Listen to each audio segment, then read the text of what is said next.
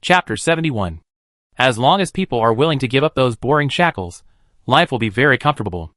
Joe Winbin understood this since he was a child. For example, knowing that his mother worked 3 jobs a day, worked all year round, and didn't want to buy a new piece of clothing for 10 years in order to let him live a life without worries of food and clothing, he would still lie for money in order to pretend to be generous in front of his classmates. At first, I felt uneasy, but after 2 or 3 times, I felt that this was what I should do. Who asked her to give birth to me without my consent, even if I was discovered? As long as I cried about being looked down upon by others, because I was from a single-parent family, my mother would forgive me unconditionally. Occasionally he would wonder why, but over time Joe Winbin gradually discovered that this was the food chain in the world. Some people are born to be food, and they are not cruel enough, so they deserve to be unlucky. Awake? If you don't get up, we will miss breakfast. The lover waited for him at the old place, half scolding and half complaining. Strange, Joe Winbin turned his neck and twisted his arm, his eyes full of confusion. Why am I so tired today? Even if he didn't feel refreshed when he woke up in the past, he wouldn't feel as exhausted as he did now, as if he had worked all night. He even felt tired when he raised his arm. Didn't you sleep well? Didn't you say that someone in your dormitory was snoring? The lover didn't care. It's okay, I make up for it when I'm working later. Even though he was lazy and gluttonous, Joe Winbin was a smart man after all. He knew that no matter how confident he was, he still had to do some superficial work. For example, he actually has a job, but compared to other people who work diligently, he is almost always slacking off. Anyway, he pretends occasionally and finds some excuses for his laziness that cannot be exposed, so others can't do anything to him. So he can get food by himself. If he doesn't work hard, he will grab it himself and then justify it as what he deserves. Or he can use the old method and cry about how much he regrets ruining his relationship with his old mother and plans to honor her in the future. Others will not dare to say anything, for fear of being a nobody. Everyone knows what kind of person he is, but the problem with a scoundrel is that you can't do anything to him. Maybe, Joe Winbin said, then I bring a blanket later to avoid lying on the ground and getting dirty. As they talked, they came to the breakfast place. Since the community built its own farm, food is finally not so tight. The catering department of the community occasionally gives people some surprises. For example, today, breakfast is vegetable buns as big as an adult's fist. There was a sign saying 1 work point for 1 bun hanging at the food pickup area. When Joe Winbin and his friend came, the chef who served the food hurriedly shouted, "You can only take 1 bun." The temporary work points in the community were small wooden signs. If you work every day, you can get a minimum score. If you do a good job, you can get extra points. This can avoid a big pot meal. As you can imagine, Joe Winbin is a habitual offender of minimum score, and his work points are only enough to buy a bun that won't starve to death. However, Joe Winbin quickly took 2 buns and took a bite of each, then pretended to have just heard, "Ah, 1 work point for 1 bun? Sorry, you should have told me earlier, I already bit it." He threw down a wooden sign and turned away. The other party was so angry that he stamped his feet, but if he really went to chase him back, it would become a large-scale scene of throwing a tantrum. This kind of thing has happened several times. But today, things have changed again.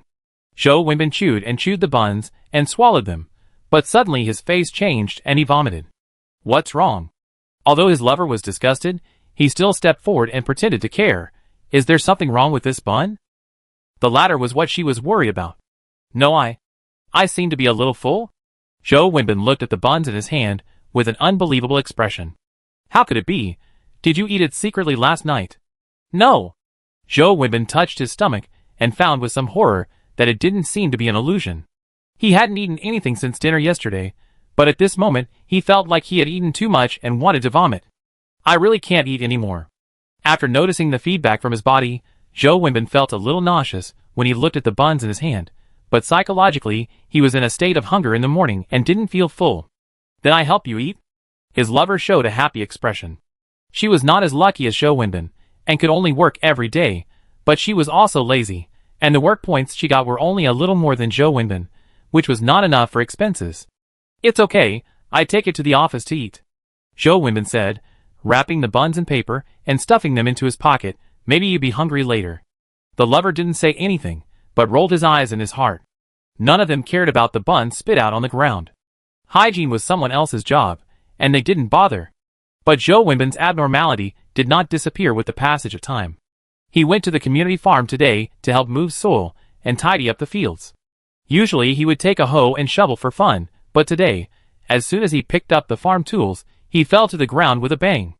His arms were more sore than he thought, and he couldn't even lift the tools that he could easily lift in the past. People around him looked over with contempt in their eyes. "You're pretending to be weak today, right?" "I seem to be sick, I can't use any strength, and I'm very tired," Zhou Wenbin said to the strong man who managed the farmland in a panic. "Can you take me to see a doctor?" Okay, if you don't want to do it, don't do it." The other party flipped out the record book and planned to cross out Zhou Wenbin's name. "It's not that I don't want to do it, I really can't do it. And I can't eat." Because he was too flustered, Zhou Wenbin's voice was a little panicked. "Please, take me to see a doctor." "See a doctor? What are you dreaming about?" The other party glanced at him coldly. "Where is the hospital now? Don't act anymore, you can do it or not." No, I do it. It's true that there is no condition to see a doctor now. If he leaves because of this, not only will the disease not be cured, but he will also lose work points in vain. Anyway, he doesn't work, so he can just rest here." Zhou Wenbin spread the blanket he brought on the ground next to him with a bitter face, and then lay down, intending to rest for a while to see if he can feel better. "This is called work? You don't even pretend, right?" Why do I feel that his acting skills have improved, and he seems to be really uncomfortable? There were whispers around. The strong man glanced at Zhou Wenbin and recorded his performance according to the instructions of the academy. "So I feel tired?" In the academy, everyone gathered around another wooden man, watching him carry boxes of materials with his small size but great strength, and they found it interesting. This little man certainly has a face that looks very similar to Zhou Wenbin. This is a magic puppet made by extracting his physical energy. Although it cannot perform alchemy, it can understand commands, can do the work that ordinary humans can do, and is stronger than ordinary people. Anyway, he doesn't work, so let the puppet with his soul fragments do it. Moreover, this puppet can eat for the main body, such as sawdust. After eating, the physical strength bar consumed will be restored, and the puppet can work with full energy, which can be called the best employee of the company. Although it sounds a bit scary to eat sawdust, it will not affect the health of the main body. On the contrary, the main body will be enhanced by the puppet, and will never worry about food and drink or get sick. This is why this kind of advanced puppet made by cutting the soul is not regarded as black magic that needs to be vigilant. Unlike the forbidden technique that really violates the taboo, erases the main body's will and turns the whole living person into a puppet, such as the one that Ivy has performed, this kind of puppet technique does not affect the self of the main body. The things that the dagger can cut off are all external things that have nothing to do with the essence of the soul. For example, talent, such as physical fitness. Of course, the latter is also very scary. But after this kind of puppet is destroyed, the soul fragments will return to the main body, and will not cause any additional effects. Unless the soul is cut repeatedly hundreds of times. "Do you really not mind this?" Ning Zhao asked teacher who was playing with the puppet with interest. "Didn't you say that it has no effect on the person?" "Except for being tired, and no longer needing to eat, and even no longer needing to go to the toilet." Hu Suxiang replied with mixed feelings. "To be honest, I think this puppet is more useful than my son." "That's true. It worked hard all night, and together with the alchemist, the two of them finished the alchemy list that usually took Ning Zhao at least a whole day to complete. When Ning Zhao saw the results in the morning, he was shocked. "Hold it back.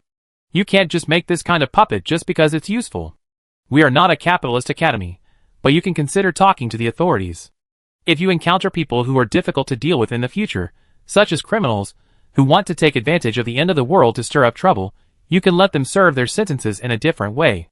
Anyway, you can't kill them, you can only raise them, so just lie down.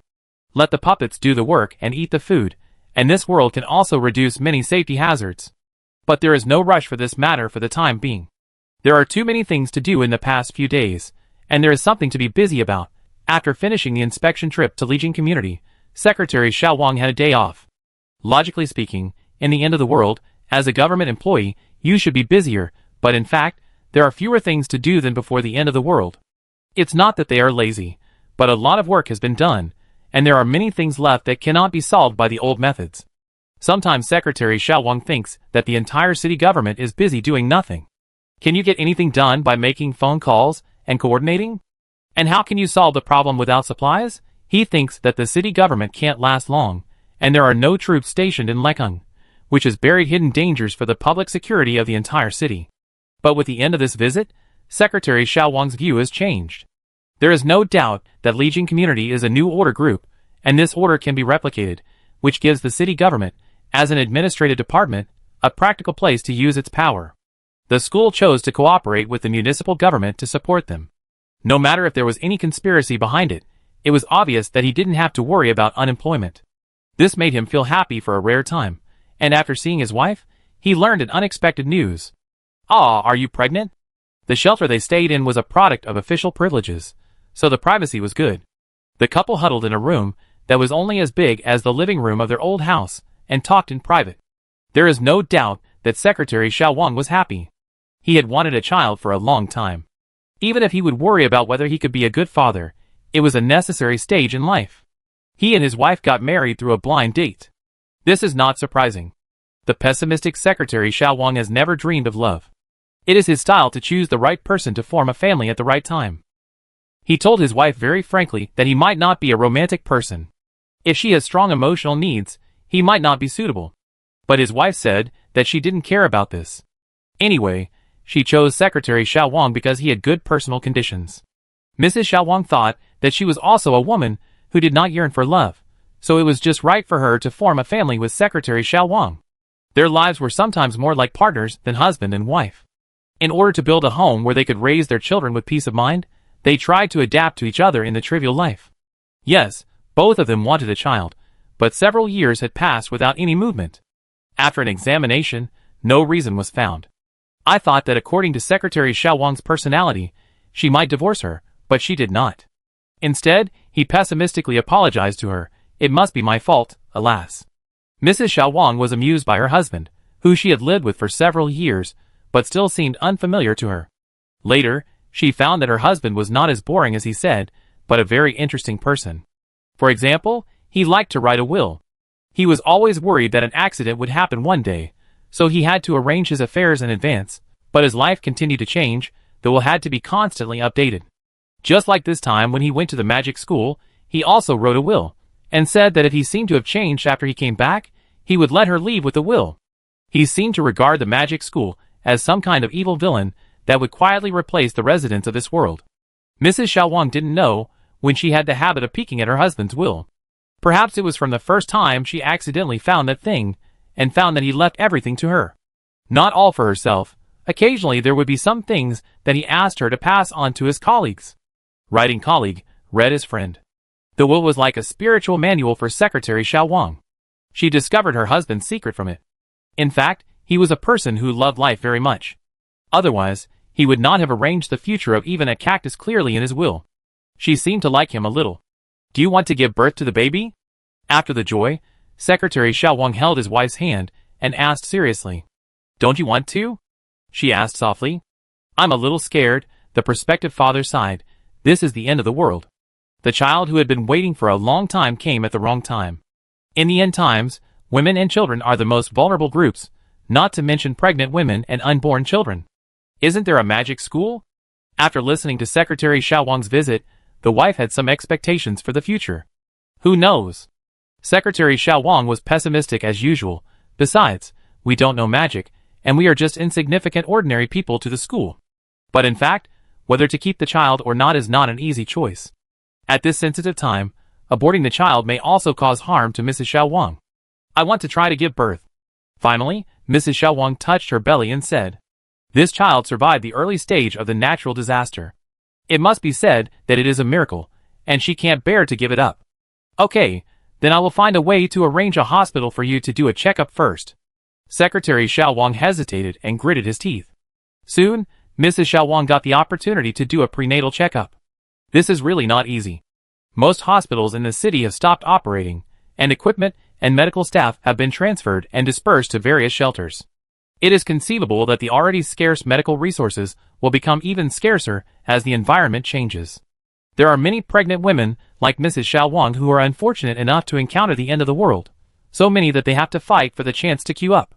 Her belly, which is not very obvious, becomes very conspicuous among a large number of pregnant women who are about to give birth. Mrs. Xiao Wang is a little uneasy, but unfortunately, due to limited space, men are not allowed to come in to accompany her, so she can only stay here alone. "Do you know someone in the hospital?"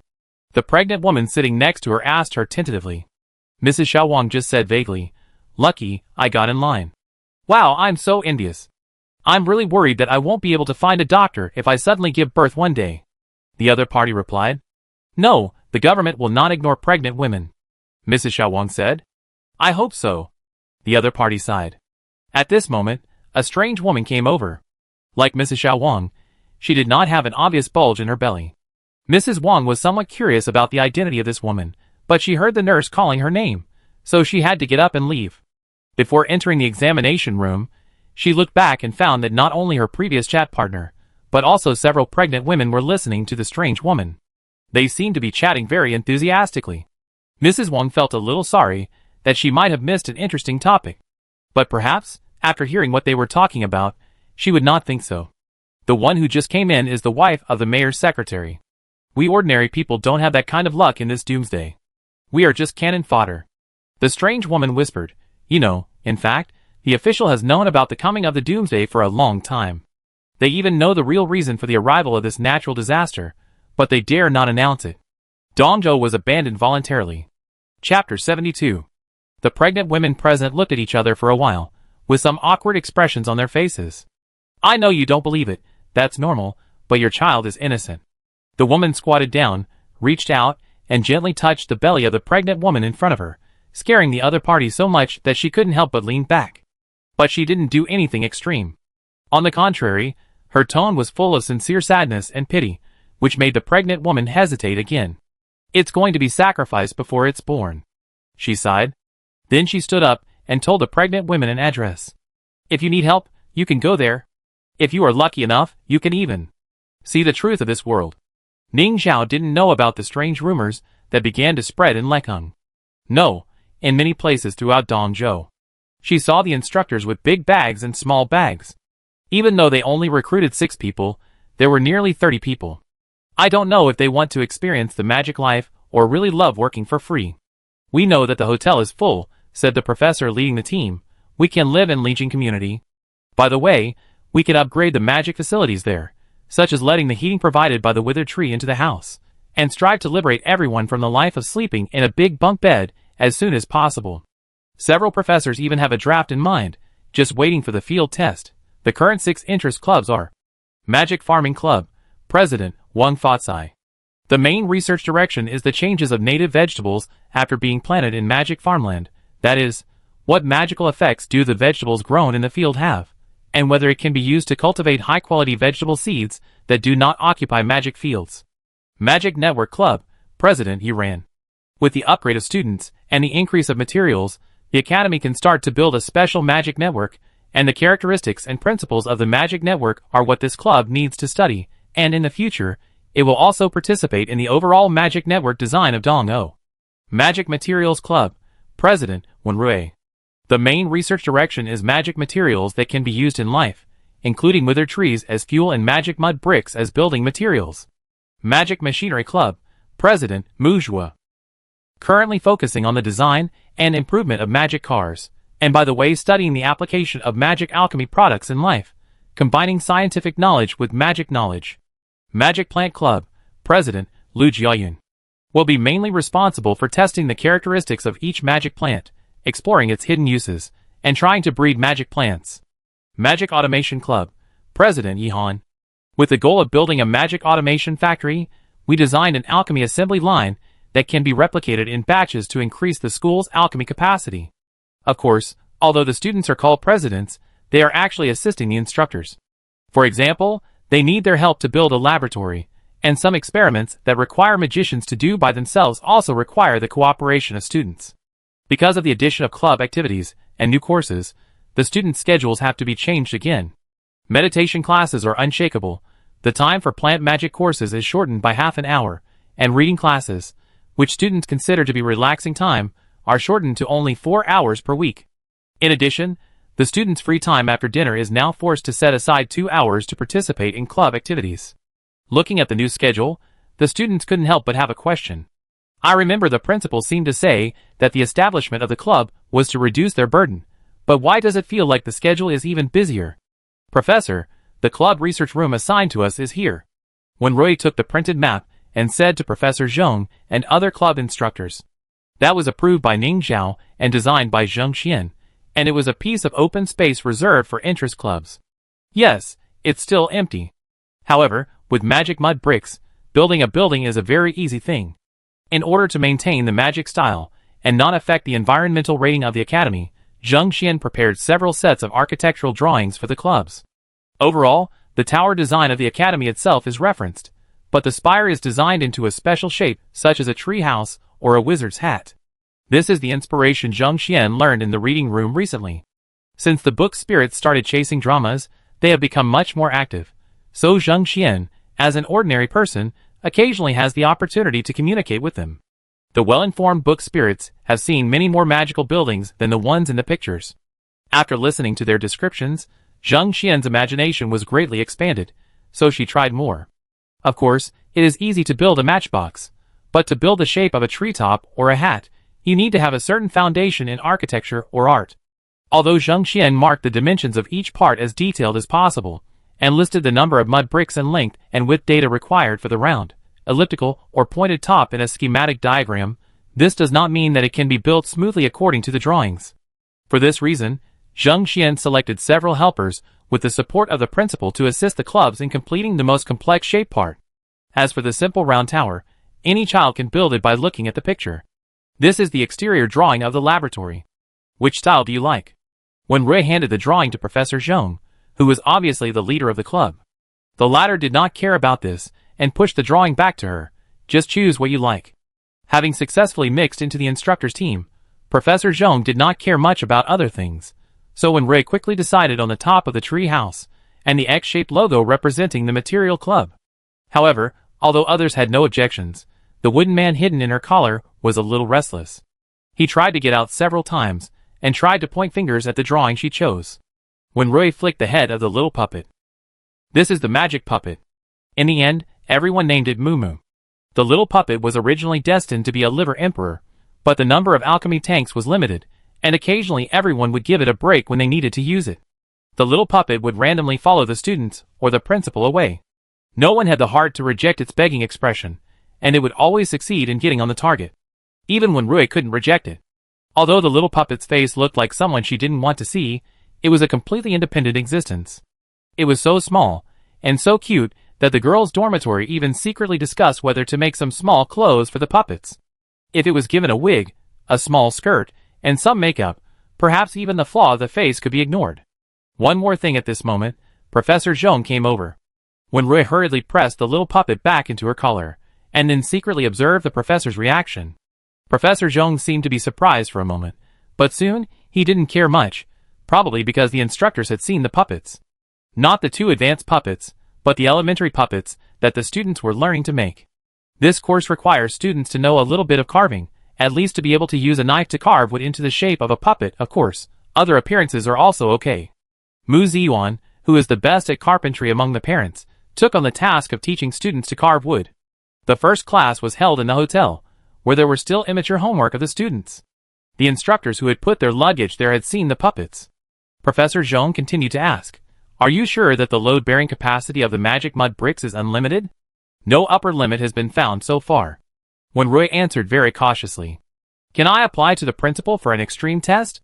It may require a lot of mud bricks." Seeing that when Rui didn't seem to understand, he simply said it more clearly, "If this material is really so magical and reliable, have you ever thought that it might be used to end this natural disaster? For example, we can use it to build a ladder leading to space. Rebuild our homes in a range that is not affected by the extreme cold. Building a space elevator has always been the dream of many scientists." As an expert in the field of material science, Professor Zhong has certainly studied material issues in this area. Unfortunately, there are still several problems that have not been solved. But doesn't Dongzhou have a barrier? When Rui asked after thinking seriously. The extreme cold came too quickly, and the people of Dongzhou were busy surviving, and they didn't have time to explore the barrier, for example, whether there was a barrier above Dongzhou. It is difficult to investigate the conditions in the sky in such a cold weather.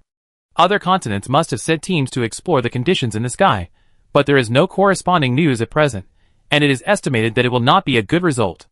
It doesn't matter. If it is confirmed that there is a barrier, we will build a cover for Dongzhou under the barrier. Professor Zhong said, all Dong-O people can live under the cover, and the radiant cactus will play the role of the sun. If the cover has enough load-bearing capacity, we don't have to worry about blizzards or hail. If the heat is locked in the cover, maybe we can return to normal life. Wenrui showed a surprised expression. It's a pity that she hasn't seen another movie called The Truman Show, otherwise she might find that this idea is very similar to the movie. I will ask the principal for you, but I'm afraid we don't have so many mud bricks. Wenrui didn't know whether to laugh or cry. No wonder many people say that science fiction stories are the most imaginative. Although Professor Zhong's proposal is exaggerated, it is indeed a direction they have not thought of. Does it sound a bit attractive? Of course it's not approved. Ning Zhao said to Wu Jie, who flew out for a walk and observed the progress of the students' club construction. The latter relayed Professor Zhong's idea to her. Jie, didn't you say that materials are available as needed? It's just a big deal. Didn't you see that the research building and family dormitory here haven't been built yet? Ning Zhao tapped the scenic map, and we don't have so many magic mud bricks to support this plan. More importantly, it won't succeed. Wuge couldn't help but sigh, so there is indeed a barrier above. It did try to fly high in the sky, but the resistance was too great, and the temperature was too low, so it had to give up in the end. Of course there is, but the idea of covering Dong-O is not realistic. This low temperature is not naturally produced, and cannot be understood by scientific principles. The professors still don't quite understand the weirdness of this natural disaster. The heroine of the novel has tried to cooperate with the authorities, many times in so many reincarnations. Scientists have thought of all the ways they can think of, including escaping from this planet. Except for the people of Dong-O who had to stay, people from other continents had the opportunity to leave on a manned spacecraft, and they did try to do so. The result of that time was very bad. People hated each other. Those who stayed hated those who got tickets to leave, and the people of Dong-O hated all people from other continents. In fact, that was one of the few times that the continents split, countless forces declared independence, and the country fell apart. And how did the heroine who sneaked into the spacecraft die in that reincarnation? The heroine found that the universe became dark and could no longer find a planet. The outside world disappeared. She died from being swallowed by darkness. This plot is really beyond imagination, so Ning Zhao was deeply impressed, but as a reader, it seems reasonable. The heroine escaped from the blue planet, so what kind of natural disaster story is it? But, when you are in this novel itself, you will feel creepy. The power that caused the planet to mutate can even swallow the outside universe. It is precisely because Ning Zhao knew how weird things were that at the beginning, even with such a powerful cheating device as the Magic Academy, he did not consider saving the world as a goal. That may be more difficult than accumulating 100 million magic sources to leave here. But Ning Zhao did not intend to use these things to scare Wuge. She changed the subject and said, and the magic mud brick obviously cannot meet Professor Zhong's requirements. It is not infinitely load-bearing, but the upper limit is very high. This can be inferred without even an experiment. Players are a group of people who can toss around. Ning Zhao has no doubt that there will be principals who have tried to take a space elevator or a cover in the magic continent. If such a thing really happened, the history of the magic continent would definitely not be what it is now. It should become a history of the magic universe. But this professor is pretty amazing. He can come up with such a solution so quickly. She remembered that he was a professor who gave a good job to his student. Although he said it was because he didn't have much time left, he was still a good person. After seeing the magic mud bricks, he didn't just want to build a house, but hoped to use it to find a way out for the entire Dong-O. Maybe I should ask his opinion. Ning Zhao took the soul dagger in his hand and played with it, thinking seriously. Magic is double-sided, and so is this dagger. It's just that because of uncertainty, there may be certain risks. Will the old professor be willing to take a gamble? Chapter 73. I would have stayed at home if I had known. In Shelter 074 in the West District of Leking, residents complained again. It's not surprising to think so.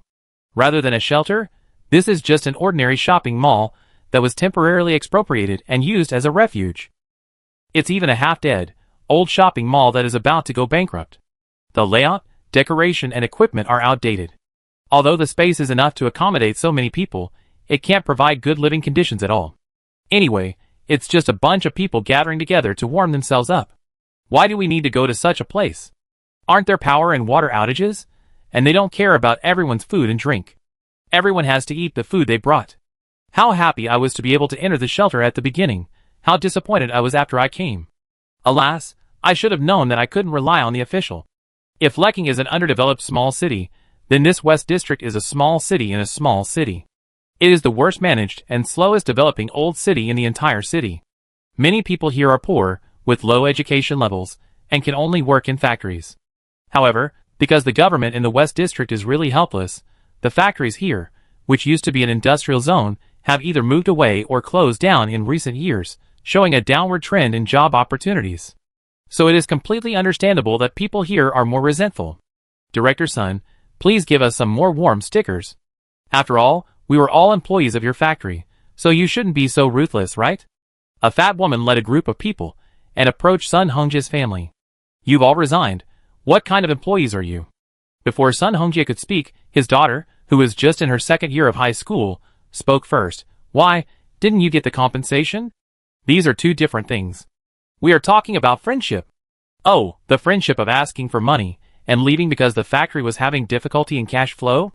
The little girl put her hands on her hips and said angrily, you took advantage of the factory's most difficult time, and now you have the nerve to try to get close to us? Even though it was the end of the world, Sun Jiayu was still angry when this matter was mentioned. Their family was not a very large factory, and their ability to resist risks was insufficient. Because of the partner's default on payments, they had difficulty in cash flow. His father was originally preparing to sell the house to raise money. When these old employees heard that the factory was not doing well, they immediately shouted that they should be paid immediately, otherwise they would sue them. The factory was indeed at fault for withholding wages, but Sun Hongjia had no intention of defaulting on his debts. He had always been very good to his employees, and even gave them the best wages in the neighborhood. He didn't ask them to stand by the factory, but at least he shouldn't spread rumors that the factory was going to run away. Because the West District had indeed closed down in recent years, many factories had gone bankrupt, and many people defaulted on their wages, which led to people being a little suspicious. After hearing such incitement, they immediately came to ask for money without caring about anything. The factory, which could have been maintained, had to close down just to pay wages to these people. Sun Jiayu felt so sad that she wanted to cry when she thought of her father always teaching her that you should be considerate of others. If you treat others well, others will also think of you. Everyone thought that they were the boss and made a lot of money, so it was right to treat everyone better, but in fact their family was not very rich, and the little profit of the factory was given to everyone as much as possible in the annual bonus. His father said that he grew up eating at many different houses and had feelings for the West District. It was his duty to repay the people here when he grew up.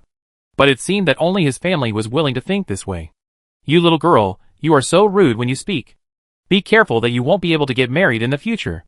The fat woman reached out and pushed her away rudely. It's adults' business. Children, go play somewhere else. I've already said, I have nothing to give you, get out. Sun Jiayu said, as fiercely as possible. But she was only a teenager after all, and no one was afraid of her no matter how hard she tried to fight. She was almost pushed down by the woman. Fortunately, a group of people saw that the situation was not right, and quickly surrounded them to protect Sun Jiayu's family. What are you doing? Are you robbing things? Are you shameless to bully a little girl? You want a heating pad? I won't give it to you. You have already taken the money, and you still have the nerve to share things? In fact, there are not completely no good people. Sun Jiayu finally felt better when he saw the people surrounding him. These were the few old employees who left without asking for money. They also comforted his father by saying that it was okay to pay the salary later because they believed in his character. These words helped the little girl regain some of her distrust of human nature caused by the factory changes. However, Sun Hongjia was unwilling to let these good people suffer, so he distributed some of the remaining goods in the factory to everyone as compensation. It happened to be a pile of warm baby stickers, which were produced for other brands, but the other party refused to pay, resulting in a backlog in the warehouse that was difficult to handle. As a result, such unintentional kindness by both parties led to a very delicate situation. Extreme cold is coming, and things like hot packs have become better than wages. It can be said that when families were short of clothes and coal at the beginning, it was these hot packs that saved many lives. Yes, not only were they distributed to those old employees, but when he saw his neighbors suffering from the cold, Sun Hongjia simply distributed all the undistributed ones in the warehouse to his neighbors. This made the group of former employees who learned the news late beat their heads and stamp their feet. Things like hot packs can be used as money in this doomsday. At least those who still have abundant materials are willing to give some in exchange so that their elderly and children will not get too cold when they sleep at night. And those old employees who brought back a few boxes of hot packs, can now regularly apply them on their stomachs and legs, so that they will not be too cold to fall asleep even if they are far away from the stove, which makes people jealous. They still have so many heating pads. In the eyes of the fat woman and others, Sun Hongjia's family must have more left. What's wrong with giving them some? This family is easy to bully, so they just come here to ask for it for no reason. It's just that they were embarrassed to do too much before because of face. But now there has been a blizzard in the past 3 days, and the situation is getting worse and worse, so everyone can't sit still. In fact, everyone in the shelter has a vague consensus. The authorities are unreliable, and I'm afraid they have to rely on themselves to survive. Especially, they have to go out to find food. But going out in this icy and snowy weather is not enough just by wearing thick clothes, so heating pads naturally fall into people's field of vision. This is not robbery, but for survival. Even if it is the law, doesn't it allow people to do some bad things at a critical moment? What is it called? Emergency avoidance, they thought. So, they thought it was just another verbal fight, but suddenly this group of people really started fighting. The fat woman saw an opportunity, and snatched the precious suitcase that the 3 members of the Sun family were guarding with several companions, and turned around to start searching. Especially the one that the little girl usually leaned on when she slept. Every time she opened it, she would sneakily look inside. There must be good things hidden inside. Even if the box is not too big, and can't hold too many heating pads, some emergency supplies are enough. What are you doing? Give it back to me. Sun Jiayu wanted to rush over to grab it, but was easily stopped by several people. On the other side, Sun Hongjia, who finally cheered up from his depression when he saw that the situation was not right, was also stopped by several people. The people on both sides got angry and started fighting immediately, and the scene was in chaos. Stop! Fighting is not allowed in the shelter. If you fight again, I will kick you out. Director Jiang, who heard the news, hurried over and scolded loudly. She was just a small office director in the West District government. Because this shelter had nothing, she was assigned here to be the person in charge because she was easy to control. Although she tried hard to maintain order, no one cared about her at all. Go away, there is nothing here, we don't want to stay here. Someone even took the time to roll his eyes at her. We are all from the same district, and many of you are acquaintances who know each other. Is it appropriate to make a scene like this? Director Jiang was so anxious. The government is trying to find a way to allocate supplies. Do you need to rob others? There are children here. Are you setting an example for the children like this? Unfortunately, no one listened to her. At this moment, the fat woman had already opened Sun Jiayu's box, and Sun Jiayu pushed it, and the things fell to the ground. Good news, there are indeed heating pads. Bad news, not much, probably only about 10 pieces. And scattered on the ground, there are also the girls' underwear, and female hygiene products that occupy a lot of space in the box. That's all? The fat woman picked up the heating pad with some disdain, but she didn't give up, and went to pick up those hygiene products. Sun Jiayu couldn't help crying. She felt that this scene was too absurd, so absurd that it made her desperate. Give it back to her. A male voice sounded, and a strong hand grabbed the fat woman's wrist, and the other party said in a deep voice, "It's not appropriate to do this, Mom." Snap! The next second, the fat woman slapped the boy in the face with her backhand. You still know that I am your mother? The fat woman said angrily, What do you mean by helping outsiders? You are an ungrateful wolf, right? If your father and I hadn't adopted you, you would have died long ago. Dog, if you are not your own child, you can't be tamed. The fat woman cursed, but the boy didn't let go of her wrist, but squeezed it harder. His expression was very calm, but this calmness seemed to contain something very deep, which made the fat woman a little scared. And her wrist hurt. On the other side, the other boxes of the Sun family were also opened. There were still some clothes and sundries inside. The heating pads could even be held in one hand, and there were few things such as food and drink. The people who made trouble were a little stunned. It shouldn't be, as the factory director, shouldn't he have the most good things? Why does it look so pitiful? Not only them, but also the other people who helped the Sun family were stunned. Didn't I say that? All the things have been distributed. After all these years, what kind of person is my father? Don't you know? Sun Jiayu looked at the group of people who were obviously dissatisfied with the trophies with some mockery. If my mother and I hadn't stopped them, there wouldn't be even this little thing left. Then, she looked at the person she wanted to question the most. Dad, do you still think we should be good people? It seems that good people can't survive. It's really hard to live anymore. Because they are busy with factory work, no one in the family is stockpiling supplies, and they can't afford to go out and rob. Although they can exchange things with heating pads, his father has given away all the goods in the warehouse. Looking back, they found that there are less left in the family than what they gave to others. Sun Jiayu used to be proud of having a good father, but now she is a little resentful. Look, even if she said so, there are still people secretly picking up things from their boxes and hiding them in their pockets. It seems that they have never thought that doing so will force their family to death. Or they don't care at all. Swish, a dagger appeared in Sun Jiayu's hand. It was hidden in her pocket for self-defense. She never thought that she would actually take it out, and it was not for self-protection. Give me the things, she said to the fat woman first. Anyway, our family is going to die, either cold to death, starving to death, thirsty to death. I'm tired of reasoning with you. Do you want to try it? Will I really stab you? The fat woman took a step back in fear. Sun Jiayu bent down to pick up his things. The boy next to him hesitated for a moment, and also bent down to help pick up. He was embarrassed to touch the more sensitive things, but he could still help with other sundries. Finally, he took the heating pad from the fat woman and handed it to Sun Jiayu. Thank you, Monitor, Sun Jiayu whispered. They were classmates. I'm sorry, the boy replied. Sun Jiayu didn't say anything. Although she knew that the boy was unfortunate to have such an adoptive mother, and she had even seen injuries from beatings on him, she didn't want to sympathize with him at this moment. You too, hand over your things. After packing up his own box, Sun Jiayu threatened others with a dagger. Some people were scared. But some people would choose another way. Do you think you are the only one with a knife? A man sneered and took out a knife. Have you seen blood? Can you hold it steady? Don't drop the knife later. This is really a big problem. Director Jiang realized that if it really got to the point of blood, this shelter would be completely ruined.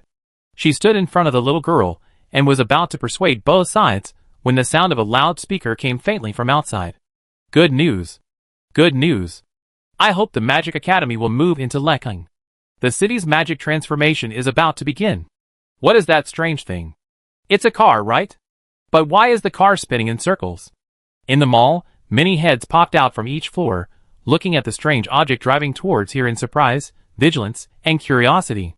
There was a large speaker fixed on the pedestal on the top, which was continuously broadcasting to the surroundings. In order to cooperate with the Magic Academy to start recruiting students in our city, please organize personnel from each district and street office to conduct a census of the magic qualifications of residents in the jurisdiction. Please bring your ID card with you and cooperate with this census. Although natural disasters have come, magic will be revived. Lekang will become the world's first magic city. Let us work together to take the lead and demonstrate work, and build a new happy home together in this end of the world. Who wrote this article? It's so official. Secretary Xiao Wang couldn't help complaining in his heart as he got off the car. What is the world's first magic city? The Magic Academy just expressed its willingness to cooperate with the government. What a huge project a magic city is. Isn't it too bold? As expected of my colleague, he is so valuable. Although he has a lot of psychological activities, Secretary Xiao Wang is a serious person at work. He quickly contacted the person in charge of Shelter 074 through shouting, and climbed into the shelter through the window. The whole shelter was confused by the arrival of Secretary Xiao Wang and his group. But after the efficient communication between the two sides, Director Jiang became excited. Okay, I get ready right away. Although the loudspeaker was shouting a notification, Secretary Wang was dispatched. Of course, it was not just a notification. A group of people brought various equipment, and immediately, they would start a magic qualification census. And this news quickly spread throughout the shelter, with the actions of Director Jiang and other official personnel. Magic qualification census? What the hell? The group of people who were originally on edge fell into an awkward situation with the sudden appearance of the strange car. Are they still fighting? But the tragic atmosphere has disappeared. The victims may still be a little angry, but the perpetrators have to start thinking about whether things have taken a turn for the better. What is the loudspeaker saying? Did you hear it clearly? They leaned over to the ventilated window and pricked up their ears, but the more they listened, the more confused they became. Magic transformation? Magic City? Where did this psychopath come from? Don't you know about the Magic Academy? The fat woman's adopted son spoke up. Didn't they burn wood with blue flames here a few days ago? That's the magic tree from the Magic Academy. He was very calm and explained all the information about the academy in a clear and organized manner. Many people here don't really like to surf the internet. They only go online to read some funny things and don't care much about things that don't belong to their own life scope.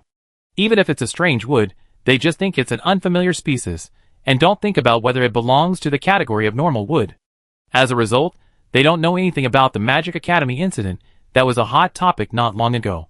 After listening to the boy's story, many people were even more confused. Why doesn't the magic school have more trees? I'm freezing. Are there any benefits for becoming a magician? Are there any wages? Isn't it mandatory? I've never learned magic, so why do I have to take the test? For these ignorant remarks, those who knew a little bit about the importance of the matter quietly rolled their eyes, and secretly became nervous, looking for their ID cards. Fortunately, because the shelter requires ID cards, everyone present has them. When will the test start? They won't let us take the test, will they? The fat woman pulled her adopted son and whispered, "Go and have a look quickly. Be careful that the director will make things difficult for us and forget about us." The boy nodded and walked downstairs. After a while, he ran up again and shouted to everyone, "Come down, there's." He hesitated for a while, and said, "Play the documentary?" It was indeed a documentary. It was the one that Fong's mother filmed at the beginning, and the content was not only the magical transformation of Legion community, but also the inspection of the community by the mayor and his party. Although Fong's mother, as a certain audio expert, insisted that she could also edit the film, in fact, this version of the documentary was re-edited and packaged by the city government itself. Of course, some private goods were included. For example, at the beginning, the scene of the city government staff working busy in the apocalypse of natural disasters was filmed. Although everyone was tired, they still insisted on serving the people. The new mayor stood in front of the French window in his office, looking at Lekang covered with thick snow with worry. It can be seen from this that it was refilmed later, and a strong voiceover sounded. As the new mayor of Lekang, and perhaps the last mayor, I am always asking myself, can I lead the people of Lekang to find a way to survive this disaster? The scene changed, and Secretary Xiao Wang appeared. He was carefully dialing the phone, as if he had pressed a button to change the world, and then asked nervously, "Hello, this is the mayor's office of Lekang City. Is it beep beep?" The next second, he rushed into the mayor's office and shouted, "Mayor! The magic school is really in our Lekang. Lekang has hope." The entire government building cheered, everyone hugged each other, and even threw documents around, demonstrating what it means to cry with joy. When the video was played to this point, Secretary Xiao Wang, who was standing aside with his colleagues, couldn't help but tap his toes on the ground. Ah, what a bad script the colleagues in the propaganda department wrote. So exaggerated. The playback device was a portable projector that we had finally found, which didn't need to be plugged in. Although it could only play for a few hours, it was enough to play 3 or 4 rounds of documentaries. Others didn't notice Secretary Wang's embarrassment at all. The mall is very big, but with so many people gathered together at once, it was still crowded. People in the front row were scolded by people in the back row, "Hurry up and squat down, don't block the screen," and people in the back row were told by people in the front row, "Don't squeeze, don't you see that the machine will fall down if you squeeze any more?" In short, although there was a screen, not everyone could see the picture, which made many people who came late anxious.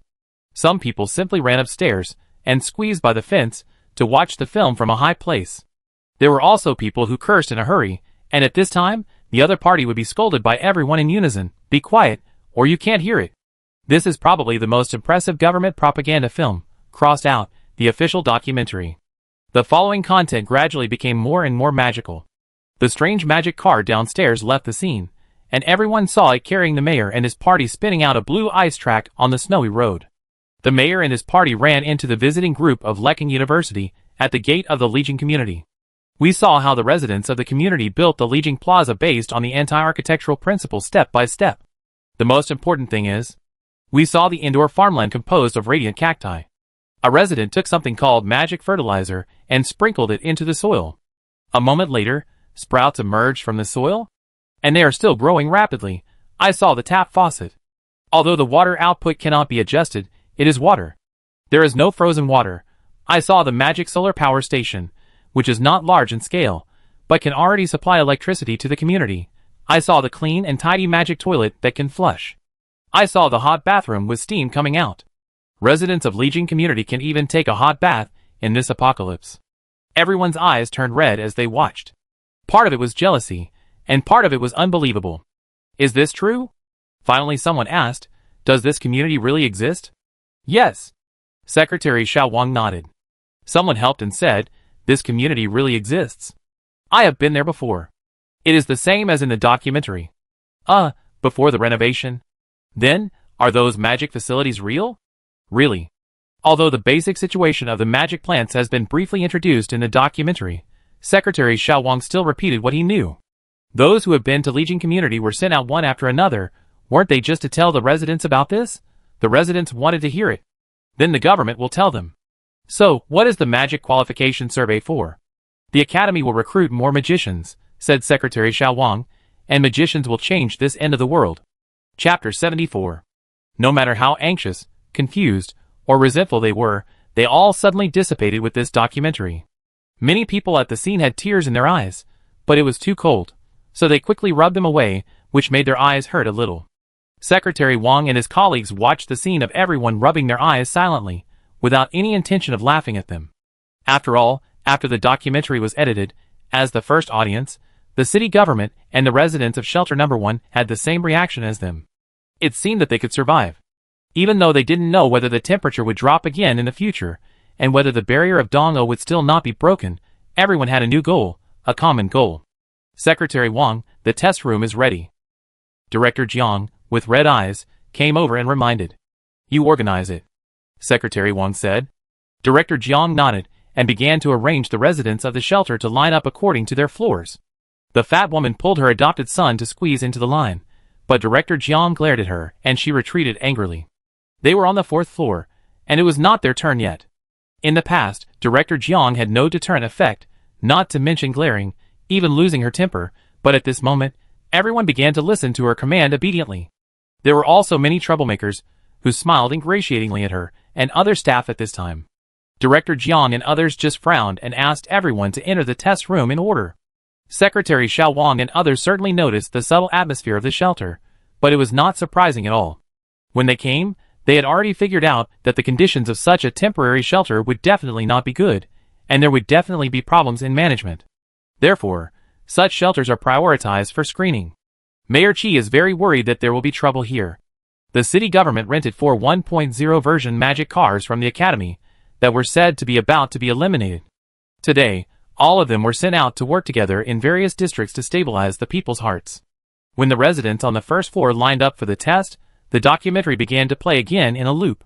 This time there were fewer people, so those who couldn't see the picture clearly before squeezed to the front row to watch it again.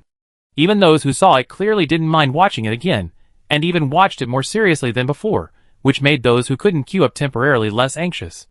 For a while, the whole shelter seemed to be in order. Secretary Xiao Wang was not idle either. He and Director Jiang learned about the situation on the side. They recorded what materials the shelter lacked, what difficulties it had, how many residents were sick and needed special care, etc. By the way, your place used to be an industrial area, right? Finally, Secretary Xiao Wang suddenly asked, what factories are there now, and what is the situation? Do you know? The magic qualification test was carried out much faster than everyone expected. There are 4 test rooms in total, which are temporarily put together by using shops in the mall. Each room can accommodate 20 people at a time, and they are driven out after more than 3 minutes. Many people are even confused. The first group to come out was surrounded by the people behind them, asking about the details of the test. I didn't do anything after entering, just looked at a flower and imagined myself connected with it. The person who came out said with a bitter face, I can't feel anything at all. If the flower was not obviously a magic flower, he would have suspected that he was deceived. Is this test accurate? And won't there be interference if so many people are tested together? Everyone was talking at once, and as groups of people went in, they were all dejected. It was obvious that nothing strange had happened, and they came out. The originally excited mood fell to the bottom again. The government is not lying to us, is it? That flower doesn't seem to be in the documentary. It shouldn't be fake. The magic car is still parked downstairs. If you don't believe it, you can take a look. Such conversations happened repeatedly, but until the 4th floor, which was the last group of people lined up, there was still no movement. Even Secretary Xiao Wang was a little surprised. It stands to reason that the probability is 1 in 1,000, and there have been nearly 3,000 people tested before, but there is not a single qualified person. He himself began to doubt whether the test would be inaccurate. At this time, the fat woman and the Sun family began to enter the room, and it was very unfortunate that the group of people who were on the verge of a fight not long ago entered the same room.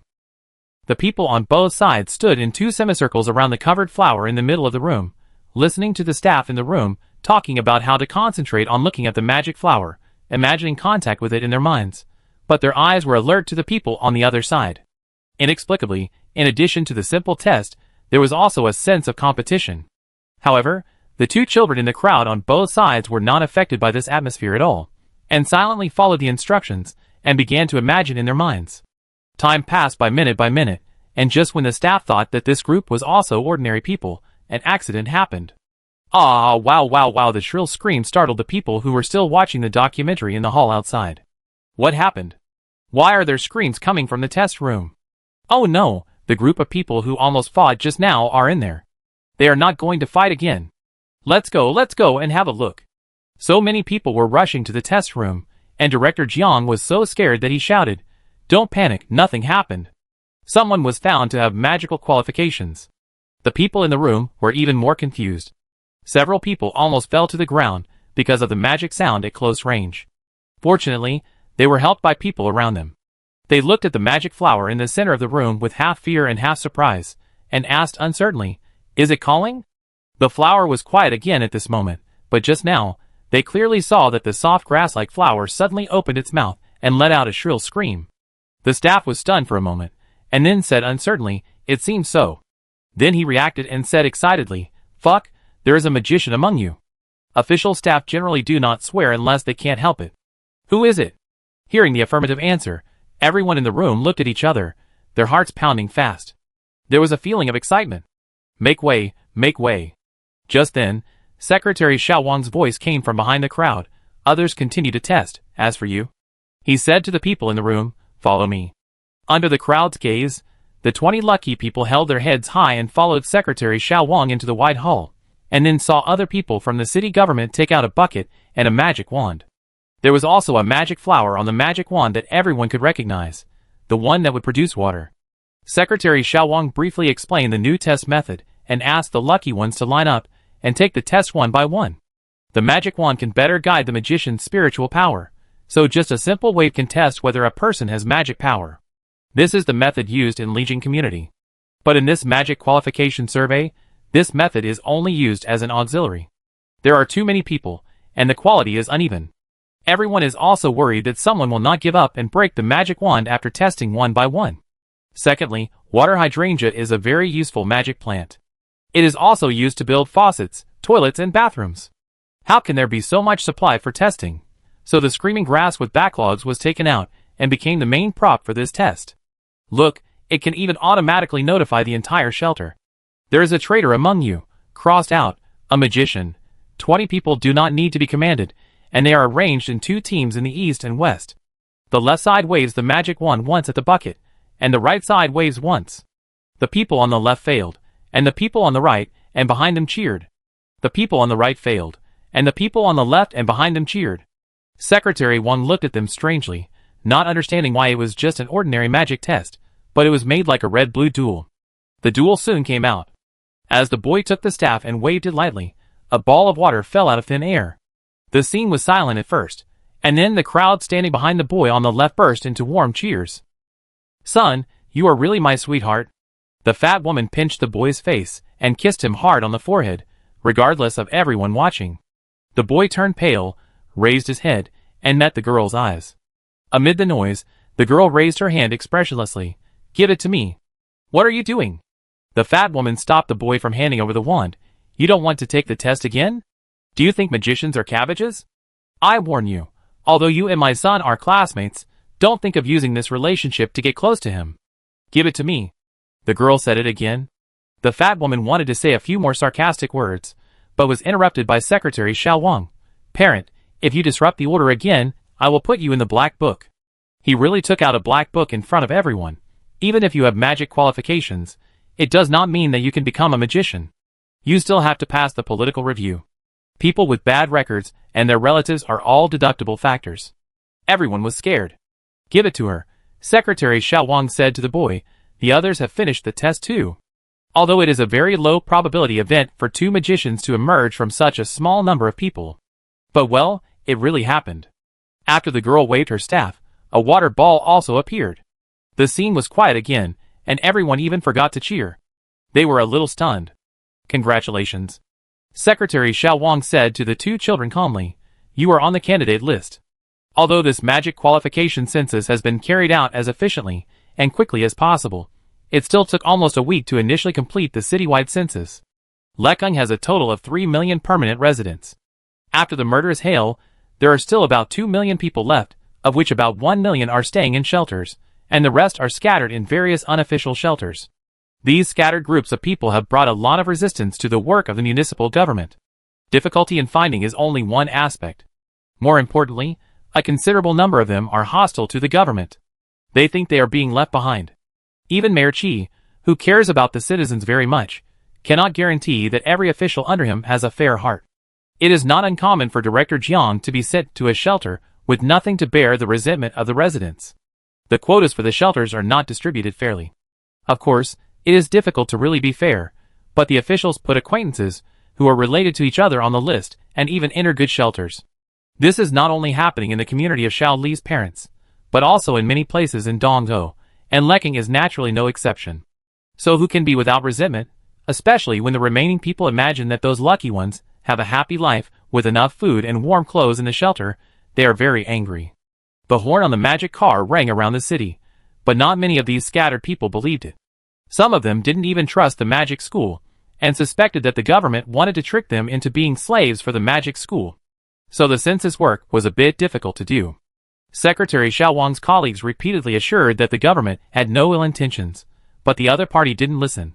Finally, Secretary Xiao Wang grabbed the horn and shouted directly, "Take the test and get magic charcoal, instant noodles or mineral water, choose one of the three.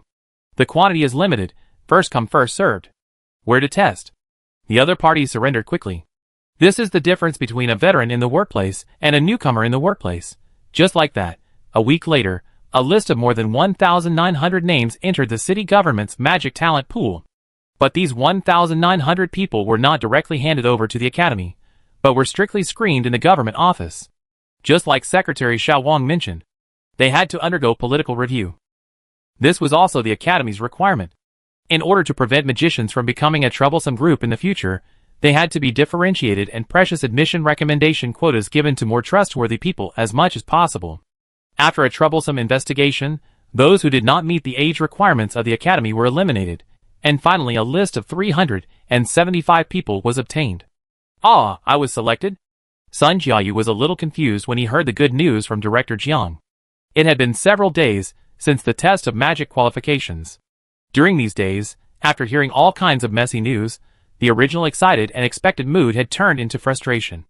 There were only 2 people with magician qualifications in their entire shelter, which seemed few, but everyone found out through various methods that most shelters had more than 24 qualified people. There were more than 100 shelters in the city.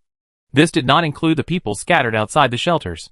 I heard that the magic school only recruited 18 people this time, and the admission rate suddenly became a little low.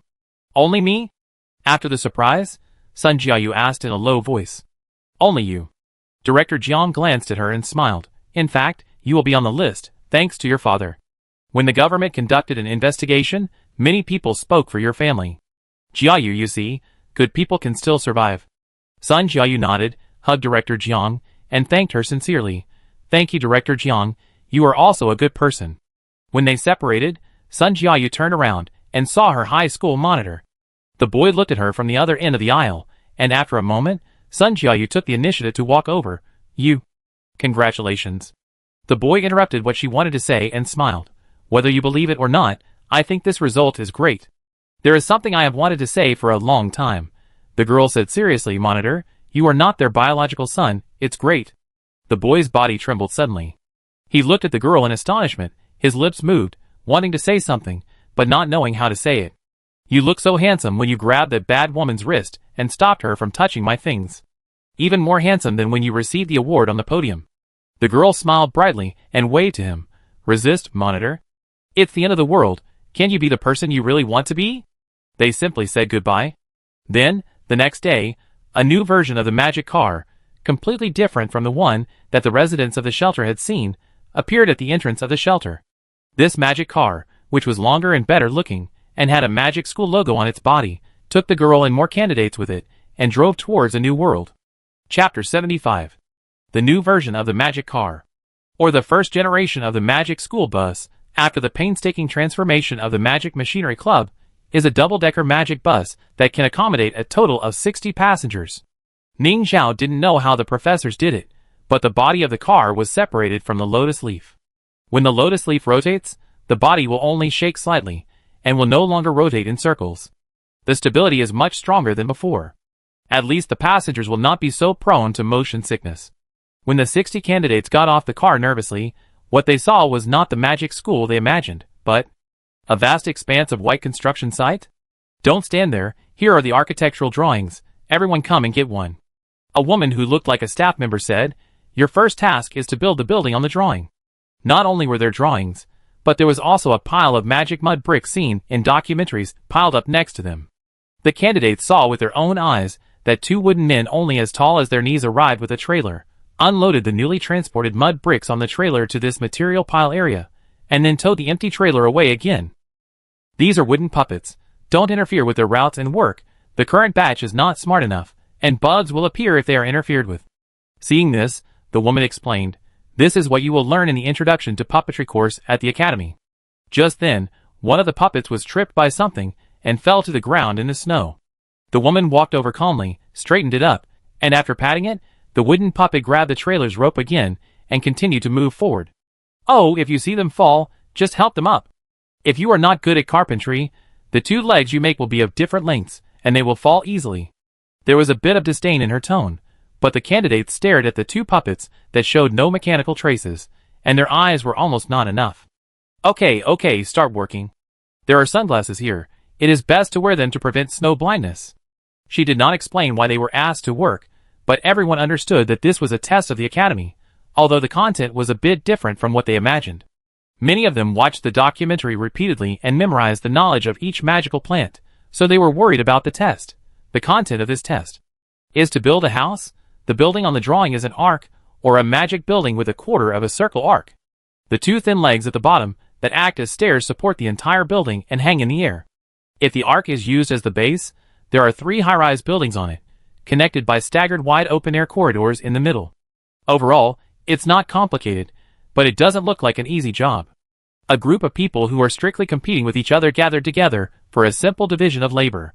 Every 20 people formed a group and were responsible for building a high-rise building. Everyone's attitude was very friendly. After all, who knows if this test is to see their ability to get along with others? Are you cheating? You are clearly treating people as coolies. They may think they are taking a test.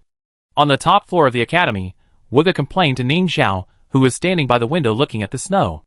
Nonsense, this is obviously a collaborative test.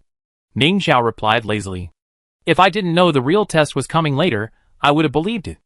Wuga squatted on Ning Xiao's shoulder and looked at the school plan in her hand. The buildings on it are being realized bit by bit. For example, the main buildings that this group of candidates are building, located in the northeast, southwest and other 4 directions of the school, will be the school's 4 dormitories and classroom buildings. On the outer layer of these 4 buildings, there are activity rooms for interest clubs. The latter have been preliminarily built in the past few days, and Zheng Xian is leading the team to make the final modifications to the appearance. And the efficient construction progress is not only due to the fact that magic mud bricks are really easy to use, but also due to the rapid increase in the school's production capacity. Not only the help of the 2 advanced puppets, but also the students' rough wooden puppets have greatly contributed to the establishment of this production line. The reasonable planning from the Automation Club helped the school have its first automated factory, the Magic Mud Brick Production Site. Although some processes still require manual assistance, such as material processing and later glue application, this part is expected to be solved in a short time with the emergence of more automated alchemy props. Even those that require manual assistance have been simplified a lot. The professors made molds for magic mud bricks, which can be quickly soaked in glue after being put on, and then manually checked for leaks and brushed to quickly ship out of the factory. The old people were nervous for a while, fearing that they would be replaced by magic, and they were relieved when they found that they could still be used. The candidates did not know that they were being looked at as scenery by the principal of the magic school, but they occasionally raised their heads and looked in the direction of the school. The core tower of the academy is indeed not far from here, but because they are above the snow layer, they did not notice it at first. However, after quickly building the aerial platform of the dormitory building, the view became much wider. The candidates can not only see the academy, but also the scattered club buildings around. This caused their work to slow down a bit. Especially the interest clubs are very eye-catching. In their corner, they can see a ladder not far away. Ladder? It should be a ladder. Although the way it is built is not the same as theirs, it goes straight to the sky, and you can vaguely see someone moving on the top. There is also an object that looks like a rope with a platform similar to a material elevator, which will quickly transport building materials up. It's just that the speed is really a bit too fast. It's like flying. The ladder that caught the attention of the candidates was actually the masterpiece of the Materials Club. Although Professor Zhong gave up the idea of building a lid for Dong-O, he still had to test the limits of the magic mud bricks. In the past few days, he led the team to build a ladder to the sky and test the load-bearing capacity of the magic mud bricks. The conclusion was that the ability of this magic material was indeed beyond imagination. But as the height increased, the value of the load-bearing capacity still changed. At this time, there was a faint commotion from the ladder. The candidates were nervous for a while, thinking that something had happened. They pricked up their ears and listened for a long time. Someone said uncertainly, "It seems to be the top?" Others looked at him in unison. "Maybe it's about touching the barrier? It can't be built any higher." It was a short boy.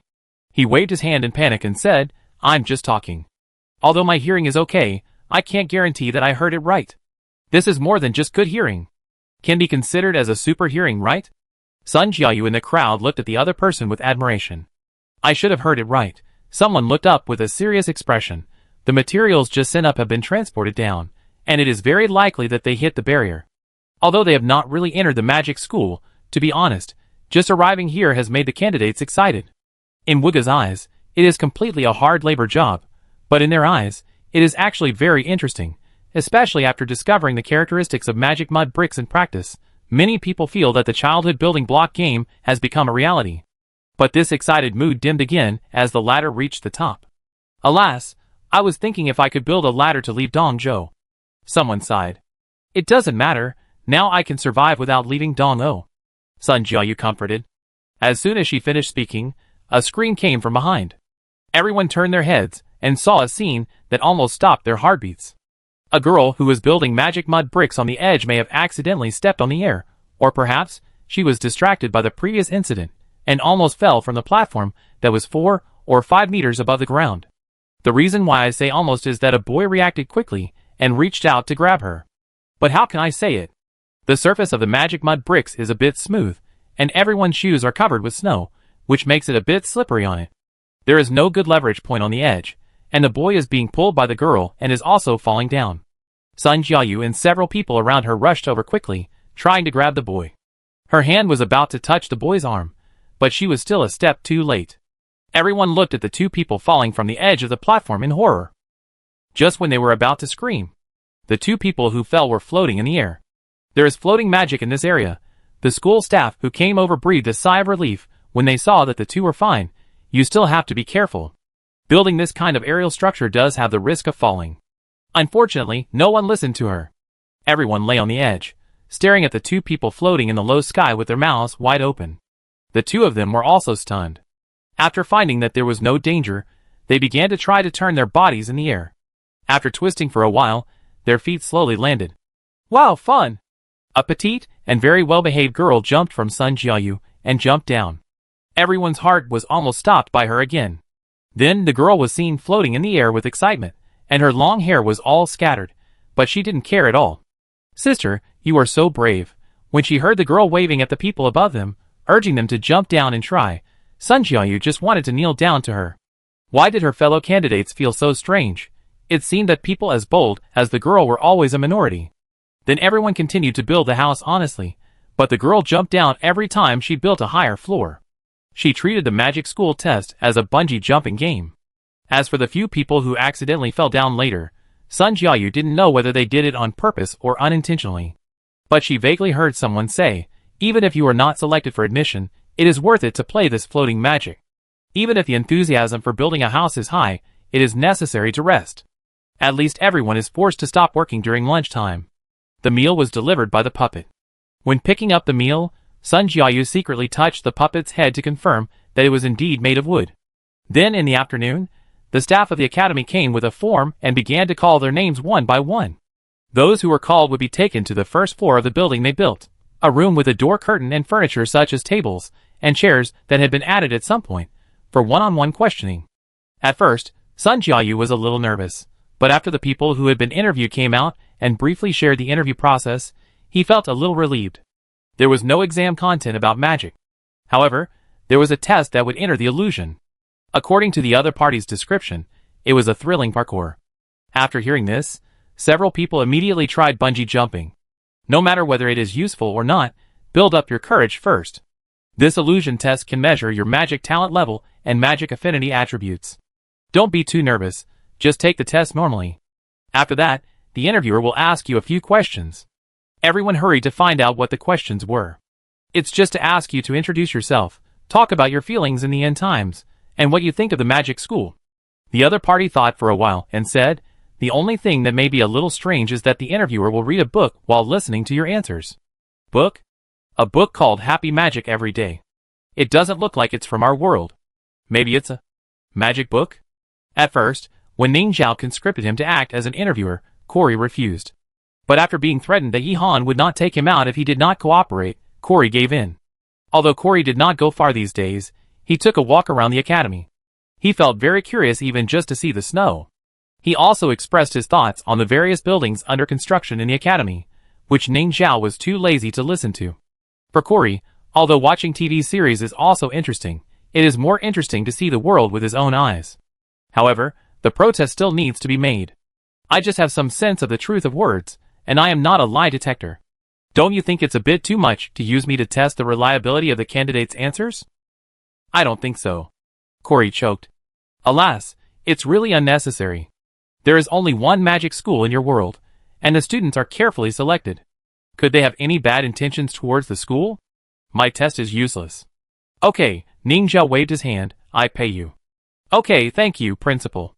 So Corey happily became the interviewer of the school, but he was convinced that there would be no problem among the candidates, but he was quickly slapped in the face. Fong Huilan, the principal's secretary, who served as another interviewer, lowered her head and looked at the page. Corey desperately made a cross gesture to her, and paused in recording. This student, Corey said in a low but serious voice, there may be some problems. Chapter 76. I seem to be pushed down. 8 o'clock in the evening. Sun Jiayu, who was curiously visiting the temporary dormitory, heard her temporary roommate say so. This is a 4-person dormitory, and it is located in the building that the candidates spent a whole day to build by themselves. It was just that the building, which was originally only a shell, had a lot of furniture after the puppet crow, which was the symbol of the magic school, flew around. The candidates saw with their own eyes that the bunk beds, sofas, study tables and chairs and other small furniture swayed to find their own positions in each room. As they stopped, the whole dormitory room was like a painting that was gradually dyed with colors, and a wonderful change occurred. For example, a wooden door automatically grew out of the threshold, a glass window appeared in the space reserved in advance, and heavy curtains and beautiful chandeliers also emerged from the air, dyeing the dormitory with a fresh atmosphere. It took less than 10 minutes to go from being empty to becoming a dormitory where people could live. Then, they were assigned their own dormitories, and with their luggage prepared in advance, they moved into this dormitory full of magic. It was warm here, not the uneven warmth that you get when you grab the seat closest to the stove in the shelter, but the whole building was warm, not like the extremely cold weather at all. The candidates noticed this when they were building the house. The academy must have some magic that can control the temperature at the most suitable degree, which is even more comfortable than the magic heating project created by the Wither Tree. In addition, the dormitory also has an independent bathroom with a constant supply of hot water. The candidates almost don't want to leave once they come in. Sun Jiayu's 3 temporary roommates. One is a bold girl named Jean Ling who left a deep impression on her. One is the unlucky girl who fell off the platform, named Enchi, and the other is a completely unfamiliar girl. The one who said that shocking word was naturally Enchi. What do you mean? Sun Jiayu reacted quickly. Someone wants to harm you. Why don't you tell the academy? She almost immediately thought that someone might have done such a dangerous thing in order to reduce competitors. Although this behavior seemed too brainless and vicious. I'm not sure, I just felt like I was pushed, maybe it was an illusion. And she waved her hands hurriedly. Forget it, nothing happened anyway. I just want to remind you, be careful of the people around me at that time. Ah, but I have forgotten who they were. Jean Ling collapsed on the bed. It doesn't matter, maybe I won't see those people after tomorrow. Tomorrow will be the day to announce the admission list, so this will be the first and last night for the candidates to come to the academy. Maybe? The fire in the dormitory building gradually went out. Even those who were still a little excited gradually fell asleep in this comfortable silence. She was no exception. I went to bed a little later than usual today. There was no way. Such a good dormitory reminded me of the pre-apocalyptic era, so I couldn't bear to go to sleep. Anyway, teacher will still wait for me patiently, right? As usual, the girl saw a door in her dream. After pushing it open, there was a long corridor. At the end of the corridor, there was a dim room, like a dungeon. But the dungeon was filled with gorgeous furniture, and the walls were decorated with gold and silver, giving the room a sense of luxury. In the center of the room was a throne-like chair, and a hooded figure whose face could not be seen was sitting on it. Seeing the girl coming in, he tapped the armrest with his fingers. "You're late. I couldn't sleep in the dormitory at the academy." The girl answered, sitting down on a chair next to her naturally. In fact, she really wanted to complain. Since the whole dream could be woven by the teacher, couldn't he make some scenes from the mortal world? It had to be so dark and weird, as if he had a second-year syndrome. How was the test at the academy today? A hoarse voice, that couldn't tell whether it was male or female, asked. So the girl told everything she had experienced in the academy during the day. At the end, she said with a somewhat regretful tone, "I didn't expect there was floating magic, so I didn't get into trouble. Sorry. You were reckless." The teacher said, "What if the academy finds out your identity? The academy is not a good thing. Nothing is more important than your safety." "I see, teacher." The girl looked touched. "How confident are you that you could enter the academy?" "It's hard to say. There are too many competitors." The girl hesitated, and it's strange. In the academy's test, my affinity attribute is metal. Shouldn't it be a dream? Normal, just a little cover-up. So it was done by the teacher? You are so amazing that you can even fool the academy. Perhaps the girl's compliment made the teacher very happy. He said proudly, "It's just a newly established academy. There is nothing to be afraid of for the time being." "Is that so? Then I don't need to enter the academy to study. I can only learn the real magic from you, teacher." "No, although the academy is very weak, it knows a lot of things, and they have always been self-sufficient. Only by entering their system can we know ourselves and the enemy." The girl wanted to complain. Speaking of self-sufficiency, isn't her teacher the same? Apart from entering dreams and seeing the future, she didn't seem to learn anything from him. But alas, forget it, just being able to see the future is worth being grateful for. At least it helped me save my important family. I hope I can enter the academy smoothly and help you give more information. Finally, the girl said so. The time to announce the list was earlier than everyone thought. Almost right after breakfast, the candidates were taken to an open space before they even had time to digest their food.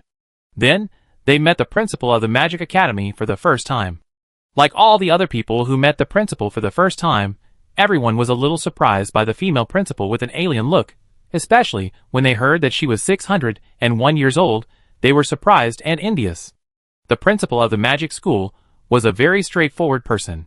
She did not give a long leadership speech, but just took a list and started reading the names. The people who were called out came out one by one and stood on her right excitedly. As the not-so-long list was turned down bit by bit, the hearts of the rest of the people sank bit by bit. Especially the girl who stood in the crowd and was not very noticeable. She heard the name of her roommate. The roommate named Sun Jiayu showed a surprised expression, but quickly restrained it, and stood in the queue of lucky people under the envious eyes of everyone. The probability of 2 lucky people coming out of one dormitory is too low, so the girl knew that she was basically out of the selection. Not surprisingly, she noticed that during the interviewer's expression when he looked at the magic book had changed subtly. She had a hunch that it was not a good thing. But she did not tell the teacher to avoid any trouble. At this moment, she was already absent-minded but heard a name that surprised her. Her other roommate. Something with a low probability happened, but it did not happen to her. The girl opened her mouth slightly, and then pursed it tightly. In fact, as a person with a questionable identity, she did not really want to come to the magic school, but she was really going to be eliminated, and she felt a little disappointed in her heart. There is one last person. At this moment, she heard the principal say, "Angel, affinity attribute metal, talent level A." The girl raised her head suddenly, almost without concealing her astonishment. "Welcome, please stand over here." The female principal smiled and pointed to her side. And she walked over in a daze and hugged her 2 temporary roommates, Sun Jiayu and Jean Ling. Although she didn't know when they had such a close relationship that they could hug each other, well, it felt good. But this didn't stop her from looking at the principal of the magic school with a weird look. Does she know what kind of student she recruited? Is there no talent and precognition in this magic school? Sure enough, just as the teacher said, it seems very weak. But such a weak school is the embodiment of disaster, which is really strange. Angel thought. Although she was not very excited, she looked very happy in the lucky group, and her smile could not be concealed. This was in stark contrast to the more than 300 unsuccessful candidates who stayed in place. Because they were face to face, their expressions could be clearly seen. Even if they tried their best to endure, some of them still had red eyes. This might be more disappointing than failing the college entrance examination. But just when this group of people were immersed in frustration, the female principal of the magic school continued, "The remaining people will become our first batch of preparatory students. Next, you have 3 days to experience open classes in our school." Ah, the group of people looked up at her in unison. Even the admitted freshmen looked at the principal in surprise. Failure is only temporary. I hope that everyone who loves magic can find their own magic path from the open classes. She smiled. Fortunately, this is not the magic continent, otherwise your behavior is likely to cause public outrage. Wuga sighed more than once when he heard Ning Zhao's plan for preparatory students. There is no way, who asked Ning Zhao to try to share some alchemy formulas. This will affect many people's cakes, and let those who originally had no hope of becoming magicians compete with those who have become magicians for resources. If it weren't for the restrictions of the academy, I wouldn't even mind making all courses public. Ning Zhao sighed. Anyway, it's not the magic continent, it shouldn't have any impact. The academy cannot recruit students endlessly, which will affect the stable operation of the entire academy system. This is like a mobile phone that is easy to jam once it has too many software installed and too much data stored. It is a rule set up by the academy's management system to ensure its own safety. In order to increase the upper limit of the number of students allowed by the academy, a series of conditions such as the academy upgrade need to be met. But that takes time, and Ning Zhao has to race against natural disasters. Are the extra potential magicians really wasted? That will only hinder the development of the academy. For example, the cooperation with Lekang University and the Lekang government requires the dispatch of magicians to cooperate in the magical transformation, but Ning Zhao has so few students. Wouldn't it delay their studies if they were sent out? Preparatory students are different. Anyway, they can't provide magic source income to the academy. They are very suitable to be a brick of the academy, and can be sent wherever they are needed. Once Ning Zhao can continue to recruit students, it can also give priority to selecting talents from preparatory students. The only problem is that as the owner of intellectual property rights, the academy does not allow principals to share magic knowledge for free, just like the entire magic continent does not allow it. But Ning Zhao plans to take advantage of the loophole, and this loophole is open classes. As long as the public magic formula is controlled within a limited range, the academy will characterize this behavior as a recruitment method. Isn't it reasonable to show the teacher's teaching level to attract students?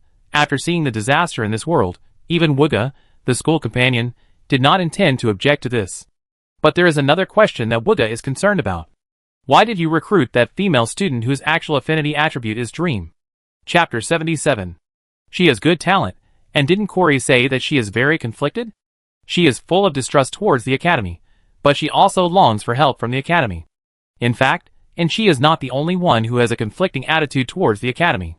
It would be strange if people were not afraid of unknown things. But she is special in that both of her emotions are very strong. The distrust is so strong that it can be considered that she regards the Magic Academy as an enemy, but the desire is just like asking for help. Asking for help from the enemy, it's quite interesting. Compared to this, what is more worthy of attention is why the affinity attribute has problems, right? Yuga flapped his wings and flew to the principal's desk of Ning Zhao, pacing like a human being in a dilemma. It's just like being disturbed by something. This is not a big problem. In the magic continent, some powerful children will also use some tricks to modify their qualification test results in order to get into the best magic academy or wizard tower. But traditional magic testing methods may be deceived, and the system method of the academy, which is beyond the cognition of the people of the magic continent, will not be deceived. But what do you think is interfering? Ning Zhao asked. What else could it be? Wu Jie glared at her with a solemn expression. Of course, the only thing that can interfere with magic is magic. The man and the bird looked at each other. Ning Zhao touched his chin. So you also think that this world actually has native magicians, right? This possibility cannot be ruled out. Wu Jie said impatiently. I can't understand why we went to the wrong place. At first, I thought it was just a bug with a very low probability of occurrence, so don't worry too much. But any bug must have a triggering condition, right? What is this condition? Ning Zhao took over Wu Ga's words. Natural disasters that keep restarting? It shouldn't happen. It has nothing to do with the magic continent. Magic revival? But there should be many other planes with magic, right? Is it possible? Ning Zhao casually proposed a hypothesis. Is there another magic school here? Wuga, ? Wuga, shock. Ga, why do you think so? It was so shocked that it almost jumped up from the table. It's enough that we got the wrong one, and there are others too? But wait, if it's because there is another magic school here, then getting the wrong one seems to be understandable. After all, the focus of the general magic school system is not simple management, but management competition. The special thing about the magic continent is not that it is a magic plane, but because there are many magic schools there. But this idea is too advanced, not only a little beyond Wu Ga's imagination, but also a little scary for Ning Zhao. After all, whether in the original novel or in the world she saw with her own eyes, where is the shadow of another magic school? If there is, how did the other party avoid restarting again and again, and what is it doing? It can't be a simple magic revival. Did the natives here learn magic for various reasons? Yuga thought it was better to be conservative. Ning Zhao nodded in agreement, which was also her first thought when she saw Enchi's test results. As a physical education teacher with little teaching burden, she likes to read novels to kill time, and she reads all kinds of topics. The revival of spiritual energy will give birth to cultivators. The revival of the supernatural will give birth to ghost fighters. So it is not strange that the revival of magic will give birth to several magicians, right? But what kind of native magician would study magic that interferes with magic aptitude tests? Ning Zhao asked seriously. This is what I think is the strangest thing. Yuga was stunned by the question. Even if it is a native magician, who has been hiding in the dark and developing secretly for some purpose, no matter how much he develops, he will not study this kind of magic that is not useful at all, right? There is no magic school or magician recruiting disciples. This kind of magic will only be the product of magic development to a certain stage, or even become the mainstream pursuit of people. Then why do you keep people here? As a companion magic creature running a competition school, Wuga's mind suddenly popped up dirty competition methods such as spy war. Despicable. So despicable. We finally got some clues, so of course we have to stay. Ning Zhao touched his chin and said, if they are really enemies, it would be more troublesome if they stay in the dark, right? But this conversation was just a sudden thought of Ning Zhao, and he had a lot of imagination. Anyway, as long as he followed this spy student, he could find out the truth. I think. Ning Zhao was not too worried that the other party would do anything that would be detrimental to the school. The principal's guide showed that Enchi was still just a level 1 magic rookie. Her name was red, which represented suspiciousness, but the threat level was low, and with a formal enrollment, her next move would be simply recorded in the school log. Even if there was really a magic school here, it was nothing to be afraid of. After all, the other party did not seem to know that modifying memory was more suitable for spies than confusion of qualifications. Otherwise, it would be no different from stealing under surveillance. But why should we hide the fact that the other party is dream attribute affinity? It seems that it doesn't make much sense. Although Ning Zhao was full of doubts, he didn't intend to alert the enemy. Only a few people knew that there were suspicious students in the school. Therefore, and she thought that her infiltration was very successful. It was even so successful that it gave her a headache. Is there something wrong with this schedule? The lounge, which served as a temporary activity venue, was now set up as a salon venue that could accommodate 24 students. The first 6 students, as seniors, were teaching the freshmen some common sense about admission. For example, how to use the student handbook. The student handbook that can be summoned by one's own thoughts is more magical than the magic flowers. The freshmen had a lot of fun, with surprised smiles on their faces. But soon I stopped laughing because the daily schedule shown in the student handbook was too outrageous. 8:00 wake up and wash up. 8:30 breakfast. 9 to 11 o'clock meditation class. 11 to 12 o'clock plant magic class. 12 to 1300 hours lunch and lunch break. 13 to 1400 hours meditation class. 14 to 1600 hours introduction to puppetry. 16 to 1700 hours meditation class. 17 to 1800 hours dinner. 18 to 2000 hours interest club activities. Did you find the problem? Not only is it 9 a.m. to 8 p.m., but there is no break between classes. Ah, this is because we only have one classroom. I mean, before, meditation class and plant magic did not need to move to another place, so there was no need to clear the break time. A senior laughed heartily. Is this a problem of changing classrooms? As for the fact that the academy now has a few more classrooms, it will not be counted as lateness if you need to walk for a few minutes when switching courses. A senior sister added, and the classroom atmosphere in the academy is relatively free. If you need to go to the bathroom, you can leave at any time, and you don't even need to report to the teacher. This is not a problem of going to the bathroom.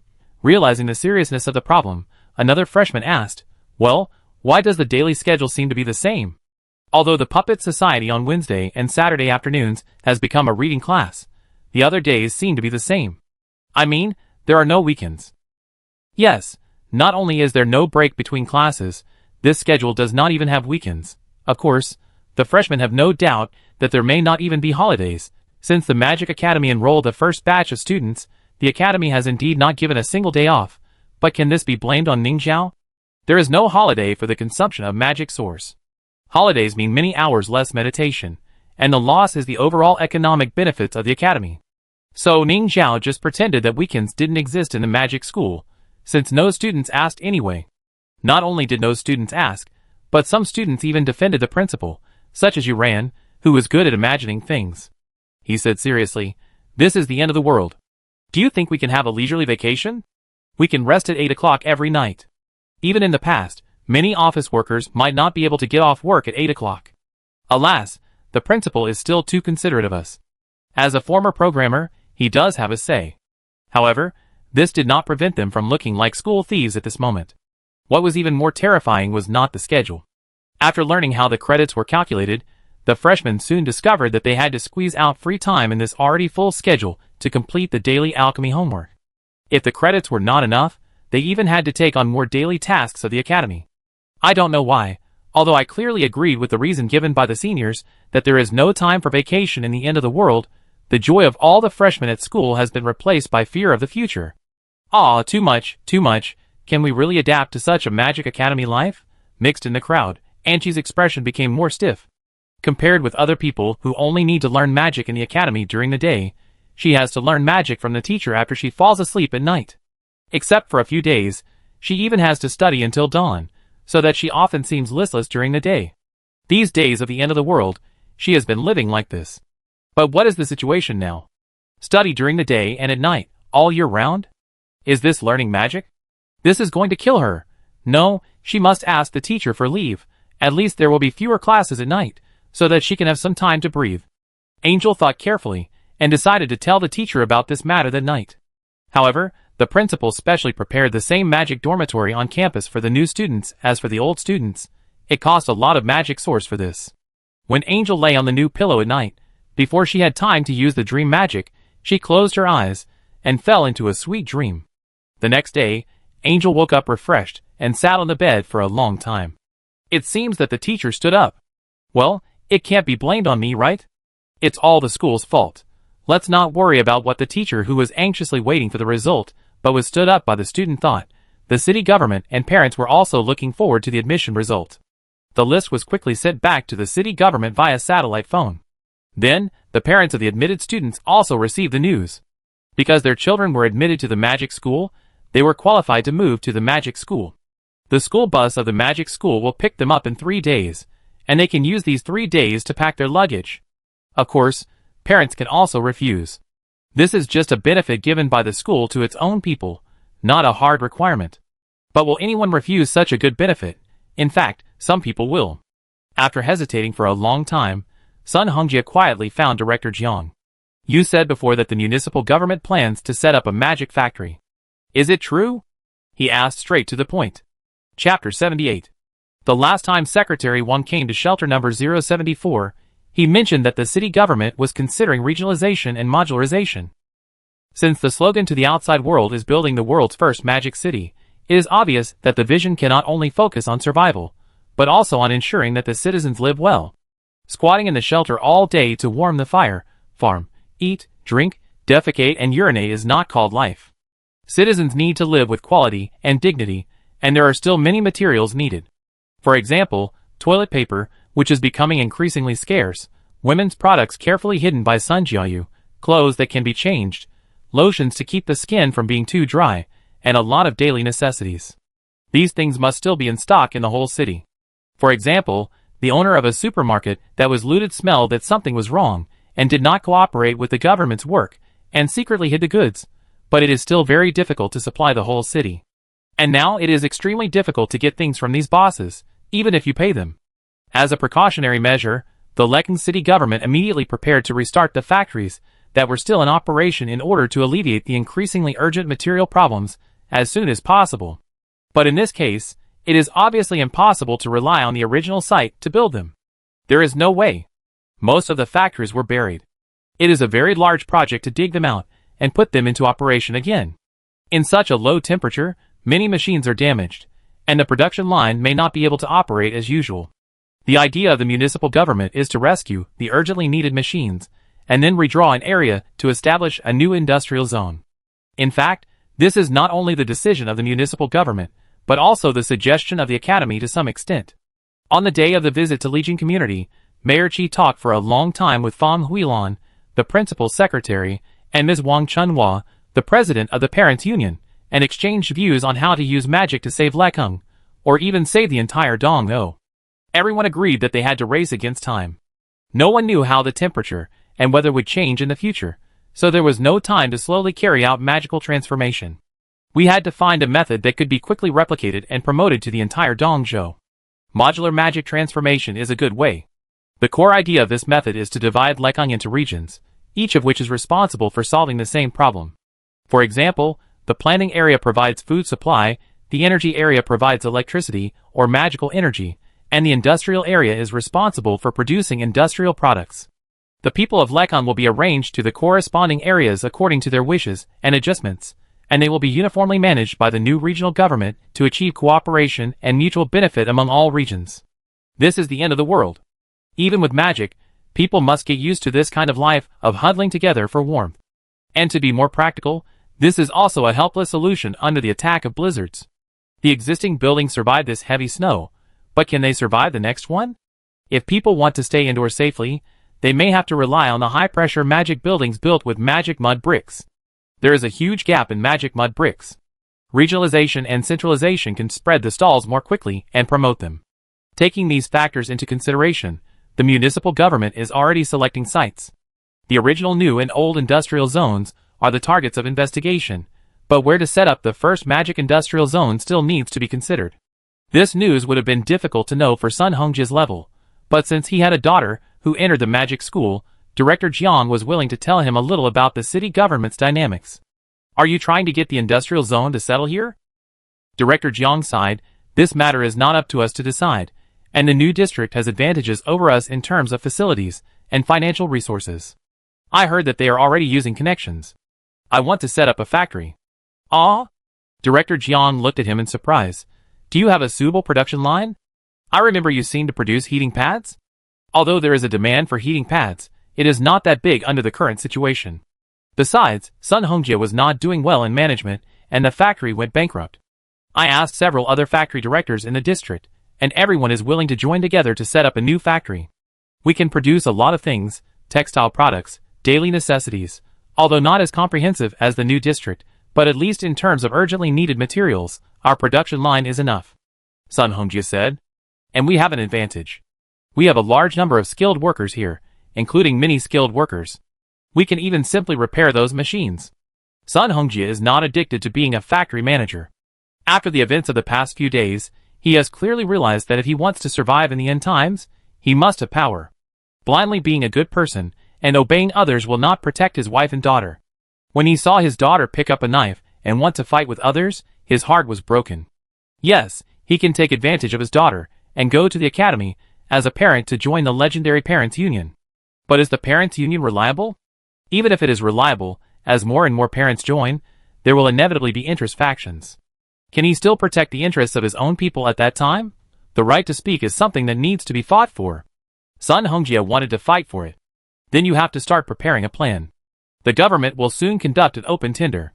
Originally, our district leaders have already nominated a factory director. If you want to try, I will help you get a spot. Director Jiang gritted his teeth and said. She knew the news, and her superiors must also know it. In fact, the key to this matter is not where the industrial zone is located.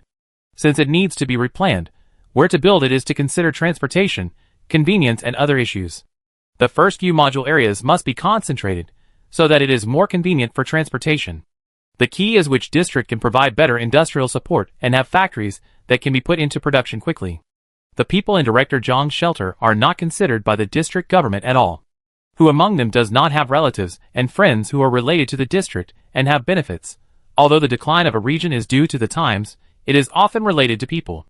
If we can get a factory quota, Sun Hongjie asked, Director Jiang, are you interested in competing for the position of head of the Magic Industrial Zone? Director Sun, don't joke, I'm just a small office director. How can it be my turn? Director Jiang smiled bitterly. I will support you. No, I should say that the people at our shelter will support you. Sun Hongjie said seriously, we have eyes. You are already doing your best to be responsible for every resident of the shelter. We hope that those who are really willing to do practical things can become the ones who manage us. You just need to answer. Are you willing? Director Jiang was silent for a moment, thinking of the various difficulties she encountered these days because of the boss's troubles, and finally gritted her teeth and nodded. I try. It's just a try anyway. If she succeeds, she won't have to be constrained from now on, and can be a good manager wholeheartedly. At least, she is more suitable than those guys who only know how to play badly to get benefits and throw all the troubles to others, right? To win in the bidding, it's not enough to just shout slogans. Sun Hongjie quickly organized a team, and with the support of Director Jiang, walked out of the shelter. They planned to go to the factory first to check the damage of the machine. Everyone had a warm patch on the key warm parts of their body, and they were wrapped thickly, so they didn't feel particularly cold after coming out. But obviously they couldn't hold on for long, so the group walked quickly in the snow. The factory was not far from here, and soon they arrived near the factory of the first boss. The snow was too thick, and the factory building, which was not very high, was buried by the heavy snow. With the help of other environmental signs, everyone guessed for a long time before confirming the exact location. Then, they took the shovel and started digging. Fortunately, it was new snow, so it was not very difficult to dig. Everyone took turns to try to avoid sweating, and soon dug a window. But before they had time to be happy, when they wiped off the snow and looked inside, everyone fell into the ice cave. The roof of the factory collapsed, and it was a mess inside. There was no need to check the machines, they were all broken. It's okay, there are still several factories, there must be safe ones. Sun Hongjie comforted everyone. However, his heart sank, and he even wanted to smile bitterly. So did he think things were simple after all? You mean, Sun Hongjie and his team returned empty-handed, and there is no need to worry at all? At a ventilation vent in shelter number 074, the fat woman was talking to a man stealthily. Hearing the other party's question, the fat woman nodded hurriedly and assured solemnly. When they came back, they were all covered in dust. I heard him tell his wife that all the machines were broken. Yes, the factory area over there is very backward and can't survive the blizzard at all. The man said thoughtfully. Hey, I help you get the news, but you must remember to save a place for me and my son. You can guarantee that you have a say in the Magic Industrial Zone. Don't worry, we have a big advantage over there. The other party said, and your son is a potential magician. We will not abandon your family no matter who we abandon. I am still hoping that one day your son will become a magician and help us. Alas, it's all because of that useless little ungrateful person. He can't even get an interview spot. He's worse than a girl. The fat woman cursed a few words. The man was impatient and interrupted. Okay, it's too cold, I have to leave. It will be troublesome if someone finds out. Okay, say hello to the district leaders for me. The fat woman finally smiled flatteringly. After the people left, she left as if nothing had happened. When she saw Sun Hongjie and his group, she didn't even look at them. Of course, the other party wouldn't look at her either. It is no exaggeration to describe the two groups as being as hostile as fire and water, but this confrontation was suppressed in the face of a hopeful situation. But everyone knows that peace is only temporary. People on both sides are looking for a way out. The dynamics of Sun Hongjie and his people cannot be concealed. When they learned that they actually wanted to set up a factory in the Magic Industrial Zone, the fat woman and her gang were very anxious. They would never bring their own group with them. So, it is not too much to hook up with their competitors and sell some information out, right? However, after the news of the tender came out, The fat woman saw that Sun Hongjia and his group still submitted the bid as planned. There are not such good conditions for making bids in the end times, and the documents are all handwritten. The fat woman was a little unbelievable. She didn't even see them making the bid. But things have come to this point, and it's useless to be unwilling to believe. She can only pray that the bid is written randomly, and they will not be selected. However, her prayers fell through again. A day later, after the efficient review of the municipal government, the preliminary list was quickly released, and Sun Hongjia and his group were shortlisted. The magic car that came to pick them up to attend the government bidding meeting appeared again at the door of shelter number 074. Sun Hongjia was about to get on the car with an assistant, and turned his head and waved to the crowd. A figure was stunned for a moment, and under his encouraging gaze, he walked past the crowd and walked towards the magic car. The fat woman saw the figure, and her eyes were almost as big as copper bells. It was her adopted son. The boy's somewhat thin back paused when he was about to get on the magic car. He turned his head and looked at her without bias, passing the crowd's line of sight. The fat woman saw that the boy, who had always been cowardly, and could only let her manipulate him, raised his mouth corners and smiled brightly. Something was unloaded from him. So, he didn't look back and got on the car that left.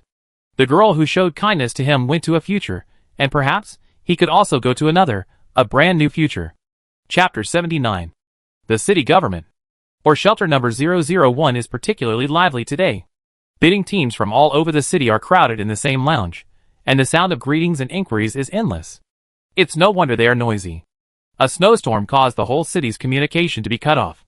The only way to contact the outside world is a limited number of satellite phones, which is far from the developed network information exchange channels in the past.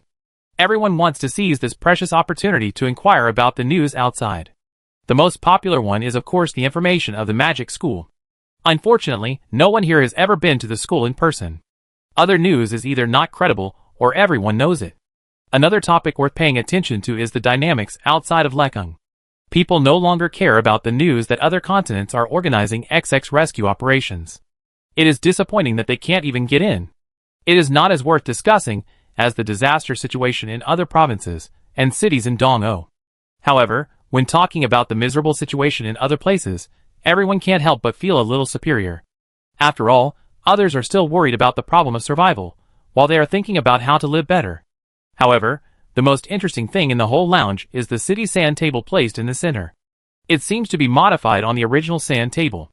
The whole sand table is flooded with white pearl cotton foam, showing the scene of Lekung after the snowstorm. Therefore, it is clear at a glance which places are buried, and which places still have dense high-rise areas. Although various new areas need to be built, there is no need to demolish and renovate Lekung. The municipal government will plan a new modular magic city in a relatively wide area. Today, these areas have been circled with blue bubbles. It can be seen that the backward old city of Lekung is the main force. After all, the buildings here are low and the obstacles are relatively small. But what's interesting is that the construction of the new district seems to be a little different from what everyone imagines. Each new district is a very regular square with the same size. This seems to be more convenient for simple and crude copying, which is not strange. But these new districts have erected tall round lids, and under the lids there are other lids of different sizes and heights. What is this? Someone couldn't help asking. I heard that the zenith is built with magic materials. Someone who knows the inside story proudly answered, in order to prevent hail or blizzards in the future, the government plans to use magic materials to make pressure-resistant tops above these areas, so that even if the buildings below are fragile, they will not be crushed or crushed. Can this magic material really withstand it? If it collapses, everyone will die. It looks very dangerous. Don't worry, the professor team of Lekung University has studied it, and the safety is guaranteed. And just in case, other zeniths of different sizes are built under the outermost zenith, so that even if something goes wrong, there is at least a buffer. But it still looks weird, like a mushroom forest? It feels like a mushroom forest, and it grows in the snow. But it has to be said that it is precisely because of this weirdness that it feels very magical. Although Ning Zhao does not support the idea of covering the entire Dong-o, he still approves of just adding a cover to the area where the indigenous people live. What is this? I understand that the blue line is used to distinguish the different districts, and it is the main road of the city in the future. I heard that it is an ice road, reserved for magic cars, but what is this green line for? Oh, that's Academy Avenue. Academy Avenue? The person who heard this answer was surprised. Does it mean the road leading to the academy? He traced the green line forward and saw a green circle. In the center of the circle was a tower shape, which undoubtedly symbolized the Magic Academy. You can understand it this way, but to be precise, it is the road from the academy to the outside world. I heard that this road will run through the entire East continent. After saying this, the noisy voices in the room became much quieter. The people present were mainly businessmen, and they almost instantly thought that this was simply a magical version of the Silk Road. The influence of the Magic Academy will radiate to the entire East continent along this road. If they can seize the opportunity, they will naturally make a lot of money. You ask why we still care about making money in the end of the world? Well, isn't this a professional habit? And even if the economy cannot recover for a while, if the magic transformation can really radiate all over Dongo along the Academy Avenue, it is only a matter of time before the economy recovers. So, everyone looked at each other with vigilance again, and the awareness of competitors was strengthened again.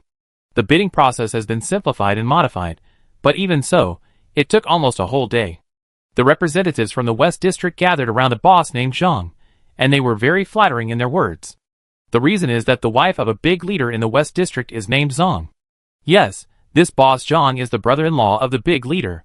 Thanks to his brother-in-law's support, he is confident that he can get a factory quota. He is not blindly confident.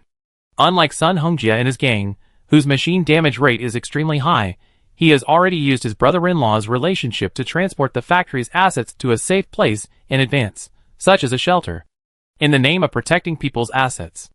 Although no matter how you look at it, in the extremely cold apocalypse, those iron lumps may end up being abandoned there, but they were bought with money after all.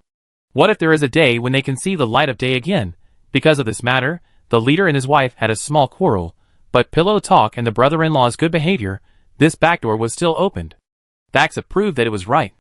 The machines that were well protected in the shelter became the best weight for the West District to compete for the right to speak in the Magic Industrial Zone, together with some other bosses who came to join them. Even though the West District is a recognized declining industrial zone, they still formed a luxurious bidding team. They can take on the textile product production lines, pharmaceutical product production lines, food processing production lines, etc. that the government urgently needs. Boss Jean believes that he still has a good chance of winning. Even if he can't win every project, he can still take on the tasks of 1 or 2 production lines. However, this does not prevent him from treating Sun Hongjia as a competitor. The big leader is not blindly supporting his brother-in-law. He has noticed that the city leaders are dissatisfied with him because of his slackness and shirking of work after the extreme cold. If it were in the past, he would not be very afraid of this dissatisfaction. After all, the officialdom is very complicated. Can he and his partners, with complicated relationships, be punished together?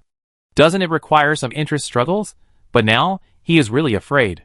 Frankly speaking, although the national team of Zhongzhou is still there, and the provincial government of Dongzhou is still there, the jurisdiction is completely incomparable with the past. It is not an exaggeration to say that the Lekeng city government has become the local emperor of Lekeng. After all, they have the support of the Magic Academy. Haven't you seen that those people who used to resist the instructions of the municipal government and pretended to obey, but actually disobeyed, are now rushing to show their loyalty and cooperate? The current municipal government is very strong, and if it really wants to remove you, it will not be long-winded at all. The big leader regretted it, so it was a natural choice to support his brother-in-law to fight for the right to speak in the Magic Industrial Zone. Now, all parties have played their cards, and the result is said to be known soon. At around 5 o'clock in the afternoon, just when everyone thought that it might be delayed until after dinner, the door of the closed conference room opened. Several notices were posted at the door.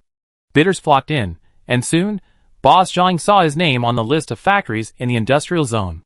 He clenched his fists excitedly, and couldn't help showing a smug smile. He obtained the qualification to build a cold-proof material factory.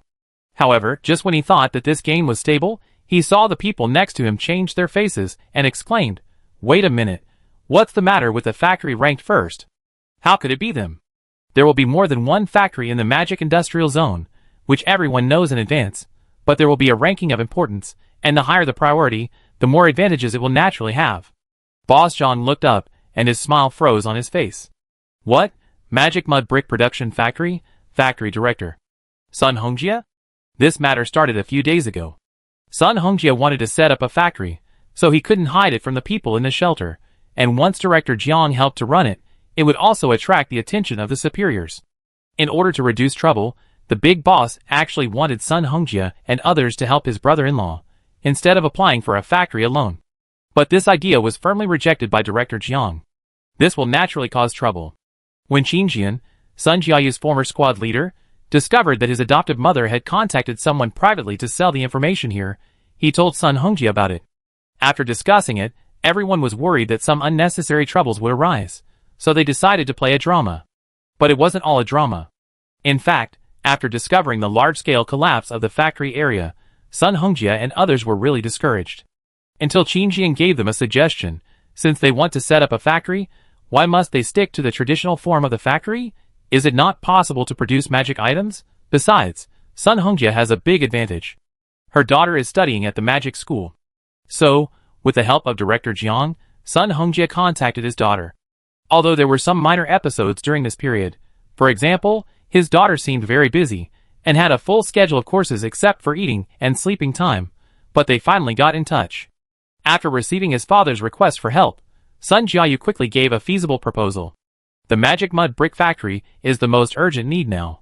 It's not that the municipal government does not have this demand, but it is still evaluating the feasibility. After all, there are only so many magicians. Can they handle it? But after visiting the Magic Automation Interest Club of the Academy, Sun Jiayu has confirmed that the production line of magic mud bricks can be replicated on a large scale, and there is a new solution for the final alchemy work. The only question is, Sun Hongjia wants to build a magic mud brick factory. Will the Academy support it? The answer is yes. There is no need to report to the principal. Fang Huilan, as the secretary, can give an answer. The principal has been worried about the production of these magic items for a long time. Ning Zhao does not intend to let the Academy independently undertake the production of magic materials in the entire Lekeng, or even Dongzhou. She encourages the natives outside the Academy to build their own magic factories. The production of magic materials is something she originally planned. Otherwise, why recruit preparatory students? Now that there are parents who want to run a magic factory, the Academy is of course willing to fully support them. So, after evaluating the remaining machines and the magic support that Sun Jiayu can give priority to the magic mud brick factory with the help of the Academy, Sun Hongjia and his team boldly decided to run this factory. It is conceivable that as the most scarce magic product now, the magic mud brick factory has become the ace factory of the magic industrial zone at present, and even for a long time in the future. After receiving the good news, Sun Hongjia simply celebrated with his partner, left the noisy lounge, and went to the government affairs office to find Qin Jian. The latter happened to be sent out by a sympathetic staff member, who promised, "Don't worry, we will be able to deal with the problem of your adoptive mother tomorrow, and you will be an independent adult who no longer needs a guardian. As for the relocation of your household registration, we will also help you handle it first after the construction of each area is stable." "Thank you." Qin Jian smiled gratefully.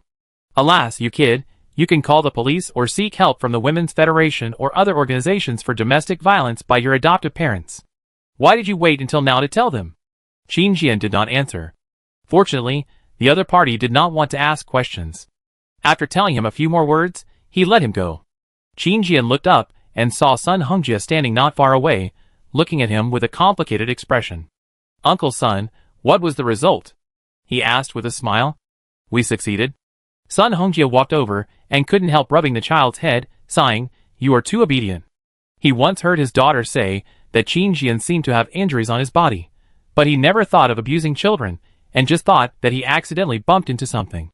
Frankly speaking, although Qin Jian's adoptive parents were very mean, they showed that they were still very good to the child, but they were not very polite. The adoptive mother would take Qin Jian to and from school, enroll him in tutoring classes, and find a teacher for his studies. Everyone thought they loved their children, but their personalities were a little bad. But now it seems that this is not the case. Qin Jian never mentioned this to anyone, but behaved very obediently, making everyone mistakenly think that they were a happy family of 3. Why not say it? The answer is also very simple for Qin Jian, as can be seen from his name. Jian Jian, since he was an abandoned baby rescued by his adoptive parents, how can he not be grateful? He was taught to repay mom and dad since he was a child. Even if they are not related by blood, they love him very much, and he must know how to repay them.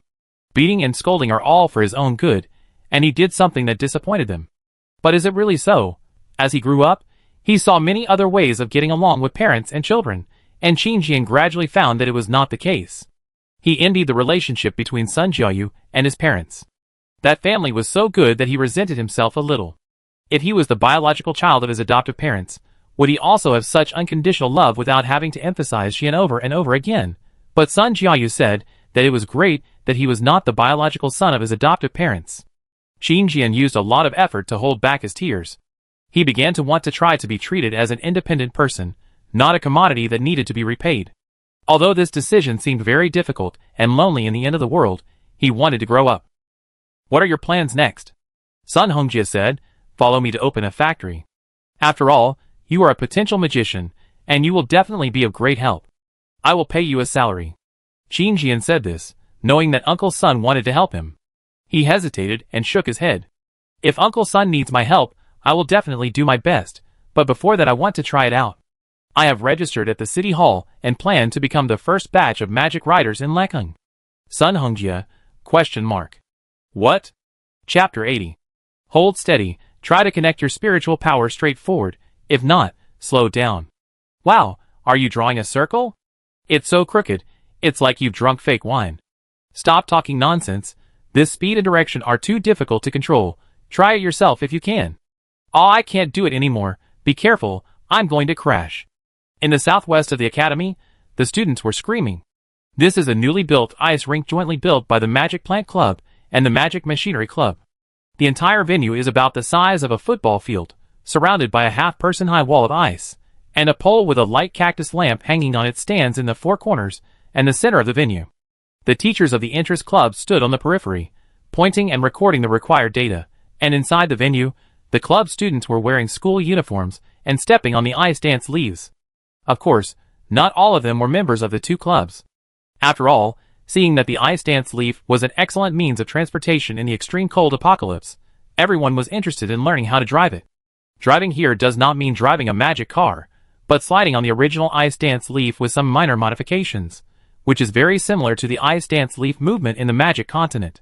All the magicians present have magic power in themselves, so they don't need the magic pool as a fuel tank. They can dance by stepping on the leaves. It's just a matter of technique. It's hard to describe. Just as the doctors in the interest club were writing data, someone else bumped into someone else on the field. If it weren't for their school uniforms that had some defensive functions, I don't know how many people would have to lie in the medical room by now. Although the academy doesn't have that thing yet. It seems that the number 039 experiment has the best overall performance. Throughout the whole game, the leaves of this size fell the least. Someone said. Indeed, although the speed is not the fastest, it is stable, has low driving skills, and the magic power consumption is also within the acceptable range. We still need to measure the load-bearing data to see if it can carry people. We will install the trailer and seat we made later to try it out. The Magic Plant Club is concerned about the relationship between the size and shape of the ice dance leaf and its performance, while the Magic Machinery Club has more considerations. They just received an order from the City Hall not long ago and are preparing to make some more flexible magic bicycles. It's not that the magic car is bad. Whether it is comfort or the requirements for the driver, the magic car is lower, but the trouble is that some magic accessories of the magic car are limited in production. Just one magic gem used for transit requires 10 ice lotuses to charge for 10 days, and it cannot be put into mass production for the time being. The magic bike, which can be driven by any magician, is much easier to make. The main material is even the ice dance leaf itself. The magic bike is only used to solve some small, simple transportation needs, such as carrying government employees to other shelters to do temporary business, or transporting supplies between shelters.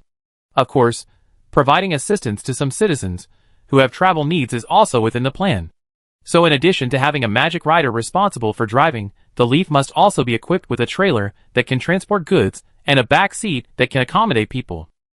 In a sense, this is a bit like a human-powered sled, and the Magic Machinery Club also modified it with reference to the sled, mainly to ensure that the rider turns in circles in front and does not let the cargo or passengers rotate with it. The instructors are serious about academic research in the development of ice dancing leaves, but the students are different. They are having fun. The craziest girl on the field not only tried her best to make the ice dancing leaves slide as fast as possible every time, but also tried some difficult moves. For example, the whole freshman class saw her take the initiative to discuss with the teachers of the Magic Plant Club, and then set up several U-shaped platforms in the corner of the ice rink and began to try the jumping technique. when the girl jumped high along the parabolic surface, and even rotated in the air with the ice dancing leaves. About 20 circles, and then landed steadily and slid for a while, and stopped while rotating. The whole audience was even silent for a while. Too strong. This is the voice of everyone. Although the magic robe is not a beautiful dance dress, when it spins in the air, it still looks like a blooming flower, and the whole person looks like her name, like an elf. Sun Jiayu pulled in Qi, who had become her friend, and slid towards Jean Ling on the leaves. The excited voice was heard clearly by the teachers on the sidelines. "You are too awesome, sister." However, Jean Ling waved at them with a pale face. Don't come over." The next second, she vomited with a wow. "You are so afraid of dizziness, but you still have to challenge the ice dance leaf. You vomited like this because of your own fault." While scolding him rudely, the man twisted a towel and put it on Jean Ling's forehead and helped her massage her temples to relieve the dizziness. "Thank you for helping to bring her over. I take care of her tonight. If you have anything else to do, go ahead." Turning back to Sun Jiayu and the others, he showed a very gentle smile. If he had to describe it in one word, it would be male mother. But Jean Shi is obviously not Jean Ling's mother, but her brother. Jean Shi, who is 4 years older than Jean Ling, is an intern male nurse. The parents of the Jean family are doctors at the central hospital, and they are among the busiest people in this doomsday. This is naturally one of the buildings built by the school using free laborers, candidates, the family building. Just the day before yesterday, the school bus brought the immediate family members of the freshmen here. The full car of people added a lot of vitality to the school. After the 4 buildings were built, Ning Zhao spent some magic resources and transformed them all into non-functional magic buildings. Although the indoor furniture and other facilities are in the unified style of the magic school, unfortunately, there are not many magic functions here, just to keep warm. But this is enough for the parents, or more precisely, the relatives. All the relatives who moved in felt like they were sleepwalking, especially when they heard that this was a welfare house, and that it was provided to the students for free while they were in school. The rooms in the family building were much larger than the student dormitories. Almost every room had an area of nearly 150 square meters. Anyway, no one asked Ning Zhao to collect property fees, so she didn't mind letting the members of the parents' union live in a bigger house. What's even better is that the structure of the welfare house can be modified by the relatives. If they want to divide it into several rooms, they only need to rebuild a wall with magic mud bricks. Although the academy does not provide free magic mud bricks, students can make them by themselves. It was also a disguised way for all freshmen to quickly learn the alchemy formula of magic mud bricks. Many parents were even moved to tears. They didn't live in such a big house before the end of the world. If students are playing skating recently, parents are doing DIY home building. They are obviously a group of strangers, but they quickly broke the ice with topics such as how many rooms do you plan to separate your house, and welcome to visit my house. Among them, Zheng Xian, who was excited to return to her old job because she was assigned a welfare house, was regarded as the owner of a model house by parents, and visited wave after wave. Of course, not all parents are keen on decorating the house. At least the house that she was assigned to was almost unchanged. It had 2 bedrooms, a living room, a kitchen and a bathroom. It was very simple. After all, she lived here mainly alone. Although there were many disturbances in the hospital, Jin's parents were still safe. The reason why they did not come to the academy was that they could not leave their posts. This is also the reason why Jean Ling was able to pass the political review. The 2 good doctors, who insisted on working in the end times, added a lot of points to the whole family. Of course, the living and working environment of Jin's parents will soon be improved. After all, there is also a medical area in the city government's plan, and it is an area with the highest priority. The government sent people to rescue various medical equipment as soon as possible, and gave priority to providing energy, water, and electricity to the temporary hospital. Although the work is a bit tiring, there is no need to worry too much about the situation of Jin's parents. And Jin Shi, the male nurse, originally planned to stay in the hospital to help, but was driven out by his parents because his sister needed to be taken care of. Now it seems that his parents are wise. Hey, is Jean Ling afraid of dizziness? Knowing that she was not trying to drive her away, Sun Jiayu couldn't help but chat a little more. Not only that, she is also afraid of heights, darkness, and small animals. She couldn't help but complain, "You can't tell it all, right?" She has been a master of committing suicide since she was a child. Hearing her brother's scolding, Jean Ling weakly defended herself. "It's because you are afraid that you have to overcome it." "You call that overcome? What did you overcome? Are you no longer afraid of heights or dizziness?" "No, in fact, From the perspective of normal people, Jean Ling is not afraid of heights or dizziness. Do you believe that she can still go ice skating and dancing tomorrow? Sun Jiayu said in his heart. After leaving his roommate to his brother, who is a nurse, Sun Jiayu and his wife left the family building and returned to the school tower. On the way, Sun Jiayu was caught by his mother, who asked about his well-being. Yes, although her father was busy with the magic mud brick factory, her mother moved to the academy for the same reason as other parents who care about their children. There must be someone nearby to take care of the children, right? In fact, students living in the academy are just like studying in college outside, and they don't need to worry too much at all, but who can blame parents for wanting to see with their own eyes what magic is? In addition, only by coming to the academy can you get close to the Parents' Union. This organization, which was originally hidden under the reputation of the academy and most citizens had never heard of it, only knew how powerful it was after the students and parents came. No one would refuse to join, and even many parents were thinking about what position they could get in the Parents' Union. After finally getting rid of her mother's nagging, Sun Jiayu secretly glanced at Anqi. The girl lowered her eyes. Her expression did not change much, and it was hard to tell what her emotions were.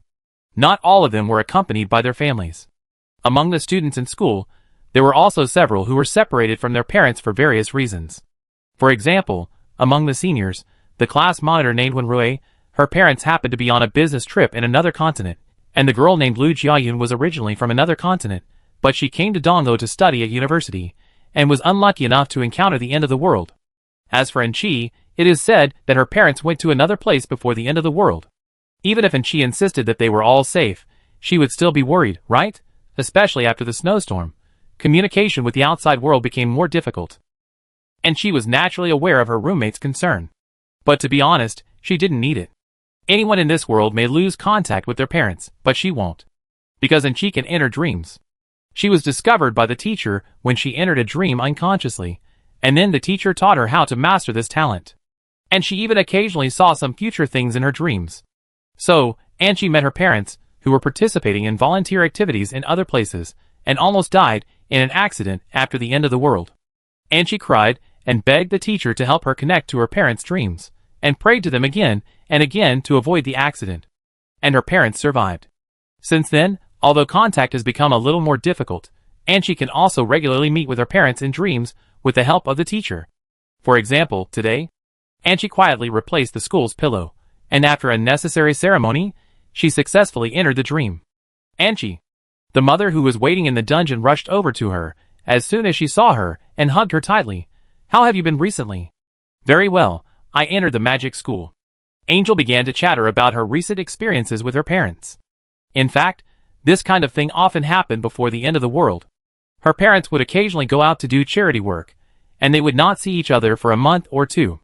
So when they came back, Angel would tell them all the words she had accumulated in the past 1 or 2 months. It was just that in the past, because her parents were tired from the journey, even if they were willing to listen to her share her life, they would often be distracted. Unlike now, perhaps because of the end of the world, and they happened to be separated, the parents' worries prevailed. They would listen to her patiently and respond in time. They became gentle and full of love, and were more perfect parents than before. Wow, our daughter is amazing. The Magic Academy chose you because they had good taste. Oh, are your roommates easy to get along with? That's great. Haha, this magic pillow sounds great. If your dad has this, he can sleep better. He always complains about not sleeping well. Academy Avenue? Will it pass by us? If it is built here, won't we be reunited? Unconsciously, an hour passed, and Anqi reluctantly watched her parents disappear in the dungeon. Then, the teacher's figure emerged. And she lowered her eyes and greeted him respectfully. Tell me, what did you learn in the academy? The teacher asked in a leisurely tone. How much do you know about those magic plants? I have written down several important plant formulas and have successfully refined them. And she said, very good, write them down. The teacher pointed to the table beside him. And she sat down at the table and picked up the pen, but as soon as she wrote a stroke, the handwriting disappeared on the paper. She tried several times without giving up. Finally, she sighed and said with an apologetic expression, sorry, teacher. The academy seems to have cast some magic and does not allow us to reveal the formula. When the preparatory students were in the public class before, the academy also said that this was magic intellectual property and was protected by the magic contract, so everyone could only use it themselves. This was not a lie. The preparatory students left before the parents arrived. As long as they were interested, they could find them to verify. And it seemed that her teacher had confirmed this by some method, so she didn't care too much when she heard her say that. It doesn't matter, the teacher said in the end, you can do it yourself. Then, the topic came to another thing that Anchi didn't want to hear. By the way, new people will join us in a few days, and you have to prepare for them to dream. Chapter 81. It's a bit weird, and she has never met her teacher in real life. She doesn't even know if the other party is a man or a woman, but from the other party's words and deeds, and she thinks that her teacher should be a man. The other party claims to be a messenger who is favored by God and is busy saving the world. The knowledge about magic is also given to him by God, which is the proof that he is deeply blessed by God. As an ordinary student who grew up under the 9-year compulsory education, and she disdains the sayings of gods and ghosts, but the strange natural disasters and magic have impacted her scientific materialistic worldview. She was found by the teacher in her dream. She saw the future, and she learned some magic about dreams. So, maybe there really is a God in the world that is beyond cognition. It's natural for Anchi to be shaken, and some other people who have seen the miracle will naturally trust it, and even follow the teacher fanatically. Yes, the teacher seems to have an organization. Angel didn't know who the members were, but the organization was expanding day by day, as Angel helped them enter the dream. Not everyone has the talent like you and me. For ordinary people, we can only use some special methods to let them understand what is happening in the world. The teacher said so. But what is happening? Angel was once led by the teacher to approach something called miracle through dreams. It was a very scary door. Just approaching, you can feel a powerful and terrifying force, and behind the door is a chaotic scene that Angel doesn't want to recall. She has seen the destruction of the world more than once, and the shamelessness of human nature under disasters. We must stop this cycle, the teacher said compassionately, stop those people from taking us to hell again. So we need companions. What Anchi has to do is to assist the teacher so that the selected companions can also see the miracles and the truth behind the door. This is the dream ceremony for newcomers. And this ceremony, to be honest, is a bit exhausting for Anchi, and she often has a splitting headache for a few days. But there is no way, who makes her special, that is her responsibility. The teacher always reminds her in a stern and irrefutable tone. After communicating various things, Anchi respectfully said goodbye to the teacher. When she opened her eyes, her true emotions were exposed. So annoying. Not only is it physically difficult to bear the pain and torture, but mentally she is also unwilling to guide others to reproduce those truths full of negative emotions again and again. No one likes those things. The dormitory was very quiet. The moonlight shone through the huge glass window onto her bed. Outside the window was a quiet forest full of life, as if the end of the world did not exist. Life was so quiet that it seemed a little comfortable. And she did not want to fall asleep because she would not have to face tomorrow. But escaping could not solve the problem. She sighed and picked up the pillow of the academy again. Then, she met the sight of the crow sculpture standing on the wall not far away. Ah, that thing should have no sight, right? The crow sculptures that can be seen everywhere in the academy, serving as navigation for faculty and staff and simple question and answer assistance, are completely different from the magic crow yuga, and are magical items without life. So this should be the guilty conscience of being a spy. After confirming that there was nothing wrong with the sculpture, and she curled her lips and fell into a sweet dream again. I hereby declare that the academy does not have cameras, like surveillance to spy on students' privacy, especially in the girls' dormitory. But of course, the academy has a recording magic similar to the player's behavior log. After all, you can't predict how much trouble a magic rookie can cause, and such incidents are not uncommon in the history of the magic continent. So, for what happened to Anchi, Ning Zhao saw this line of description in the principal's guide. Your student Anchi has entered a nightmare. Except for the first day of school, this girl did not enter a nightmare. She seemed to have a nightmare every day. Ning Zhao felt a little pity for her. Rather than a nightmare, it's better to say that it's a kind of dream that makes her feel bad. Corey popped up and said to Ning Zhao. It is said that dream magic can make people in different places enter the same dream. This girl is likely to meet someone every night, and it is someone she doesn't like very much. If you have to meet someone you don't like every day, it will indeed be a nightmare. But Ning Zhao is more interested in another thing. How many people can meet in a dream at most? I don't know much about this, but there was a legendary magician in the dream field who once held a meeting of 1,000 people in a dream, and then received a warning letter from the Mage Association. Warning letter? In addition to the people he invited that night, Many innocent people were also pulled into the dream. In short, it was a group of magicians in the dream magic field who were trying to see how many people they could let into the dream, but they were stopped after more than 1,000. After all, there are many ordinary people who were pulled in, and they were scared. Oh, that's all.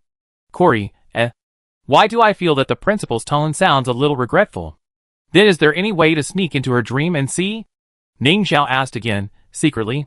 Although it is reasonable to do so, why do you emphasize secretly? I don't understand this kind of magic. Corey said expressionlessly. Please don't look at me with such questioning eyes.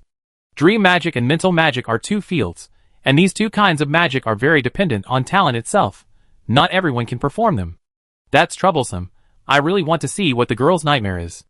Ning Zhao sighed. Is there no book spirit who understands this aspect? Not yet. Corey answered, but he soon remembered an important thing.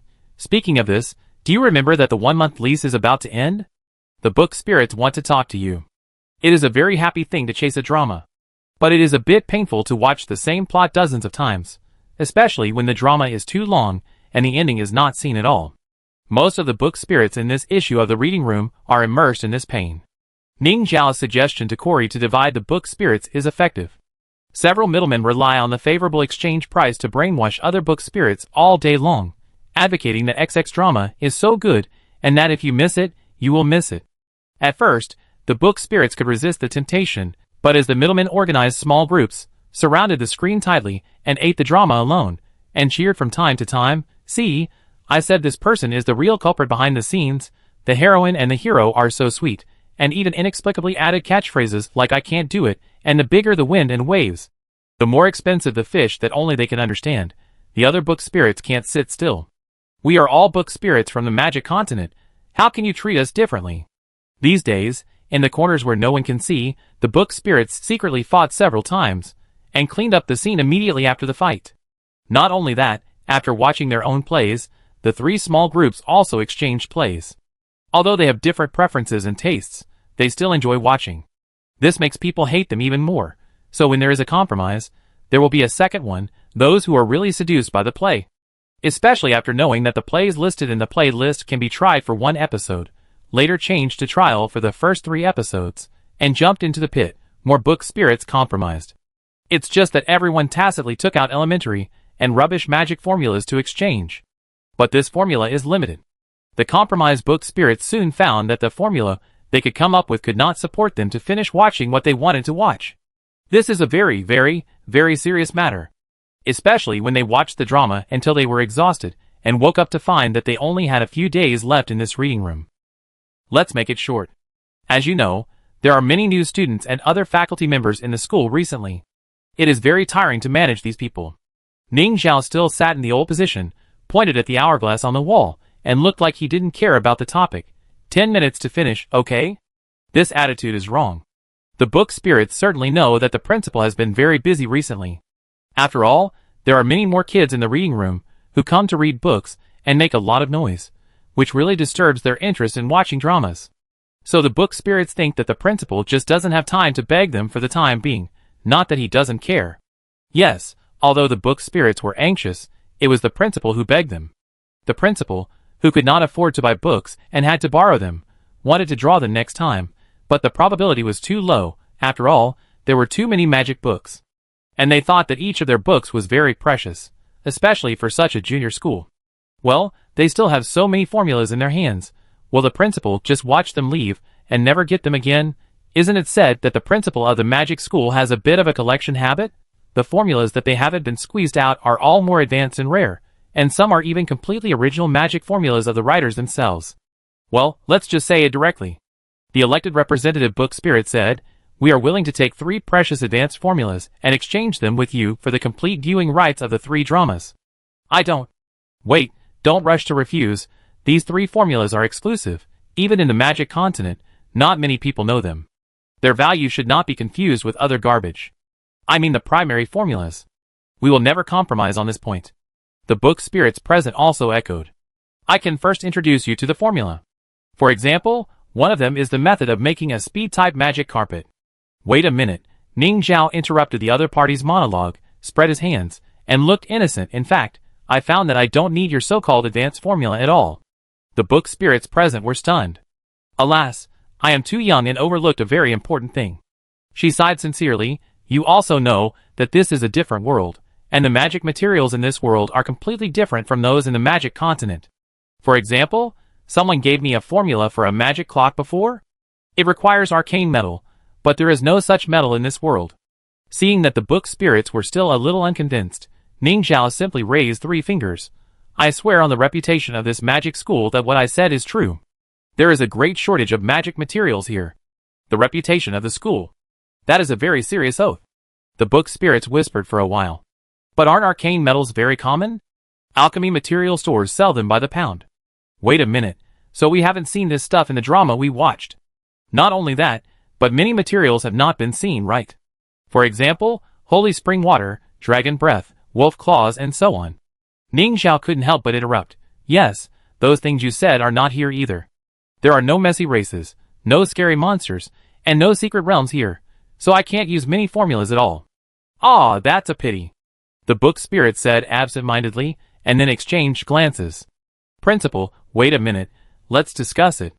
So Ning Zhao was temporarily placed there, and the book spirits entered the picture of a book, huddled together, and talked in a way that she couldn't hear. It's a problem. She really doesn't seem to care about our formula. Yes, but isn't this a good thing? A good thing? How do you say? What were we worried about at the beginning? It was that we would go against the will of the original body, and give away our precious magic easily, causing our value to depreciate. And we are also worried that handing so many formulas to the magic school will make it a threat. But think about it carefully, in this situation, don't we have to worry about it at all? Because, these formulas are almost like waste paper here. You are almost like waste paper. The other book spirits cursed in their hearts, but they had to agree with each other's opinion. Oh, this is so unfortunate. I gave you such a precious magic formula, but you can't make it at all? What's the difference between this and the legendary magician's power being mistakenly given to an ordinary person without magic qualifications? But we still have to confirm whether this magic school will return to the magic continent in the future. If it goes back, it will still be a bit troublesome. So, the representative of the book spirits came out to ask Ning Zhao, Principal, we would like to ask, will you and your magic school stay in this other world forever? Will you go back to the magic continent in the future? It was obviously a very common question, but as soon as he finished speaking, the principal was like a cat whose tail was stepped on, and even the magic crow squatting on her shoulder, as a pet, was furious. Who do you think will stay here forever? We will definitely go back, that's right. We are just staying here temporarily. We are the greatest magic school. If we don't go back, wouldn't it seem like we are afraid? Book spirits, so suspicious. So you really hid in the other world because of poor management, right? This is a rumor that is quietly spread among the book spirits. After all, everyone is so idle, so they will naturally guess why a magic school does not stay in the magic continent, but comes to the other world. It is still a different world with a weak magic atmosphere and scarce resources. Considering how fierce the competition between magic schools is, many of the principals at the bottom of the rankings have lost a lot of hair because of anxiety about business failure. The book spirits feel that they have discovered the truth. This is a magic school that is not doing well, and is on the verge of death, but because of some unknown good luck, it came to another world to escape competition. Didn't a drama say that? Escape is shameful, but it is useful. Don't look at the words that you will definitely go back. But is there really a way to go back to this magic school? Oh, look at the backward campus facilities. Look at the student group that doesn't even have an S-level genius. Look at. There is not even a serious magic teacher. It's too miserable, you can never go back. After all, going back means being swallowed up. Okay, principal, then we be wronged and exchange those dramas with you at the original price. Finally, the representative of the book spirit said, as if he had suffered a great loss. No, I really don't need those formulas. You promised. The other party raised his voice, and said a little aggrievedly, how can a great magic school go back on its word? Ning Zhao showed a distressed expression. Finally, she compromised, okay. But can I make a request? Can you tell me first? I know that the book spirits who come next time will be random, but I heard that you can also apply to be rented by yourself? So, can you help me convince a few books related to dream magic, plant magic, and healing magic to come and participate in the rental? As long as you are willing to help, whether it succeeds or not, I am willing to continue to let you watch the drama here at the original price until the day you leave. The book spirits looked at Corey with the eyes of a traitor. Obviously, this little secret was told to the principal by this big mouth. Okay, let's try. Finally, the representative reluctantly took on the task. But let me make it clear in advance that even if there are books that are willing to be rented, whether you can draw them depends on luck. Related books? This definition is too broad. Anyway, it's just a mention, so it can be considered as completing the principal's mission, right? Chapter 82. Finally, the deal ended when the book spirits felt that they had won a great victory, and the magic school also felt that they had won a great victory, with a total of 2 wins. There were still 2 days left before the end of the rental period. In order to watch the dramas they wanted to watch in a limited time, the book spirits strongly requested Ning Zhao to close the reading room for 2 days, and not let others disturb them except for necessary contact. 2 days is not enough for humans to catch up with a few dramas, especially when there are no multiples, but don't forget that the book spirits have clones.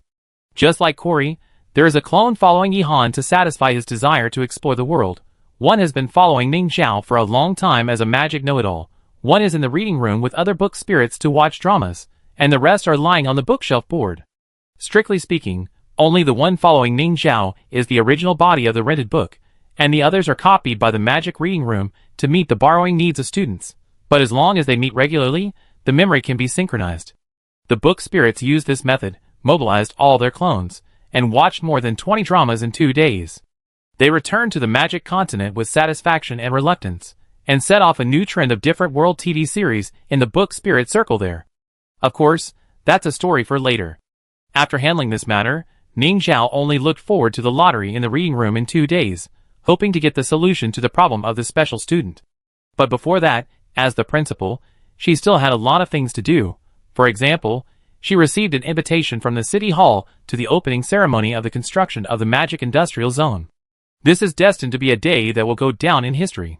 About a month ago, a terrible disaster befell the land we have cultivated for generations, dragging the entire Dong'o human race into the abyss of fear and despair. But just 1 month later, we are rebuilding our civilization under the glory of magic. Today, in this city, we will witness the rise of the magic era. This is a small step for Lekung, and it will also be a big step for the entire Dong'o and even the human race on Blue Star. The voice of Mayor Chi reading the script with emotion spread throughout the area through the loudspeaker, and the people in the audience applauded. A camera recorded the scene, and the faces of representatives from all walks of life in the entire Lekung were all excited, fully showing their vision for the future. Indeed, there are many exciting things today. For example, just now, with the help of a drone, they saw a shocking scene. The magic talents wearing the first batch of Magic Rider uniforms urgently customized by the municipal government and handmade by tailors, stepped on pieces of ice dancing leaves and set off from different corners in a uniform manner according to the regional lines planned by the government. While gliding and dancing, they outlined the future traffic arteries. Looking down from the top of the city, it was a performance that could be called art. The dark blue riders and green leaves were like adventurers who broke into this cold snow country, creating blue lines in the snow with free and unified forward movement, announcing the birth of a new magic area. This group of riders came from those who were found to have magic qualifications, but were not selected for the list of candidates for the academy for various reasons. The municipal government did not ignore this group of people. On the contrary, they established a magic talent pool specifically for this purpose. They had only been trying to learn riding dance, the abbreviation of ice dance in this world, for 2 days, but everyone miraculously completed it well. No one slipped off the track, and no one fell behind. When they finally gathered together, slid to the area specially prepared for them under the stage and stopped perfectly, everyone present applauded excitedly. Others may not know how difficult it is to do this, but Ning Zhao, who has seen enough students wrestling on the ice rink in the past few days, knows that they must have spent all their time practicing, and they are probably a little injured. But everyone is upright, confident and energetic. They are men and women, children who are still in school, and middle-aged people who are close to 40. They are inspiring. In the crowd, Sun Hongjie looked at Qin Jian standing in the front row with an upright posture, and his eyes were a little red. Originally, Ning Zhao thought that there was no need to engage in this kind of formalism. After all, she was a principal who was too lazy to arrange things like the entrance ceremony. But the government representative secretary Zhang gave feedback to the parents' union that the people of Dongzhou need encouragement. The documentaries played in and outside the shelter cheered up the people of Lekung, who were originally confused and desperate. Although Ning Zhao's original intention of filming the documentary was just to save some time introducing magic. Similarly, The Lekang government believes that this is not only a sample for other cities in Dongzhou, but also an encouragement for all compatriots not to give up hope. Look at the spirit of the people of Lekang. Please believe with us that we can overcome this natural disaster. In the end times, hope is more precious than gold. For this reason, it is worth spending some manpower and material resources to hold a special opening ceremony. The second thing that everyone was excited about was, of course, that the representative of the magic school also attended the opening ceremony. This representative was not the legendary principal of the magic school, but the magic crow that was already quite famous in Dongzhou. No, on the Blue Star Internet. People saw with their own eyes that the puppet crow turned into a handsome boy after a gorgeous light effect. With an alien appearance and elegant manners, as a representative of the magic school, he offered good wishes to Lekang, the first magic city. Everyone applauded so much that they could hardly stop. The third thing that everyone was excited about was the announcement of the establishment of the Magic Mud Brick Factory. Magic does not belong exclusively to the magic school, nor even entirely to magicians. In the future, people in Dongzhou can use magic alchemy products to complete the production of magic materials themselves, although the assistance of magicians is still needed when building the product line, and the production of items requires the permission of the school. It is a magic factory that belongs to them, and ordinary people can also work in it.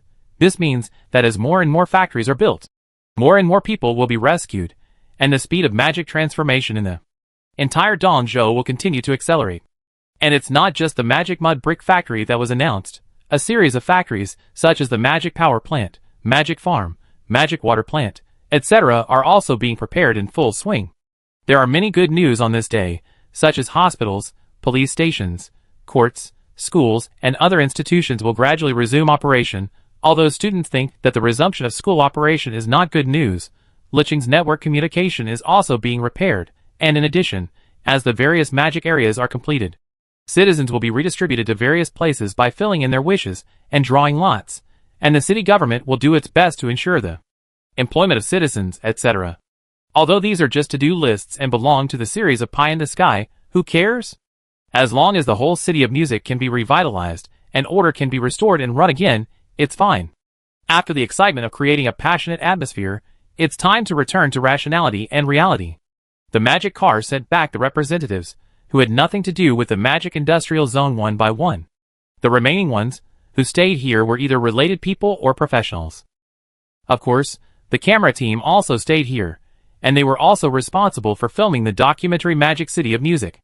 Slow down, be careful of your feet, don't step on the air. Stop. Right at that position, slowly put the foundation frame down. The one in the southwest corner, move a little to the left. Okay, this time it's aligned. I count 1, 2, 3, you put it down little by little. The site selection of the Magic Mud Brick Factory is the most lively at this time.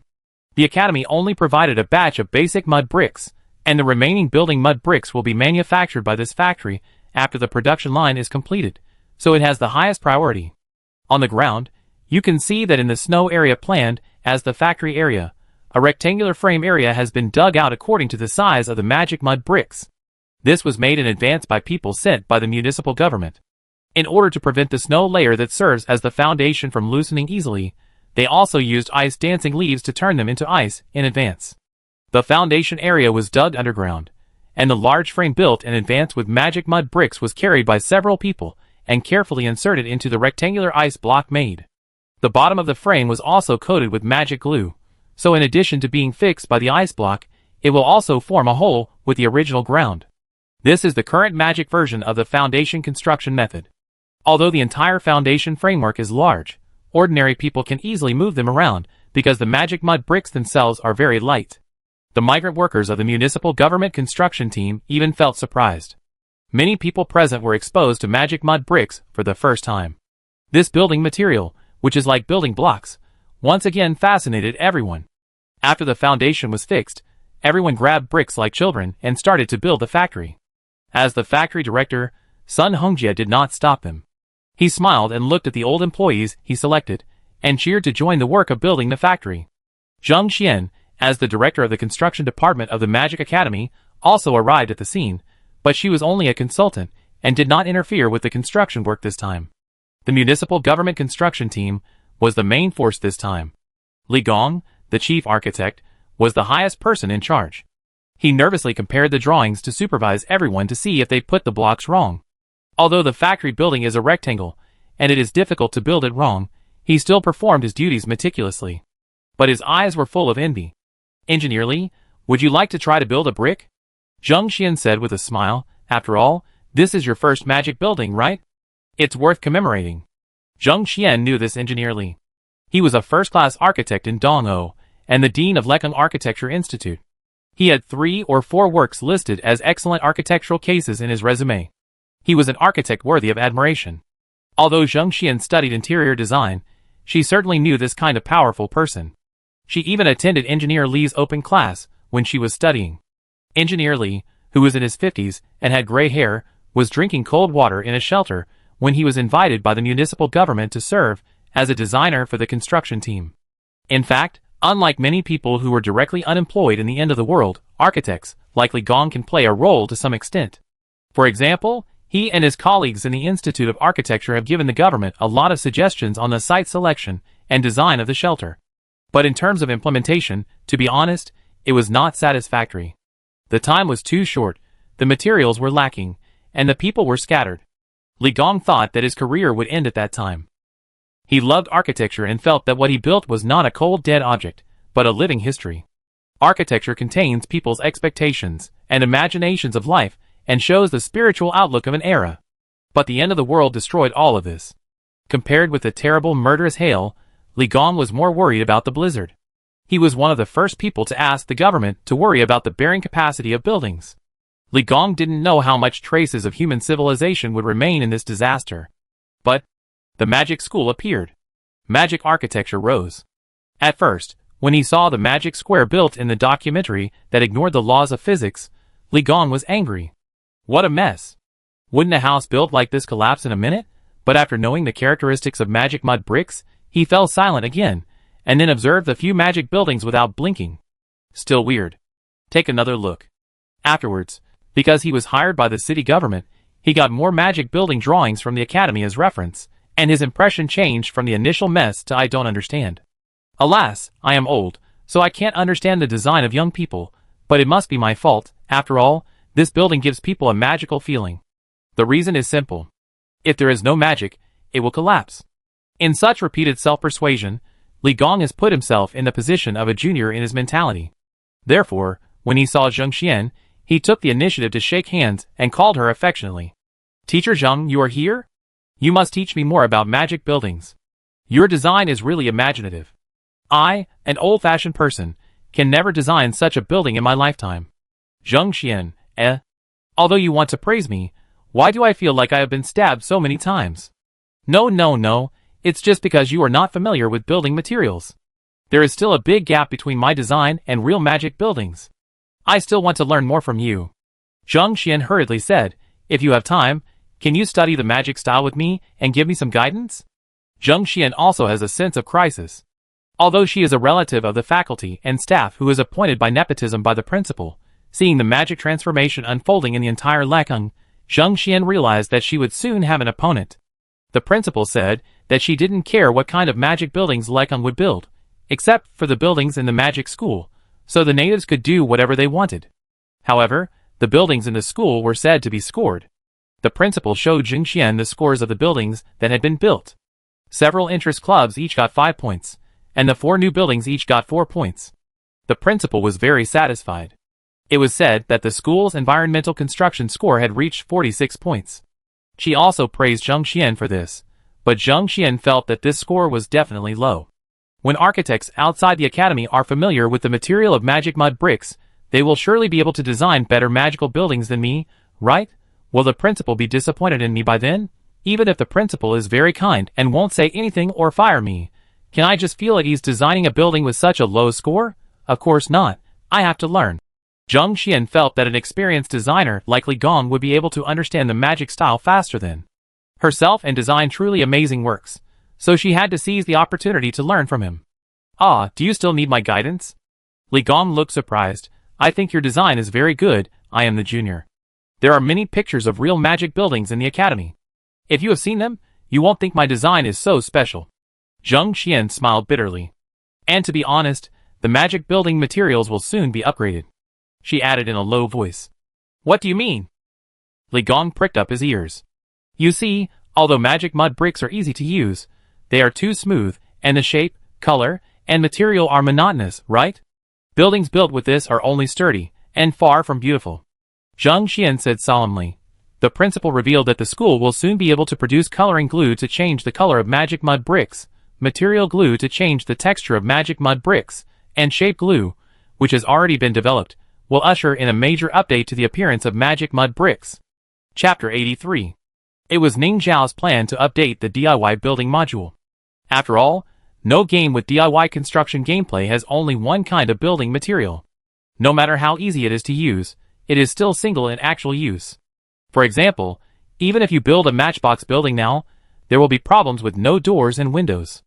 Nowadays, people use ordinary doors and windows and magic mud bricks to solve this problem, or even use transparent door curtains in simpler cases, but the overall effect is really terrible. No matter how good the chef is, he can't do without materials. Ning Zhao is not a devil who has to use a single building material to torment the architects. What's more, with the enrollment of new students and the completion of several buildings, the academy was upgraded not long ago. The current rating of the academy is as follows. Name, Hope Magic Academy, comprehensive rating, 2 stars, student strength, 98 points. Course reserve, 30 points. Teacher strength, 9 points. Campus facilities, 19 points. Environmental construction, 46 points. Thanks to the acquisition of the new course Introduction to Puppetry, although the score of campus facilities has not changed, it has also met the requirement of 3 items with a score of 30, so the academy has successfully become a 2-star academy, and can build more functional magic buildings, improve the level and number of various buildings, and open new magic shops. Especially in the magic shop, you can not only buy seeds of basic magic plants such as the magic flower, but also buy many magic decorations and furniture. For example, the magic pillow of the academy can be purchased separately, in addition to some consumable or non-consumable alchemy props and products. Many things look very attractive, but their prices are also nakedly written with the word money grab. As the principal whose economic situation has improved, the freshmen have increased the school's daily net income by almost 5 times, but is still very poor compared to the target. Ning Zhao said that putting these things in the shopping cart means that she owns them. So does it matter whether she pays for them?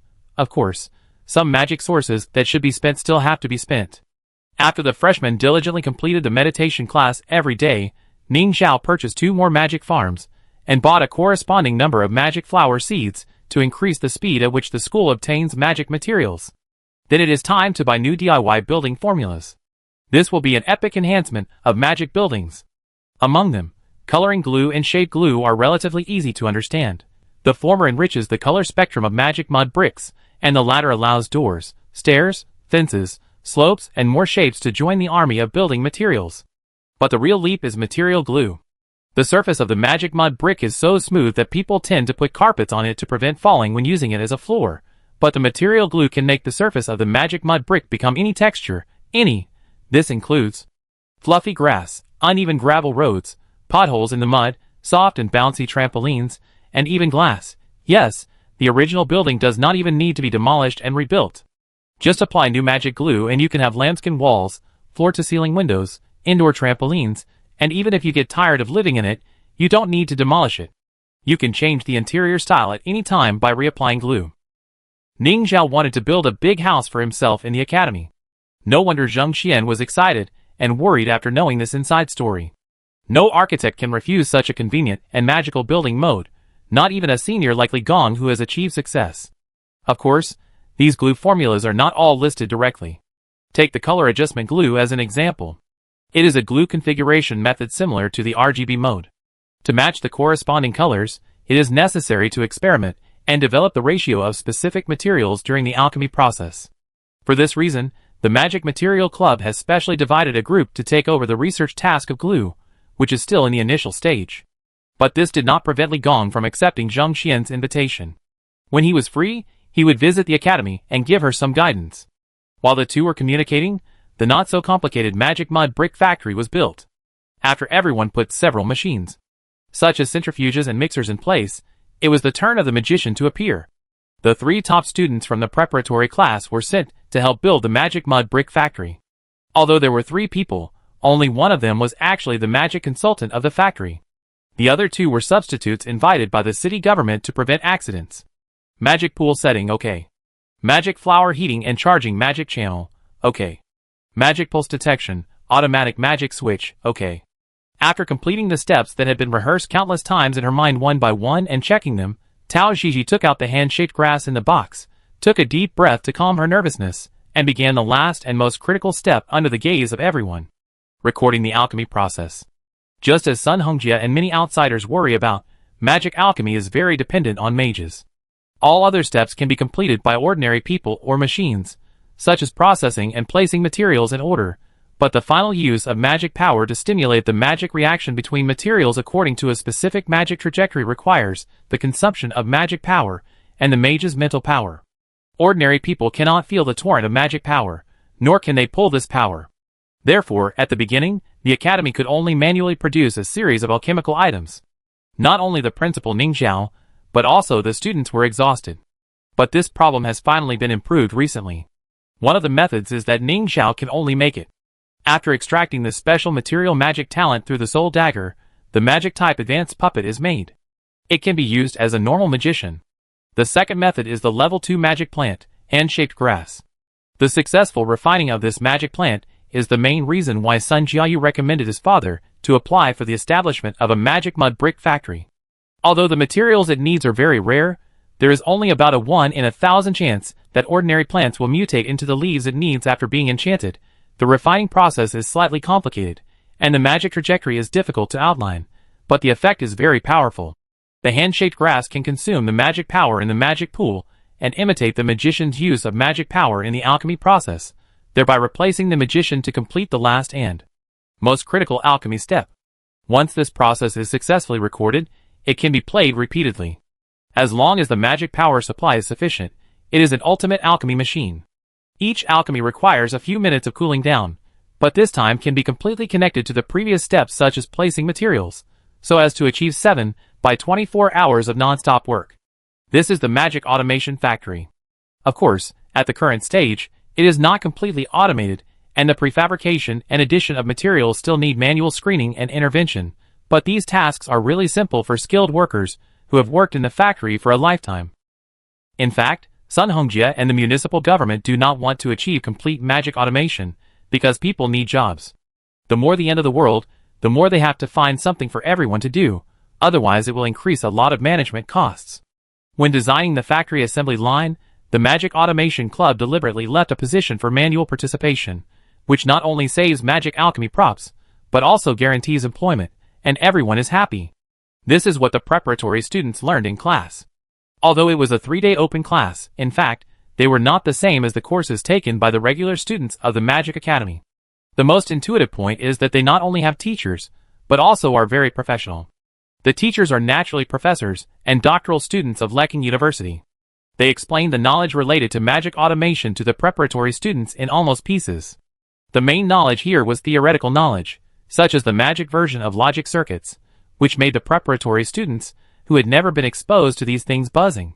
But everyone worked hard to take notes and digest and understand them within 3 days, at least memorize these knowledge first.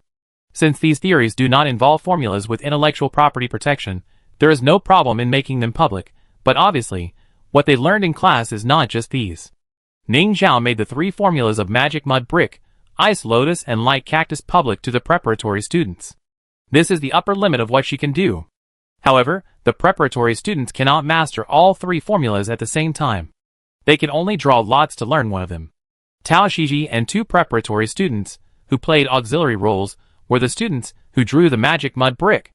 In fact, Tao Shiji was a little disappointed at the beginning. What she wanted to learn most was the ice lotus. This magical plant that can generate magic power, and can be carried on the body as a magic heater, is what she wants most. If she refines it herself, she can give one to each of her parents, grandparents, and a large family of relatives. But if she doesn't know how to make it herself, it will take a long time to wait until there are surplus ice lotuses to exchange for ordinary people. In fact, Tao Gigi is not a top student at all. Even when she was studying in the past, she was a poor student who dragged her feet in the class and always gave the teacher a headache. During her school life, a teacher once said to her parents in front of her, She is stupid and not good at studying. Find her a technical secondary school. Her parents did not let her stop studying, but changed her class so that she would no longer have to deal with a teacher who only values grades. Tao Gigi did not go to a technical secondary school, but stumbled into a low-end high school and finally went to a third-rate university. She was lucky enough to get into a third-rate university, but it was a private school that no one had ever heard of, and she studied the worst major in the school, but her parents still held a banquet for her to enter higher education and told her, "See, Gigi, you can do it." She thought she would definitely fail the exam, but they still encouraged her again and again, saying that she worked hard and had to believe in herself. A third-rate university has become the highlight of Tao Gigi's life. At least before she was detected to have magical talent, that was the highlight. Tao Gigi is 28 this year. After graduating from university, she began to repeat her frustrated life and suffered a lot in finding a job. It is difficult to find a job, and it is difficult to work. If the company lays off employees, she will definitely be on the layoff list. Before the end of the world, Tao Gigi was unemployed. She was anxious and lost a lot of hair. Later, with the encouragement of her parents, she tried to be a freelancer and do what she likes. Tao Gigi likes to draw, because the only person who praised her was the art teacher. But Tao Gigi's drawing skills are far from the point where she can make a living by relying on art expertise, so she has never thought about this path. But since she is unemployed anyway, what can she do? So Tao Gigi became a cartoonist on the internet, using simple cartoon characters to tell stories around her. She was criticized for her ugly drawings and boring stories, but she also had her own comic fans. Even though the number was small and far from enough to bring her income, her life seemed to have a direction. For this reason, Tao Gigi began to study painting hard, starting from the most basic line control. However, the end of the world came when her life was just starting to improve. Like all Dongo people, she was confused about her future and the future of her family, but fortunately, no one in her family, including relatives, died in the disaster. So she comforted herself that this was good enough. But what about life? It is really amazing. When the future hit the bottom again, it rebounded and came to her new highlight moment. She was actually one of the 1,000 potential magicians. She was actually selected as a candidate for the academy. She was actually, she didn't pass the interview and became an enviable student at the Magic Academy, but she became a preparatory student. And in 3 days of study, because she mastered the magic trajectory of magic mud bricks the fastest, and her success rate and proficiency were ahead of others, she became a magic consultant for the magic mud brick factory. Because she was called stupid by the teacher, she had the patience to learn by rote, and spent more time than others to learn a knowledge. Because she was expelled many times, she was not afraid of failure, and learned to focus on the things in front of her. Because she found a new direction in life, she practiced pen control patiently, and when drawing the magic trajectory, she got started faster than others. Thinking of it this way, her life is as magical as magic. As the alchemy stick fell, the magic trajectory was perfectly recorded successfully. Everyone added the materials to the alchemy pot at the terminal, and started the alchemy switch designed by Tao Gigi. Hand-shaped grass began to hold the alchemy rod and repeat her alchemy movements. Everyone held their breath nervously. Then, success? Great! Seeing a ball of magic clay waiting to be shaped successfully appear in the alchemy pot, the crowd burst into cheers. Thank you for your hard work, Teacher Tao. As the factory director, Sun Hongjie shook hands with Tao Gigi. This scene was recorded by the camera and became a picture recorded in history. Teacher Tao is a strange name, but it makes people happy. However, Tao Gigi inadvertently glanced and saw 2 preparatory students in the crowd who were also applauding, but their faces were full of regret. I became alert. Although we are classmates and we have been getting along well these days, but we are also competitors. The preparatory students of the Magic Academy have a completely different atmosphere among classmates. After all, when the Academy recruits students next time, they will be the ones who will be given priority for admission. Although this priority is related to their own talents and qualifications, it will be more about examining their contributions during this period. Preparatory students are not people who can lie there and enjoy themselves after learning a magic formula.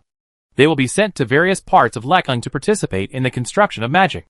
Tao Gigi and her classmates in the magic mud brick class have to do more than just set up a magic assembly line. They will also become assembly line workers. Well, there is nothing we can do about it. Although the hand-shaped grass is good, the quantity is limited. In the short term, these preparatory students will join the vigorous magic construction movement in the form of manual alchemy. These works will earn points and become a reference for the academy to admit students. But this is not bad either. She has a job as a civil servant with full benefits, and she should never be unemployed again. In the crowd, Tao's parents, who were assigned to the magic industrial zone because of Tao Shiji, were proudly sharing with strangers around them, "Look, that's my daughter." They will be assigned to the staff dormitory near the factory, and will be given priority in the industrial zone, becoming the first group of people to be settled. Tao Shiji was infected by their smiles, and she had infinite ambitions in her heart. "I want to maintain my first place in the preparatory students and be successfully admitted to the magic school. I will take my whole family with me." Similar things not only happened in the magic industrial zone, but in the next week, several other magic areas also began to be built one after another. Every magic mud brick produced by the magic mud brick factory will be quickly transported away for the construction of the whole city. Ning Xiao was very pleased with this. She didn't have to take the responsibility of saving the world on herself. The natives could start the work of saving the world with magic themselves. Of course, this doesn't mean that the work of the principal has been reduced. As the number of students in the academy increased, various new demands were also growing. Some of them could be met, but for others she had no way to deal with them.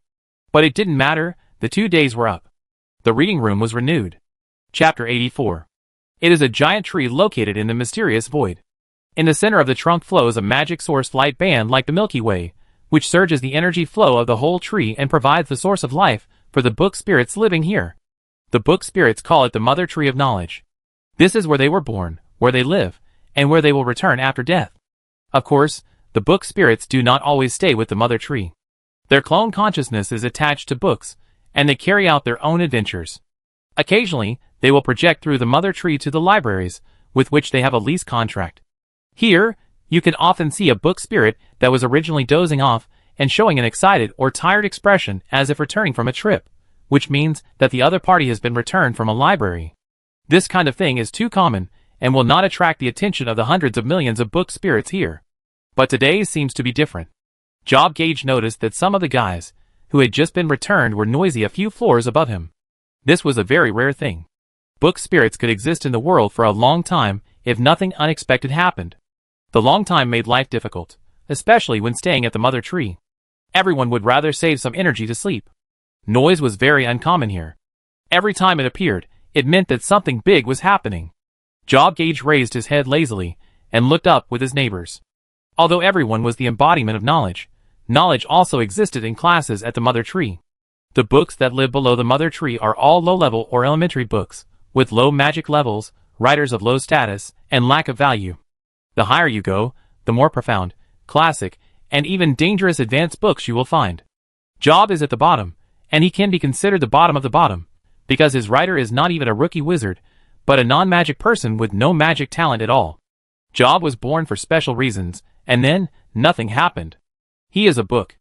Except for the fact that some people paid attention to it when it was published, it is not read much.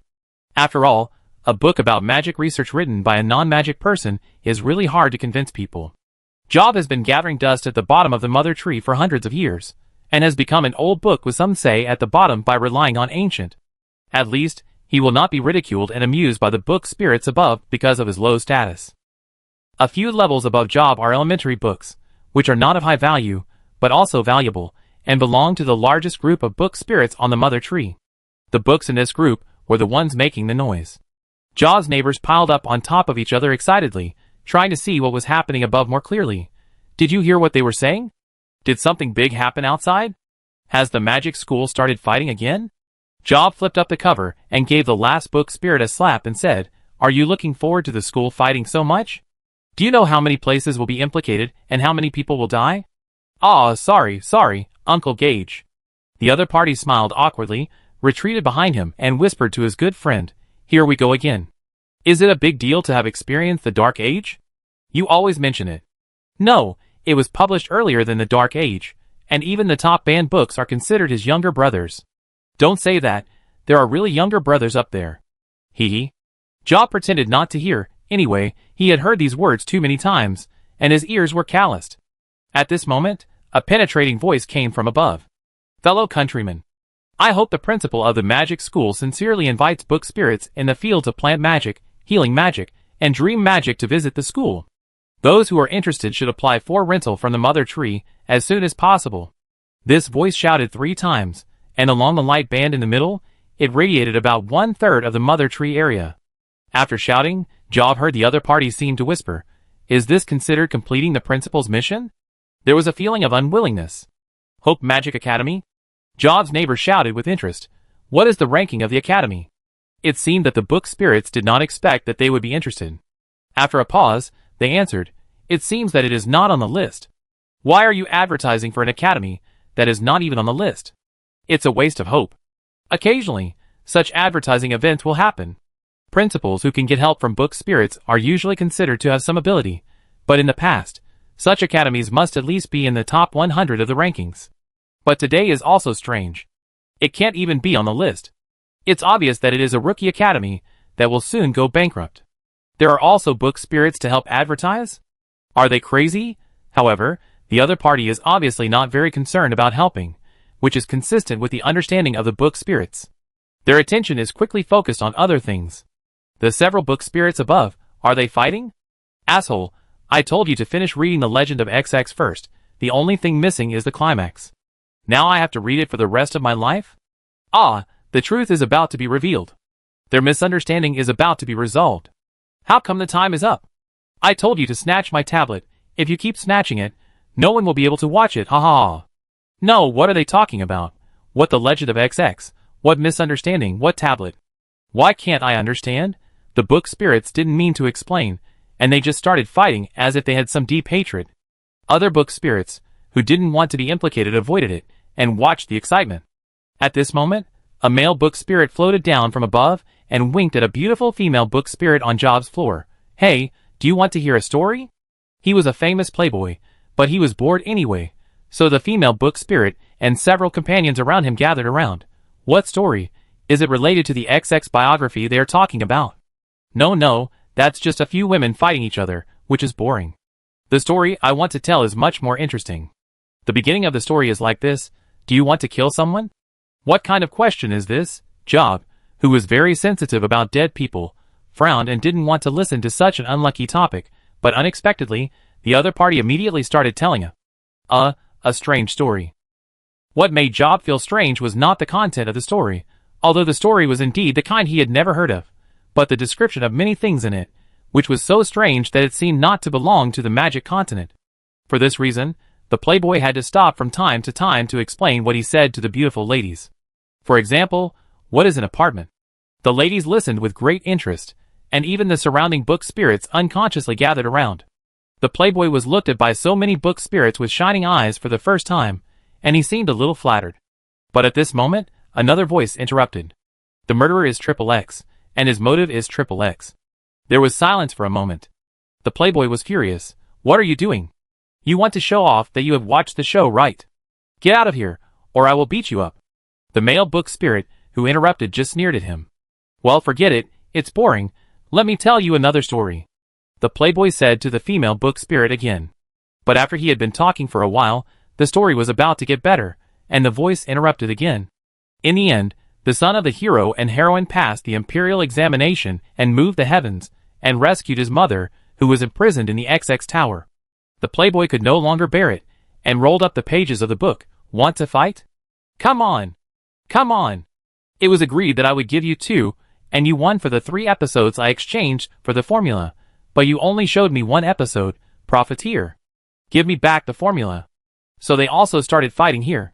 Not only that, the playboy, who was called a profiteer, seemed to be particularly hated. Soon, another book spirit came down from above to join the fight, and the floor where Job was staying fell into chaos.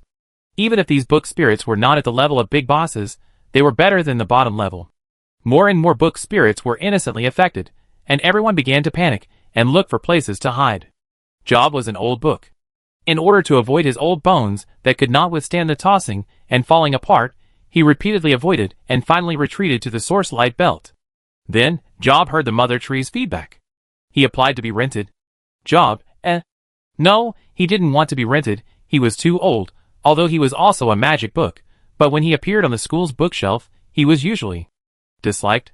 Well, there was nothing wrong with admitting that the book of the magicalist was superimposed with antique attributes, so outdated that it needed to be thrown into the garbage dump, but there was no way to cancel after accidentally touching the mother tree, and Job looked at himself in distress as he entered the lottery list. Forget it, there are so many books, and it is a low probability event to draw him. Right? Just as he comforted himself like this, a bunch of tentacle-like silk threads floated out of the light belt and wrapped Job. Job, like him, there are 300 other books, which means they will be rented out soon. So unlucky. The book spirits who were drawn had bitter faces and flipped a few times in annoyance. When people don't want to be rented out, they will express their helplessness like this, especially when the place of rent is a low-end place, which usually means that their value also seems to be depreciated. They only rush to go to high-end library collection rooms and top-ranked academies, which is the tradition of book spirits since ancient times. Job also wanted to express his protest, but gave up after opening the cover. Forget it, a rubbish book like his doesn't need such a boring performance. But just as he was waiting for the countdown to be teleported away, a book spirit stumbled over from the chaos of the fight and said to him breathlessly, "Hey! When you go to the academy, remember to help me find out what the ending of XX biography is. Did you hear me?" Job, huh? Not only him, similar voices soon rang out one after another. Those book spirits, who were busy fighting, actually had time to shout at him, all asking him to help watch the ending of the drama XXX. Job was confused, and so were the other waiting to be teleported book spirits, who were also asked to do the same thing. But they will soon figure out what's going on. As the familiar yet strange teleportation feeling ended, 300 new books appeared in the reading room of Hope Magic Academy. It wasn't even a library, the space was small, and the magic facilities were simple. In the eyes of the book spirits, this reading room was so simple and horrible that they wanted to fall asleep immediately after just one look.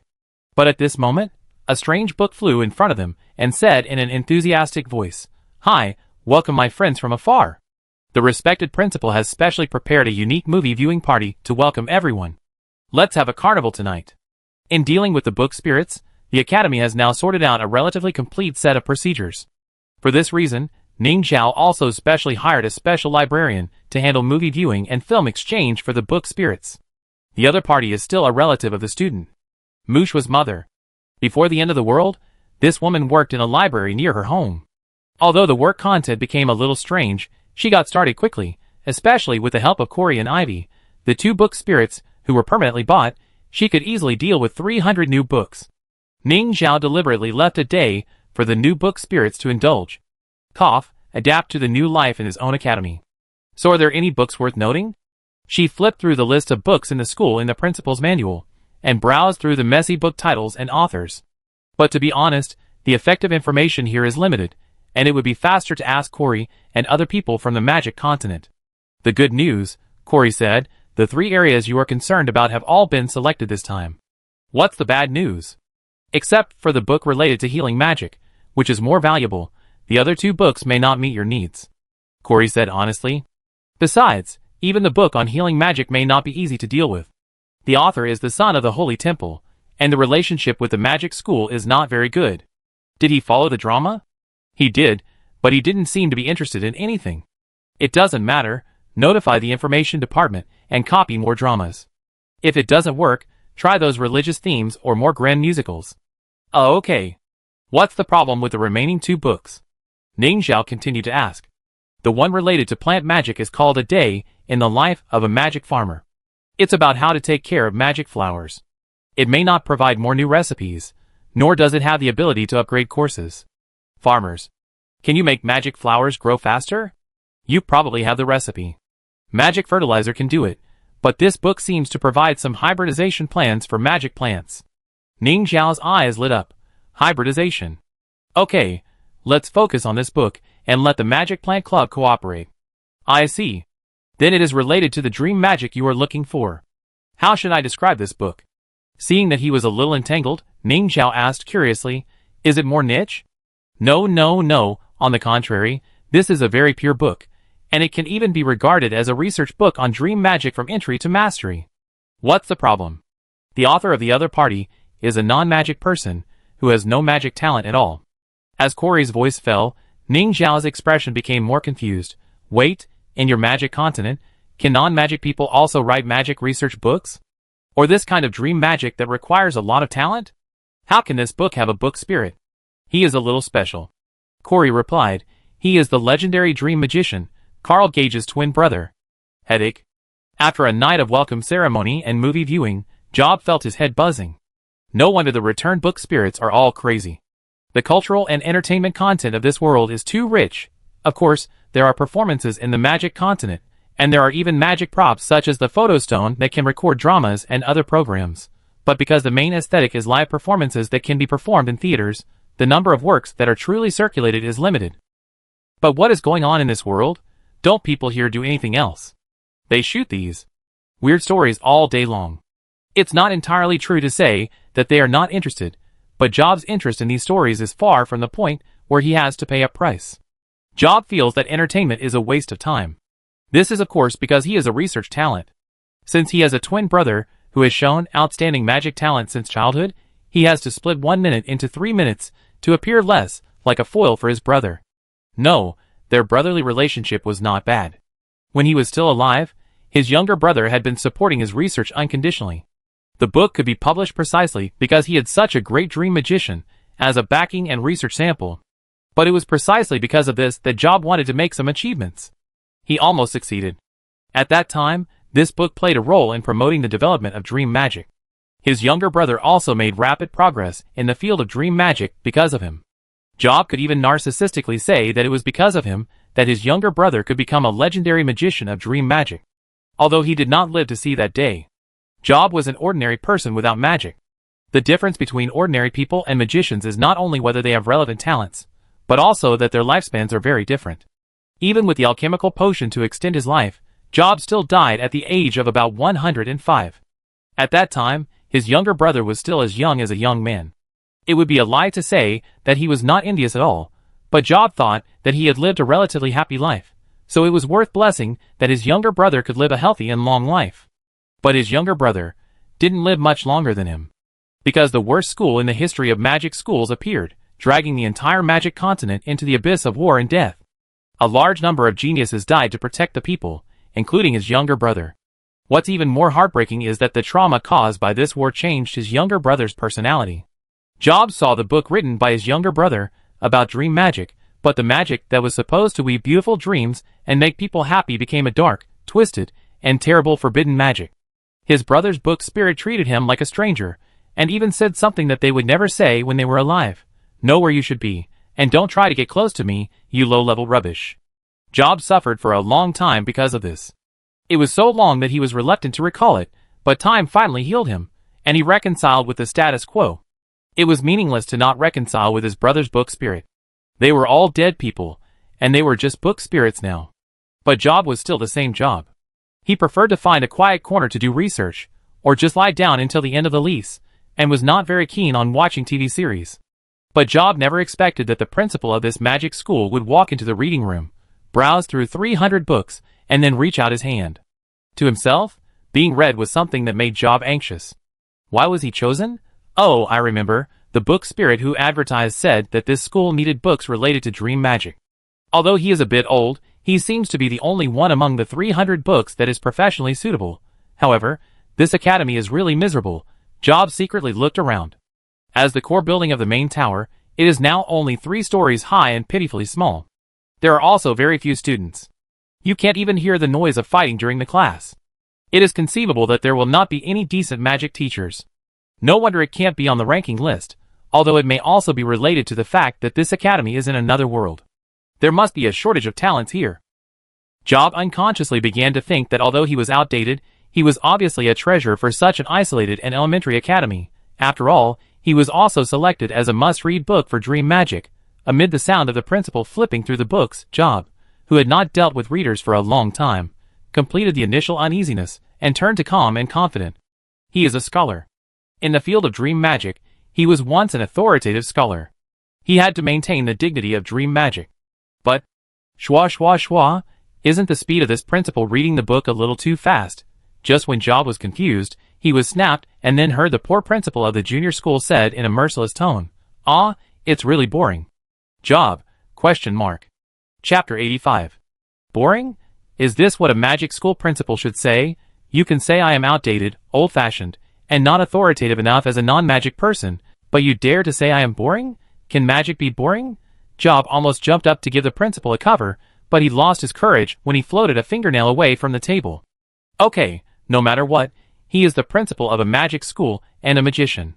Even if he is full of nonsense, his status is more noble than his. Fighting with readers because of indignation, and then being torn apart and burned by a stupid rookie with magic, this kind of thing is what young book spirits will do over and over again. But I am so disappointed. Even in such a primary school that looks like it will go bankrupt, he will not be taken seriously. Unconsciously, tears welled up in Job's eyes. For himself, who had outstanding achievements, but was not valued simply because of his lack of magic talent, and for many other non-magic book spirits, who had the same fate as him. "Aw, are you crying?" A female voice sounded very close. Job raised his head, and found that he didn't know when the cover of his book had been opened a crack, and he was in the author's profile photo, facing the principal, who was looking out. Job, snap. Fortunately, Ning Zhao dodged quickly, and almost got her nose pinched. However, she still touched her nose and thought a little guilty. I just told the truth. Is it that serious? Magicians like to be mysterious, and writing books is completely a scam. At least most of the magic books she has seen so far are like this. She thought the non-magic ones would be better. At least, speak human language. As a result, this book multidimensional dream element model, and chaotic effect of cross-dimensional information is no less terrible in not letting readers live. Ning Zhao doesn't even need to give examples. Just look at its title, and you know what the hell it is. But he's already crying, so let him go. Ning Zhao cleared her throat.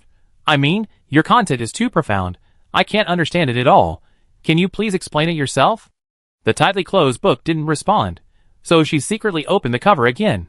Good, this time the person was not in the photo. Ning Zhao looked at Corey for help. Principal, you should go and study the art of speaking. Corey said, even if it's your true thoughts, please say it in the most tactful and friendly way possible. This is the etiquette of the nobility. Not everyone or book spirit has a strong heart to face criticism directly. Why do I feel that the cover is closed tighter? Wait a minute, Ning Zhao realized something. You mean, you like to talk in a roundabout way? Generally speaking, the higher the status, the better they understand the art of speaking. So the style of writing books in your place is that even very simple truths have to be told in a complicated way, right? Corey recalled for a moment and nodded. Not all, but quite a few are like this. This quite a few naturally includes the magic books of the magicless. It is very doubtful whether the magic research done by the magicless is credible. If it looks too easy to understand, it will only make itself look cheaper.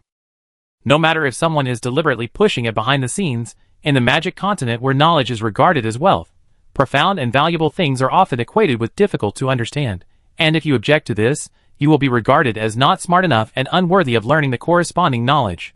The older the time, the more so. Considering the time when Job's book was published, it is not surprising that it would be in this style. I understand. Ning Zhao said, picked up his phone and sent a message. After a while, Yu Ziqing, the director of the Network Information Department, brought a new tablet with a confused look on his face. Of course he was confused. The principal asked him to copy some textbooks and corresponding courseware from this world, and I heard that these were intended for the book spirits to read. Read books for books. This is really something that only happens in the magic world. Yu Ziqing thought so and left quickly. Then, the tablet was handed to Corey, and Ning Zhao ordered, teach him how to use it. Well, at least let him know that it is normal for me to make such an evaluation. Let me make it clear first that I will never forgive this principal. On the way to being flying away from the principal's office by Corey, Job was finally willing to speak again. He looked at Corey, the publishing junior, angrily. It's ridiculous. He has no respect for knowledge, and only wants to use crooked ways to squeeze out our value. What's the difference between this and the Abyss Academy? After the voice fell, he himself became quiet. The Abyss Academy is the terrible academy that brought the Dark Age to the magic continent. Although Job did not experience that era, he also knew that this academy was a taboo for the magic continent. Of course, this academy also left Job with trauma about his younger brother. Of course there is a difference. Corey said softly, don't worry, you will soon know how different this academy is from those academies on the magic continent. As for the Abyss Academy, how can I put it? There will never be such an academy again. Everyone will prevent such a thing from happening. Finally, Job snorted, it's better this way. The two books passed a corner, and bumped into a woman who was going upstairs. The other party was wearing the academy's teacher's robe.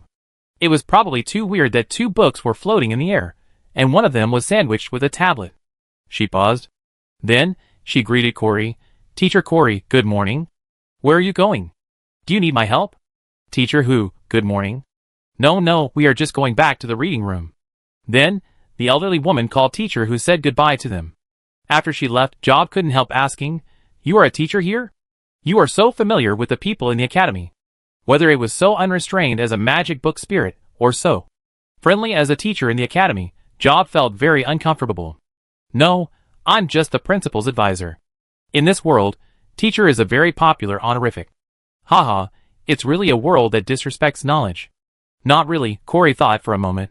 It's just because the knowledge here is easier to obtain than you think, and there are a lot of teachers. He looked out the window, where he could vaguely see a corner of the interest club. For example, in the buildings there are even many teachers equivalent to the magician level of the magic continent. If you want, you can learn from them at any time. Job couldn't imagine this scene. Magicians? Those guys who only look down on people and occasionally take in apprentices just to use them as servants? It is the emergence of the Magic Academy that has made more and more magicians willing to become teachers and train their disciples wholeheartedly. It is for this reason that everyone did not drive away all magic academies because of an Abyss Academy. Well, since this is also a school that is not so rigid about status and class, Job is willing to spend some time to learn about it. By the way, what does the magic teacher just now teach? What kind of magic is he good at? He teaches plant magic and is good at, meditation? Job, ? A few hours later. When Job, under Corey's guidance, flipped through various textbooks here, he was shocked by the elegant descriptions and arrangements in them, and after learning to watch the video tutorial, Job was in a trance throughout the book. Especially when the screen showed, Your viewing balance is insufficient. Please find the librarian to recharge before continuing to watch this prompt. Job excitedly jumped up from the table in the corner. Corey, he shouted, can I see the principal again? Corey came over and saw the prompt on the screen and understood. Oh, you don't need to find the principal. Just call Miss Pung over there. She is the librarian. No, that's not the question, Job said embarrassedly. Can I sell myself? Corey, ? You clearly said that you hope I will personally explain the knowledge about dream magic. So why not hire me as a teacher in the academy? Job said timidly. Of course, I welcome you to become a teacher in our school. Ning Zhao showed a sincere expression. In fact, she was so happy to find that the magic book of the magicalist did not have the restrictions of other books, and she could even become a teacher in the academy. But the problem was, our school does not have the course of dream magic for the time being, and the corresponding number of students is only. She raised 2 fingers, 2 people? 2 students, then, that's also possible. Well, let's talk about what you plan to exchange for this. Ning Zhao didn't expect that the matter would turn around so quickly. Do you like watching teaching videos? Strange, but understandable. I want to learn. Jober's voice was a little low. Seeing that Ning Zhao didn't understand, he mustered up the courage to speak loudly. Can I follow the magicians in this world to learn knowledge such as physics, chemistry, mathematics, and so on? It's okay to learn from these things called videos. Of course, it would be better if I could ask real people. Ning Zhao couldn't help asking, but these are not magic. No, Principal, Job said seriously, tears in his eyes again, these are of course magic, and they are magic that ordinary people can also perform. For example, the knowledge called chemistry produces artillery. How is it different from the magic cannons on the mainland? On the iron block called train, ordinary people can travel thousands of miles in an instant. There is also plane, which does not require magic at all, and ordinary people can also go to the sky. I misunderstood you. This is a great academy. This is a great world, Job said excitedly. Such knowledge can be described so simply and easily. How many students who can't afford a teacher will benefit from it? And the knowledgeable teachers are even willing to record their lectures into videos. With just a simple formula, you can watch 3 full episodes. That's 3 hours of knowledge essence. It seems like there is some misunderstanding. Should I explain it? Ning Zhao coughed and said, I understand. Then please become the special teacher of the academy, and teach you about dream magic. I will pay you according to the class hours, which can be used to exchange for the right to watch the tutorial video. Thank you, Principal. I can start working now. Where are my 2 students? Job said excitedly. Ah, you only need to teach 1 for now. Okay, where are the others? Then, Job saw the principal stretched out her finger and pointed at herself. Job was stunned. Yes, I am your first student, Teacher Job. Ning Zhao said. Ah, I just want to be an ordinary special teacher, How can I become the principal's teacher? What's the difference between this and being a teacher to the queen? Job opened and closed his snap and used the vibration to make sure he was not dreaming. But, he stuttered and said expectantly, do you have the affinity attribute of Dreamland? Ning Zhao summoned the principal's guide and chose Dreamland on the principal affinity attribute reward that was waiting to be distributed after the school was upgraded. After closing the guide, she replied, oh, now I have it. Chungwi Building. A group of survivors are active in this high-end office building near the city center hospital. You may have to be careful recently. Don't contact them casually unless you are sure that they need help. A man in black said in an office on the upper floor. I know. Jiangsu sighed. Now the survivors have been deceived by the magic area transformation, and they will not open their hearts to us easily. It doesn't matter, most of those people are not our companions, they can't understand it all. The man looked out the French window and said in a low voice, how painful it is to lose a loved one. Jiangsu remembered that day again. When he fled back to the inpatient department, he saw his mother's body and his father crying. It should be almost a month since that day, but it seems like a lifetime ago, and it seems to have happened yesterday. Accompanied by the magic qualification census, the Leking city government has counted the data, and about 1.3 million residents died in this natural disaster. What a terrible number, and how many families are affected. But strangely, Lekong now seems to have forgotten those who died, immersed in the so-called magic lies. Even many bodies were not dealt with, and were buried under the snow by the blizzard. People could not see them, so they just assumed that the pain did not exist, no longer questioning the truth, no longer looking for the culprit. In just such a short time, the anger that once ignited the outpatient hall seemed to disappear, turning into blind survival. They are the ones who should die. Jiangsu said so. There was a flame of hatred in her eyes. Yes, ignorance is also a sin. The man said, patting Jiangsu's slightly trembling shoulders, we are on the right path, which may cause us some pain, but only in this way can we achieve justice and comfort those innocent dead souls. Thank you for your comfort, envoy. Jiangsu took a deep breath, calmed herself down and said, I checked the arrangements for tonight's ceremony. Go ahead. Jiangsu left the room, which was not cold at all even though there was no fire, and walked down the stairs of the fire escape, feeling the cold coming back. This is not a good base. Although everyone has tried their best to renovate it, it is still a bit shabby compared to the government's shelter. The elevator stopped working. Every time I went up to meet the messenger, I had to walk up the stairs for a long time. In the extremely cold weather, it was a very hard thing. But this kind of suffering can calm the mind. Jiangsu felt that this world was too wonderful. How could there be a rusty sun in the sky? How could Dongzhou be shrouded in unscientific extreme cold? And how could she have thought that the man who had knelt in the hospital for a long time because he had no one to ask for help would become an envoy? When they met again, Jiangsu was immersed in absurd feelings every day. Only when she followed the messenger to help people who were suffering like them could she feel alive. When Jiangsu arrived at the activity hall on the ground floor, she was surrounded by warmth again. There were several stoves burning here, burning something called magic charcoal. Although the magic school is not pleasant, we have to admit that some magic items are really useful. Ms. Jiang, what did the envoy say? As soon as she appeared, everyone in the hall surrounded her. Everyone should be careful recently and reduce activities. Why? Shouldn't we let more people know the truth? Someone asked in confusion. That magical transformation documentary is really disgusting.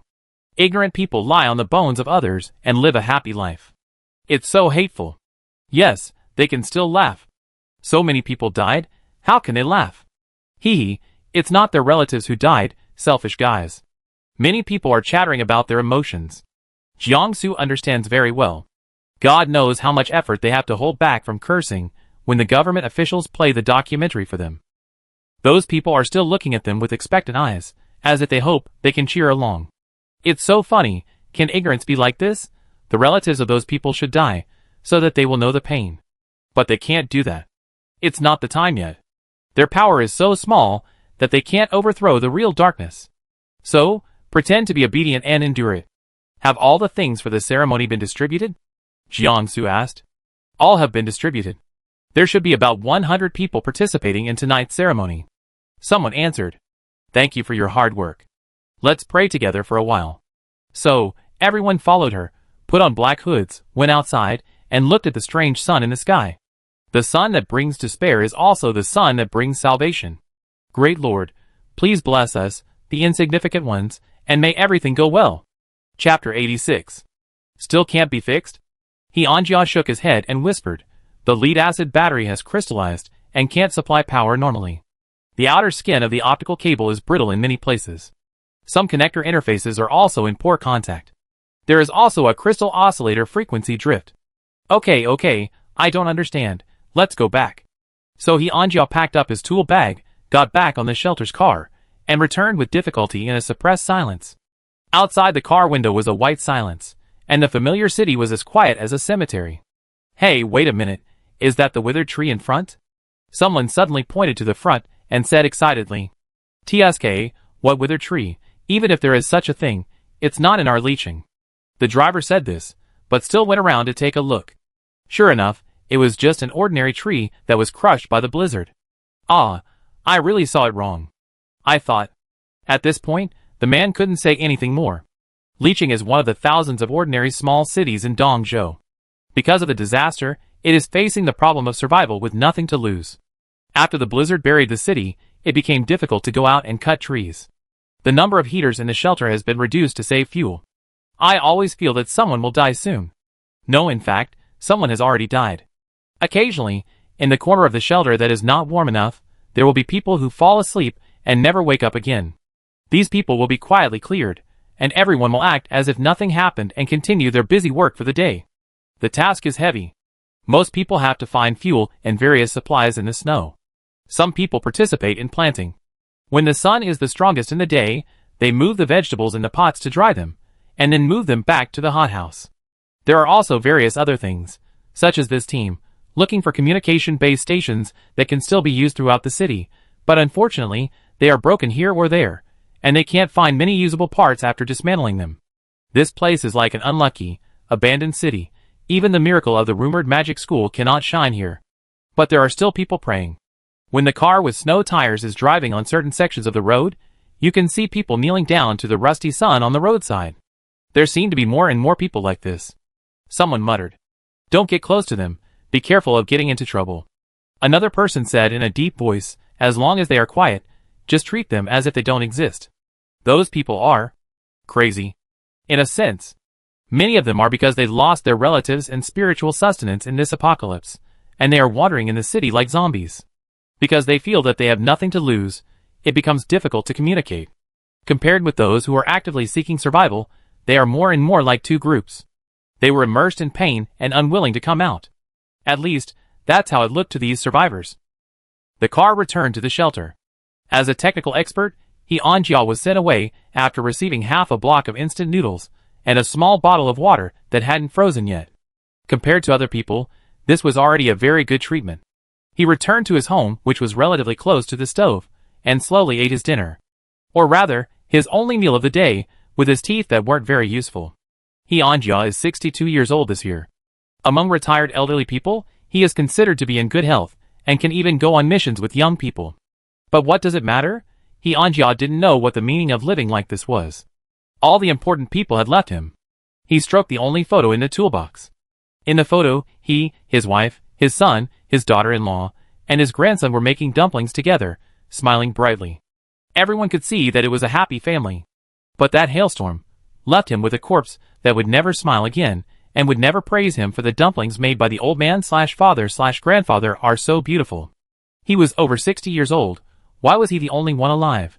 How much he wished he had gone out with them that day. At least they could hold hands together at the last moment of their lives. But Hyunjia couldn't simply give up his life like this. He was the only one in this shelter who knew about communication.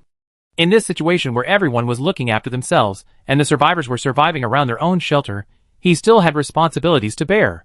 Wait a little longer, at least after confirming that experts like him were useless, then go see them. After Hyunjia made the bed, he laid down. He put a small sachet in his palm. It should be filled with sandalwood. The woody fragrance will calm people, and make them forget unnecessary worries.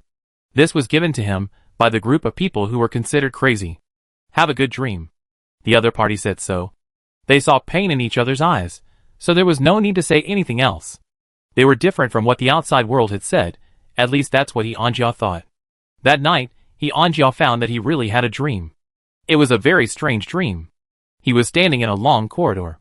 Both sides of the corridor were full of incomprehensible runes. At the end of the corridor was a door. A door that He Anjiao was very familiar with. He had lived in this old door for 10 years. He Anjiao was confused. He knew he was dreaming. His mind could even clearly remember everything that happened during the day, which was rare for people in a dream. But being in a daze in the corridor would not solve anything. Moreover, there was a door in front of him that was full of special meaning to him. So, He Anjiao opened the door with some trembling and some expectation. Grandpa is back. As the door was opened, the sun shone into He Anjiao's eyes. After the familiar and somewhat naughty voice, he felt his feet being hugged. Grandpa, where's the toy I want? He looked down and saw his grandson acting coquettishly. You want toys again? You have so many toys.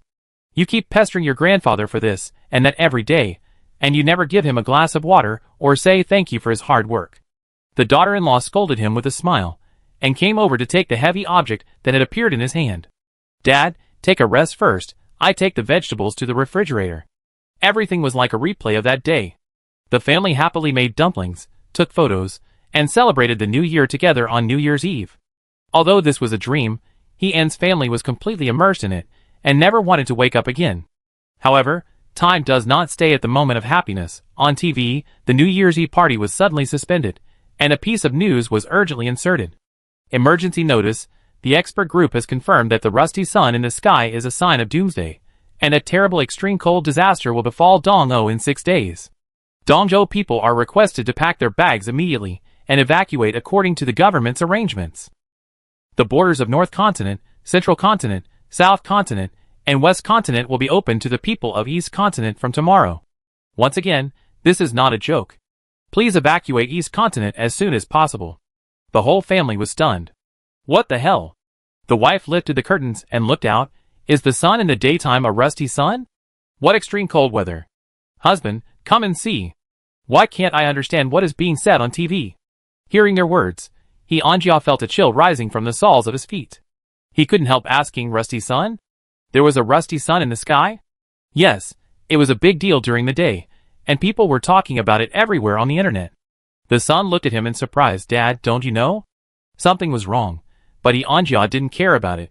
He said to his relatives in a panic, quick, pack up. Let's go. Ah, why do you have to go? Listen to me. He rarely got angry at his family members, who kept asking him questions, and said sternly, we have to leave Dongzhou.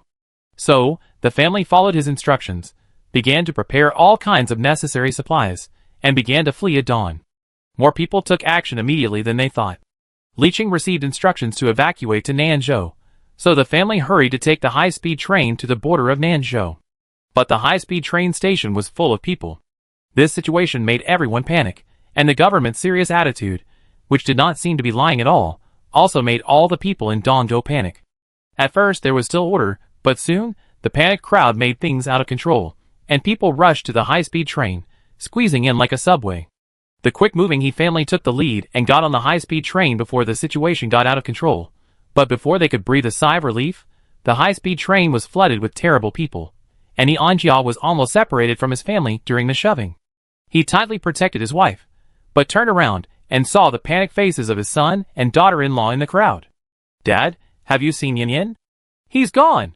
He Anjiao saw his grandson's small body lying in the hail, and he felt dizzy. Let's go find him. You watch your mother. Don't let her get into trouble. He Anjiao said to his daughter-in-law. He and his son searched in the crowd separately, shouting his grandson's name, but he couldn't hear his grandson's response at all. The carriage was too noisy.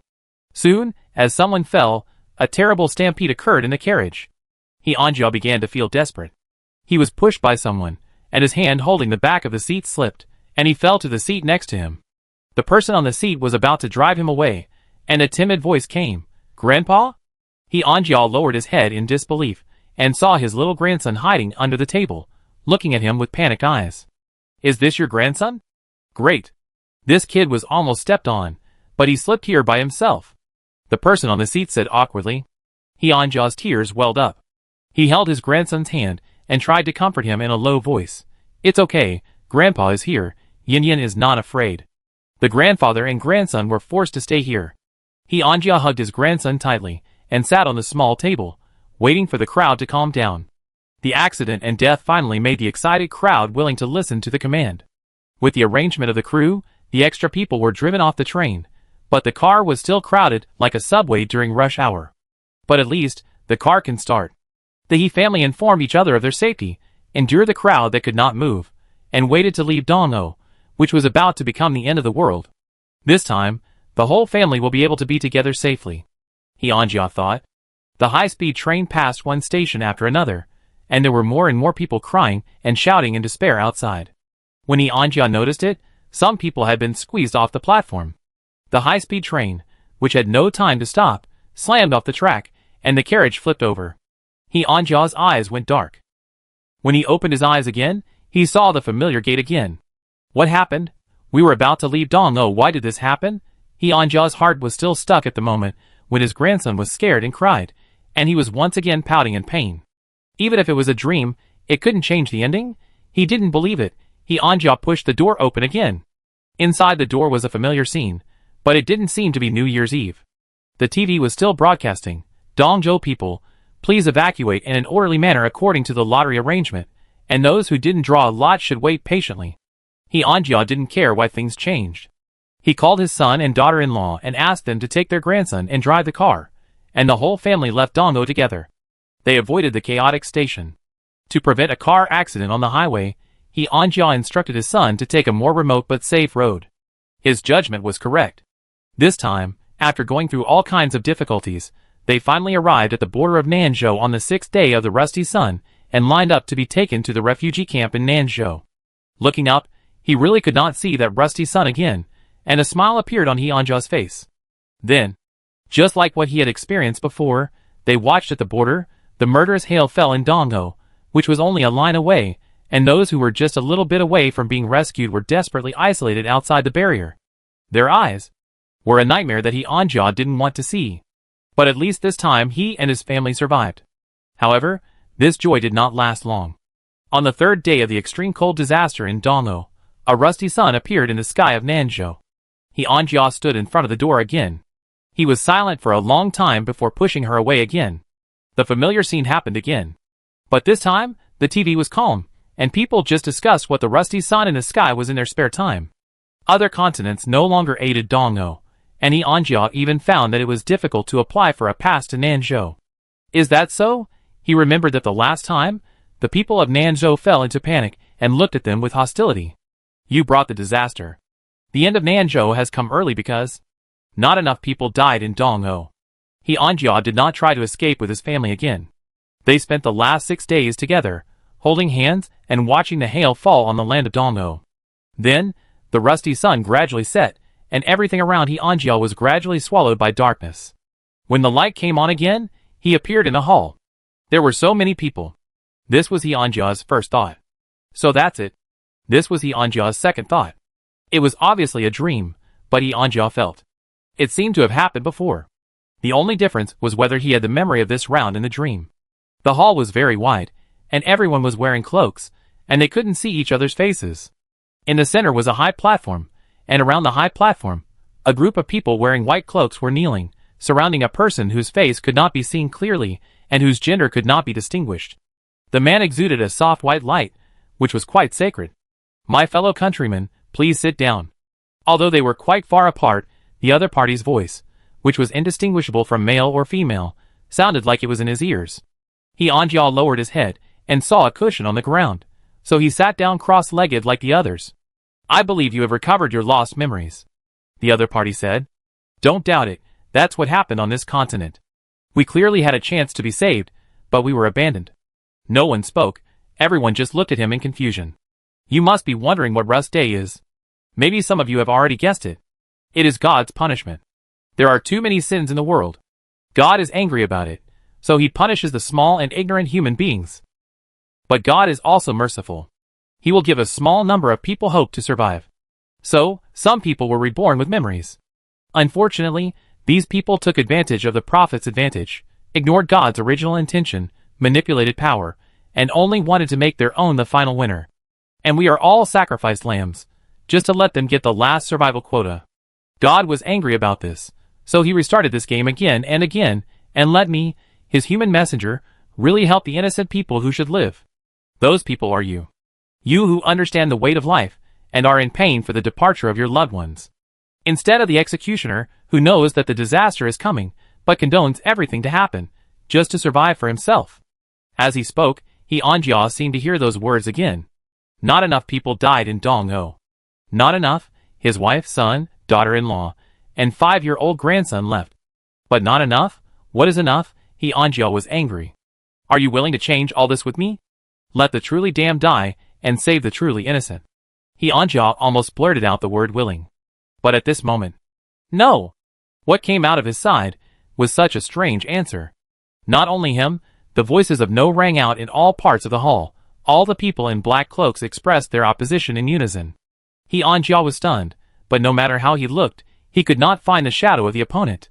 Instead, everyone looked at each other in confusion, thinking the traitor was the other party.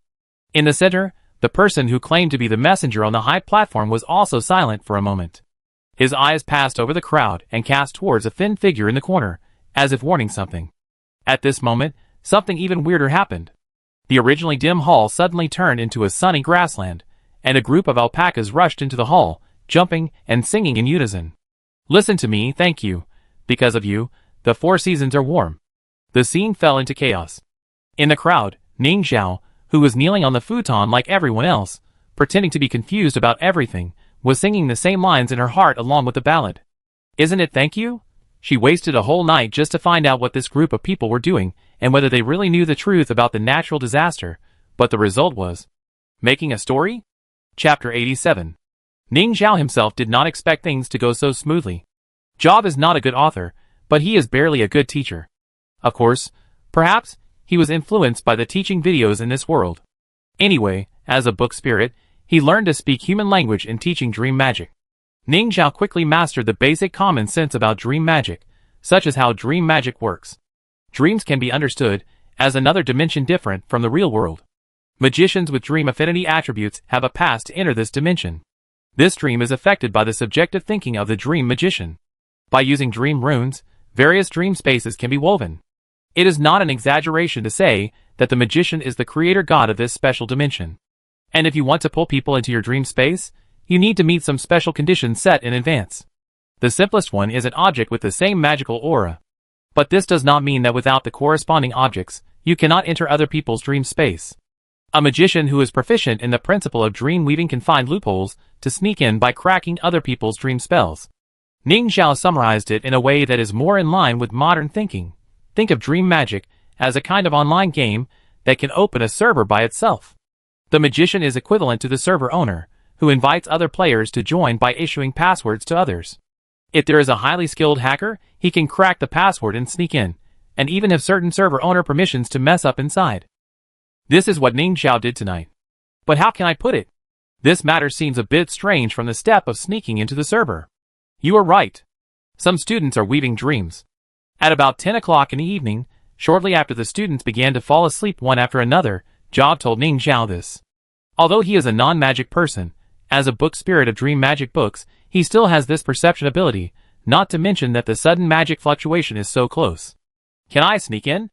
If there is really another dream magician behind the guidance, the rune formula must not be very simple, and it may be dynamically changed, so it may be difficult to crack it. Job suggested, why don't you find out what the trigger condition is, that may be faster? It's not easy to find. I want to go in and take a look tonight. Ning Zhao was eager to try. How about you help me take a look, just treat it as a class, and analyze the cracking ideas for me? Job was a little resistant. To be honest, casually breaking into someone else's dream space is a provocation to a dream magician. How could this principle be so unrefined? But he couldn't resist Ning Zhao's persuasion, and finally decided to treat it as a lecture on dream runes to a new student, and led the other party into the dream dimension. Of course, as a novice, Ning Zhao also spent some time on accurately entering the dream dimension instead of simply falling asleep. Fortunately, the magic book she was holding tightly in her arms kept giving her instructions, and she finally found the right way. Then, they walked in the empty dream dimension for a while, and accurately found the glowing dream door. Behind the tall door is the dream space woven by others, and the runes flashing on the door are the relevant dream spells. But it is only the front desk part, used to check the password. Job pointed to the runes and began to explain what each spell means one by one. This is a search rune, this is a loop rune, this is a judgment spell. And here is an encryption library that records the characteristic conditions. Each dream mage has different encryption habits. Usually, you can tell which mage's dream space it is by looking at this. But I'm a little old, and I may not be able to interpret the new dream encryption method. Today we just need to understand. He got stuck here. What's wrong? Ning Zhao asked sharply. Is there anything wrong? It took Job a while to come back to his senses, and then he said to Ning Zhao, Okay, don't try to crack it. I am very familiar with this encryption formula. I am so familiar with it that if you turn to page 371, you will also find it familiar. Ning Zhao, They looked at each other, and then looked at the dream door, very confused. So, this strange dream magician actually used the example formula of I/my teacher in the outdated dream magic textbook of the magic continent. This is too unrefined. Copying it without any changes, are you afraid that others can't get in? At this point, Ning Zhao has realized that she may have misjudged something, but since she was here, she still entered this dream space with Job. Then, just like what the real guests such as He Anjia saw, she also entered in memories. The difference is that she saw herself, an ordinary physical education teacher Ning Zhao, escaping in several reincarnations. This is something that is impossible to happen. After all, she is not from this world at all. So the whole process is full of mistakes.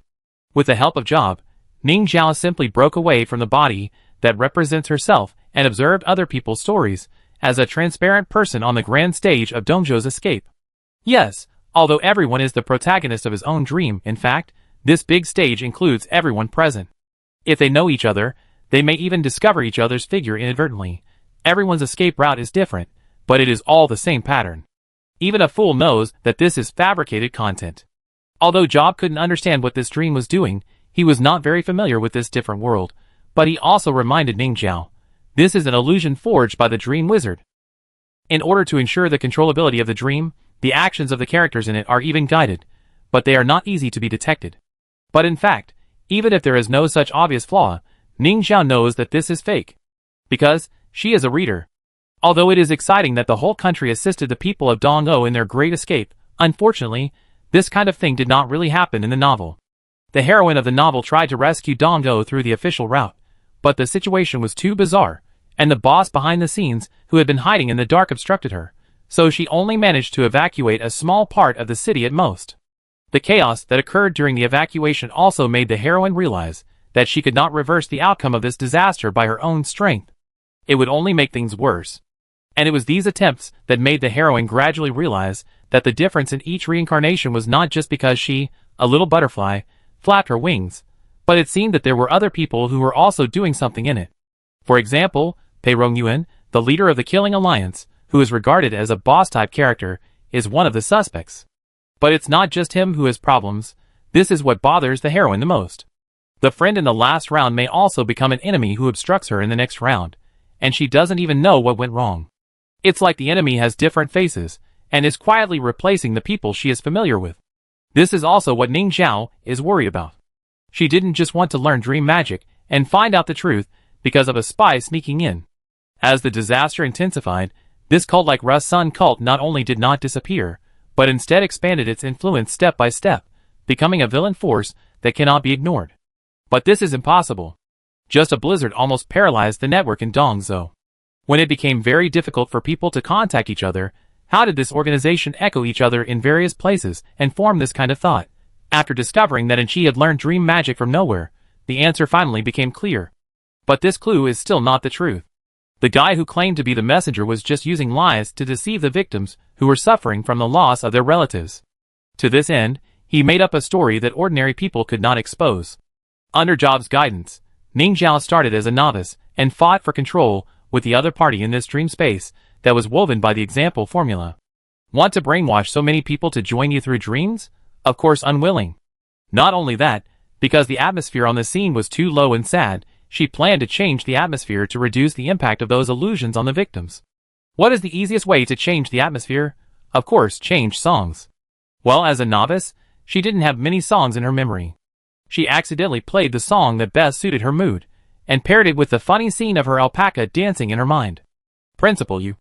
Jober hesitated, and finally looked at the scene that he couldn't understand but could feel shocked and said, "So this is your personality." Ning Zhao, Forget it, it's just a small misunderstanding. The ritual was destroyed, and the group of messengers would naturally not have no reaction, but what made people anxious was that he couldn't find out who was making trouble. He didn't even understand why such a weird scene appeared. Could it be that there was a preparatory mage who also had dream affinity in the crowd, but had special thoughts in his heart, and accidentally interfered with the ritual? Just like when she accidentally entered the dream space that was not yet perfect. Regardless of the truth of the matter, it must be resolved now. He ordered in a voice that only Anchi could hear, "Find a way to make another scene to make it work." But Anchi couldn't even stand up now, let alone find a way. How could there be so many people? After discovering that the number of people who entered the dream today was close to 100, Anchi wanted to curse. Although it was the teacher who provided this dream space, she, as a participant in the weaving, still bore a very high consumption of magic power. Now she had a severe headache and wanted to vomit. But the teacher was still urging her blindly, and there was even a warning in his tone. Anchi stood up shakily with the help of the wall, barely cheered up, and planned to do something to at least deal with the teacher's request, but when she moved, she found that her legs were shaking a little. At this moment, a cultist who appeared at some unknown time stretched out his hand to her and helped her. Thank you. And she was stunned. And a warm power came from the clasped hands, and the headache that was about to explode was relieved a lot.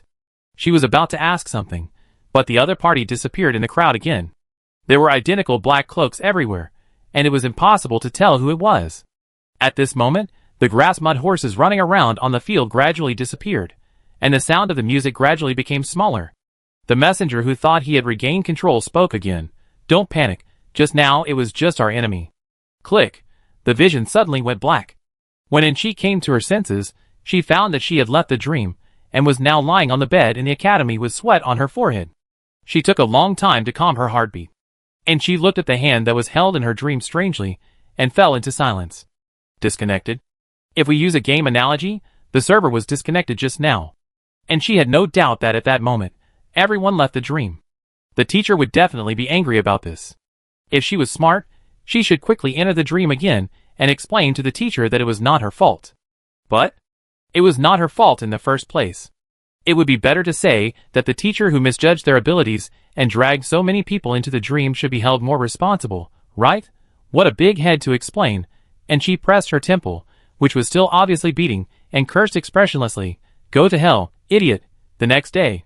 Even though she had a good sleep with the help of the school's magic pillow, and she was still very tired. She was a little worried. Not only because she didn't know how to deal with a teacher who might be furious tonight, but also because she vaguely felt that consuming magic power like this might leave some hidden mental illness. Although it was just a guess, after each large-scale dreaming ceremony, it would become more difficult to recover the mental state, which was all indicative of this. However, and she didn't know how to solve it. She couldn't question the teacher. Even if there was a problem, the other party would not tell her the truth. And she had to admit that when the other party took her parents as a bargain to accept her as a student, the seeds of distrust were planted. But she couldn't ask the academy for help. As a spy, she was lucky not to be kicked out. And she, walk faster, the next class is reading class. Let's grab a good seat together. Her roommate Sun Jiayu found that she was behind, and came to pull her hand. Oh, okay. She forced herself to cheer up, hoping that her abnormality would not be discovered. Reading class. When she first took this class, Angie was a little excited, hoping to find books related to dream magic in the collection of books in the reading room, so that she wouldn't be so passive in front of the teacher. But the collection of books in the magic school disappointed her. Not only was the number too small, but even the 300 books that were there didn't seem to have much reading value, and they didn't look like serious reading materials at all. These books even followed dramas. When the freshmen found that tablets occasionally appeared on the bookshelves in the reading room, and the books gathered around the tablets to watch TV series, they were dumbfounded. Of course, books with intelligence are magical, but if they get close to them, they will yell at you with red eyes, "Go away, don't disturb us," which is not magical at all. The magic books, which seemed a little irritable because they had been chasing the drama for countless all-nighters, frightened the freshmen. But the course still had to be attended. Occasionally, a few lucky ones would be suddenly called away by the book spirits who were chasing the drama, and they would say in a gracious tone, "It seems that we are destined to meet. If you can do XXX, I will give you the XXX formula." Then, after some operations, the freshmen got the formula and credits, and the book spirits clicked on the next episode. Although they knew that this was the special feature of magic books, for the freshmen who had not seen the book spirits' initial aloof appearance, They only felt that the magic books are so crazy. However, even if there was no surprise of credits falling from the sky, the reading class was still worth looking forward to. Choose a favorite background and skylight, spend some points to exchange for afternoon tea at the academy, lean on the massage chair, and enjoy an afternoon with your brain empty. It was still good. For Angie at this time, this was undoubtedly a rest. However, as soon as they stepped into the reading room today, she and her classmates, who were classified as Class B, noticed something strange. The books were changed.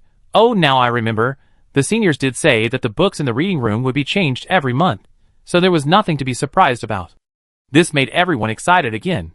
After grabbing their favorite seats, they began to go to the bookshelves one by one to call for the books they were interested in. And she also stood in front of the bookshelf, and just as she was about to say the word dream, she stopped. She was almost exposed. Although she would not be suspected because of the word dream, the risk of exposure should be reduced. So she picked up a book from the bookshelf at random, and started to walk to the position occupied by her roommates at the back. Just as she was about to pass by a bookshelf, a book suddenly fell at her feet. "You are reading such boring stuff. What a waste of our time." 2 books flew away from the bookshelf, whistled at the books on the ground again, and then flew away together with a tablet. And she glanced at it, and found that the tablet was playing. Periodic table? What? Why did the book spirit start reading this? She was a little confused and was about to step over the book on the ground, but she felt that it was not good, so she coughed and bent down to pick it up. She also helped to pat its cover. Multidimensional dream element model and chaotic effect of cross-dimensional information?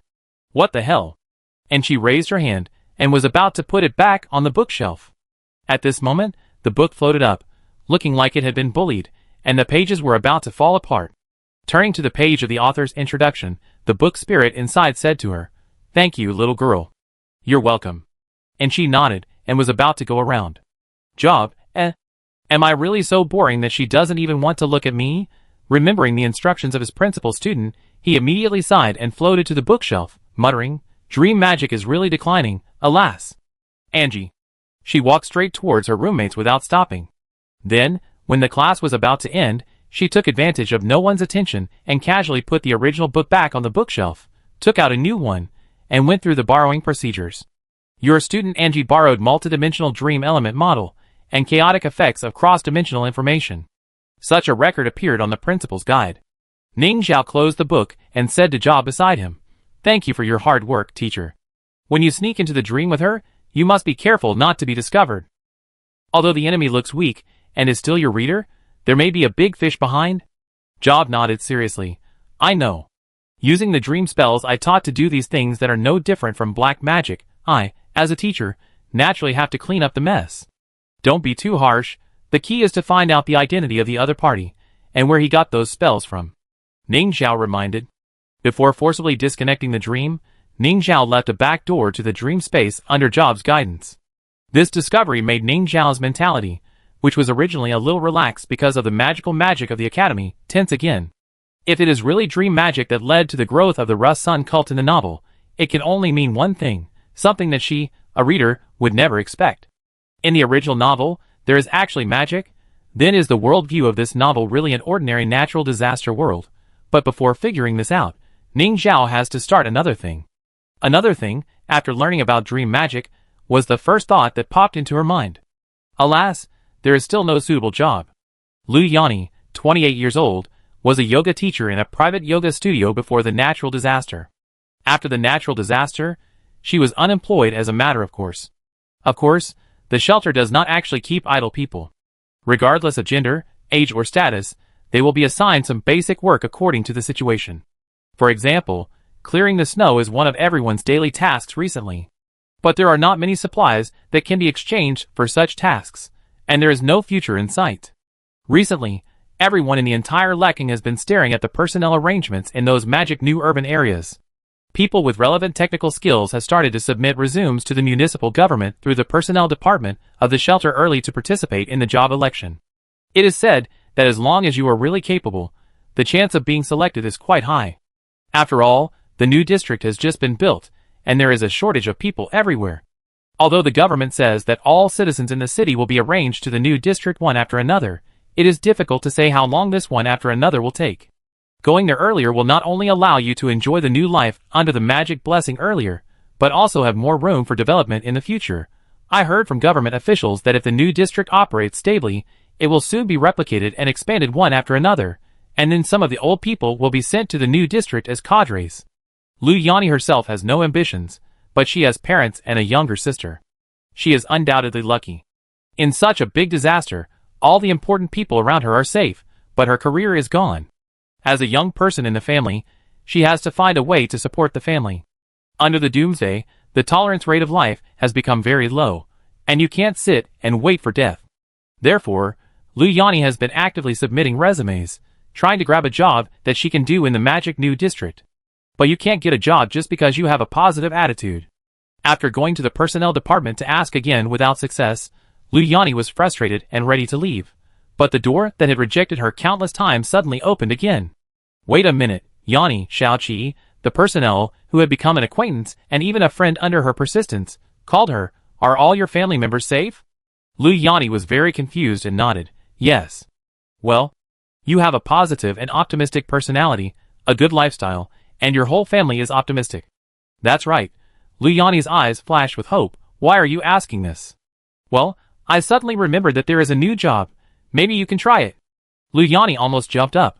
What job? It seems to be... The other party glanced at the document and said, Magic Network Tester? Chapter 88. Magic Network Tester? What kind of job is this? Am I suitable for it? Lu Yani was not the only one who had such doubts. Many residents in the shelters of all sizes in Lakang who were also told that they could participate in the competition also raised the same question. Then, they soon learned that they were able to compete for this job because they were lucky people in the end times, who were stable and optimistic, loved sports, and were healthy and self-disciplined. The key is to have a regular work and rest schedule, and good sleeping habits. It was not easy to understand, but no one was stupid enough to refuse. So after getting the interview card with the magic school emblem printed on it, Lu Yani and her competitors fell asleep in the workroom specially arranged by the shelter that night. Where is this? Even though she was asleep, Lu Yani found herself in a white space. There was nothing here, and she couldn't tell the direction. If it weren't for the support under her feet, she would even be afraid of falling. Soon, a line of text appeared in front of her. Now, this is a magical dreamland that belongs to you. You can use your imagination to create anything here. Let me see what kind of world you can create. Below the text is a countdown, marked with 1 hour, 59 minutes, and 47 seconds. Magic Dreamland? Creating a world? This seems to have nothing to do with the magic network, but due to the tight time, Lu Yani did not intend to explore whether there was a mistake, and immediately began to ponder according to the requirements. What kind of world would be more in line with the requirements of the interviewer? As an adult, she almost immediately fell into such thinking. Is it to show her imagination? Then is the more exaggerated the better? She began to imagine that there was a huge crystal tree in front of her. Then, a white, transparent, rough wooden stake stood in front of her. Lu Yani, Good news, magic is amazing, and she can really imagine objects out of thin air. Bad news, if she lacks details in her mind, the things she imagines are not worth looking at. But it doesn't matter, she can add details. First think about how the branches of this tree grow. It turned into a hedgehog. It doesn't matter, the branches over there are longer, and the branches over here are shorter. Okay, now it looks like a huge massage comb. Lu Yani is a little stubborn. In order to make this thing grow like a tree, she spent a lot of effort to modify it, and when she came to her senses, more than half an hour had passed. But the tree in front of her can barely be seen. The twisted crystal tree roots grow upward, forming towering umbrella-like branches, with blue-green crystal leaves growing on the branches, emitting clusters of faint light. Countless firefly-like lights dance around the tree, giving it a dreamy color. Lu Yani wanted to continue to work on it, but unfortunately, she didn't have enough time. She didn't forget that the interview requirement was to create a world. It's just a tree, far from being a world. But if she finished the interview questions at this speed of imagination, I'm afraid that Lu Yani wouldn't be able to fill this space until the end of time. Imagination is important, but perhaps we should start with familiar scenes. Lu Yani remembered the small mountain park near her home. Every free morning, she would go there to walk and run, and get a good mood for the day in the fresh air. But that park is gone. The hail alone had already destroyed the trails she had walked countless times, and now they were buried by the blizzard. If you can imagine anything in the magic space, then a small leisure hill park where people can take a walk and chat can certainly be one. There is no need to be so restrained. The hills can be floating archipelagos, so inverted triangle mounds rise out of thin air, and blue-green crystal trees grow on the archipelagos. The trail can be a jade plank road with fences connecting the archipelagos. There must be a lake. The small artificial pond in the park has become a large lake reflecting the pink-blue sky. The lake water pours down from the edge of the archipelago, forming one beautiful waterfall after another. In this way, it is not the white void under your feet, but the endless green sea. The waterfalls flow into the sea, stirring up bubbles of all sizes. There are birds, fish, and hares. In the last moments, Lu Yanni only had time to put a towering tree on the highest mountain top, and put a swing on the thickest branch. She didn't even have time to look at the swing. The whole world froze. Then, Lu Yanni opened her eyes. For a moment, she felt like she had fallen from a childhood dream into the reality of adulthood, feeling melancholy and itchy. Ah, at least let me, the creator god, visit the world I created before kicking me out. Woohoo, you must choose me. I still want to go on the swing. 2 days later, Lu Yanni signed a contract with the Magic Academy. She was a little confused. Although she knew that this Magic Network tester must be a project led by the Academy, she didn't expect that the contract was signed with the Academy. Moreover, she needs to stay in the Academy for a few days to participate in closed training. The leader who trained her called herself Sister Tan. It is said that she is the mother of a student. Before the end of the world, she worked as a human resources specialist and psychological counseling teacher in a middle school. The first question Sister Tan asked was, "Do you know what the responsibilities of this position are?" Everyone looked at each other. No one answered. In order to show support for the leader, Lu Yanni raised her hand and said, "Creating a world?" Ahem, as the name suggests, of course it is to test the Magic Network, or the Dream Network. Lu Yanni, have you guessed it? The place where we will work in the future is a dream space woven with magic. Although you are all separated in the interview, in fact, it is a large dream space that accommodates all of you. Everyone exclaimed. The Academy will create a dream network composed of many different small dream spaces, and you are the builders, testers, and managers of this network. It sounds very interesting, and everyone has expectations on their faces. But before this dream network is completely open to the public, we have a more important task. This task is related to the safety of many people in Dong-O, so it needs to be kept strictly confidential. Even to your family, don't tell the truth. Sister Tan said seriously, don't underestimate the school contract. It has magical effects. You don't want to see the consequences of violating it. So everyone sat up straight again, showing that they understood. This will not be an easy thing, but it is something that we ordinary people can do in this end of the world. If anyone wants to quit, they can also bring it up, and the Academy will blur your memory of this job. I ask again, does anyone want to quit? Of course no one quit. About 5 days later, Lu Yanni officially took up her post. At this time, she had gone from a rookie to a barely qualified Dream Network administrator. She went to bed on time every night and monitored the dream space assigned to her. Most of the time, there was no one else here. This is not surprising. Although the Academy's Dream Network is open to the public and is capturing the dreams of eligible people in Dong-O, everything is still in the testing stage after all, and the success rate is not that high for the time being. But think about it, people can meet in dreams even if they are thousands of kilometers apart, which is really a magical thing. It's nothing to be more patient for this, not to mention that Lu Yanni, who stays in the dream space, can continue to improve her own world. These days, she has added a lot of small details to this world, but tonight, the situation will be a little special. I heard from Sister Tan that everyone may welcome the first guest in the second half of the night. So Lu Yanni remained alert, transformed into a butterfly, and flew around in space. Then, she saw an old man. He Anjia dreamed of that strange dream again. However, it did not start with his and his family's escape, but directly came to the hall last time. People wearing cloaks and masking their faces looked at each other in confusion, and then found a cushion to sit down. The messenger appeared and began to speak again. In fact, after waking up last time, he Anjia began to be a little wary of this dream, and the anger in the dream also dissipated with the farce before the end. He hesitated for a while whether to throw away the sachet.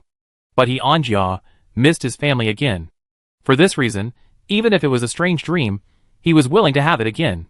Unfortunately, the dream appeared again, but it was not what he wanted, but he Anjia also noticed that there were fewer people this time than last time. The messenger began to explain the last accident on the stage. Our enemies don't want to see us united. They even colluded with the Magic Academy to sabotage our organization. The other party said so. There was a little commotion below. Most people, including Hyunjia, still had expectations for the Magic Academy. It was impossible for them to have no reaction when hearing such words. If the Magic Academy really wanted to save the world, why didn't it help the Dong-O people from the beginning? Don't forget that they had already started to act before the extreme cold came. There was some truth, but not much. Obviously our family had a chance to be saved, but at that time, where was the Magic Academy? Hyunjia was silent. Then, the other party began to talk about how Dong-O was abandoned, and said that they had evidence. If you are willing to check, you will find that before the extreme cold came, many dignitaries hurriedly left Dong-O, and those who were closely related to the big figures of other continents all ran away. Hyunjia believed this, because he also knew that several big figures had escaped, but it was not possible to tell whether they knew that the end of the world would come, or were simply afraid of the rusty day. However, his heart began to become heavy again. The messenger did not use this news to persuade them blindly, and began to talk about the difficulties they might face in the future, such as the temperature dropping again, and the blizzards that might get longer and longer. But don't worry, we will help our compatriots. If you are willing to join, you will know where to find us. The grace of the rusty sun god is always open to innocent people. When the prophecies of God come true one by one, that is when we will truly become partners. I look forward to that day. It must be said that the messenger's story was effective, and Hyunjia was shaken again. No matter what happened at the end of the last time, if what the other party said was true, and there was such a terrible disaster in the follow-up, can he really survive in a shelter with increasingly scarce resources? Of course, in fact, for him, there is not much meaning to live. However, if everything is true, his family was kept in the dark and became the sacrifice of some people's survival. Should he really die like this? Hyunjia wanted to know the answer. He felt the anger again, and it was obvious that other people present had the same idea as him. This time, the messenger, who finally received a satisfactory response, ended the regular meeting with a smile.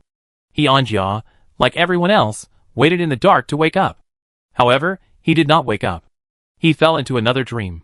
The dream network of the Academy now, in addition to the testers like them, only captures one type of people. Survivors who feel pain because of losing important people. Knowing this, Liu Yani had no intention of quitting. Although she was not a psychological counselor and did not know how to help these compatriots, she could give them a dream. However, not all guests were friendly. This was repeatedly emphasized by Sister Tan. Before contacting them, you need to be vigilant to judge whether the other party is trustworthy. We can't help everyone, so we only help those who deserve help and are trying to save themselves. This requires a little patience. So Liu Yani began to observe the reaction of the old man. He was confused for a while, and then, with a shout of Grandpa, Liu Yani saw his important family. A little boy, a young couple, and an elderly woman. This is the privilege of guests. They can see their families again here, although it is just a phantom condensed by their thoughts. The old man's thoughts must be very strong. This is the first judgment made by Liu Yani, and the reason is very simple. These 4 family members seem so lifelike that even the clothes they wear are well restored. They are a very happy and complete family. This is not difficult to judge. After discovering that they have come to such a dreamy place inexplicably, the family happily decided to climb the mountain together. Let's go to the top of the mountain for a picnic. The daughter-in-law's proposal was agreed by everyone. I want to see the big tree, said the grandson, pointing to the crystal tree on the top of the mountain. The old man smiled and accompanied them up the mountain. Liu Yani turned into a butterfly, following them not far away, listening to their conversation. They were all very daily conversations. Work, life, what delicious food to eat, what interesting things happened in the kindergarten. They walked and stopped, not in a hurry to reach the destination, and occasionally stopped to play at the viewing point deliberately created by Liu Yani. Even the daughter-in-law had an extra mobile phone in her hand. After setting it up, the whole family took many photos together. Whenever this happens, Liu Yani will feel a little proud. Look, it's beautiful, isn't it? I created it. Halfway through the walk, a huge whale leaped from the sea into the air, swam in front of the family, and disappeared into the clouds. Grandpa, a whale! The child exclaimed. Is this Kuan? There is a fish in the North Sea, and its name is Kuan.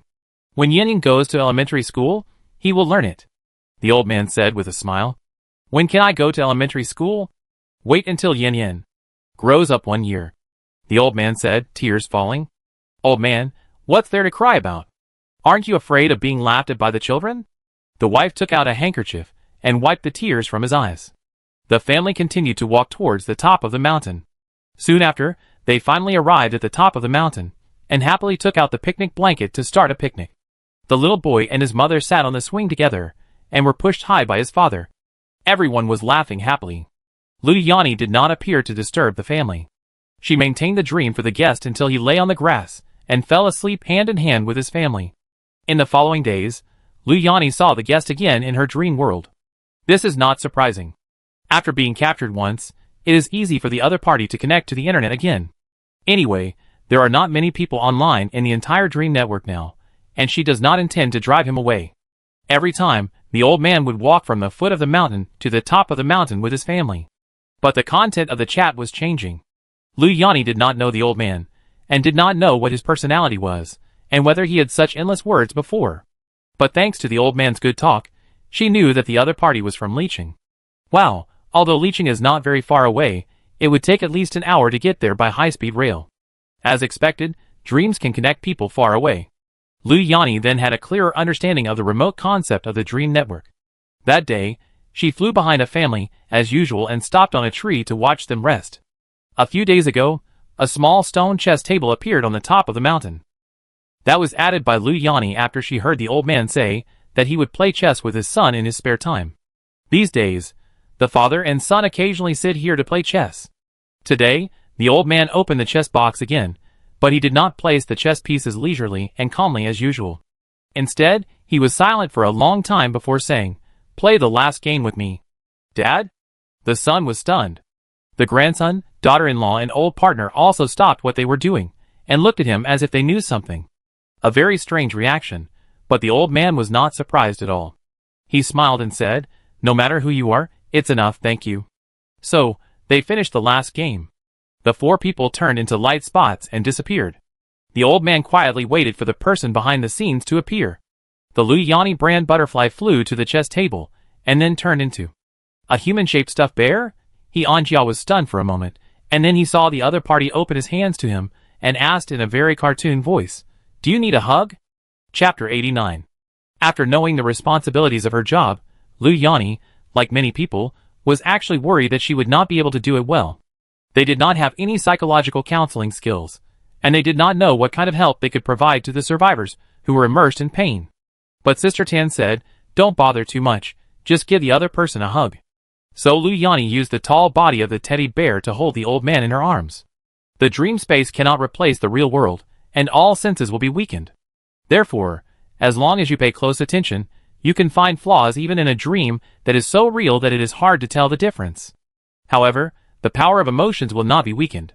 As an old man in his 60s, it may be a bit embarrassing to say this, but he Anjia did feel that his last bit of sadness was also healed in this hug.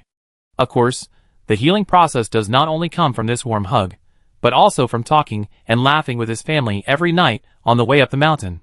Even though he knew everything was fake, he finally had time to say what he wanted to say, and was comforted by the gentle response of the illusion.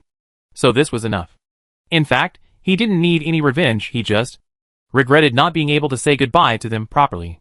People are more fragile than they think, but at the same time, they are also stronger than they think. You are not them. Who are you?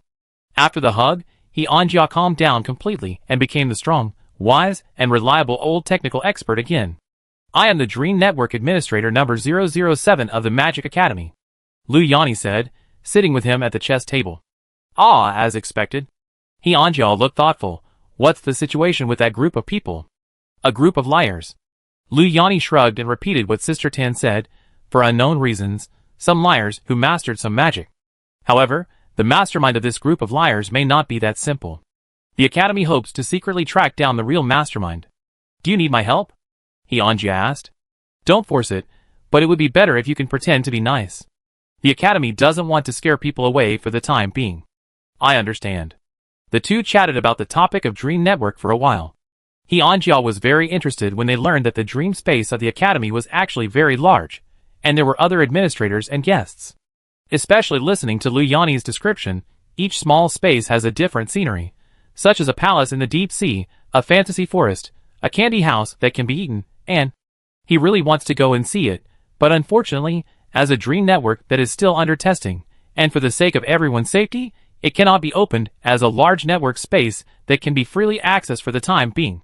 However, since Yeonjia has already logged in, he is considered a whitelist user of the Dream Network. Next time he needs it, he can still come here through dreams. It's amazing. I wish I could go to the Magic Academy to have a look. Yeonjia sighed. A dream network creates a fantasy world of another dimension. So what is the academy itself like? Sure, welcome to visit the academy. Lu Yanni said. In fact, there is another purpose for building a dream network. What? Yeonjia was very curious. Tell other survivors about the existence of the Academy Avenue. Constructing the dream network is certainly not just to add trouble to unknown opponents, so as to stabilize the situation in Dongho and provide another communication channel, but also to make other cities move. It is far from enough to rescue the entire Dongho with just one academy and one city of music, especially when the second big drop in temperature is coming. The problem of shortage of materials will completely break out, and order may get out of control at any time. In fact, if there is no Magic Academy and no withered trees, the problem of out-of-control order may have already broken out. What supports the healthy and orderly operation of a society is always hope. Then, the second hope that the Academy can give to Dongho is Academy Avenue. Even if the wind and snow freeze the entire Dongho, there will always be a road to connect people with hope. From the perspective of Academy management alone, Ning Zhao certainly does not need such an avenue. She has no intention of dominating Dongzhou. A scenic spot is enough for her to build an academy. But the indigenous people need it. Even though it was just a road, Ning Zhao didn't plan to build more. Just like now, after hearing that the academy would build a highway across Dongho, Yeonjia could no longer simply describe his surprise. He was completely shocked. You mean the road leading to the academy? Yes. Is there anything special about this road? Not easy to freeze? Lu Yanni recalled Sister Tan's words. You don't have to expect too much. After all, it's just a traffic artery open to the whole of Dongho. Although the academy may improve it later, I'm afraid it won't be able to do more at the moment. Enough.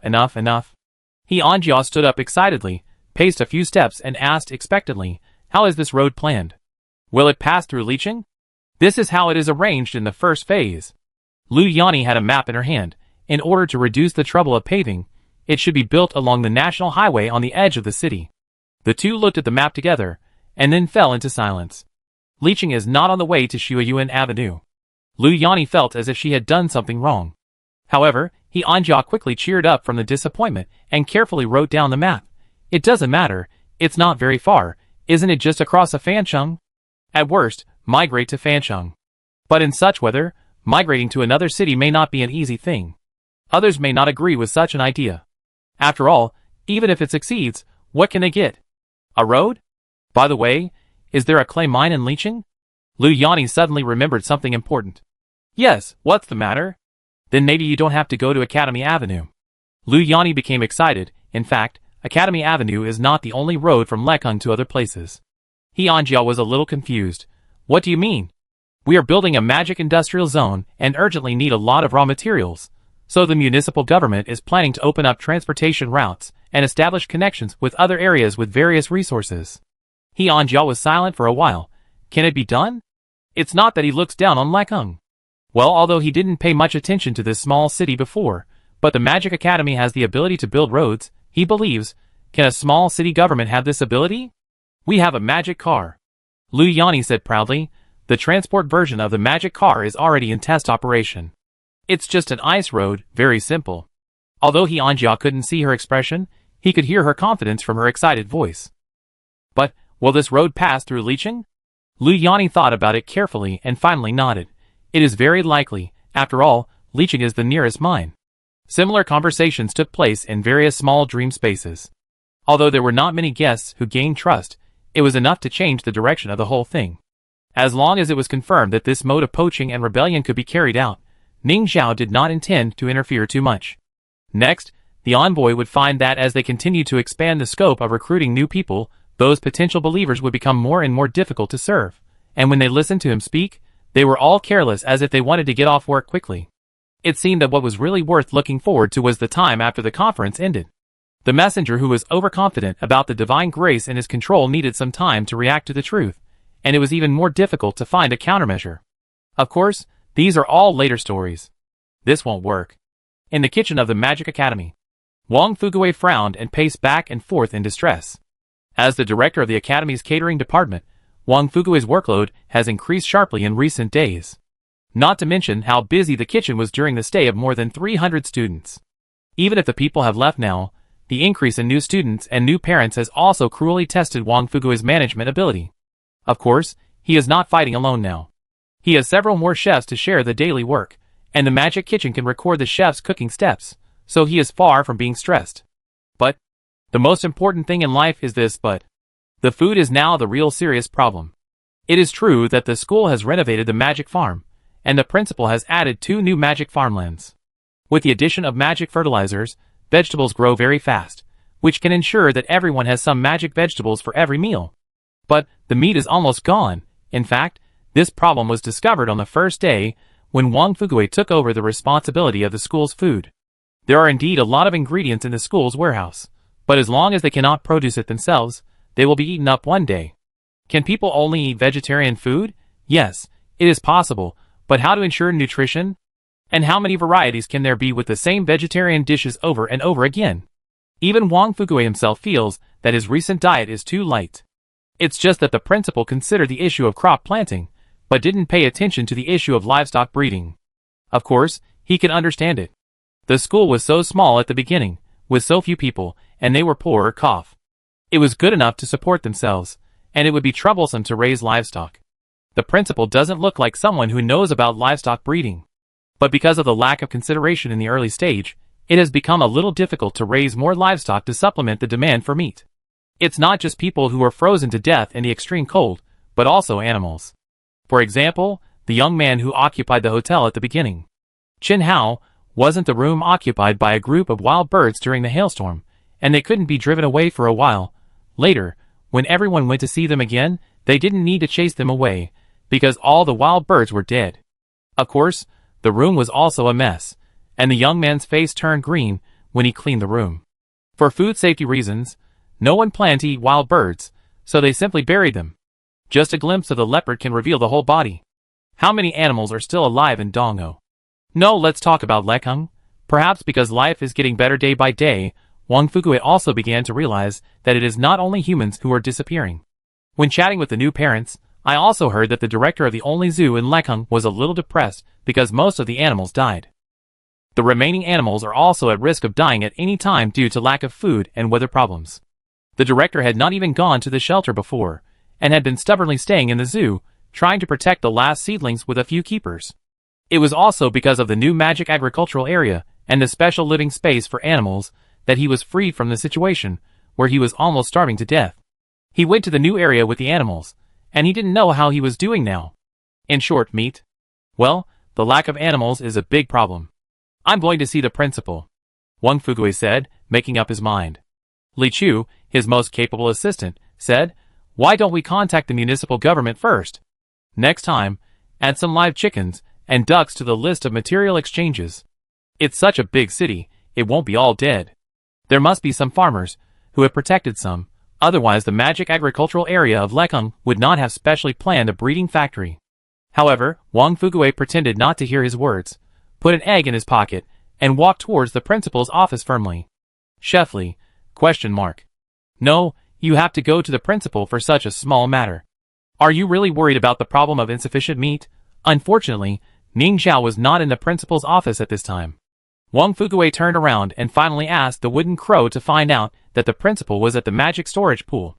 Speaking of this magic storage pool, it was also built when the 4 new buildings were built, and for some reason, the principal insisted on building it underground, making it like a secret base. This storage pool is not connected to any magic network outside. It is an independent magic pool that can only be used by the principal and people approved by the principal. However, even if it looks like a secret base, the management is not strict in fact. At least cadres like them can go there whenever they want.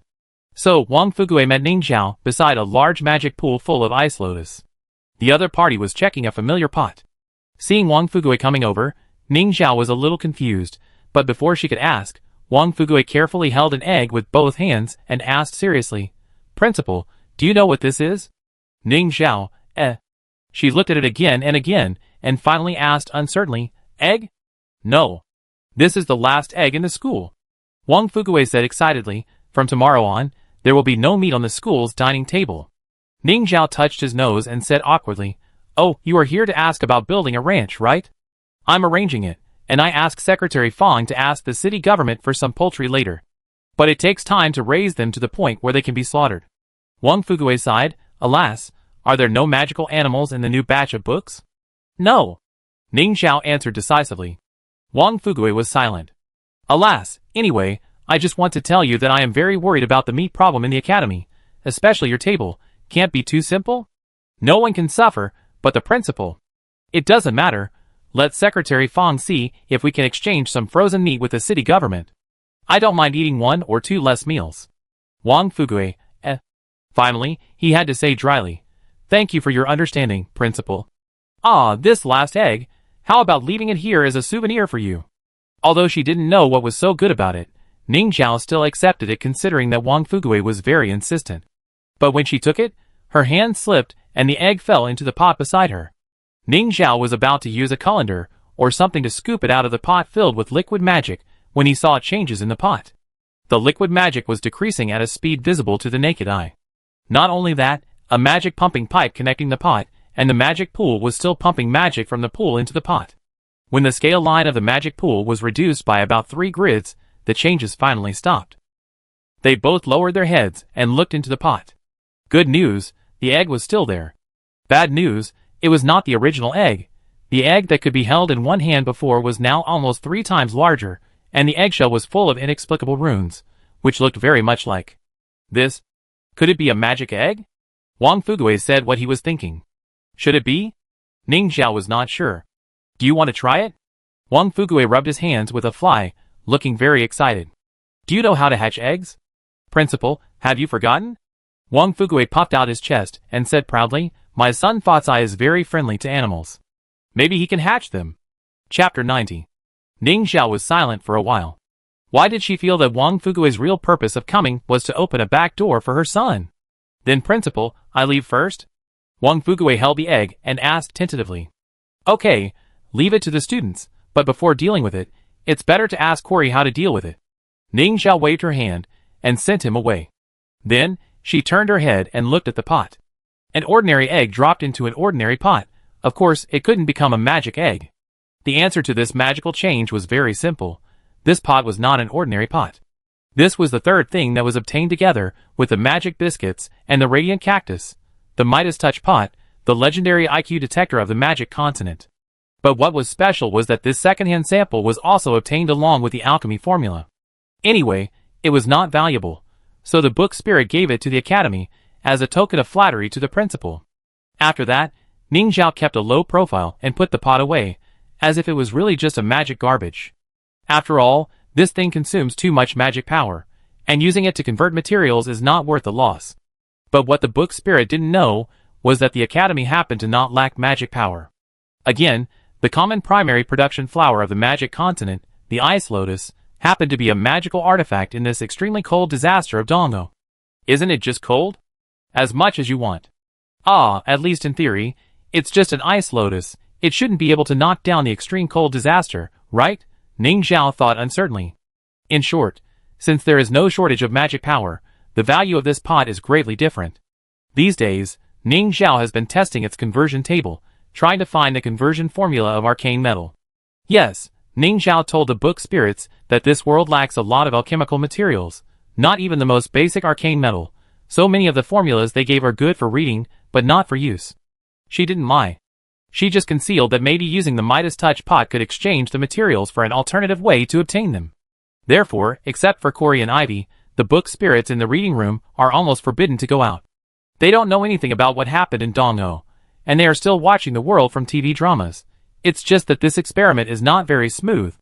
Although the formulas for copper to be converted into iron, iron to be converted into steel, and steel to be converted into gold have been successfully obtained, the arcane metal she wants has never appeared. Ning Zhao began to doubt. Could it be that it was impossible to transform something from the magic continent? Wouldn't that be a bit useless?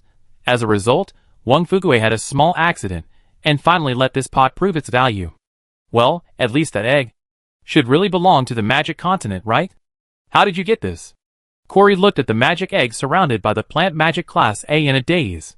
Teacher Corey, what kind of creature's egg is this? When Roy asked curiously, is it really an animal egg from the magic continent? 6 pairs of eyes were shining, and the students were looking forward to it. As the first batch of students in the Magic Academy, the seniors respected by the freshmen, they were very proud at first, but as the learning progress of the 2 classes continued to narrow, a sense of crisis arose. Yes! This group of simple and honest freshmen complained why are they so hardworking, but they studied harder than them. Class A originally taught 1 plant formula per class, while Class B taught 2 formulas per class. But this did not shorten the course quality. On the contrary, since most of the freshmen were A-level talents and only a few were B-level, they mastered the alchemy formula much faster than Class A, especially when the fat boy Wang Fasai found out that the alchemy formula that he failed many times before succeeding was easily succeeded by the new younger students. He almost cried. Damn it, even if he has his father's magic biscuits to buff him, his talent is not as good as others. On the surface, they are magic seniors, but in fact, they are just a bunch of scumbags. Although the affinity attributes of Class B are different, their talent levels are all considered to be top students. If this continues, won't they be marginalized sooner or later? Can their class still be the principal's favorite class, determined by Wang Fasai?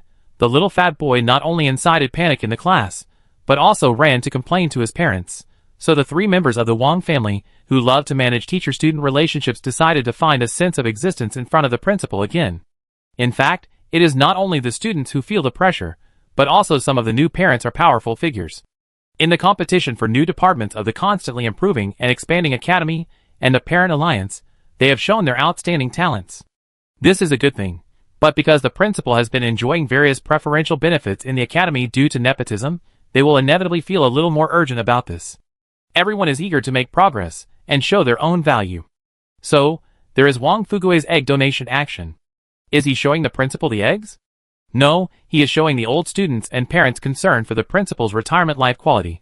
Although the process was not smooth, the result was unexpectedly successful. At least this magic egg was handed over to the students of Class A. For fear that the egg would break, Wang Fasai asked his mother to make an egg bag filled with cotton.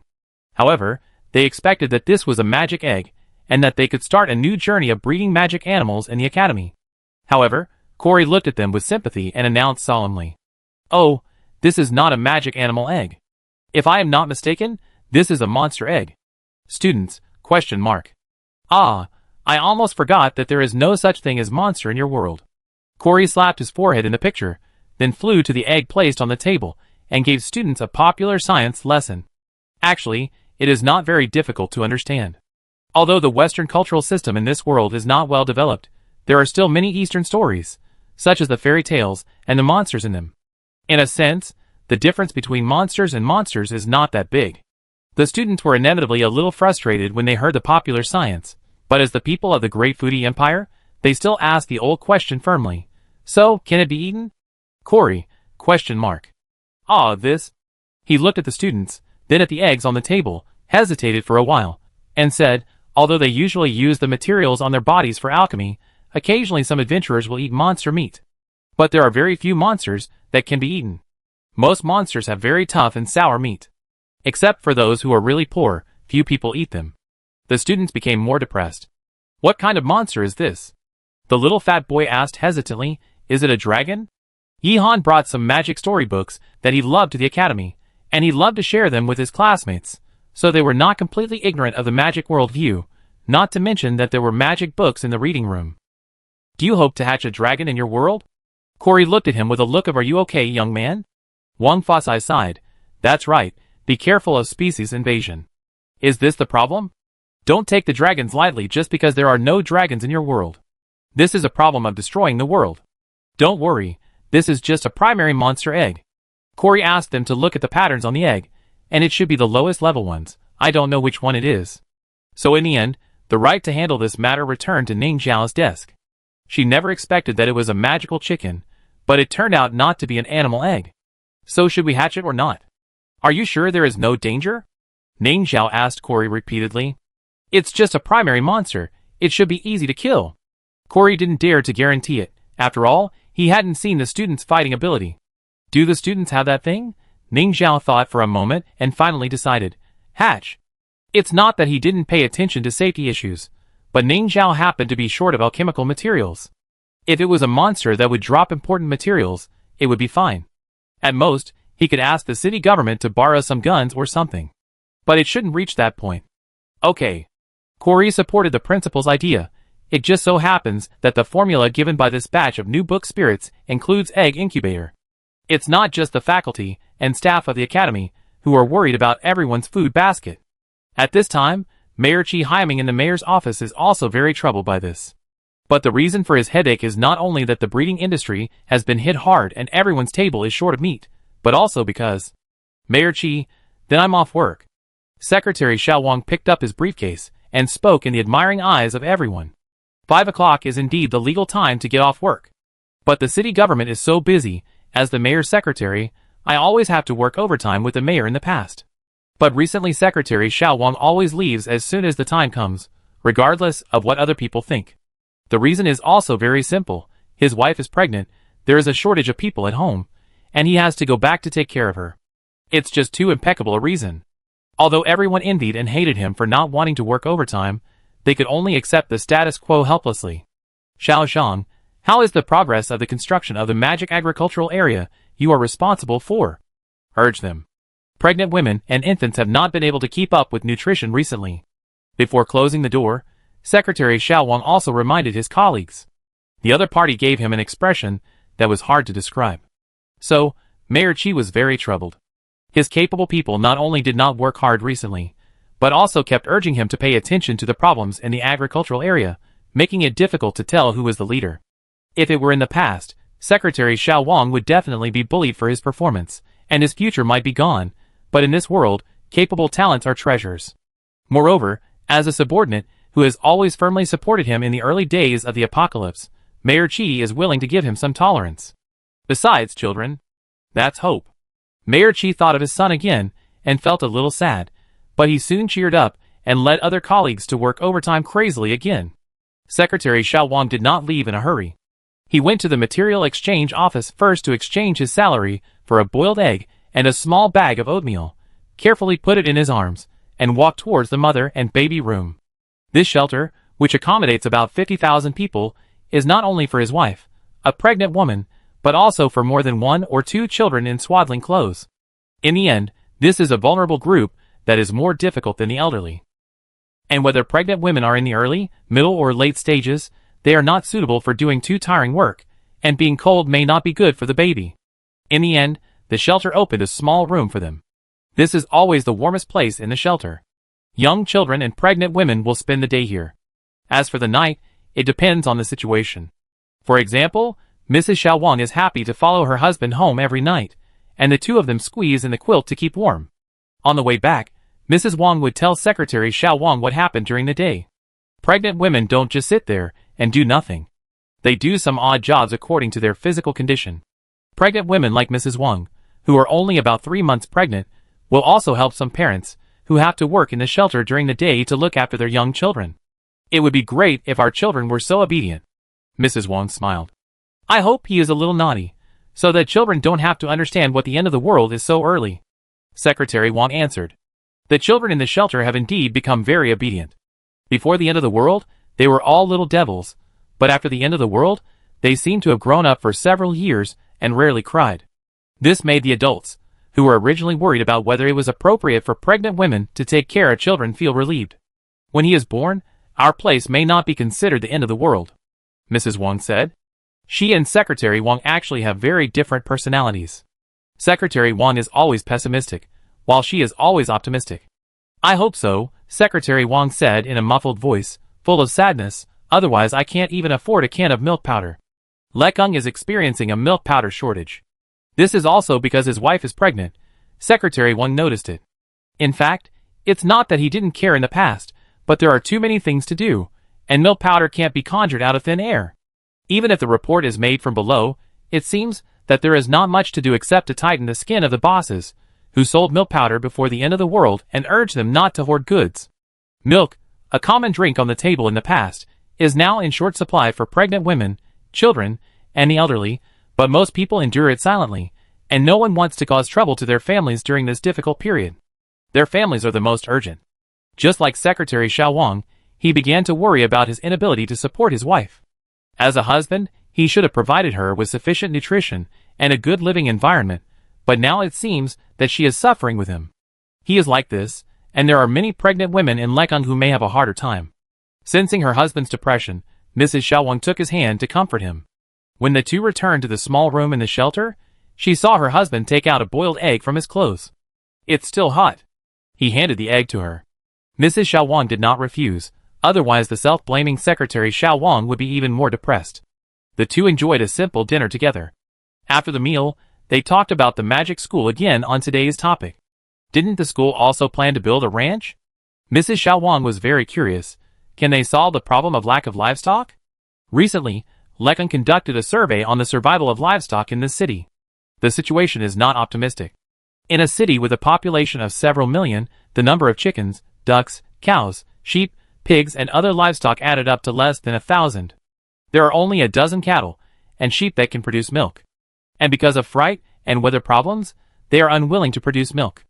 The ranch manager of the magic agricultural area is also worried about this matter every day. Alas, the academy seems to be helpless.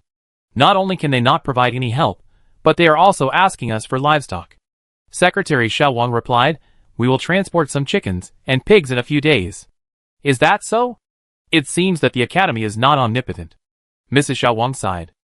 A few days later, a magic car carrying a pair of pigs, 5 hens, and a rooster came to the academy. Xiao Zhang, who planned to visit the academy's ranch construction and learn from it, and Secretary Xiao Wang, who insisted on coming to inspect and urge colleagues to work hard, accompanied them. The car stopped at the academy's newly opened ranch area. This area happened to be near the farmland area. Because there were not many animals, it was not built very large, and there were only 2 indoor animal sheds. Of course, the academy's animal shed was much more gorgeous than the magic agricultural area. At least there were enough ice lotuses, and there were also several radiant cacti to simulate the sun. Although it was indoors, it had a kind of outdoor warmth. The staff also equipped the hens with luxurious chicken coops, hoping that they could lay more eggs. The two sides handed over their work in a harmonious manner. At the same time, the monster hatchery. After a game, Chen Hao stretched and yawned out of boredom. Then, he turned his head and looked at the hatchery as a matter of routine. This was the hatchery built by the students of Class A of Plant Magic a few days ago. It was a closed small room with only an observation port. In the small room, there was a medium-sized iron cage, and in the cage was a magic version of the incubator. It was not complicated to make, but it was a bit hard to make hay. At that moment, the monster eggs lay quietly in the incubator. For a few days, there was no movement. At first, the students came to see it whenever they had nothing to do, but after finding that there was no change, they reduced the frequency of coming. There was no way, the courses were heavy, and they could not watch here 24 hours a day even if they wanted to. Therefore, this job was assigned to the employees. Chen Hao was one of the people who got this easy job. Although it was a monster egg, it was an iron cage and a closed room with only one observation port. What danger could it be? And he loved the easy job of being a guard.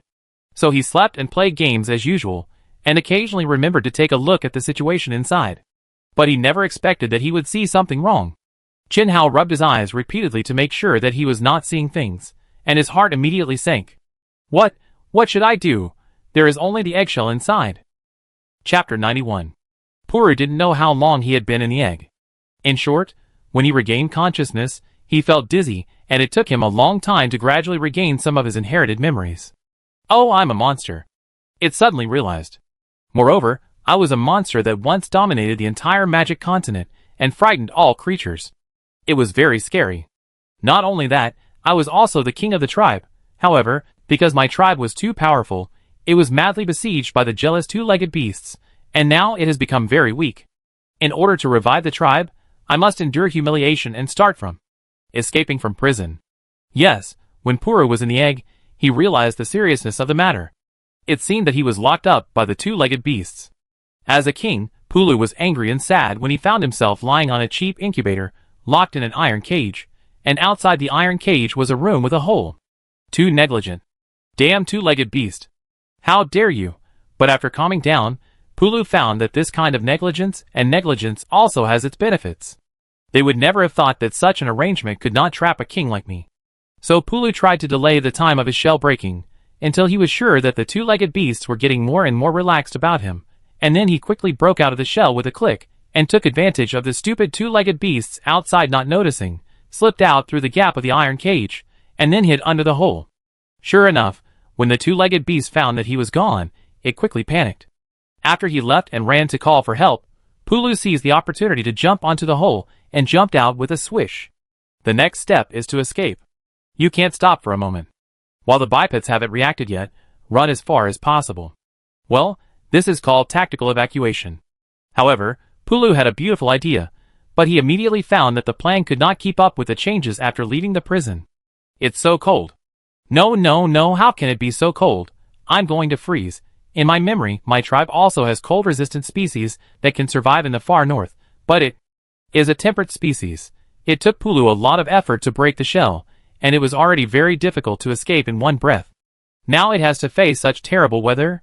Sensing the rapid loss of physical strength, Pulu realized desperately that if it didn't eat, it would freeze on the road in a short time. Then, where is the food? It is still too weak to capture bipeds. No, bipeds are not on their favorite menu, so they should give up decisively. It needs some small, delicious, and fresh food. But it was all white everywhere. It was already very difficult for it to slide in the snow. Where could it find food that met its needs? Just when Pulu was desperate again, it heard a strange sound. Crackle? The inherited memory attacked it again. In his memory, a small, white, fat animal with feathers and wings appeared. Harmless. Easy to catch. Confirming that he had heard it correctly, Pulu couldn't help but jump 3 feet high and quickly confirm the direction of the sound. A strange white box? Never mind, let's eat first. There were two-legged beasts moving around next to the white box. When Pulu was about to arrive, he saw several two-legged beasts taking the iron cage containing Kakakata out of the box. It looked like they were going to be transported to an unknown place. Pulu was shivering with cold and had no strength to continue to make plans before moving, so he decided to let the two-legged beasts see how powerful the king is. Pulu jumped lightly and pounced on them in the dull eyes of the two-legged beasts. I bounced. The first two-legged beast fell down. I bounced again. The second two-legged beast also fell down. Ah, the two-legged beasts are not powerful at all. When he found that since he appeared, the two-legged beasts around him were frightened and looked at him with a strange, panicked look, as if they were conquered by the aura of the king and could not react at all, Pulu was very proud. Damn it! If I had known that the bipeds were so weak, why would I have hidden myself? Just as it was thinking this, the iron cage containing the Kakota fell to the ground because of the biped's fall, and the door was somehow broken open. The 5. Oh no! 6 Kokodos inside ran out of the cage in panic, flapping their wings and running around in the snow-white ground. Not good. Pulu didn't care about the bipeds and hurriedly chased after its food. It heard noisy sounds coming from all directions, and the biped shouted in panic. What is that? Go find the principal quickly. Protect Secretary Xiao Wang. Chickens, the chickens of the academy. Not a single one can be lost. What is all this talking about? Pulu was confused. The good news is that the bipeds were too slow to catch it, and they couldn't catch the Kokodos running around. Pulu moved flexibly, making the surrounding bipeds run around in circles, and then opened his mouth amid their screams of fear. Gulu. Pulu finally captured Kakota and swallowed it into his stomach. However, before he could find a place to digest it with satisfaction, bang, something heavy hit him hard. Pulu vomited Kakota out in pain. The inherited memory attacked him again. Oh no, there is a strong enemy. What should I do? Ning Zhao discovered the Warcraft escaped immediately. Because Wuga, who happened to be resting outside and listening to gossip, accidentally caught the strange noise, so he quickly returned to the principal's office to report the matter to Ning Zhao. Ning Zhao immediately put down his work and ran out with Cory. He hoped to capture or kill the Warcraft before the situation got out of hand. When she arrived at the scene, everything was just in a state of panic. The natives who had never seen a monster were frightened by the unknown monster and stood there in a daze. It was not until they found that the monster had the intention of eating chicken that they hurried to rescue the property of the school. Ning Zhao's eyes fixed on the monster, and then, how could it be slime? That's right, the monster that made the school a mess and chickens run around was a green slime monster that was very similar to her memory, commonly known as slime. It was really a primary monster. Although she was a little disappointed, she saw that the slime wrapped a hen with its transparent jelly-like body, and she acted without thinking. So, Wuga watched a familiar hard object draw a parabola in the air and hit the slime hard, knocking it off balance and spitting out the hen. The frightened hen fell to the ground and didn't move at first. Everyone's heart sank, thinking it was too late. Suddenly, it flapped its wings again, propped itself on the snow with its thin short legs, and stood up. Successfully stood up. The chicken is strong, not to mention the people in the school. Even Secretary Xiao Wang and Xiao Li and his group were moved. It really can't die anymore. Now there are chickens in Lekung, and one less chicken is dead. Then, everyone cast their eyes on the snow. The green strange thing that had never been seen before seemed to be stunned by the principal's blow. It didn't move for a long time. Ning Zhao walked over first, grabbed the hen that survived but was scared and dared not move, and threw it to the staff beside her, then narrowed his eyes to catch the culprit who dared to destroy the school's property. At this moment, cluck cluck, the green slime on the ground squirmed a few times, and when it stood up again, it copied the previous chicken's strong movements, and even the frequency of its thin leg shaking was exactly the same. Even the appearance is exactly the same as Ji Jinqiang. Yes, for some reason, the slime that was clearly a round jelly shape at first has now turned into a vivid green hen. This slime chicken, which is a 1:1 replica of Ji Jinqiang except for the color, looks nonchalant, and tries to slip away while clucking. Ning Zhao certainly won't let it slip away.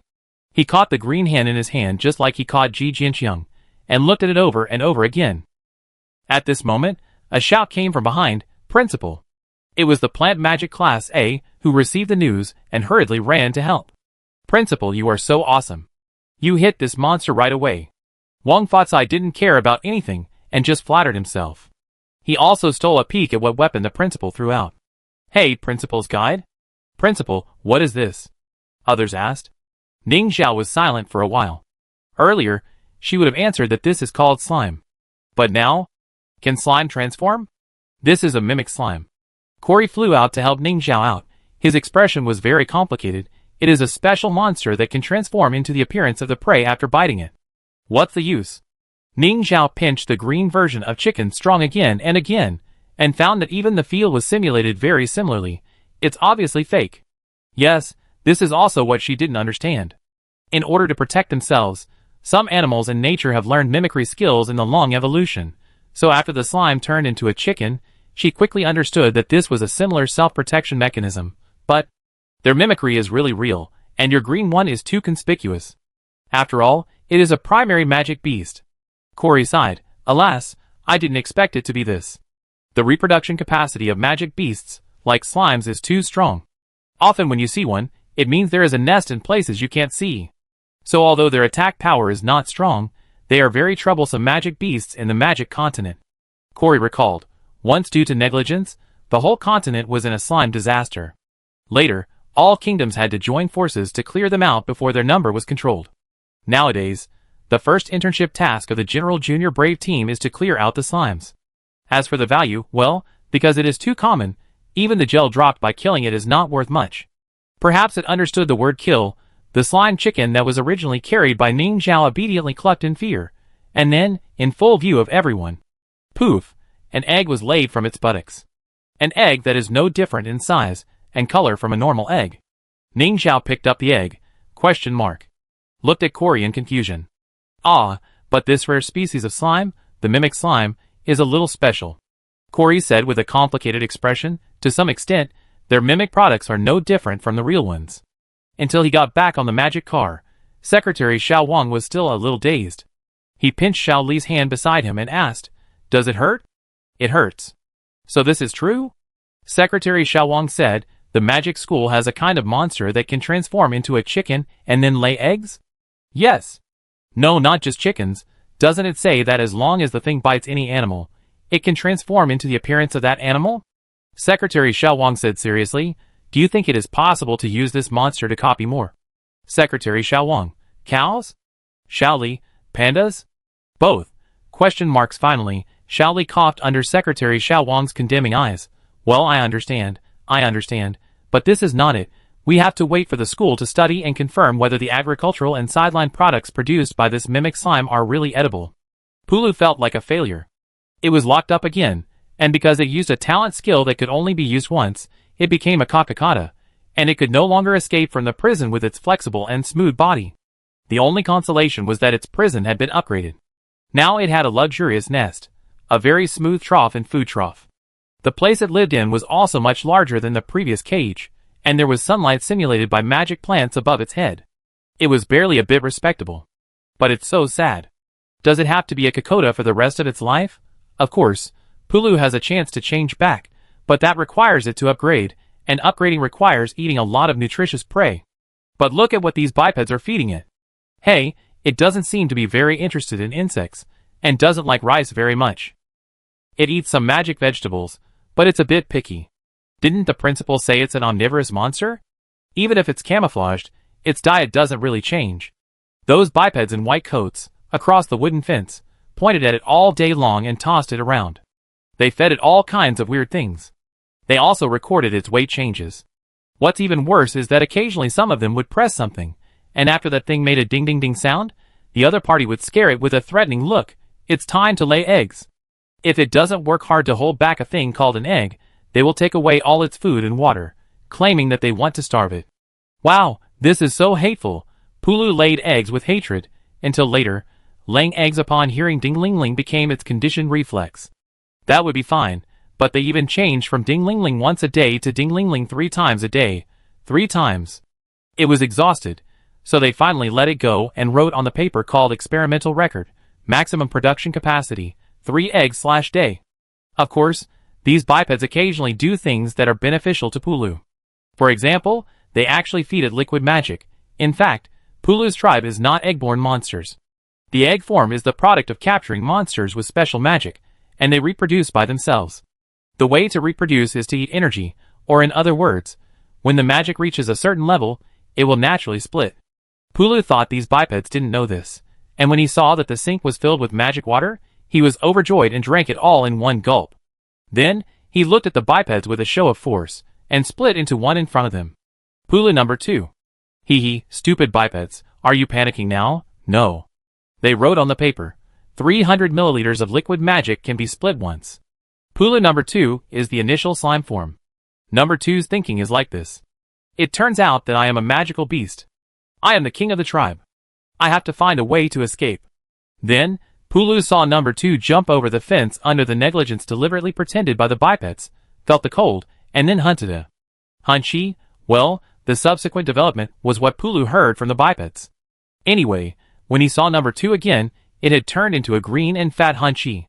Two-legged beast number 2 conducted a similar experiment, but the difference was that number 2 could not lay eggs.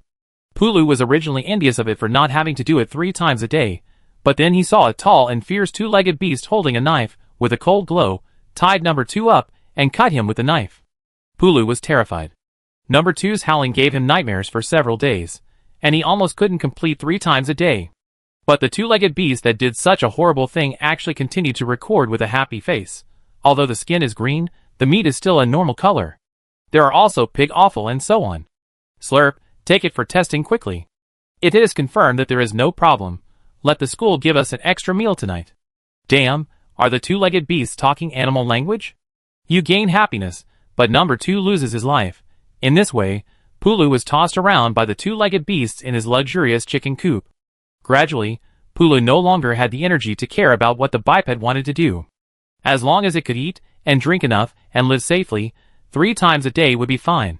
Soon after, the food safety research team that was urgently established reported to Ning Zhao with great joy. Safe. All can be eaten. Very nutritious and tastes good. In fact, Ning Zhao was not surprised by this result. According to Corey, people in the Magic Continent occasionally secretly use mimic slimes to make substitute high-end meat or something, and they have never heard of anyone dying from eating it. It's just that this behavior is very unpopular with people who pay attention to original ecology. If they find someone dares to use mimic slimes to do this, they will be arrested and beheaded. Especially those princes and nobles, after being deceived several times. In order to prevent such counterfeit products from appearing on their tables again, they customize very strict laws. As for whether these nobles engaged in counterfeiting in private. Anyway, after the identification magic was invented, I didn't hear about it again. That's why the Magic Continent's understanding of the mimic slime is. This is a magical beast that can use special methods to mimic energy into matter. Whether it's nutrition or taste, it's actually just energy, and the identification magic is a breakthrough made by using this point. In short, Ning Zhao knew that the mimic slime was safe and edible, but just to prevent accidents, he asked experts to do various researches carefully, and even sent brave people to eat related foods and conduct health tracking for a period of time. Only then, under the earnest attention of the municipal government, he agreed to work together to carry out the Lekang People's Magic Vegetable Basket project. When the city government's cameraman was sent to the thriving Magic Ranch, he saw a fence of green slime chickens that looked exactly the same, and took a precious picture of them laying eggs together after ding-ling-ling. Forget it. Although it's a bit scary, it's also a scene worth recording in history. But for Ning Zhao, the unexpected solution to the dining table problem was just one of the surprises. Afterwards, she put the eggs into the Midas pot, and made several other monster eggs. All the hatched ones were slimes without exception. But they were not mimic slimes. After testing, Ning Zhao figured out that although the eggs in her hand were slime eggs, the types that could hatch were random among all slimes. And as Curry said, these slimes were not very valuable, and the various gels produced were only very basic alchemical materials. However, after putting one of the gels into the Midas pot, Ning Zhao unexpectedly got another surprise. Arcane metal was finally converted. Chapter 92. Among the alchemy materials from the magic continent that Ning Zhao wants most now, arcane metal is undoubtedly the first. Because its versatility is so wide. To give the simplest example, why does the little fat man always worry about his alchemy success rate? This is certainly due to talent, but in fact, the alchemy props provided by the Academy must also bear a certain responsibility. For example, the plant magic alchemy jar that students use most often is actually a fake alchemy jar made by mages in a hurry. To put it in a metaphor, it is like a stove made of soul or stones when surviving in the wild. Ning Zhao got the real alchemy pot formula early, but there was no way. She couldn't make it without arcane metal, so she could only use the glass jar after the magic was contained as a substitute. Although the magic source was consumed to improve the quality of the alchemy jar, the effect was still not as good as the metal pot. The same is true for the alchemy stick. The magic conducting ability of arcane metal is not comparable to that of an ordinary wooden stick. Although arcane metal is the most basic type of magic metal, there is still a huge difference between having it and not having it, not to mention that many of the various formulas accumulated by the Academy now require arcane metal. So, finally getting this thing is a big improvement for the Academy, but the only problem is the output. The slime that produces that special silver gel is a metal slime with higher defense than ordinary slimes, and it eats ores. Unfortunately, Lekang is a city that lacks metal mineral resources. It does have several non-metallic minerals, such as dolomite for metallurgy, sandstone for glass, etc., and the reserves are relatively limited. If you want to raise this kind of slime on a large scale, you have to cooperate with some metal mines. In fact, expanding the scale of slime breeding is not a big deal. The more critical point is that you need more gold-turning pots and larger magic pools. Ning Zhao turned the silver gel, which was about the size of his fist, into 100 G of arcane metal, which consumed nearly 1,000 milliliters of liquid magic. Under normal circumstances, an ice lotus produces 1 milliliter of liquid magic in an hour, which is not very efficient. The value of silver gel can be converted to arcane metal at a 1-to-1 ratio during the festival discounts on the magic continent. This is why the gold turning pot seems to be useless in the magic continent. If the conversion cost does not come down, it is better to buy ready-made ones in the store. Fortunately, after the gold turning pot has arcane metal, it can be made by itself, and liquid magic is not a problem as long as there are enough ice lotuses. As for the mineral issue, did the City Hall say that they will start taking action soon? Compared to the source of reform, such as the Magic Academy, the residents of Lekang reacted much slower to the changes in the city. But this did not prevent them from seeing Lekang changing almost every day. For example, originally they could only hide in the shelter and dared not go out, but now they can occasionally go to distant places, because Lekang has opened a magic bus that runs once a day throughout the city. Ordinary citizens may have less demand for riding, but those public servants, who have various official duties to do, feel that it is much more convenient to get around. The most intuitive feeling is the person in charge of each magic new city area. Since magic mud bricks are given priority to the construction of various factories, the construction progress of dormitories is relatively slow. Everyone usually lives in tents, but occasionally they have to return to the shelter for meetings. At this time, it would be very convenient to take the magic bus. Of course, there is more than one way of transportation. The first few magic cars will come to pick up people in an emergency. In non-emergency situations, you can also consider asking magic riders to give you a ride. In short, although Lekang is covered with snow, the outdoors is gradually becoming lively. Then, Those shelters closer to the magic new districts can clearly see the changes in the new districts day by day, from roads to factories, from water supply to electricity. On the day when the magic power plant was completed, when the neon electronic sign with magic energy new district lit up, the residents of the shelters almost cried. I haven't seen this scene for a long time. What surprised everyone recently is that the price of food in the city has dropped, especially eggs. Before, eating one a week was considered a cadre-level treatment, but now ordinary residents can eat one every 2 or 3 days. Young children, the elderly and pregnant women are even more incredible, almost every day. Even the milk powder problem that everyone has been worrying about. Well, although there is no powder, milk is suddenly available in the city. When the pregnant women held the hot milk again, they almost cried. Those infants and young children, who were born not long ago, finally had a breast milk substitute. I don't know how many families knelt down to the government officials who delivered milk. If it weren't for the fact that there was no way to make silk banners now, the Lekang government would probably be filled with silk banners. But at this time, the people with the most abundant diet in Lekang were a group of special people. You can't do it after just a few laps? Keep going, don't stop.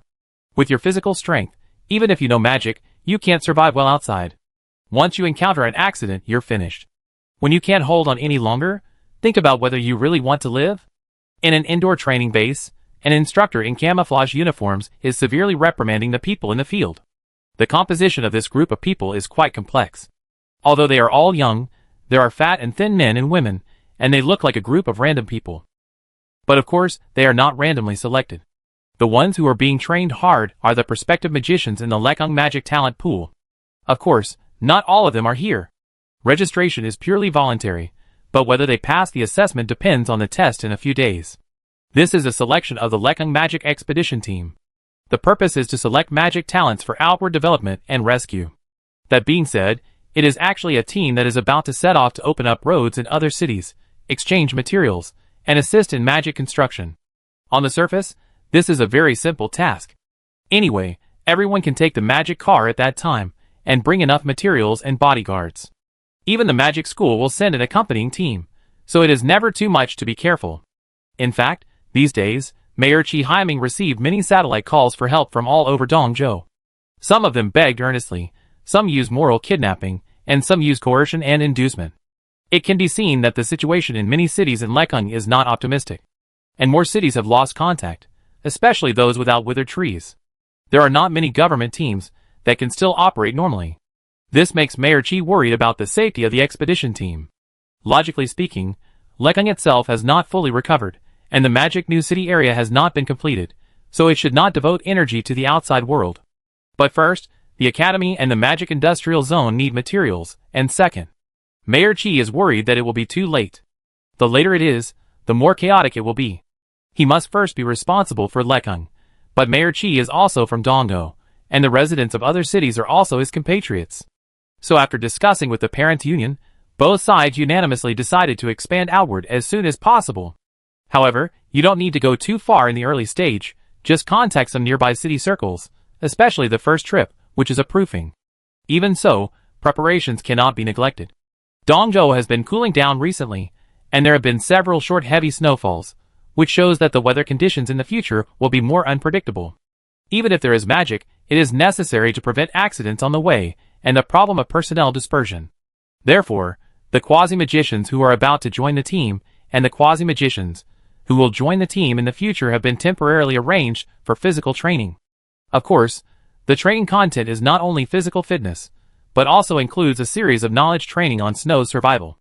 At least you have to know how to build temporary shelters and shelters with snow and branches, right? You have to know how to melt snow to get water, and use magnesium rods, flints and other tools to make fire in a humid environment, right? You have to learn first aid knowledge for frostbite in the snow, right? There are also positioning, direction identification, avalanche rescue, etc. In short, Mayor Chi urgently recruited talents from all over the city, and gave the prospective magicians a good training. This has been a big problem for students and office workers, who usually lack exercise. Many people began to regret why they signed up for this. Wouldn't it be better to stay in Lekang? Of course, the reason for signing up is that there is enough temptation. For example, the scores from the magic school, The prospective magicians who participated in the expedition will have a higher probability of becoming the next batch of freshmen compared to the competitors who stayed in the city. In order to enter the academy, everyone gritted their teeth and tried their best to persevere. But they were not the hardest. In fact, the real main force of the Lekking expedition team this time was a security team composed of veterans, on-duty firefighters, police, and other special groups.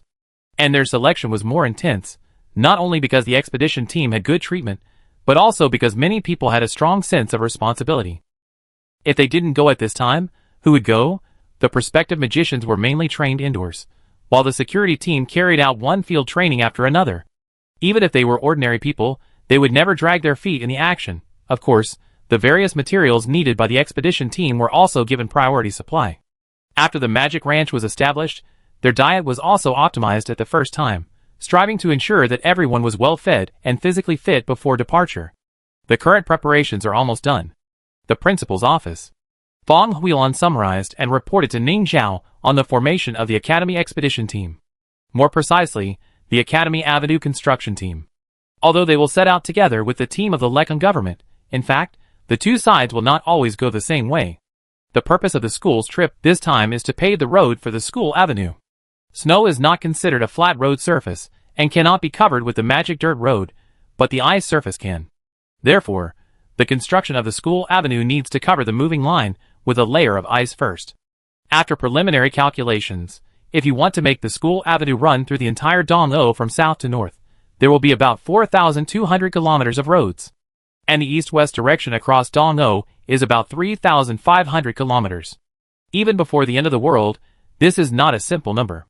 Ning Zhao also needs to test the efficiency of the paving team first, and whether the school avenue can be built in time before the final snowstorm comes.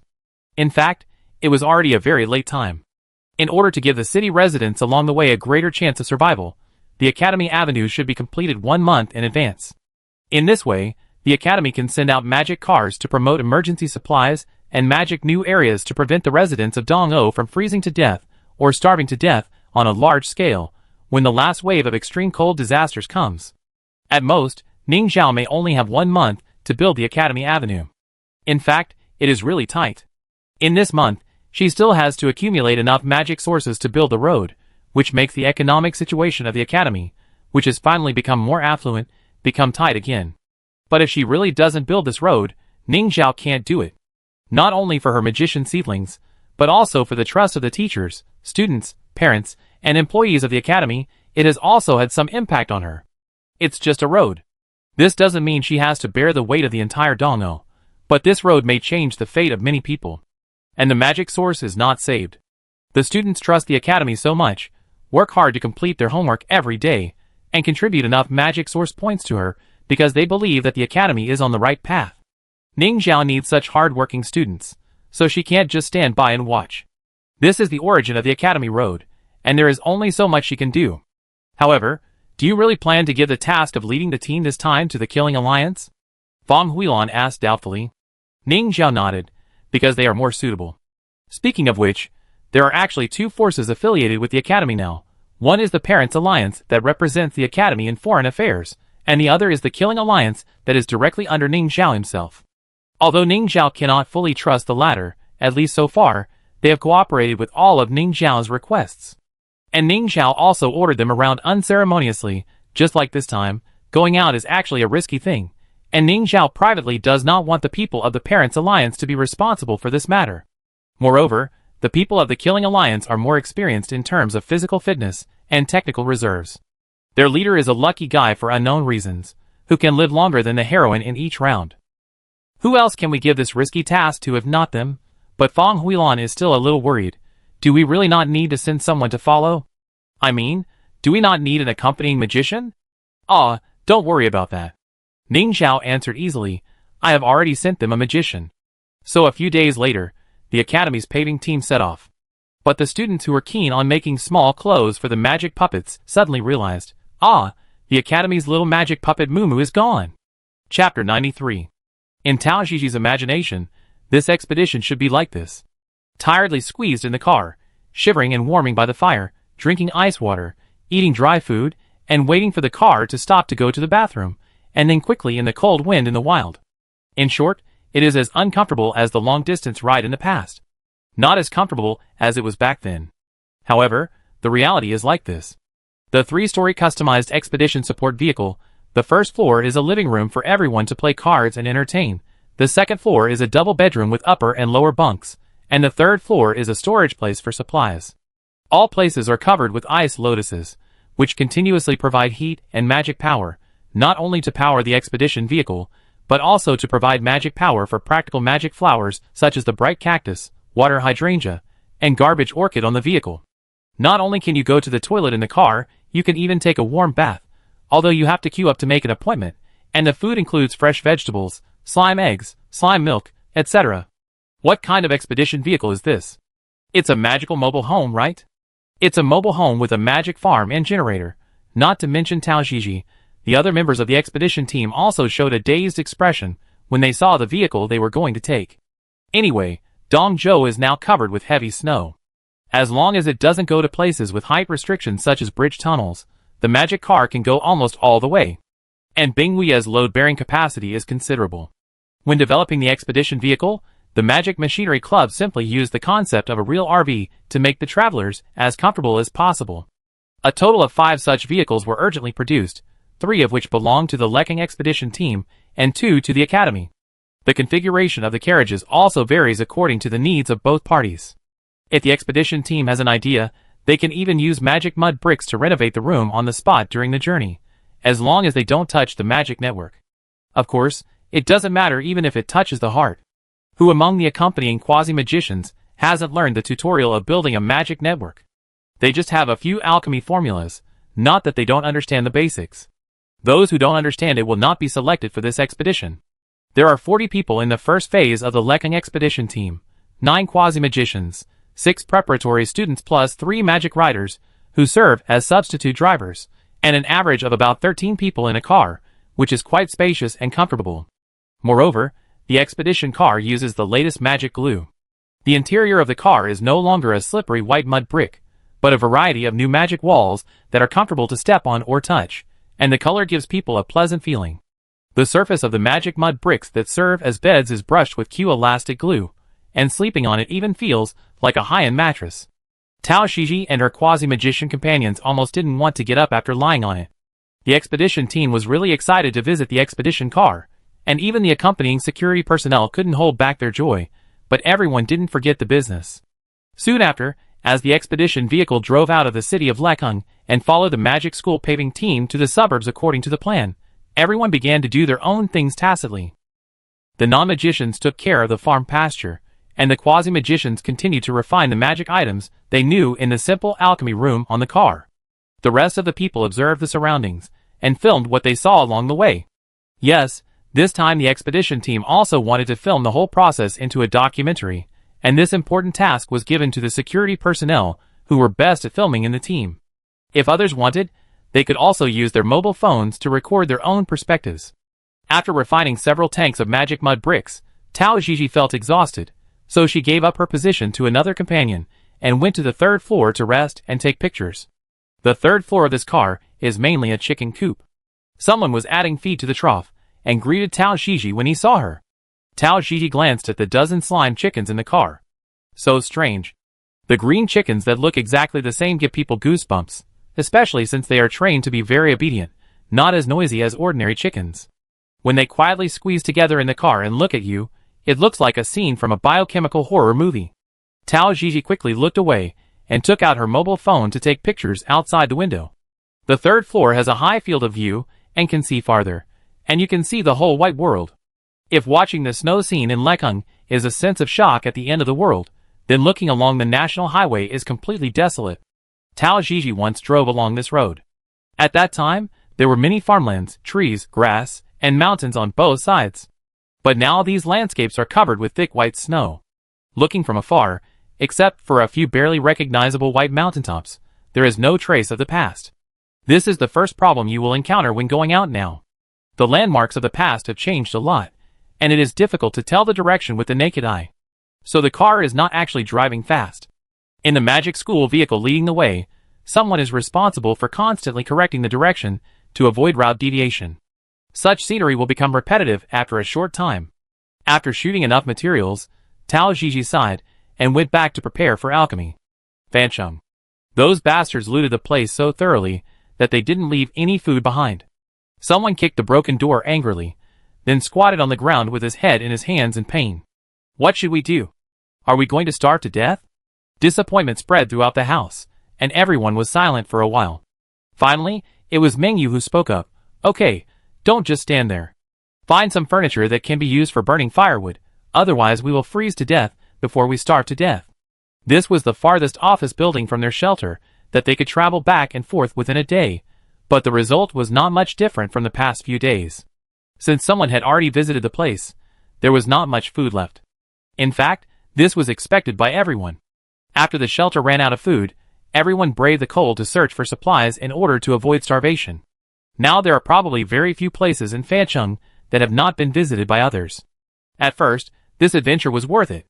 In places like office buildings, there are occasionally snacks stored by office workers or companies, which are relatively easy to find. As for those residential buildings, most of the food was taken away as the residents went to the shelters, and a small part was because no one was at home. If you are lucky, you can find a lot of good things in the house. But this is the second month of the extreme cold apocalypse. As everyone realizes that supplies will only become less and less, the competition has become increasingly fierce. The out-of-control city management has made reasonable distribution a pipe dream. People began to gather together and frantically hoard everything they could find, and then attack those who tried to rob them. It's not that there is no food in the city, but that not everyone can be allocated. Mengyu couldn't tell exactly how many forces there were in Fancheng now, but he knew so many that he couldn't count them with his hands. These forces occupied a large amount of supplies in Fancheng, and it was easy for young and strong laborers like Mengyu to join them, as long as they were willing to abandon their parents, wives, and children. The group of people here couldn't do such a thing, but because of this, they were a step late in forming gangs and factions, and were in a very passive position. The shelter they were in was not big to begin with, and as some people joined various forces, there were even fewer people. The people who stayed behind were still dominated by the elderly, the weak, the sick, and the disabled. If Mengyu and his team didn't care, it might be easier, but could they really ignore it? They were all human lives, and some of them were even familiar neighbors in the community.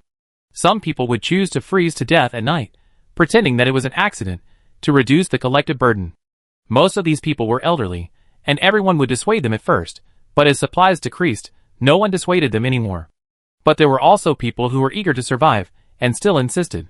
For such people, no one would say much. The fire was lit quickly.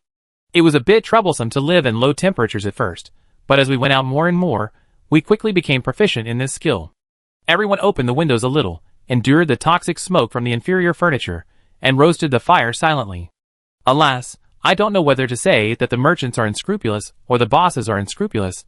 There are few reliable wooden furniture. Otherwise, I surrender to Boss Wang. The man squatting on the ground suddenly said. Boss Wang is the leader of a well-known force in Fancheng today. It is said that he had a background in gangs before the end of the world. After the end of the world, he was like a fish in water. After the government agencies were almost paralyzed, he didn't even want to act. They not only looted supplies wantonly, but also robbed. This is not difficult to understand. There are only so many things. If others consume more, it means that there will be less left for them. In the eyes of this group of people, the supplies owned by small forces like Mengyu are all deposited for them. They will collect them according to their mood. And if the team going out unfortunately encounters this group of people, they will often be skinned in bones. Don't give? Then you don't want this life. Mengyu and his team are lucky because they are careful enough and have not encountered them for the time being. But they have encountered people who were robbed by Boss Wang, stripped naked and thrown on the roadside, and called it art, human ice sculpture. It's chilling. If you want to go, I kill you first. Another middle-aged man next to the man said coldly. Not only him, but everyone else in the room also cast hostile eyes. It's all death anyway, the man on the ground said expressionlessly. I poison them, and then you go and rob the things in their base. Everyone was quiet. The man is a chemistry teacher. Mengyu's child was taught by him. He is said to be a good teacher. Now it seems that this good may need to be questioned. Don't be silly, Mengyu sighed. Even if you go, do you really think it's so easy to be trusted?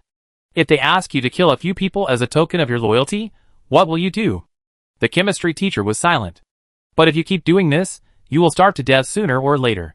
The vegetables planted in the shelter don't grow at all, someone said sullenly. If there is really no other way, it's better to fight with people like Boss Wang. At least your death will be meaningful. How about borrowing some food from other forces? Another person suggested, or should we also rob? There are only a few people as vicious as Boss Wang. People's hearts are changeable in the end times, but truly kind people will not become executioners because of this. Most people have just learned to keep silent. More forces are ordinary people who stick together. If they rob, it's not that dangerous. But if they can really cross that line so easily, they may not be here. It's not really robbing. We can exchange it with other things, or give it back to them later when we have the chance. The other party looked at Meng Yu expectantly. Find those richer forces. They won't be finished because of that little food, but we, your wife and children, and our relatives in the shelter, will really die. At this point, others couldn't help but be tempted. Meng Yu thought for a long time, then gritted his teeth and said, "Let's stay outside for one night, and go to the outskirts of the city. Maybe we can dig out some food in the surrounding vegetable fields. Let's try it one last time," he said with his eyes closed. "If it doesn't work, do as you say." There was silence in the room for a while. Staying outside for one night is very risky to freeze to death, and trying to dig vegetables in the snow is a test of everyone's physical fitness. It is also very likely to be in vain. But in the end, everyone in the room nodded. "Okay, let's do as you say." So, after roasting enough fire and recovering their physical strength, everyone packed up and set off again. It was already afternoon, but there was still a long way outside the city, so it was best to make a quick decision. They stepped on snowshoes, looked after each other, walked deep and shallow according to memory, and looked at the compass and map from time to time to confirm the direction was correct. On the way, we had to be careful not to run into Wang Laodao's group. For this reason, we would occasionally stop and use binoculars to observe the situation ahead. It took several hours until the sun almost completely set, and the few people finally arrived at the edge of the city. Meng Yu led everyone to find a relatively safe house, climbed through the window to enter, and then everyone shivered and hurried to make a fire. Alas, there is nothing to eat here. After walking around the house, everyone said disappointedly. But there are trees outside the house. Everyone skillfully used the engineer shovel to dig, then scraped off the bark, and cooked soup with snow water. Recently, the shelter has been relying on bark soup, but now there is less and less bark. Have a good rest, and take turns to guard the night, Meng Yu ordered. He rechecked the safety of the surroundings, and then agreed to guard the second half of the night by himself, and fell asleep wrapped in plastic and other garbage he had found. However, after a while, Meng Yu felt someone pushing him. The chemistry teacher and another man on night watch said with a serious expression, "Captain Meng, look quickly, there seems to be a car outside." Meng Yu jumped up. He climbed up to the roof along the snow, and took out a telescope to look into the distance. There was indeed a car. A familiar small van was parked next to a fire not far away. "Is it them?" the chemistry teacher asked. Meng Yu nodded with a heavy heart. Yes. Not only the car, he also saw people, a group of people under Boss Wang. The chemistry teacher and the other two took a breath and felt very scared. If the resting place they chose was a little more to the right, they might have collided with that group of people, and the consequences would be unimaginable. But what are they doing here? Is there any shelter nearby? Another person asked blankly. This area on the edge of the city has few houses, and if time is limited, they will not choose to set up a shelter nearby. Not sure, let me take a look. Meng Yu moved the telescope again and increased the magnification. Soon, he found something unusual. Huh? He said uncertainly. It seems that there are a few houses over there? Chapter 94. But whether it is based on the map or memory, it should be a national highway area, and there can't be any houses. Meng Yu couldn't help rubbing his eyes, and wiped the lenses again, and confirmed again that the black shadows in the distance were undoubtedly houses. Although there was moonlight in the sky, it was not particularly bright. In such a dark environment, with a large area of empty snow, a few lonely houses grew out of nowhere, which was actually quite scary. But there must be something wrong when things are abnormal. Were the group of people led by Boss Wang also attracted by that thing? Or was that thing related to Boss Wang and his group? Meng Yu hesitated for a long time, and finally made up his mind. I go and take a look, you stay here, be careful not to be discovered. Everyone was worried that he would be in danger, and they didn't agree, but Meng Yu was firm and refused the chemistry teacher to follow him. I'm safer alone, don't worry. After saying that, he handed some valuables to the two night watchmen, leaving only a saber, then crouched and quietly walked around in the snow. He kept paying attention to the movement of the van, and then he heard the sound of footsteps on the snow. The group walked towards the strange house. It was only 8:30 in the evening. Although the shelter turned off the lights very early to save electricity, everyone had formed a biological clock to go to bed at 8 or 9 o'clock, but it was a rare trip, and Tao Shiji and others didn't want to go to bed so early. As ordinary people in society before the end of the world, everyone rarely had the opportunity to camp in the wild. So several prospective magicians took Han Binglian and strolled outside accompanied by security guards to see the starry sky and snow scene under the end of the world. It has been a long time since we last saw the starry sky. After the rusty sun appeared, the stars seemed to have dimmed a lot. But today was a rare clear night. The night sky we saw when we looked up seemed very gentle even before the end of the world. The cameraman filmed the night sky, recording this lonely and peaceful night sky as a behind-the-scenes video. Although the government did not mention whether it would produce behind-the-scenes footage. It's Fancheng next to us, right? How do we get there tomorrow? Someone asked Captain Zhang curiously. Captain Zhang, a retired soldier, was the highest authority in the team. Although he was not responsible for negotiating diplomatic matters, he had the final say on the itinerary arrangements. Except for the people in the academy, everyone else had to listen to him. We will go through Fancheng to Licheng, and then bypass Fancheng on the way back. Captain Zhang said. The mayor meant that we could get a brief understanding of the conditions in other cities. That was why the expedition team did not plan to drive at night. Entering the city during the day would give them a better view. At this moment, someone came to report, "Captain, someone is coming. It's that minivan." Ming Yu and others can find the whereabouts of Boss Wang's men, so the expedition team will naturally not be completely unguarded. Everyone found someone not far away early in the morning, but they thought that the other party would not dare to approach, but who knew that he would still come. I go get something. Tao Shiji stood up decisively, ran into the car, and then walked out holding a book.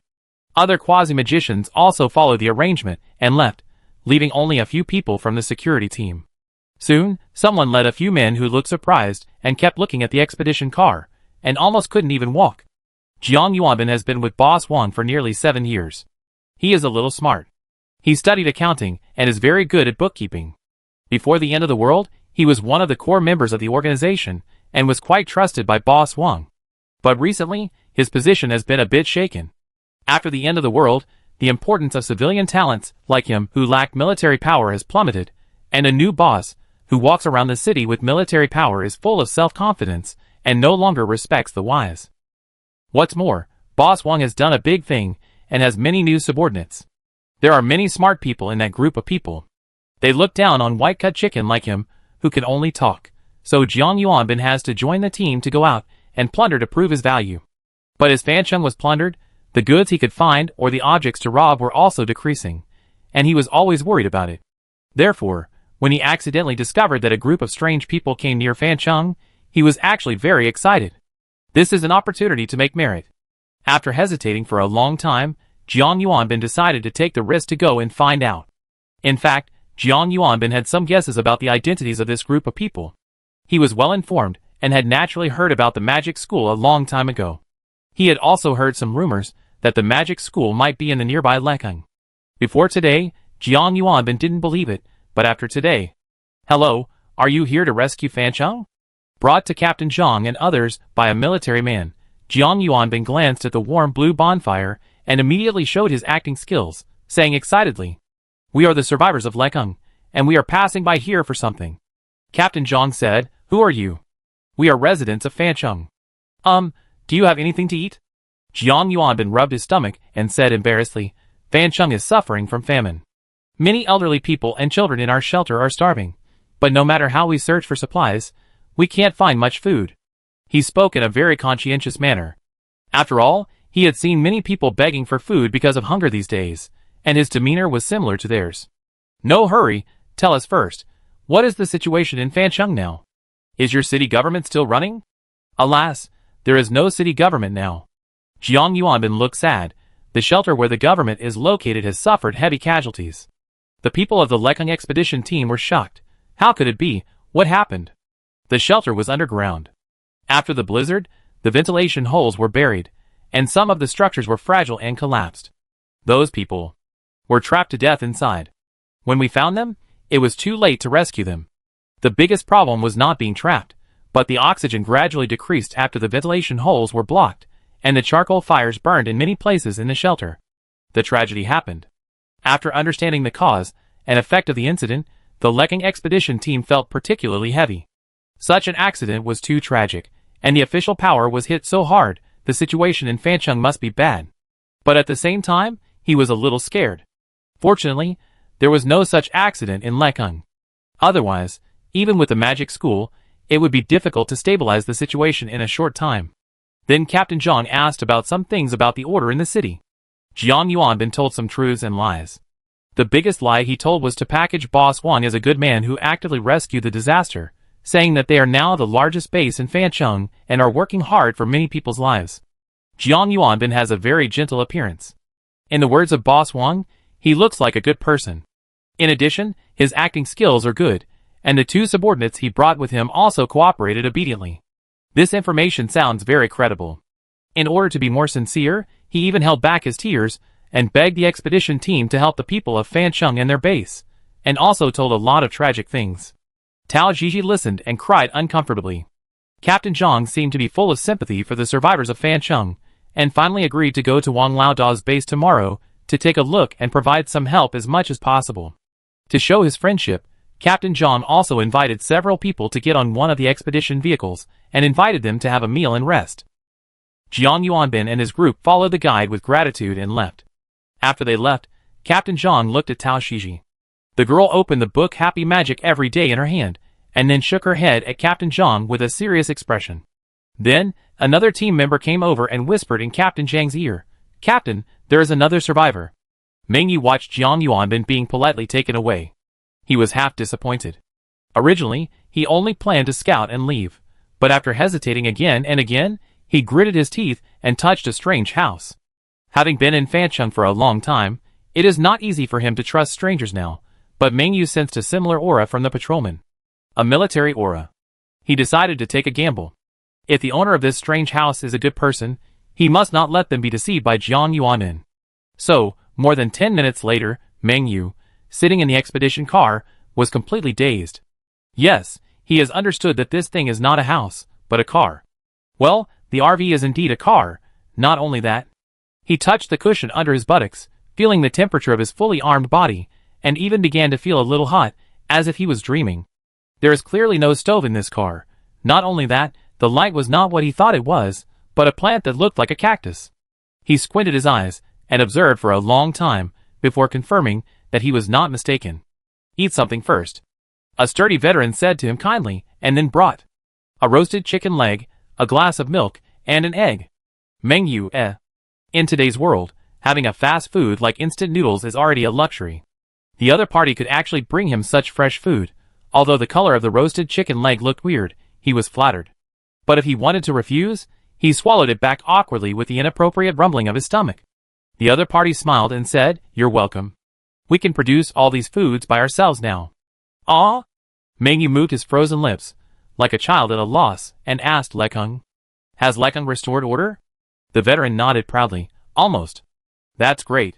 Meng Yu's eyes turned red as he spoke, and he couldn't help shedding tears. He hurriedly wiped them with his hands, fearing that the team from Lekang would misunderstand him, and explained repeatedly, "I don't mean anything else, I just think it's great. Really, it's great." But for some reason, he, who has always been strong, cried even harder, which made Meng Yu very embarrassed, but as long as he thought of a city where residents could resume their lives, he couldn't help but feel a sour nose. The other party patted his shoulder and said nothing. Meng Yu slowly calmed down and wanted to communicate more, but the other party signaled him to eat something first and talk later. So Meng Yu had the most sumptuous meal in the past month. After the meal, he waited in the car for a while, before he saw the Captain Zhang and a girl holding a book. "Are you also a veteran?"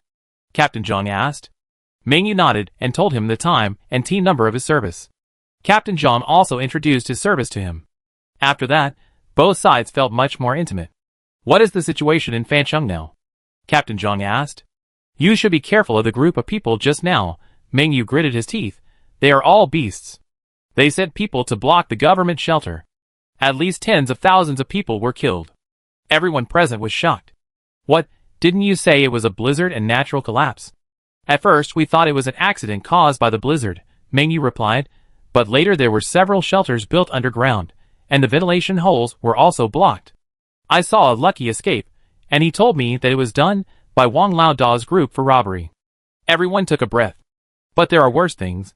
Not only that, they released the prisoners in Fancheng prison, and those guys are now following that boss Wang, doing evil everywhere in the city. Mengyu said, they are now occupying a high-rise building in the city, and they have guns in their hands.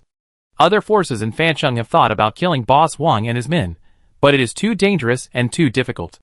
In order to prevent the same ventilation tactics from being adopted, they chose a high-rise building with the widest view as their base, and there are people monitoring the surroundings 24 hours a day. All suspicious people who dare to approach will be killed. It was difficult for other forces to just approach, let alone fight them in the building. So they invited us to their base, so they must have bad intentions? Having already known from Shuling Kelly that the other party was lying, Tao Shiji was sure that the other party was not a good person at this time. As a well-protected citizen, she couldn't help but get a little nervous. Captain Zhang, do we still need to enter Fancheng? Captain Zhang thought for a moment and raised his head. Go in. That group of people already know us. Even if we want to take a detour now, it's a bit late. What's more, Fancheng is so close to Lekang and next to Shuiyuan Avenue. If we leave it alone, there will be troubles. What's more, our mission originally included providing Fancheng with all the help we can. His words touched Mengyu again. He wiped his face and said, do you have weapons? If you want to fight, count me in. I haven't forgotten my skills back then. Ah, count me in, right? Captain Zhang touched his nose. Mengyu was a little confused. Then he said, what's the plan? Do you need my help to contact other forces to deal with Boss Wang and his men together? This may require some delay. Don't go into the city tomorrow. Find a reason to stay here for another day, or don't go to Boss Wang and his men before you go into the city. You have a special identity, and you have a magic car. They shouldn't dare to act rashly against you. To be honest, this magic car is quite scary. I don't know if it can block bullets. No need to be so troublesome. Then, Mengyu heard Captain Zhang say, we will act tonight, and make a quick decision. Mengyu, tonight? But it's very late now. It will take at least half a day to get to Boss Wang's base. Well, although you have a car, it makes such a big noise. They will definitely be very alert when they arrive. He has never seen what a car looks like when it is driving. But such a big guy is obviously not something that a blind person can notice. It's okay, we won't drive these cars. Captain Zhang thought for a moment and asked with concern, by the way, you shouldn't get carsick easily, right? Mengyu? So more than an hour later, Mengyu saw a boy who was only a high school student, moving a leaf from the third floor. The other party put the leaf on the ground, and took a few accessories handed by others, and hung them on the petiole to form a strange thing that looked a bit like a sled, but not a sled. Seeing that Mengyu was very confused, the boy smiled embarrassedly. This is a magic bicycle. It means single-person drive. Then he stretched out his hand to Mengyu and introduced himself. Hello, my name is Qin Jian, and I am a magic rider. Please lead the way for us later. Chapter 95. The crowd was not in a hurry to set off. Mengyu did not forget the companions who came out with him. He quietly transferred them to the expedition vehicle. After harvesting a few dumbfounded companions, he took the equipment and left together. There were 3 magic riders, who followed the expedition team. As the main force of transportation, the 3 people took the lead in participating in the operation. This was their first time riding at night. Mengyu and Captain Zhang sat in the back of Qin Jian's magic bicycle. The 3 of them all wore portable night vision goggles, and then the magic riders all held the stalks of the ice dance leaves, input magic power, and with a swish, the 3 magic bicycles, each carrying people and equipment, flew forward in the moonlight, dancing ice dance. Mengyu, Good, so fast. Fortunately, the sled pulled by the ice dance leaf had a fall-proof guardrail, otherwise Mengyu, who was unprepared for the speed of the magic bicycle, would really fall down. After walking for a long time during the day, the road was so cold that I was shivering. I originally felt that it was endless, but now, with a warm magic flower in my arms, and sitting on the magic bike gliding at high speed, Mengyu felt like it was like sitting in an amusement park and walking into a magical illusion of a fairy tale. Especially with the moonlight, the ice surface slid out in the snowy city, and the handsome magic riders stood on tiptoe on the pedals, and turned in circles with the ice dancing leaves, which made it feel more like a fairy tale. However, there was not much leisure time to enjoy it. As we entered the city, Mengyu began to nervously identify the direction and give directions to the riders. The magic bike version of the ice dancing leaf is small in size, and the sound made by rubbing against the snow and transforming it into an ice surface is relatively small, but no matter how small it is still a very obvious interference sound for the people sitting on the car. In order to facilitate communication and reduce noise, the passengers in the back seat and the riders communicated through micro headsets. They passed through one city after another, and after more than an hour, they stopped next to a building near Boss Wang's base. Except for Boss Wang and his gang, there were no other forces nearby. After all, they could not afford to offend them, but they could afford to avoid them.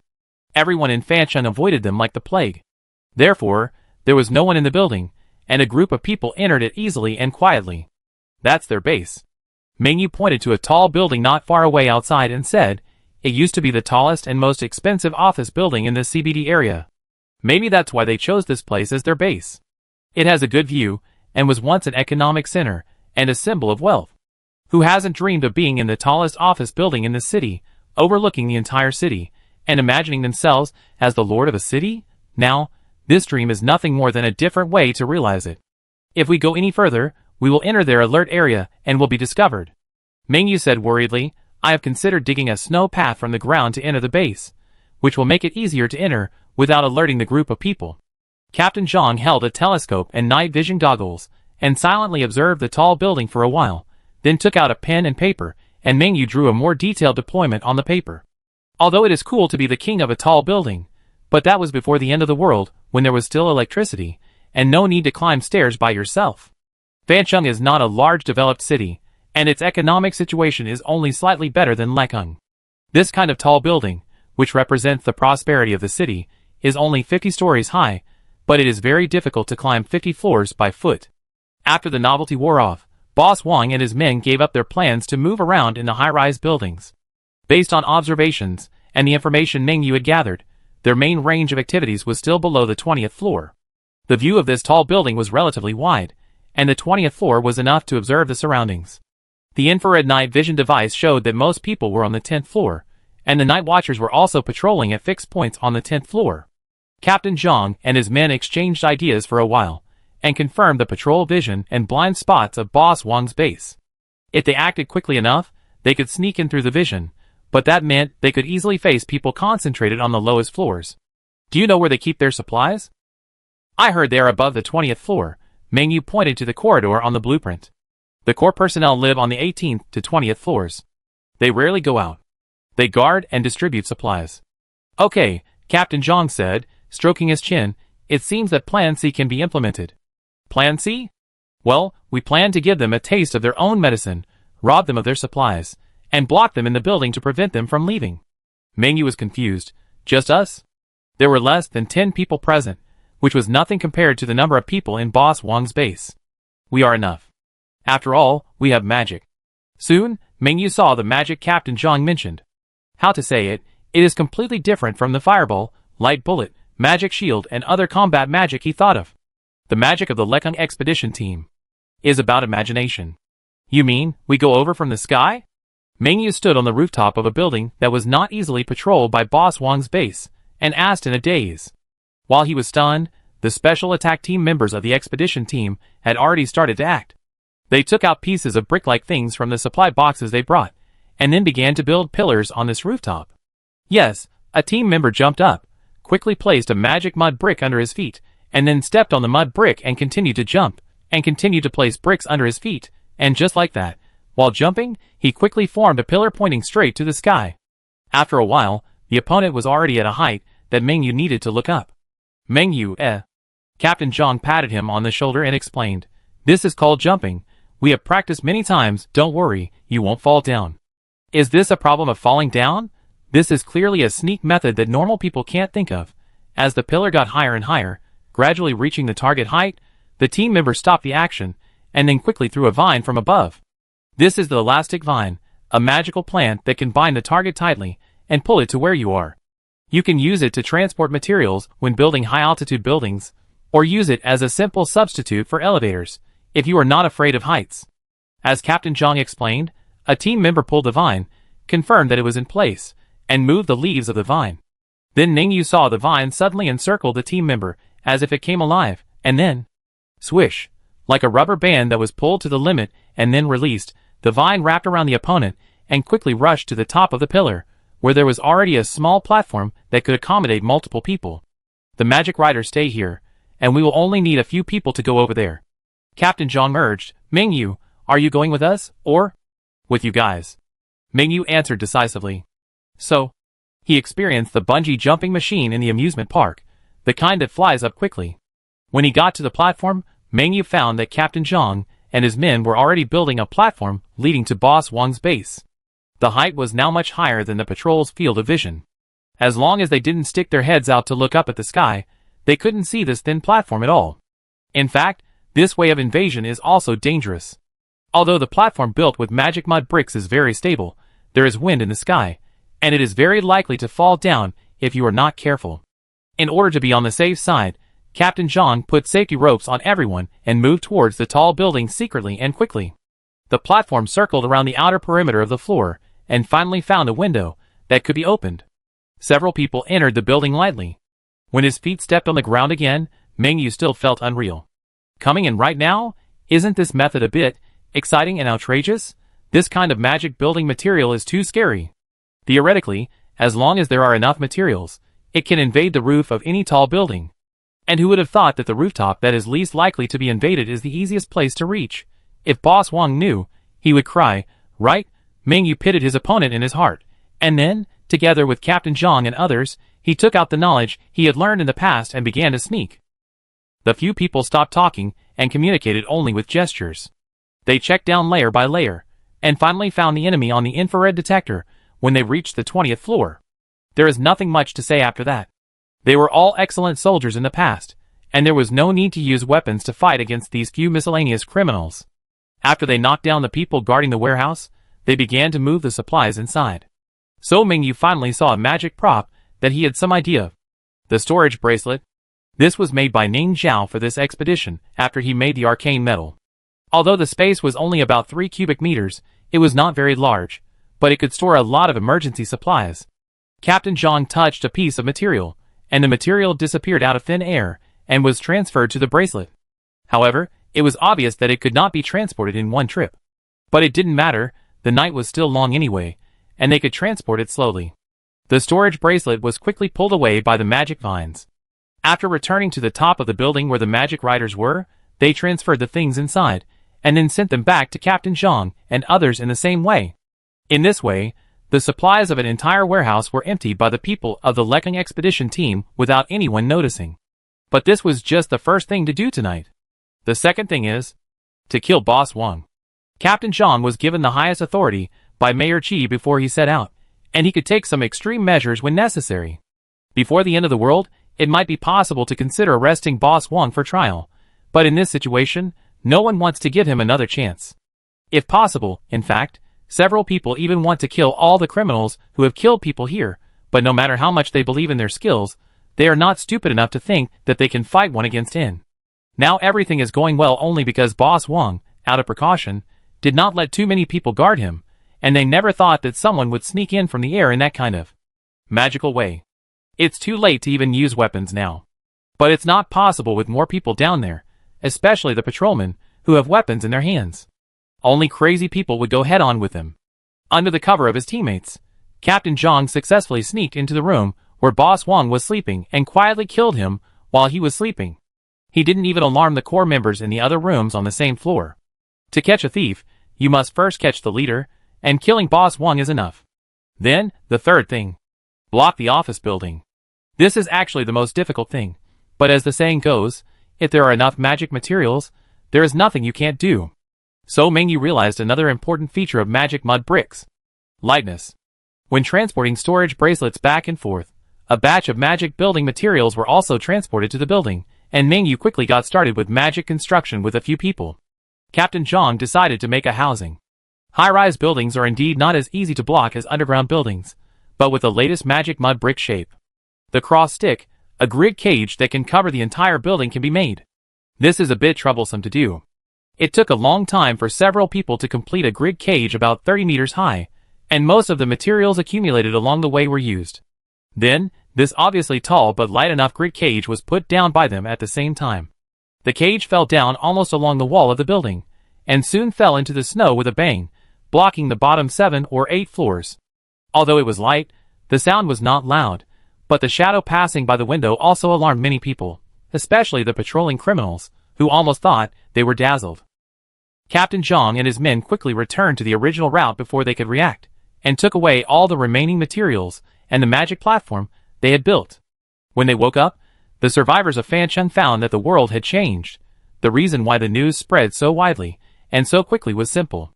When the 3 vehicles of the Lekang expedition team entered the city, they also played the radio loudspeaker. Fellow countrymen, Boss Wang and other lawless elements have surrendered. Fancheng is about to restore order. Please go to the shelter in XXX to participate in the election of the new Fancheng leadership team if you are interested in building a new Fancheng. The neighboring city of Lekang has sent a magic expedition team to support Fancheng in its magic construction. Soon we will have food, warmth, and a safe shelter again. The assistance of the Magic Academy has arrived. The assistance of the people of Lekang has arrived. Everyone come out and see. The one who shouted was Mingyu. He almost shouted, wanting to bring the good news to the surviving compatriots in the city, although he no longer knew how many people were still alive. Every minute and every second, people who are in despair die. Mingyu is just making big promises in the hope that those who want to give up will rekindle their hope. The Lekang expedition team did not object. Establishing diplomatic relations with Fancheng was originally their side mission, but this requires Fancheng to establish a new leadership team as soon as possible and become independent. Just like the Magic Academy is not a charity, Lekang needs to rely on itself for its development, and Fancheng cannot expect Lekang to bear their living needs. Mingyu also understood this very well. On the contrary, he was moved to hold Captain Zhang's hand, and said that Lekang has helped Fancheng enough. The expedition team will stay here for a day, and Tao Shiji and other preparatory students who have mastered the magic formula will help Fancheng set up a simplified version of the magic material production line. Although the production efficiency will not be very high and the materials are not much, at least after they leave, Fancheng will be able to carry out magic construction on its own. After the magic avenue is paved, both sides will have the opportunity to exchange resources through this avenue and grow together in communication. But now, the most important thing is to let the survivors of Fancheng know about this. The expedition vehicle entered Fancheng at 8 o'clock in the morning, which was not too early for the survivors, who had already started to work from sunrise to sunset. However, some people still did not see the expedition vehicle for various reasons. So they crowded by the window, and anxiously asked those who saw what happened. There are 3 very big and tall houses, growing on leaves, sliding past from outside. The young woman being questioned opened her arms and gestured hard. It's really big, and there are people inside waving and shouting at us. They say it's magic. People from the Magic Academy and Lekang are coming. The woman still didn't stop gesturing, showing what she saw incoherently. After the house passed, the snow turned into ice. It's magical. And the leaves will spin. She suddenly stopped, choked up after a while and said, "It's true, it's really magic, right? With magic, can this end of the world end?" Obviously, she saw it, and others didn't see the magical scene, but it was others who pointed out the window again and again to comfort her. It must be true. Look, it's really ice outside. It would be very cold with the window open, but no one cared. They wanted to stretch their bodies out of the window to see the ice road that appeared inexplicably. The 3 vehicles of the expedition team separated and went around all places in Fancheng, trying to see their figures in places where there were survivors in the whole city. And the supplies snatched from Boss Wang's group last night were given priority to those small groups that were about to die under Mingyu's instructions.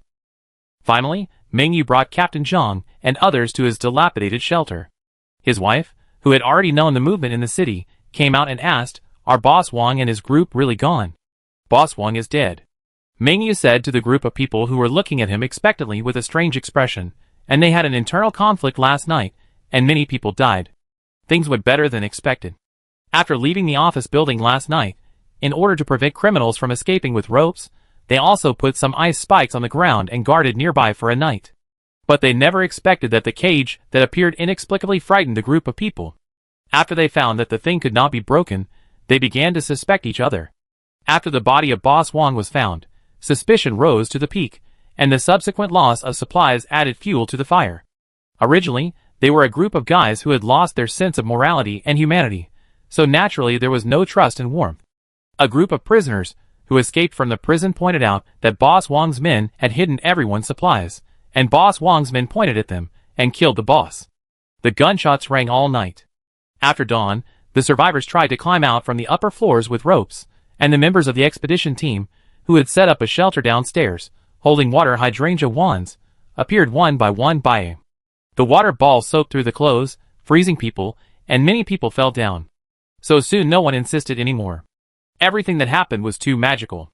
The remaining people, including Jiang Yuanbin and others, who were dreaming of stealing the magic car in the expedition car, were all arrested. Fan Qing's nightmare ended just like that. After telling everything that happened, Meng Yu remembered something and said to his wife happily, "By the way, honey, do you want eggs?" He returned to the car excitedly, took out a chicken, and said with shining eyes, "I let it lay eggs for you." "Wife, eh?" She looked at Meng Yu, then at the green slime chicken, and said blankly, "Ah, is this a magic chicken? Why did you take someone else's chicken out?" "Yes, this is called a slime chicken." Meng Yu held the chicken high and showed it to the people in the shelter. "This is a gift from Lekeng. It can lay 3 eggs a day." Chapter 96. In fact, Lekeng gave more than 1 slime chicken to the residents of Fancheng, but 5 chickens, 1 cow, and 2 pigs. The slime livestock were carried in the vehicle not only to let the expedition team eat fresh food, but also to provide assistance to other compatriots.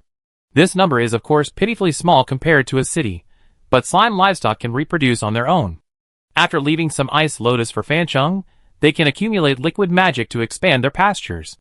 This process may not be fast, but it brings infinite hope to Fancheng.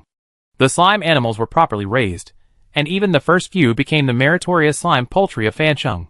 People not only named them, but also erected an ice statue monument to thank them for their efforts and Lecheng's friendship. Of course, this is a later story. At this time, the expedition team still has a lot of work to do. Since Fancheng now has no unified manager, Meng Yu and his team, who are trusted by Captain Zhang and others, became the diplomatic personnel of Fancheng, and the small shelter where they were located became the temporary office of Fancheng. The diplomatic personnel of the expedition team played the 1.0 version of the Lekeng promotional video and the Legion community promotional video for them, and gave them a player and a USB flash drive with a video for promotion.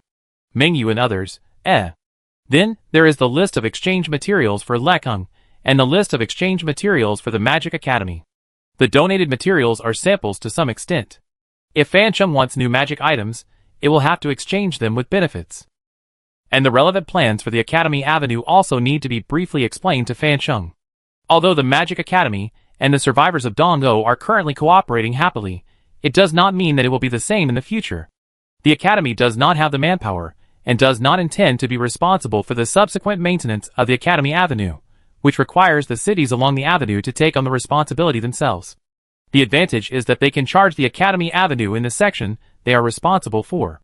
This does not mean that the Academy Avenue is treated as a highway and toll booths are set up, but it is hoped that the cities near the Academy Avenue can provide some help within their capacity to other cities that are not close to the avenue but will pass through their cities, in exchange for some reasonable fees paid by the survivors from other places, who enter the Academy Avenue from the section they are responsible for. As for what work is done, and how to set the price, the Academy does not interfere in principle. But if it is too much, the Academy can withdraw the avenue at any time. Anyway, for Ningxiao, it is just a matter of drawing a line on the map. This undoubtedly makes the survivors of Fancheng such as Meng Yu particularly happy. In fact, Fancheng also has mines, but like Lekeng, they are mainly non-metallic mines, such as quartz sandstone, limestone, dolomite, etc. Lekeng has these minerals, and has little trading value. The specialty products of Fancheng are not outstanding. The most famous one is a kind of mandarin fish with thick meat, few bones, and delicious taste. Unfortunately, when the extreme cold comes, all waters freeze and aquatic creatures can be said to be wiped out. Therefore, it is a very worrying question what industry Fancheng should develop to exchange with the Magic Academy. But relying on the Academy Avenue, it feels a little more confident. However, these problems are not particularly urgent for Fancheng now. The members of Meng Yu's shelter have cleared enough space for the preparatory students to build a simple magic production line for them, as well as a demonstration wash basin, toilet, magic farmland and solar power station, etc. Although everyone didn't understand, they carefully recorded the precautions. Then, there was another question. What are you going to do with those surrendered subordinates of Boss Wang? Captain Zhang asked. Lock them up and force them to work first. Meng Yu answered with some embarrassment. There were about 100 low-level members who were caught and found not guilty of capital crimes after preliminary screening, but to be honest, it was not right to keep or release these people, which was a big problem for Meng Yu's shelter. He said hello to other forces and prepared to disperse these people and each take care of a part of them, but in fact no one wanted these people. They were a pure burden to Fan Chung. If you don't mind, you can actually consider renting them out, Captain Zhang said. Rent them out? Meng Yu suspected that he had heard wrongly. What to rent? A bunch of little minions who followed criminals. Well, the Magic Academy seems to be able to use them to make some intelligent magic puppets. Captain Zhang scratched his head and explained, haven't you seen the wooden puppet in the Academy's car? It's similar to that one, but it doesn't know magic. Can it be like this? Meng Yu couldn't help but ask worriedly, do you mean to make people into puppets? No, just establish a certain link between the wooden puppet and the person. Well, I don't know the specific principle, but the Academy said that if there are such difficult people, they are willing to accept them. In fact, Leking even plans to build a magic prison area specifically for criminals. Unlike before the end of the world, the prisoners in it don't have to work personally, just lie down every day, and the magic puppets made using their physical strength will complete their sentences for them. This was also in line with the Magic Academy. Although Leking did not have such unfortunate incidents as prison robbery, the prisoners did become a burden. It was great to have such a magical solution. Moreover, these prisoners no longer had the energy to cause trouble, and they did not need to be provided with food. They only needed to be simply guarded, which felt easier to manage than before the end of the world. Of course, the effect of reform through labor was gone, but it was the end of the world, and the rights of prisoners were of course ranked behind those of ordinary residents. Moreover, this was only temporary. When people could live and work in peace again, they would naturally consider the serving sentence of this group of people again. After understanding it clearly, Meng Yu's eyes lit up. Okay, how do you rent it? The Academy will send someone over later, and you can discuss it yourself. The matter of Fan Chung came to an end. The survivors were reluctant to leave Licheng's expedition vehicle, and many even ran out in the severe cold to try to keep it, but the separation still came as scheduled. On the third day, the 3 cars left Fan Chung and headed for the next destination, Licheng. Licheng has a clay mine, the main material for making magic mud bricks, and several small common metal mines. The final destination of the expedition team this time is here. But unlike Fan Chung, the expedition team has some information about Licheng. The municipal institutions here are also paralyzed, but they are not in misfortune, but simply lose the ability to manage the city. There is no way. Although the people trust the authorities, if you can't turn the materials into materials, no matter how much you trust them, there is a limit. And Licheng is a city on the mine pit, and the economic development of the city depends on the development of the mining industry. This led to the mediocre development of other industries, and relatively weak production capacity of basic materials. Anyway, whatever you need, you can just go out and buy it. The result is that when the city government found that it needed talents to plan the production base, it was in an embarrassing situation of insufficient experts. The shelter was stumbling even to grow vegetables. How could the residents believe that they could survive? So the city government soon began to mess up and take care of themselves. However, this does not mean that Licheng is in chaos. On the contrary, outside the official, there are other forces that are thriving. He gong take a break. Yang Yishuan said to the old man who was already over 60 years old, if this thing can't be repaired in a short time, then don't fix it. Anyway, we still have a satellite phone, so it's not completely impossible to contact the outside world. He Anjia smiled and shook his head. This is the task assigned by young Master Yang. It's okay, it will be fixed soon. He was repairing a component of a network-based station, called Young Master Yang, which is the largest shelter in Licheng. No, according to its owner, this is the Yang's base, and the other party is the owner of this base, Yang Dongjun. He is also Yang Yishuan's younger brother. You don't have to pay attention to Dongjun's nonsense, he is just addicted to the internet. Even if you can fix this, it can't solve the problem of network paralysis at all. Yang Yishuan sighed. We have to try. And young Master Yang is not fooling around. He built such a big base. He Anjia said, and glanced back inadvertently. Realizing that the old man was hinting that someone was eavesdropping, Yang Yishuan rubbed her brows, and swallowed what she wanted to say. She felt that her brother seemed like a different person. It is not accurate to say so. His character is still the same, but he changed from a relatively obedient playboy before the end of the world to a stubborn playboy after the end of the world. And this change came from his younger brother who, for some unknown reason, urged the family to stock up on supplies and build a base before the end of the world. His younger brother insisted that he had received reliable information that a disaster would happen in Dong-o. This behavior was even earlier than the appearance of the rusty sun. Originally, it was thought that it was just the nonsense of the playboys. Thinking that building a so-called base would at least be better than him going out to spend money, his family gave him a sum of money. Not long after, the rusty sun appeared, and Yang Yixuan and her father felt a chill. So, they rarely listened to the advice of this useless little son in the family, and built a refuge base in time to accommodate all employees. Dingxing Mining, run by my father, is one of the 3 major mining companies in Liqing. It has the mining rights of Liqing clay mines, zinc mines and coal mines. It is a major taxpayer and leading enterprise in Liqing. Because my brother had made preparations in advance, they moved the employees and their families to the shelter in time, becoming the largest force in Liqing today. I thought my brother had grown up, and he had built a survival base to protect his family and employees after learning about the big event in Dong-o. But in the end, this unfortunate guy was playing the same trick as the emperor, choosing concubines in the base. At first, when Yang Yixuan found out that his brother had abused women, he thought he was joking, but soon he realized from the reactions of his brother and his men. They were serious.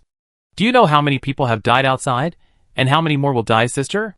The bastard said indifferently, I kindly took them in to live in such a good base, and I don't want to pay anything. Is it possible? This is the end of the world. Even the Liqing government. No, even the national government can't save them, but I'm kind enough to support them. You don't praise me, but you scold me? Did I force them? They don't want to go out. There are shelters outside. If you want to live a clean life, then go and freeze and starve. I won't stop you. Don't ask for everything here. Let me tell you straight. Except for us in Liqing, he pointed outside and said proudly, everyone will die in the end. You should be thankful that you are my sister, otherwise I would have kicked out a woman like you who doesn't know what's good for you. Not only did he treat her like this, he even ignored his father's words, causing his father to fall ill with anger. Now the base has become a one-man show for his younger brother. He doesn't know when he gathered a bunch of subordinates, who only listened to his orders. Yang Yixuan even suspects that he can really do something like throwing her out. But this is not what makes Yang Yixuan heartbroken. What made her saddest was that those girls came over and asked her not to meddle in other people's business. Facing her disapproving look, one girl calmly said, have you calculated the production efficiency of the base? We have investigated it.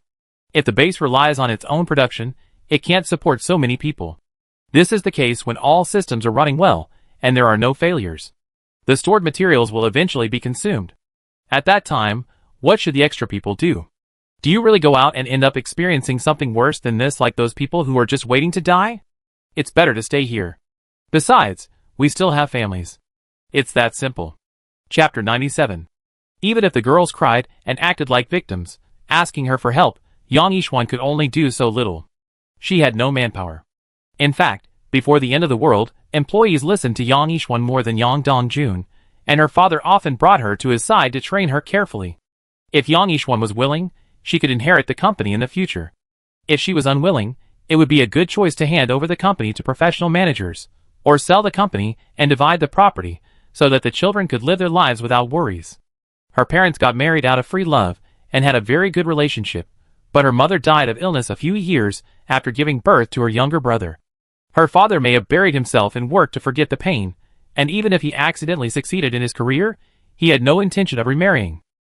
Although the family was not particularly perfect, her father was a very open-minded person, and would try his best to care for his 2 children. In such an atmosphere, their family did not have the idea of there is a throne to inherit in my family, and her father did not think that his children had to inherit his career. As for Yang Dongjun, because he had no ability since childhood, and had a dandy air when he grew up, his father never intended for him to inherit the company. The biggest idea of the father and daughter was that he could live a good life without any trouble. But Yang Dongjun didn't seem to think so. After knowing that his family had no intention of letting him inherit the company, he even had a big fight with them in disbelief, looking hurt as if he was saying, how could you do this to me? But no matter how he made a fuss, the company's affairs were not trivial. It was related to the livelihoods of many families in Liqing. Letting an incompetent person take over was irresponsible to the employees. Dingxing Mining can become the boss of the 3 mining companies in Liqing, and the good corporate culture has contributed greatly. The boss values ability more than flattery, and is willing to give everyone good welfare benefits. Over the years, the staff turnover rate has been lower than that of its peers. Therefore, Yang Dong-jun is the young master of the company, but in the past, no one would flatter him too much, and everyone was not afraid to show more respect for Yang Yishuan, the young lady. In this context, it is not that no one in the base stands on Yang Yishuan's side, but they are not strong enough to resist. Yang Dong-jun has not only people who chose to surrender to him after the end of the world, but also a group of religious believers who came out of nowhere. In fact, Yang Yishuan investigated that those guys who lost their families because of the end of the world but inexplicably developed a fanatical worship of the rusty sun were just ordinary people in Liqing before. But when she suddenly realized it, this group of ordinary people was constantly increasing and became supporters of Yang Dong-jun. Both her father and she tried to stay away from this group of people and drive them away, but they could not find a suitable reason. They comforted the survivors who were suffering the same pain, participated in the labor, and actively rescued other people in need. Except for being mysterious, they seemed to do good things. Just like this Gong. On the surface, it was impossible to tell that this old man was a member of their group. He was humble and polite, and he understood her situation. Even those who stood on the side of Yang Yishuan and Yang's father would find it difficult to fully agree to drive them away. Gong, do you really think that there is no problem with your rusty sun cult? Perhaps because the old man was too kind, Yang Yishuan could not help but ask boldly. No, we are just a group of poor people who keep each other warm. Anjia thought for a moment, took out a sachet, handed it to Yang Yishuan, and hinted, you haven't slept well recently. Do you want to try our sachet? It's very useful. Here it comes again. Yang Yishuan didn't know whether to laugh or cry. The old man had been selling her sachets since he arrived at the base 3 days ago, and this behavior was often seen in the group of believers. The difference is that they usually give this stuff to those survivors who are confused or in pain to comfort their hearts, and she is not among their targets. Only this old man always wants to give it to her. But Yang Yishuan's heart is actually warm. In her opinion, this is the old man's concern for her. So after hesitating again and again, she took the sachet. Thank you. It's very useful, especially if you are in pain. The old man emphasized again. Yang Yishuan smiled helplessly, looked at the time, and said goodbye to go see her old father in the hospital bed. She has been in some pain recently. For the changes in her brother, for her own inability to do anything, for her father, who didn't know how long he could live. The medical conditions at the base were limited, but her father still had a luxurious single-room ward, with medical care and monitoring equipment to monitor his physical changes at any time. After falling ill, her father has been bedridden, sleeping more and more every day, and waking up less and less. Even recently, because he couldn't eat regularly, he was given a nutritional injection. Today's luck was good. When she entered the ward, her father was awake. The father and daughter talked about the current situation for a while. Because there was a nurse watching next to them, they talked about some trivial topics. When asked about her brother's recent situation, Yang Yishuan only said the good side, not daring to tell him about those bastard things and irritate him again. Why do you smell good? As they chatted, her father suddenly asked. This? An old man gave it to me. Yang Yishuan took out the sachet. It has the smell your mother likes.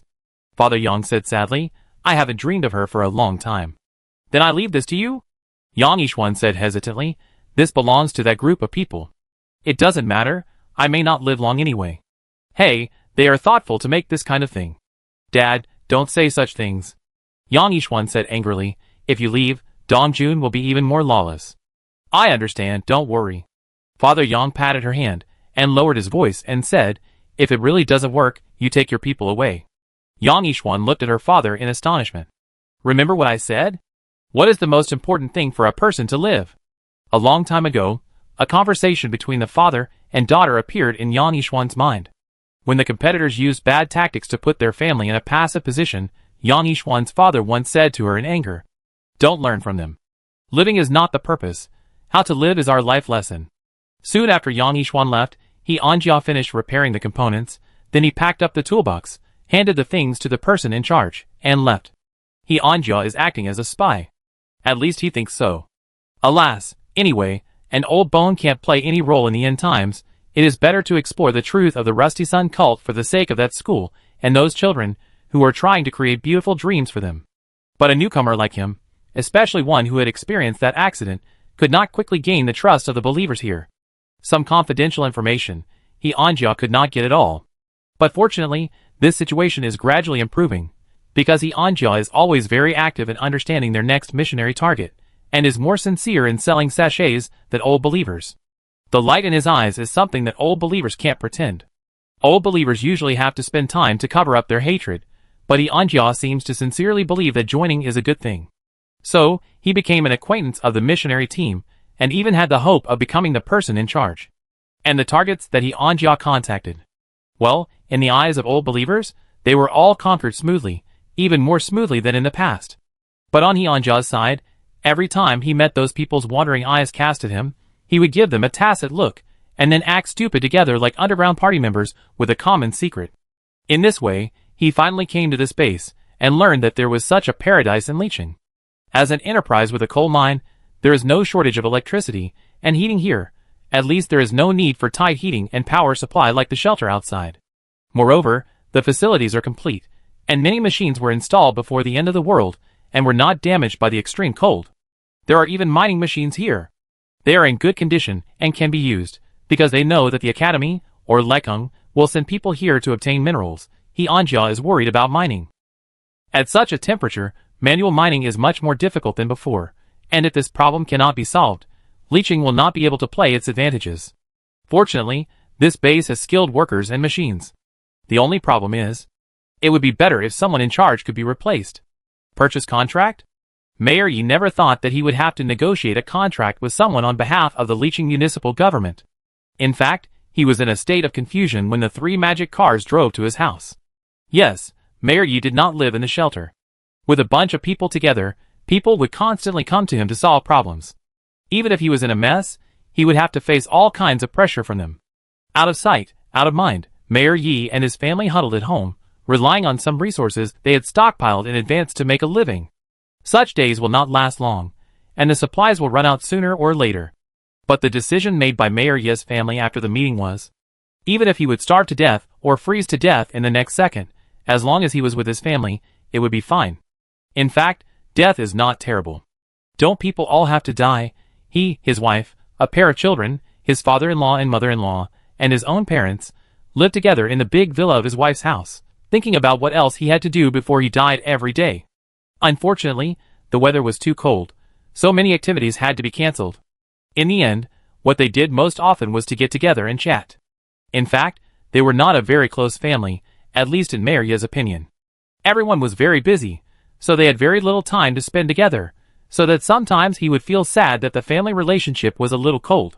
But these days, Mayor Yi found that this was a complete misunderstanding. The seemingly strict father-in-law and mother-in-law were actually people with hard words and soft hearts. The seemingly rebellious children actually longed for his care. The wife, who seemed to have lost her enthusiasm, actually still loved him.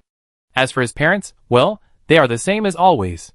In short, the family opened their hearts to each other in the rare time they had together, and under the threat of death, at any time, love was expressed, and resentment was resolved after being frank. Mayor Yi was the one who was criticized the most. He was busy and thought he was very capable, but when the end of the world came, his true colors were revealed. He was just an ordinary person, who was lucky enough to stand on the right side, and became a mayor. So in the last days, don't be a crappy mayor. Be a husband, a son/son-in-law, and a father. He is not a good mayor, but in their eyes, he can be a good family member. How strange, some people are afraid and painful in the end of the world, while some people gain another kind of spiritual peace and happiness in the end of the world. At least Mayor Yi feels that he is happy, even though he is actually very sorry that he has evaded some responsibilities. The only problem is that even if it is a chat, it cannot last long, because if you are thirsty, you will need to drink water, but water is also a scarce resource now. At other times, they would play some simple games together, but unfortunately, the poker cards could not be used normally after they were frozen. Or, they would just snuggle together, holding hands and watching the snow. If it wasn't too cold outside, they would even have the urge to make snowmen and have snowball fights. At least the children would not be able to resist rushing out to hug a ball of snow and make a family portrait. The ugly snowmen are still placed by the window. The last food was eaten yesterday. This means that the farewell is coming. In fact, the family discussed how to die, and in the end, everyone agreed that they did not want to freeze to death, nor did they want to die of hunger or thirst. Then, burning charcoal in the house, and closing the doors and windows may be the best way. When doing this, everyone had a smile on their face, and everyone dressed up carefully. Even the children made a cardboard tombstone with the epitaph, "This is a family that does not need to be separated even if the end of the world comes." It was placed next to the snowman. Very calm, right? But in fact, Mayor Yi saw fear in everyone's eyes. Everyone was hiding, but the worry and guilt for the family could not be concealed. In fact, if he tried harder and persisted a little more, could he find a way to let the residents and their families survive? Can the base door that could not be knocked open be forced to open? Even if the method is not so legal. But it's too late to think about these now. He gave his wife, parents, and children the last kiss and decided to sleep with them. In fact, this is already a good ending. Bang! Although his head was dizzy, Mayor Yi was still awakened by the sound. That was the sound of someone knocking on the window. Mayor Yi woke up with a start, picked up a wooden stick that could be used as a weapon, and staggered towards the room where the sound came from. There was nothing left at home, but there would be criminals trying to rob him. After finding out that they were empty-handed, would they do something to his family to vent their anger? He would not let such a thing happen, for the last time. Let him protect his family for the last time. With such a tragic mood, Mayor Yi came to the study room with broken glass, and then, saw a house outside the window. The flag of the Lekang expedition was hung on the house. Then, two men who looked a bit like soldiers were making the hole in the window bigger, trying to get in. Mayor Yi met their eyes. Very good, it doesn't look like a criminal. Then, he silently lowered his head, looked at the glass fragments on the ground, and thought. Compensation? Chapter 98. This thought only lasted for a moment. The next second, Mayor Yi screamed and crawled into the house. The expedition team members were startled, but they quickly realized what was going on, and climbed over the window to help. Then, they saw several people leaning against each other, as if they were asleep. They were surrounded by a blazing stove, and were obviously in a coma. Wife, wake up! Mayor Yi tried hard to carry his wife on his back, and took her to the study room with a broken window. He spoke incoherently, "I regret it. Don't die. We all have to live well together."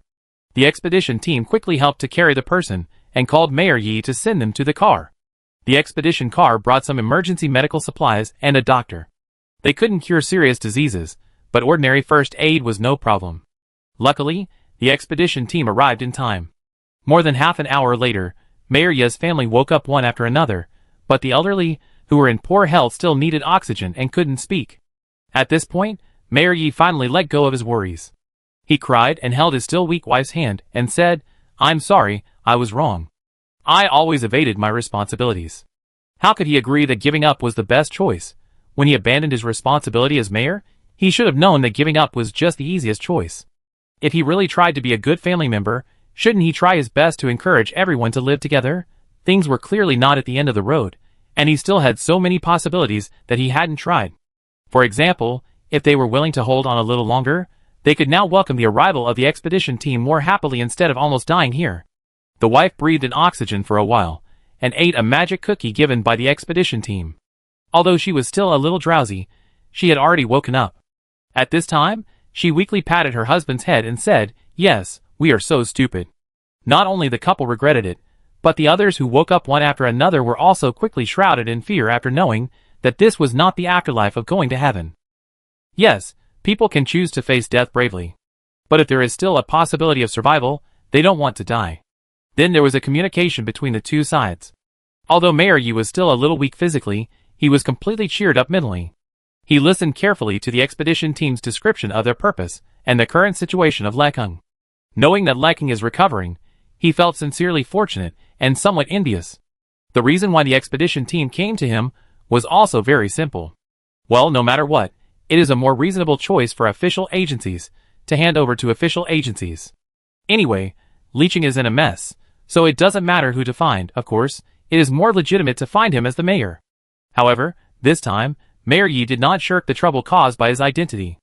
"If you are still willing to trust me, at least before Leeching finds a more suitable manager, I am willing to take this responsibility," he said. However, the mining rights of Leeching's mineral resources have been auctioned to 3 major mining companies. Although this is the end of the world, if you want to take it back, you still have to go through a procedure. So, Mayor Yi borrowed the laptop and printer on the expedition vehicle and remade a government document, stating that Leeching has entered a special period, and the mining rights of the city's mineral resources will be reasonably and legally recovered, and the proceeds will be used for Leeching's future magical construction. Although he hadn't used a computer for a long time and hadn't written any official documents himself, Mayor Yi finished it very quickly, and then took out the official seal of leeching that he had brought home just in case, and stamped it solemnly. Next, it was a citywide announcement, and he went to the heads of the 3 major companies in turn to complete the announcement process. The announcement was already a piece of cake for the expedition team. A tweeter, with the latest announcement recorded by Mayor Yi, soon echoed in the streets and alleys of Leeching. The 3 cars still circled Leeching separately, trying to notify every corner of the good news. Gradually, signs of human activities appeared in Leeching, which was originally empty. Everyone looked at the expedition car with vigilance and hope, and pricked up their ears to listen to what was said on the loudspeaker. After discovering that the person speaking was the mayor who was playing badly, many people showed disappointment again.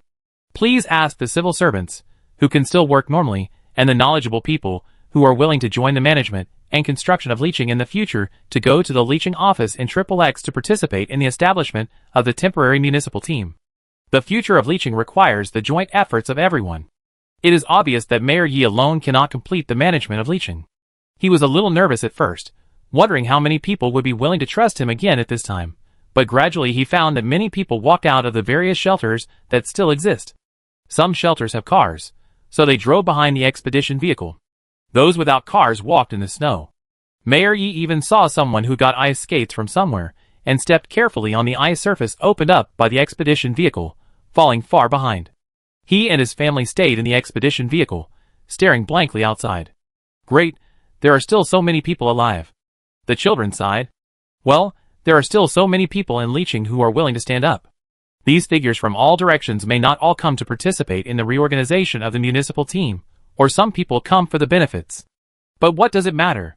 Leeching can embark on the exploration of the proposition of how to survive in the end of the world again.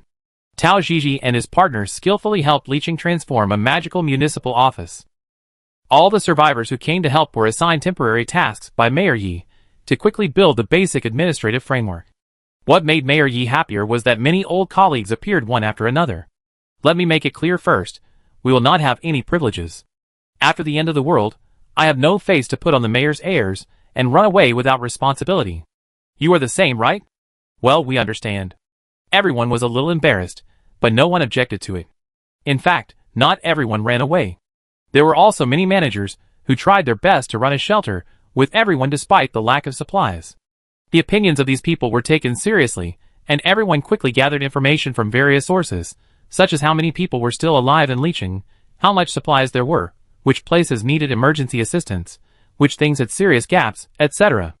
Before completing the mineral transaction in Hele City and the Magic Academy, these also needed to be figured out as soon as possible. Perhaps it was because of the existence of the expedition team that gave everyone a shot in the arm and became the best endorsement of Mayor Yi, and his instructions were much smoother than before. Then, the current status of the 3 major mining companies was quickly gathered. The boss of Rishing Mining is no longer with us. He happened to be in the mine when the hailstorm hit, and he had no time to hide. Xinlai Mining agreed to hand over the mining rights, but there was a condition that they hoped to bury the workers who were trapped in the mine pit at that time. As for Dingsheng Mining, they did not respond. In the small temporary meeting room, someone reported, but we have fulfilled our notification obligations and can directly take over several mines. The only problem is snow. Whether it is an open pit mine or an underground mine, it is covered with snow. It will probably take a lot of time to clear it out. And there is another problem. Even if we clear the site, there may not be much mechanical equipment that can be used. Not much is even a euphemism. All equipment exposed to the outside is probably broken. Mechanical components cannot withstand such low temperatures, and many equipment have been smashed during the hailstorm. The base of Dingsheng Mining is built near the coal mine. They seem to be still mining to supply the energy needs of the base. Therefore, whether it is talent reserves or machinery, that place is the most complete. However, Dingsheng Mining looked like it was doing its own thing, and that other people in Leeching didn't care about my life or death. They had long turned a deaf ear to the orders of the municipal government. Unfortunately, there was nothing we could do about them for the time being. It was said that they had the ability to be self-sufficient, and the living standards of the people there were not much different from before the end of the world. If they were determined not to cooperate, it would be difficult to force them out. And using violence was not very appropriate. Most of the people in the base are ordinary residents, and they have not done anything bad in this apocalypse. If you want to forcibly confiscate important machinery, you must have a legitimate reason. Just when Mayor Yi and others were worried, the participants of the expedition team coughed and raised their hands and said, how about we try it? The atmosphere in Dingxing Mining Survival Base today is a little special. Because a rumor appeared. A rumor that the apocalypse outside is about to end. This survival base is divided into two parts, the upper and lower parts. The above-ground part belongs to the territory of the upper level of the base, and most people live in the closed underground. So many people don't know that Liqing's expedition vehicle has arrived. Those who knew about it were basically in the same group with Yang Dongjun. They had good food and drink in the base, and there were beautiful women to accompany them. Others bowed and served them. Why should they care about the group of people outside? One of Yang Dongjun's friends, who was appointed by him as one of the major assistants in the base, said, "What kind of magic school is it? It can't even predict natural disasters in advance. How can it compare with our brother Jun's ability? Is it really that powerful? Shouldn't it solve the natural disasters quickly? Why come here to dig mines? And that stupid mayor, a waste, what? People outside are full of food, or don't they want to be cold? Just some random people come and believe whatever they say, and want us to donate things. I think they are interested in our base, and they have bad intentions." Several like-minded dandies echoed. Even if they want things, they have to show some actual benefits. The outside is still shabby. Who wants to build with them? It's not too late for us to go out when Liqing can really be magical. Yang Dongjun didn't like what he heard. He frowned and said, "Why go out? Don't you believe me? Only here in Liqing is safe." "I believe you, of course I believe you, Brother Jun." Several people hurriedly smiled. "Okay, be careful not to let any trouble happen in the base. If someone dares to spread the news, you know what to do, right?" "I understand. Lock him up and starve him for a few days to scare the monkeys." So soon, several source spreaders of rumors were controlled, and the base returned to normal order again. On the surface, sending away his friends, Yang Dongjun walked around the room in boredom for a few times, and finally couldn't help calling the person in charge of the Rusty Sun cult. He was a middle-aged male believer with gray hair. "What the hell is that magic school? Can you handle it?" He couldn't help asking. "Don't worry, that school is still very young and won't affect us." "What about the Liqing expedition team?" he asked angrily. "Do you know what they are doing? They won't attack the base, will they?" The cultist looked strange and comforted. "Not for the time being, they digging snow?" "Yes, Mayor Yi and others never expected that the first problem the expedition team solved was the snow. Originally, it was thought that this would require a lot of labor, or it would be easier to deal with when the appropriate machinery arrived, but in fact, after the expedition vehicle drove over, they only used one person to solve the problem of snow. The team member just stood in the snow, confirmed the direction on the map, and then simply dug a hole and stood in it, and then he reached out and touched the snow in front of him. Swish! It was really just a swish, and a 3 cubic meter snow pit appeared. Mayor Yi and others, ?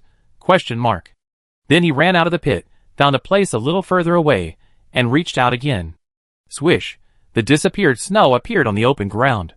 Mayor Yi, The team member smiled at them with white teeth, shook the bracelet on his wrist proudly, and introduced, "Storage bracelet, a magic prop lent to us by the Academy." "I understand. But it seems that I don't quite understand. Shouldn't storage props be very precious items? Is it used like this?" In fact, the expedition team didn't think of wasting resources like this at the beginning, but a principal, who was always exploring unconventional uses of magic, with the help of the staff of the Parents' Union, told them that if necessary, this bracelet can also be used to dig snow. The principal personally tested it. It's quite useful. Unfortunately, there is only one bracelet now. For safety, at least to avoid being buried by an avalanche due to the high snow pile, the team members have to cooperate with others, one dig and one pour. This is still very troublesome, but the efficiency is much higher than manual or machine work. Soon a passage was cleared, revealing the original open-air clay mine. Several magic riders also stood up at this time, took out their magic bicycles. The kind with only leaves, and then held the petiole, facing the leaves to the snow walls on both sides, and ironed them like irons. So, the snow wall turned into an ice wall. "It's not easy to collapse this way," the riders explained. "The ore deposit does not need to be dug out in full, and there are several passages for the workers to work, so the next question is digging." Next, Mayor Yi and his companions saw a magic creature. It had a silver body and bounced like jelly. It was placed in a transparent box with a mouth that could be opened at the front. The team member who was demonstrating aimed the box at the ore deposit and opened the front cover. The next second, the magical creature that was originally cute in the minds of Mayor Yi and his companions opened its big mouth like a mouth and bit the ore deposit. Even though this was clay ore, it had a certain hardness, but the other party bit off a piece of it in a few seconds, which made Mayor Yi and his companions' hair stand on end. This is a metal slime. It's okay. It doesn't bite living things. It's not the same species as the mimic slime. Captain John explained to them, pointing to the soil in the metal slime's body in the box. It mainly eats various minerals, especially metal ores. After eating, it will split itself, and the two split individuals will be hungry again, and then they will continue to eat. And before they split, if they are killed before they have digested the minerals in their bodies, they will burst out undigested minerals and slime gel, which are all things needed by the Academy. Captain Zhang said it very easily, which made Li Cheng and his group a little nervous. Some people couldn't help asking, do we have to kill it? How to kill it? It's not particularly complicated. Captain John showed them the box. Look, there is a spike on the top of this box. It's actually a set box. He put the box on the ground, then sat on it, and said, after pressing it down, the spike will pierce its body. After hearing a bang sound, it means it has been successfully killed. But we only brought this one out, and we have to wait until it splits before we can show it to you. Captain Zhang stood up again, and then met the eyes of Mayor Yi and others, and asked blankly, why are you looking at me with such fearful eyes? What do you think? After introducing the details of various slime mining methods in detail, and learning how to make this terrible box, Mayor Yi sighed deeply. It seems that we don't need to worry about the machine. Although it consumes minerals, this magic mining method is easy for everyone to use. This is also good, solving the problem of jobs and leeching. In fact, even if there are machines in that base, how many can there be? And the operation of the machine requires energy, and you may not be able to operate it well for a while. So we had already thought of a plan before we came. Captain Zhang confessed. Mayor Yi wanted to complain. Why didn't you say it earlier? But now, he is more worried about another problem. Then what about the Dingxing mining base? Don't you care? In fact, Mayor Yi hopes that the expedition team can help solve the problem of that base. There are still many ordinary people in the base. No matter how good a base is, can it really be better than leeching, which is about to resume operation? And the base's attitude of exclusion from the outside world makes Mayor Yi very worried about whether the people inside are really safe. Do it. Captain Zhang knows more clearly than Mayor Yi. With a cold light flashing in his eyes, he said, there are other ways to deal with it over there. Chapter 99. If I don't get out and move around, I feel like my bones are going to get stiff. The current principal of Hope Magic Academy, Ning Zhao, was riding on the ice dance leaves and speeding on the Academy Avenue.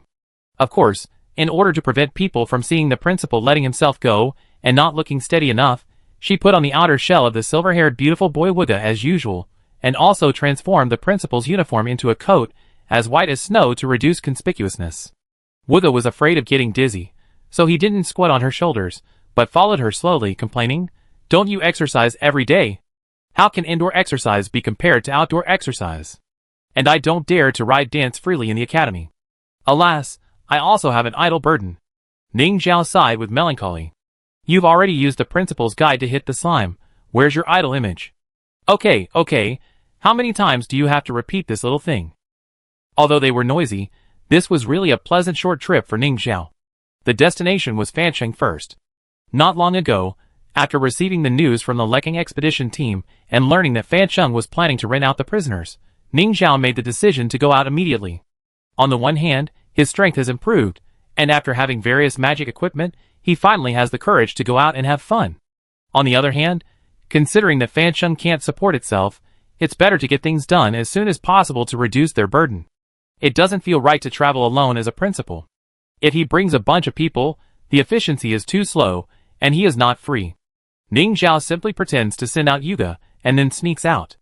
They slide along the school road that has been painted with ice, and they don't even have to worry about finding the wrong direction. In addition, Ning Zhao has sufficient magic power, and is a 10-point all-round physical education teacher, so his speed is much faster than the expedition team. On the way, Ning Zhao checked the world map in the principal's guide. This map is somewhat similar to the game map. Places that have not been visited are blank, but the principal does not need to go there in person to open the map. Places that students or faculty members of the academy have visited will also be counted in the known areas of the map. If it is a magical continent, you can also buy a ready-made magic map to complete it. With the map, it is much more convenient to draw the line of the Academy Avenue. Since it was out, Ning Zhao did it easily. The section temporarily opened was the road from Fancheng to Lekeng. The magic dirt road was set to 2 meters wide, and ice roads were left on both sides for magic cars to travel. The green road rolled from the academy all the way through Lekeng and came towards this side. This scene was seen by many people in Lekeng who were learning to skate, and it also attracted a crowd of onlookers. Soon, Ning Zhao arrived at Fancheng. Because he had greeted the people of Fancheng in advance, Meng Yu, who was temporarily acting as the person in charge of Fancheng, personally led people to wait by the roadside, so they also saw the shocking scene of the magic dirt road rolling over. As for Ning Zhao, he secretly let Wuge fly over and staged another crow turning into a living person. Speaking of which, they are really getting more and more tacit. Anyway, she was using Wuge's identity, so Ning Zhao didn't care whether the etiquette was perfect. She just asked that there were no complicated greetings in the magic continent, so she quickly got to the point. The rental method and price had been drafted by Secretary Ms. Fong before departure. Ning Zhao directly gave the contract to Meng Yu and others to sign, and then took out the dagger and the wooden puppets stored in the space and started making them. Relying on Chef Wang's magic food to increase magic recovery, Ning Zhao spent 3 hours without changing his face and completed this batch of 187 magic puppets. I almost fainted from exhaustion. But it was also because of this that Ning Zhao discovered that this kind of magic puppet consumes the magic power of the soul dagger. At least from the current magic power reserve, only 200 puppets can be made. Fortunately, the magic power will recover over time, although the speed is not very fast. The faces of the wooden puppets gradually showed human-like facial features, and then they raised their legs and stretched their hands a little stiffly. As the movements became more and more flexible, the mouths of Meng Yu and others, who were watching, opened wider and wider. "Choose, I will leave 50 puppets for you," Ning Zhao said. This was also discussed.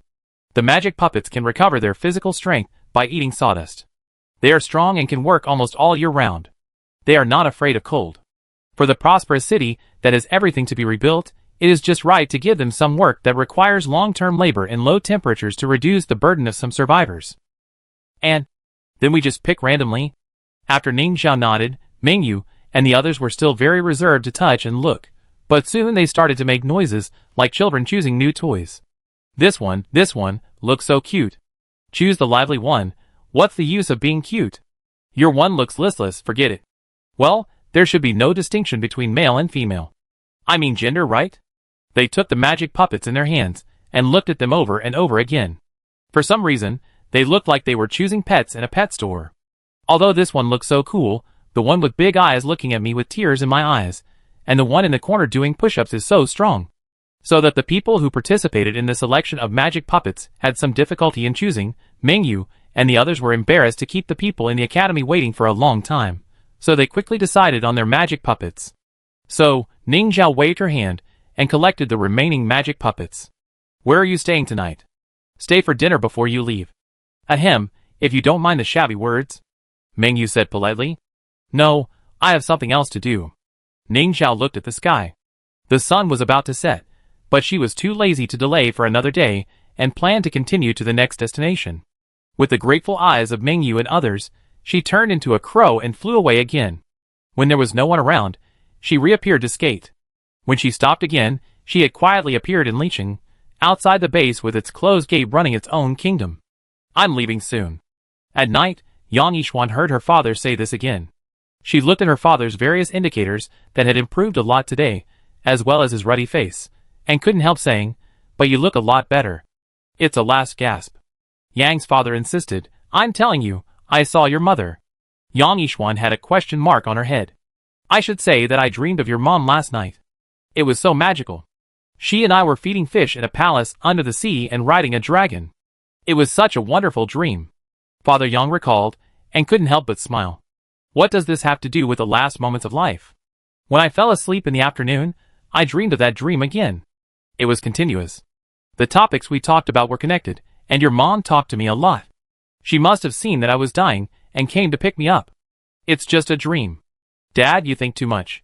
Yang Yixuan didn't know whether to laugh or cry. She also comforted me that the city outside was undergoing a magical transformation, and soon everyone would not be afraid of the end of the world. Even in the extreme cold, we can live well and happily together. Father Yang's eyes were a little moist. If it's true, I won't have to worry about you. Yang Yishuan glanced at the nurse standing in the distance, pretending not to eavesdrop, and tucked the corner of the quilt for her father. If that's true, not only me, but everyone will want to leave. It's a pity that it was just a dream. Alas, how could it be just a dream? Your mother also said that someone would come to save us tonight. Father Yang sighed. Just then, a dong sounded in the room. Everyone in the room was startled and looked around, but saw nothing. Just when they were relaxing, there were several more dongs, and then a clang, and the vent cover on the ceiling fell to the ground. The nurse hurried over, and was about to check if the screws were loose, when she saw a small head popping out of the hole. She was stunned. The next second, a wooden man grabbed a piece of cloth made like a parachute and jumped down from the vent majestically. Not only the nurse, but Yang Yishuan was also dumbfounded when she saw this scene. Unfortunately, the crudely made parachute didn't work at all, and the wooden man fell to the ground quickly, and it seemed to fall quite hard, which made people feel distressed. The nurse hesitated and wanted to lift the cloth covering the man to take a look. The next second, the cloth squirmed a few times, and the man threw the cloth away and stood up again. Seeing the nurse, who stretched out her hand and seemed to want to help her, it blinked its eyes, suddenly made a heart with both hands to the nurse, and blinked. Nurse, touched by cuteness, away is dead. Then, the man left the nurse, who was screaming in his heart, ran to the medical bed, grabbed the bed sheet, and climbed up flexibly, and reached his hand to his back in the stunned gaze of the father and daughter. Yang Yishuan then noticed that it seemed to be carrying a few pieces of paper on its back. The little man handed one of them to the shocked Father Yang. Yang Yishuan couldn't help but lean over to take a look. It said, Leaching number 30013 red-headed document. From now on, the mining rights of the leaching mine will be owned by the leaching municipal government. Please sign this consent form in time to obtain corresponding compensation. Signature of the consenter. Father Yang, Then the old man still reacted quickly and said to his daughter seriously, Quick, find me a pen. And bring me the company seal. Things like official seals are meaningless in the end times, so Yang Dongjun didn't take them away. Yang Yishuan quickly brought the things to the old man. Father Yang solemnly signed and stamped on behalf of the company. Then he handed this so-called red-headed document, which was not very formal, but should be barely useful, back to the wooden little man. The wooden man tried to tie the file behind his back again, but his hands could not reach it, so Yang Yishuan could not help but help. So, he made a heart again, blinked, and Yang Yishuan could not help but turn into a screaming chicken in his heart. Just as the man was about to leave, he saw the nurse standing by the call bell, hesitating whether to press it. He looked up and happened to meet the man's eyes. The man jumped from the bed to the head of the bed and handed another piece of paper to the nurse. The paper read, A letter to all citizens of Leaching. From now on, Leaching will cooperate with the Magic Academy and Lekang to start a magical transformation. Yang Yishuan looked at the nurse nervously, ready to stop her from pressing the bell at any time, but the next second, she saw the nurse's eyes red. Then, the nurse picked up the wooden man and kissed it on its dirty face. Miss Yang, the nurse looked at Yang Yishuan with a firm look in her eyes. Let's tell this good news to other people. Yang Yishuan smiled. Okay. Father Yang, who was lying on the bed, worriedly told the two, Be careful, if they don't believe it, bring it to me, and I tell them. Father Yang thought that even if he was sick, his past prestige was still there, and he should be able to help the two girls. But in fact, he didn't need to help. Seeing this, the wooden man quickly got into Yang Yishuan's pocket, then patted his pocket and pointed forward, as if saying let's go. When the two went out, they were even more surprised to find that the base was in chaos. Yang Dongjun couldn't believe his ears. Living wooden figures? Are you kidding me? It's true, young Master Yang, we can't hold it down anymore. The person who spoke also handed him a leaflet, which was the letter to all citizens of Leaching, and said with a bitter face, They are distributing this like crazy, and we can't stop them at all. Now many people are asking us to open the door and let them out to have a look. Yes, at the same time when the father and daughter of the Yang family encountered the magic puppets, the remaining hundreds of magic puppets also successfully sneaked into the base through the ventilation duct. Then, they appeared in front of the survivors one by one in an unexpected way, reenacting the scene in the ward. As the little man handed the leaflet on his back to the survivors, soon some of Yang Dongjun's people reacted, hesitated for a moment, and tried to catch them. But the little man was much more flexible than expected. He twisted and turned, slipped away from these people in various unexpected ways, and even jumped on their heads many times, hitting them dizzy. So the ordinary people in the base watched a battle between magic puppets and evil humans for free. It was comparable to the special effects of movies. With their mouths open, they forgot to close them from beginning to end. If there were fewer puppets, it would not be impossible to control them, but there were too many of them. As more and more people saw the flyers, the group of people who were once determined to stay in the shelter and obey Yang Dongjun's command moved slower and slower. When a person thinks he can be superior to others, it is definitely not just women who feel bullied. Many people have been artificially divided into different levels in these days, and have become the objects of fun for the privileged class. It is possible to endure it in order to survive. But what if this is not the only way to survive? How many people are many people? Yang Dongjun asked with a gloomy face. Basically everyone. With a bang, the things on the table were smashed to the ground by him. A bunch of ungrateful guys. Don't even think about who saved them. White-eyed wolves. After roaring in incompetence and fury for a long time, Yang Dongjun gradually calmed down. Then, he made a decision. Close all the passages coming up from below. Yang Yishuan met the girls again. The leader was stunned for a moment and greeted her. Sister Yang, where are you going? They asked. First, check the situation, and then beat up that kid Dongjun. Yang Yishuan replied, Are you going? The girls were silent for a moment. Just when Yang Yishuan thought she was going to be disappointed again, the leading girl said, Count us in.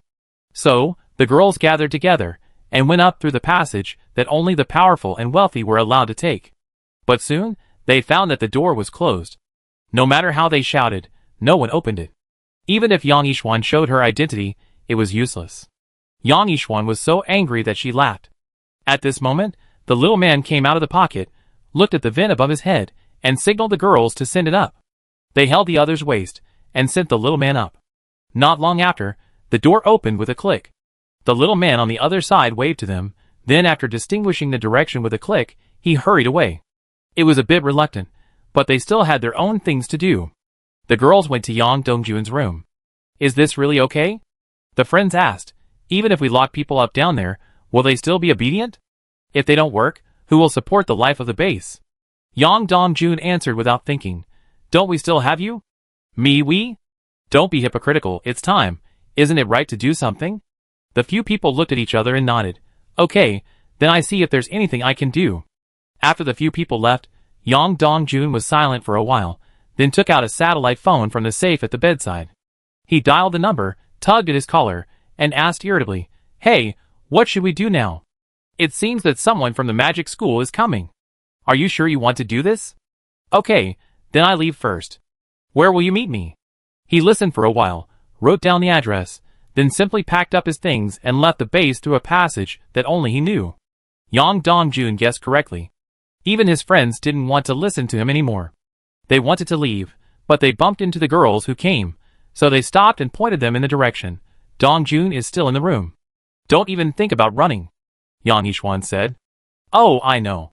But when the girls arrived at the room, they found that it was empty. What should we do? Where will he go? Everyone was a little confused. If they left, they would pass the way they came, but no one saw Yang Dongjun. Yang Yishuan thought for a while, and decided decisively, It's okay, we can find him again. Have you seen his mobile phone? Mobile phone? He's a little strange. Before the end of the world, he seemed to be in contact with someone. I want to see who it is. Not only Yang Dongjun, but also the group of people from the Rusty Sun cult left decisively when the puppet appeared.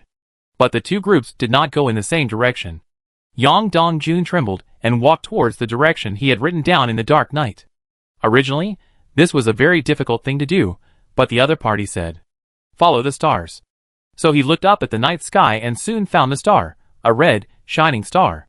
This was a very strange scene, but Yang Dongjun was not surprised at all. Isn't it normal for his companions to have strange abilities? Otherwise, what kind of chosen ones are they? He just followed the guidance of the stars and walked, and finally, he saw a circle of starlight on the ground not far away. Yang Dongjun smiled happily, and was about to go towards the light. The next second, the back of his neck was suddenly pulled. Who allowed you to run away? A rough voice asked.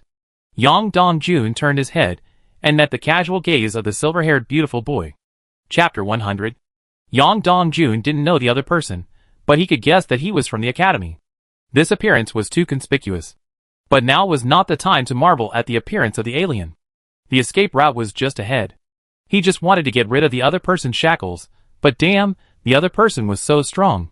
Just when Yang Dongjun was thinking about how to distract the other person's attention and then quickly escape, he suddenly heard the man ask in a weird tone, "Do you want to die so much? If you jump from here, you will be smashed into a meat pie." What? What nonsense is he talking about? Where should I jump from? However, this question seemed to break some illusion. When Yang Dongjun looked forward again, he found that everything around him had changed. He had clearly come here following the red stars in the snow, without climbing any stairs or even walking on a slope. But how could this be? An abandoned building? In his eyes, the place where the starlight should have shone was a place where he would fall from the edge of the window that had not yet been sealed. It was about 5 or 6 stories high, so he would not be a meat pie if he fell down, but there was no doubt that he would be very likely to die.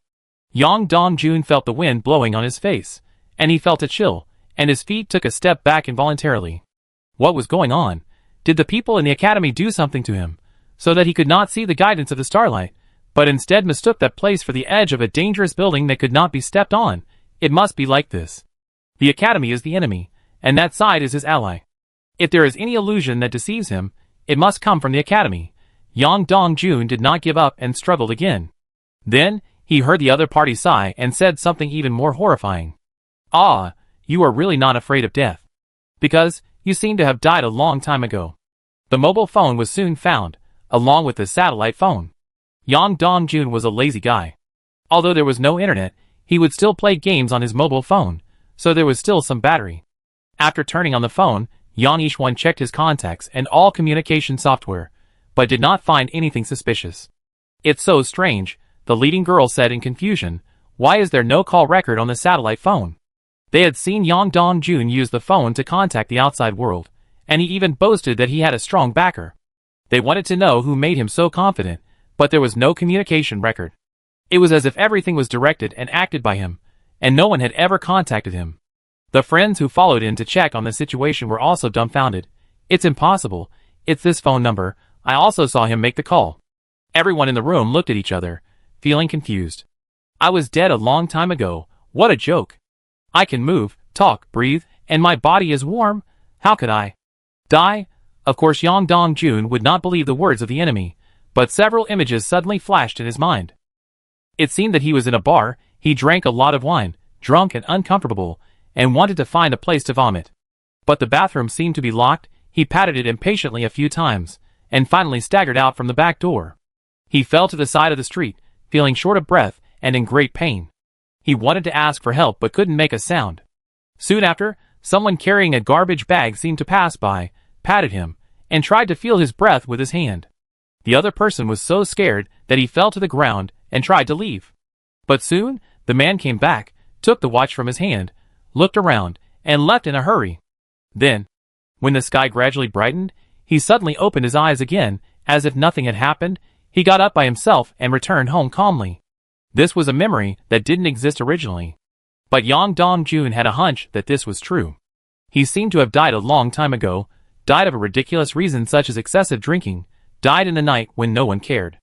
After that, he was suddenly introduced to a global rich second-generation circle by a friend, joined a secret chat group, and learned the secret of the end of the world in it. Such a ridiculous topic, but he just believed it and insisted that it was good news, because in this way, he would no longer be looked down upon and despised. People with resources should be the kings in the end times. What's so great about his father and sister? Isn't it just that they have a good relationship with the government, and they are lucky to have achieved something with the blessing of luck? So he communicated and cooperated with those people, and with the help of miracles, he laid out in advance and built the base later. But it's strange, if I think about it now, who are these people? Why can't he remember any of them? And what is me now? Undead? With the help of the soul dagger in his hand, Ning Zhao could see the soul flame of a living person, but this person's body was empty. No, it was not completely empty either. There was still a trace of blue residual fire that seemed to be extinguished at any time. It was a soul fragment representing obsession. The guy who should be dead, but moved like a living person with that little fragment, should be an undead, right? Yes, this corpse was hid by the magic of the dead. Yuga, who was hiding on her shoulder, said anxiously, "God damn it, how can there be such black magic in this world? Catch him and torture him?" Ning Zhao touched her chin and suggested, "Since it is a corpse, It is not a living thing. It should be able to be put into the storage space of the academy, right? She was really a little curious. Perhaps because she was too eager to try, Yang Dong-jun in front of her suddenly began to rot rapidly after a blank expression, and exuded an unpleasant stench. Ning Xiao, let alone Wooga's protest. She also didn't want to put this thing back to the academy. The next second, Yang Dongjun's eyes rolled up and turned white with bloodshot, and a hoarse voice that didn't belong to him sounded from his mouth. Good night, this principal of the Magic Academy? It was obviously a different person. The voice sounded polite on the surface, but with a hint of arrogance that could not be concealed, as if saying shocked, surprised, scared for me. Ning Xiao was indeed a little surprised. She covered her nose and said in surprise, "Wow, it turns out that the dead can talk." The other party, ? Didn't you just talk? That's easy, I asked directly. Who are you? Are you alone or have accomplices? What is your purpose? Is this natural disaster related to you?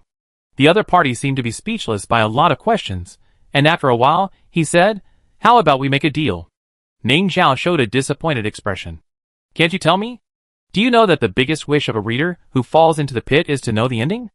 Alas, you can obviously spoil the plot. Why do you want to be a Riddler?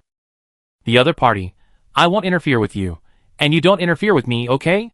Finally, Ning Xiao was willing to pay attention to him. What do you mean by interference? For example, the explosives buried in that base? He Anjia followed the people of the Rusty Sun cult far away from the base, and then stopped in a secluded place. The leading cultist led people to dig snow for a while, and then found a cellar, and took out a lot of supplies from it. At least, this group of people who are about to freeze can now keep warm by the fire. What should we do now? He Anjia asked. Wait. Wait for what? Wait for the gods to punish the guilty. The other party replied. She and several believers looked towards the direction of the academy with a determined look, which made He Anjia and others feel a little uneasy. Will something happen? The old man thought so. However, 1 minute passed, 10 minutes passed, half an hour passed, and an hour was almost over. He Anjia and others gradually changed from worry to confusion, and finally said helplessly, Excuse me? How long will we have to wait? What will happen over there? The believers were also at a loss. After a while, the leader murmured, Had the explosives been found? You can understand it this way. The mysterious man who was most likely a necromancer said, Anyway, you only need students with magical talents. Ordinary people. And this world have nothing to do with you. That's what I thought at first. Ning Xiao said, so I didn't want to go out and see how miserable it was outside. Ning Xiao thought she was just an ordinary person. She wasn't very noble, but she had a basic sense of morality. As a teacher, she wanted to protect her students when she saw them in danger. Similarly, as a time traveler, her heart would soften when she saw the natives struggling to survive and encounter misfortune. Even though she used the appearance of an alien, in her heart, she recognized them as the same kind. Normal people would have empathy for their own kind. It would be better if you didn't put those explosives. When the magic puppets found them, I was really confused. Ning Xiao asked seriously, Did you let your undead build a base so that you could kill the people inside at any time? I thought at least you helped a lot of people survive. This was the confusion Ning Xiao had as a reader. Every time, in every continent, there were too few people who survived, and they were getting fewer and fewer. It seems normal that the overwhelming natural disasters and the sinister human hearts described in all apocalyptic stories make it difficult for most people to survive. But in fact, is there someone else, the mastermind behind the story, killing people in a way that the protagonist does not know? It is not that there are few people who survive, but that only those who are selected are allowed to survive. It turns out that the so-called Rusty Sun cult is not making up stories. They are turning stories into reality. What does it matter? As the principal of the magic school, you have too many things to worry about. The other party said impatiently, If you want, I will not interfere in Dong-O. There should be enough students here, right? The other party paused and said strangely, Speaking of which, this is really a good place to build a school. You never have to worry about the source of students. So who are you? At least tell me your name. Ning Xiao asked, How do you know about the magic school? Are you also a principal? This question made the other party silent for a moment. Then, I don't know what hit the other party's point. This rotten undead laughed hee hee, and stopped for a long time, saying in a nostalgic tone. It's just a little bit, what a pity. As for who I am, you don't want to know, naive principal lady. Okay, let's stop chatting here. Think about my proposal carefully. To be honest, Killing a principal is just more troublesome, not impossible. After speaking, the undead fell silent. But the next second, his body began to swell, as if it was about to explode. Before Ning Zhao could speak, Wuge flew over suddenly, and then the undead disappeared. When Wuge flew farther away, it released the undead with disgust again. Then, this poor undead, which was used purely as a tool, exploded in the sky with a bang. Ning Zhao stood on a tall building, watching this scene from afar, frowning in confusion. Just now, when the sound disappeared and the undead began to expand, she seemed to see the undead's mouth move, and the weak soul fire wanted to say something. Judging from the shape of his mouth, it seemed to be seeking justice. Does this guy still want me to do justice for him? This was destined to be a chaotic night, but fortunately, no worse accidents happened. The survivors who finally stepped out of the base saw the magic car of the expedition team, and the Licheng government staff, who were waiting for them to come out. Father Yang was unable to represent the base due to health reasons, so Yang Yixuan became the leader, tacitly agreed by everyone. This time she did not refuse. There is nothing wrong with being an heir with a say, especially in the end times. Easily giving up the position will only increase the risk of people who are not worthy of the position. Yang Yixuan donated the intact production line on behalf of the base. In exchange, she will have the management rights of a magic city district, and the base and the city government will form a mutually beneficial relationship. Then, she and the girls met a visitor to the magic school, a crow boy. From him, she learned the truth that her brother had died a long time ago. Although she had been disappointed with her brother for a long time, and was prepared to sever the relationship in her heart, this news still made her very sad. And the girls just felt creepy. I originally thought that his skills were terrible. The leading girl couldn't help hugging herself, and got goosebumps all over her body, so it's because he died a long time ago. It shouldn't be such a causal relationship. Also, is your focus a little strange? In fact, I also think he is weird. Some people couldn't help but agree and began to list the points they had doubts about.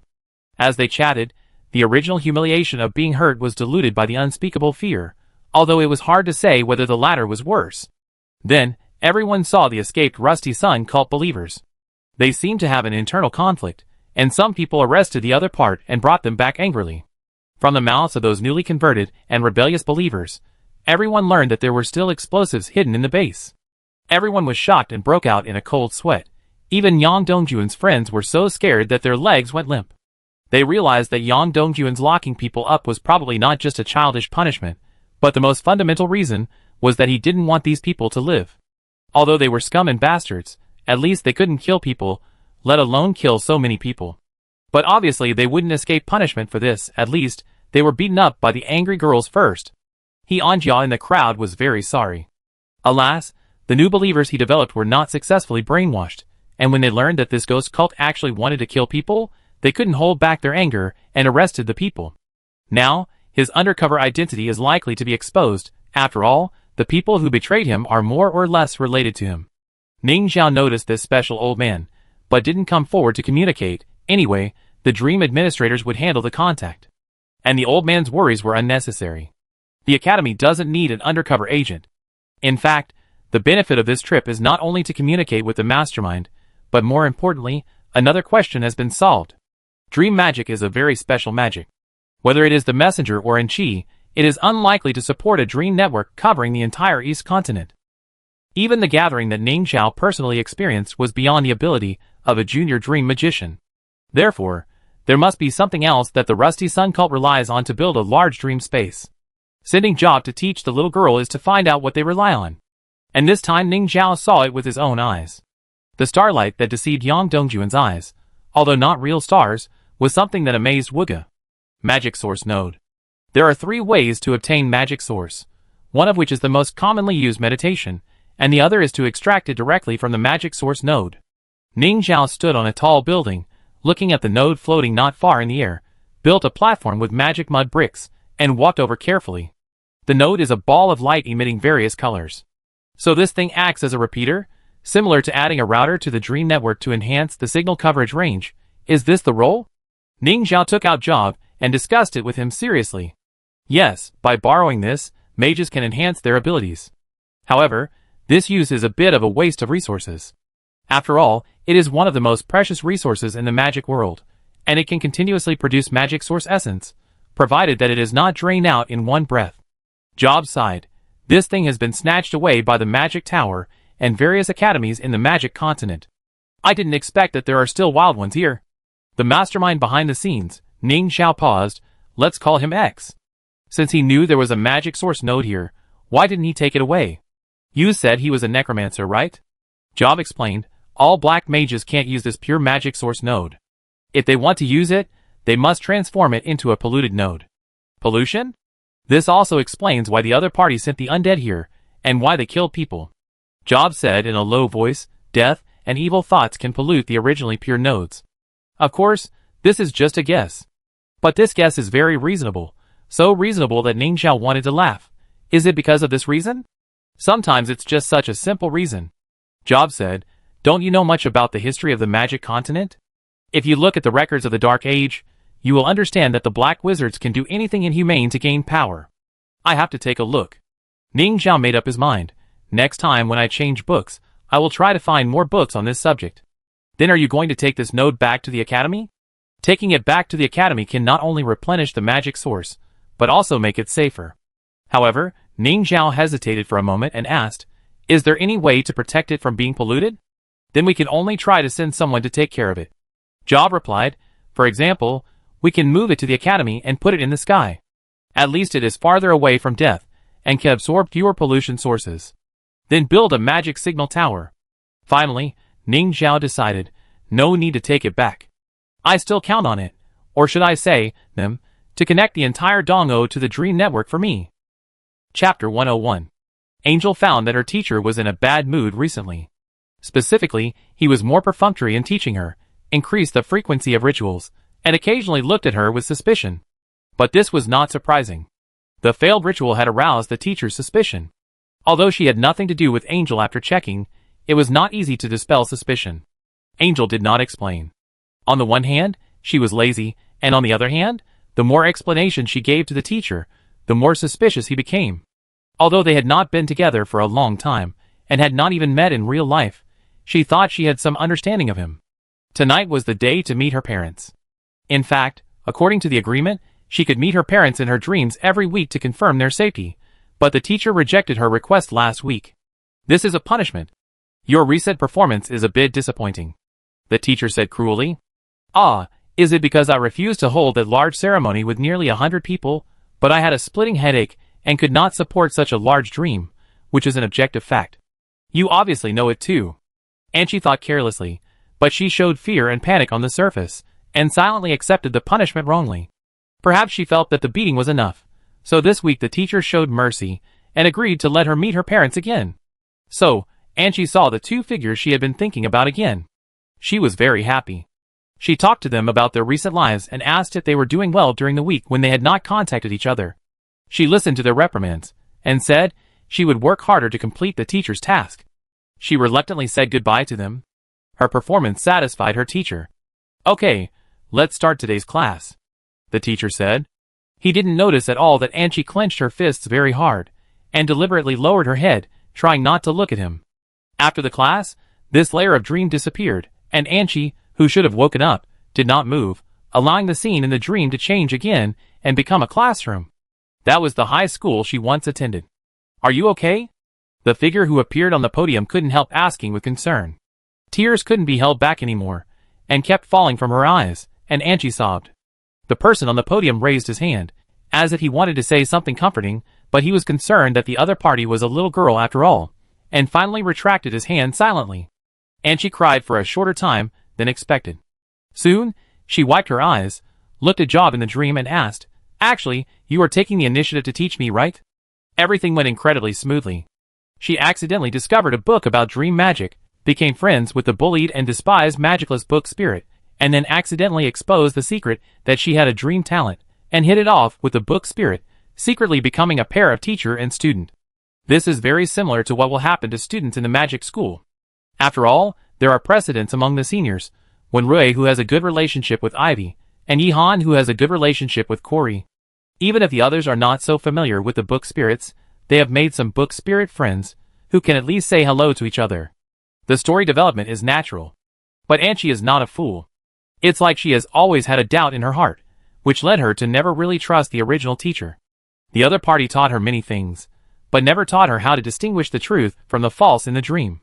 At first, she could ignore the various doubts about her parents in the dream, but as the number of meetings increased, and she was just deceiving herself. Tonight, she did not see the dream fluctuations representing living people on her parents. The second boot finally fell. She thought she was actually prepared, but the huge sadness still hit her. Fortunately, she was rational and strong enough to endure until now to vent her emotions. I have no parents. After the hail and rain, the communication was not interrupted. If her parents were safe at that time, it would be impossible for them not to contact her. She was so worried about their situation, and they would definitely try their best to confirm her safety. This is the relationship between parents and children. However, at this moment, the person who loves her most in the world, and the person she loves most, will never come back. She could not eat the food they cooked, could not hear their long-winded but caring chatter, which made her establish a connection with the world, and the anchor point called home that did not make her feel lonely and afraid disappeared at this moment. She felt so lonely, as if she was the only one left in the world, a loneliness more desperate than the end of the world. Did I fail to save them? Or would I lose them again? Then what was the use of my talent? I could do nothing at all. Job was troubled about how to comfort the little girl, and in the end, he just said dryly, "I'm sorry." He admitted that their encounter was a deception. At the same time, he was also sorry for revealing the cruel truth to her. But if I had to choose again, I would still do it. Dream magic is not a magic that allows people to escape from reality. I think it is a magic that allows people to face the truth more bravely. Job said seriously. And if you keep helping people with real ulterior motives to deceive those who are suffering and sad because of the loss of their families, will you really be happy? Although he accepted the principal's task to approach this little girl, Job gradually felt that Angie was not a very bad girl during their interactions. She is smart and strong, so even if she is deceived, she will still be confused about what she is doing. Deception? Angel murmured, "Ah, you mean the dream and the ritual? That is indeed fake." But the teacher said, "No, I don't want to call him a teacher anymore. It was the liar who said that this was just to help people who couldn't touch the truth to walk into the truth. Have I been deceived from the beginning?" "From the beginning? What do you mean?" "I saw a door called Miracle, and those scenes were what I saw after entering the door," Angel recalled. "That door is very different from the door in the dream. I can feel a terrifying power. So I always thought that the scene inside the door was precognition or reappearance, implying what has happened or will happen. I think that the power of that liar can't create those terrifying scenes." The girl said timidly, "So I have been deceived since then?" She really thought that those things were the truth for a while. And what she assisted the teacher to do was to let ordinary people, who could not bear the power of the gate of fear, know the truth. "Can you describe the door in more detail?" Job's face turned serious. It was really a scary door, but now that things have come to this, and she mustered up the courage to recall what happened that day, so the negative emotions that made her despair, negative, and lost her attachment to the world came to her again. Okay, no need to describe it." Job interrupted when he found that Angie could not help shaking. "That's not a door. If I'm not mistaken. It's just a contaminated source node. Welcome Li Gong. And all the teachers." Zheng Xian looked at the group of people who got off the magic car in a daze. Not only was there Li Gong, the industry master she invited, but also some Lekung architects she had dealt with in the past. Although not everyone knows each other, judging from the situation, the 20 or so people in this car are probably all colleagues. "Come on, Mr. Zheng, let me introduce everyone to you." Li Gong began to introduce Zheng Xian one by one with a smile. Sure enough, the people who came were not only colleagues, but also colleagues with more impressive resumes than Zheng Xian. "After thinking about it, we can't help except for construction. It's more appropriate to come to you to study than to find other jobs in the magic new city." Li Gong said, "Isn't it said that the Academy Avenue will be opened soon, and other cities will also start the construction of the magic new city? We thought that Lekung, as the first magical city, can't lag behind in architectural style. Soon everyone will no longer be hungry or cold, but a happy life is multifaceted. Living in a house that is more in line with the aesthetics of the times is also what the people of Lekung need. And if we don't come to learn and communicate in person, it will be difficult for us to truly understand magic building materials. This time, I will take the initiative to call all the architects in Lekung to work together for the new field of architecture." Probably because he was afraid that Zheng Xian would refuse, Engineer Li gave many reasons in one breath. On the surface, he was smiling, but in fact, he was scolding these colleagues for being shameless, and insisting on following him to steal skills. Yes, in the eyes of the architects, they came here to steal skills. Brand new architectural style, brand new building materials, brand new architectural theory. As a layman who has been confirmed as a magic-free person, if you don't seize the opportunity to learn, you will definitely be left behind by the times. After all, realistically speaking, there is no need to consider load-bearing in current buildings. Even earthquake resistance, concrete structure design, and other professional contents have become irrelevant. What does this mean? It means that in fact, in the current Lekung, almost anyone can build a house. Of course, problems such as water and electricity design still require professionals, but seeing that magic can do more and more things, who knows whether these seemingly professional places can be easily solved by magic in the future? What will they do then? They can only lose their jobs or change careers. These are basically successful designers. It is undoubtedly painful for them to easily change careers and tracks. Even in the end of the world, it is better to do your old business. After all, this is your advantage. What? It's too early to consider these things now. If you don't think about the future, you will have immediate worries, and the best time to start something is always now. So because Li Gong accidentally let it slip, and learned that the Minister of Architecture of the Magic Academy invited them to visit and study, these people followed them in various ways. What can Zheng Xian do? She can only keep smiling and accept everyone. Fortunately, the Academy now has 4 new buildings, one of which was finally named Star Dome Building, which served as a hotel for the Academy to receive temporary visitors, and these people finally have a place to live. The naming of the building was an internal solicitation activity initiated by the Parents' Union some time ago. After all, it was a bit difficult to name it in the past, so everyone brainstormed within the scope and finally decided on the 4 names of Star Dome, Dream, Arcane, and Echo. Star Dome is mainly used for diplomatic occasions such as welcoming guests. Dream is a dormitory building where relatives and employees live. Arcane is an affiliated teaching building of the Academy, and Echo is an office building. By the way, the people who originally lived in the scenic area have moved into the Dream building, and the office of the Parents' Union has also been officially set up in the Recollection building. Zheng Xian's architecture department is on the 3rd floor of the Recollection building. It not only has a design studio, but also a special library. The library is filled with printouts of magic buildings that Zheng Xian copied from the magic books in the school reading room. The architecture department also has a special workroom with a set of specially collected and made building blocks so that architects can display them in the form of miniature models after designing the buildings. After putting down their luggage at the Xingqiong building, the architects couldn't wait to visit the architecture department. They picked up the Magic Architecture Reference Atlas and almost couldn't put it down. It was Engineer Li who coughed repeatedly to remind these guys that there is still a long way to go, and don't be so anxious to write stealing on your face. These magic buildings are so beautiful. An architect said with emotion, the interior decoration inside is also very matching. I wonder if I can find a factory to design furniture in the corresponding style. Speaking of this, Zheng Xian immediately introduced them. The Academy can now exchange magic furniture. Magic furniture? Zheng Xian looked at his colleagues with dark circles under his eyes with sympathy, and introduced. For example, sleeping pillows can set the sleep and wake up time by themselves, helping insomniacs and night owls improve their work and rest. Before, the Academy could only use it in the internal dormitories, but now it can be exchanged. Even if it was the end of the world, the colleagues who suffered from insomnia immediately lit up with excitement. Another example is the magic kitchenware. If you don't want to eat in the cafeteria, you can use the magic kitchenware to cook by yourself. Once you set up the entire process once, it can be repeated. You can even ask the chef of the Academy to help you record a set of recipes you like, so you don't have to try your luck with the cafeteria menu every day. There are also housework sets. Zheng Xian thought of a new good thing she found, including brooms, rags, brushes, etc., which can help clean the house. This is a hot-selling product among faculty and staff now. Of course, there are more good things than these. Many small items with magical properties that were originally in the Academy are now listed in the Academy Points Mall.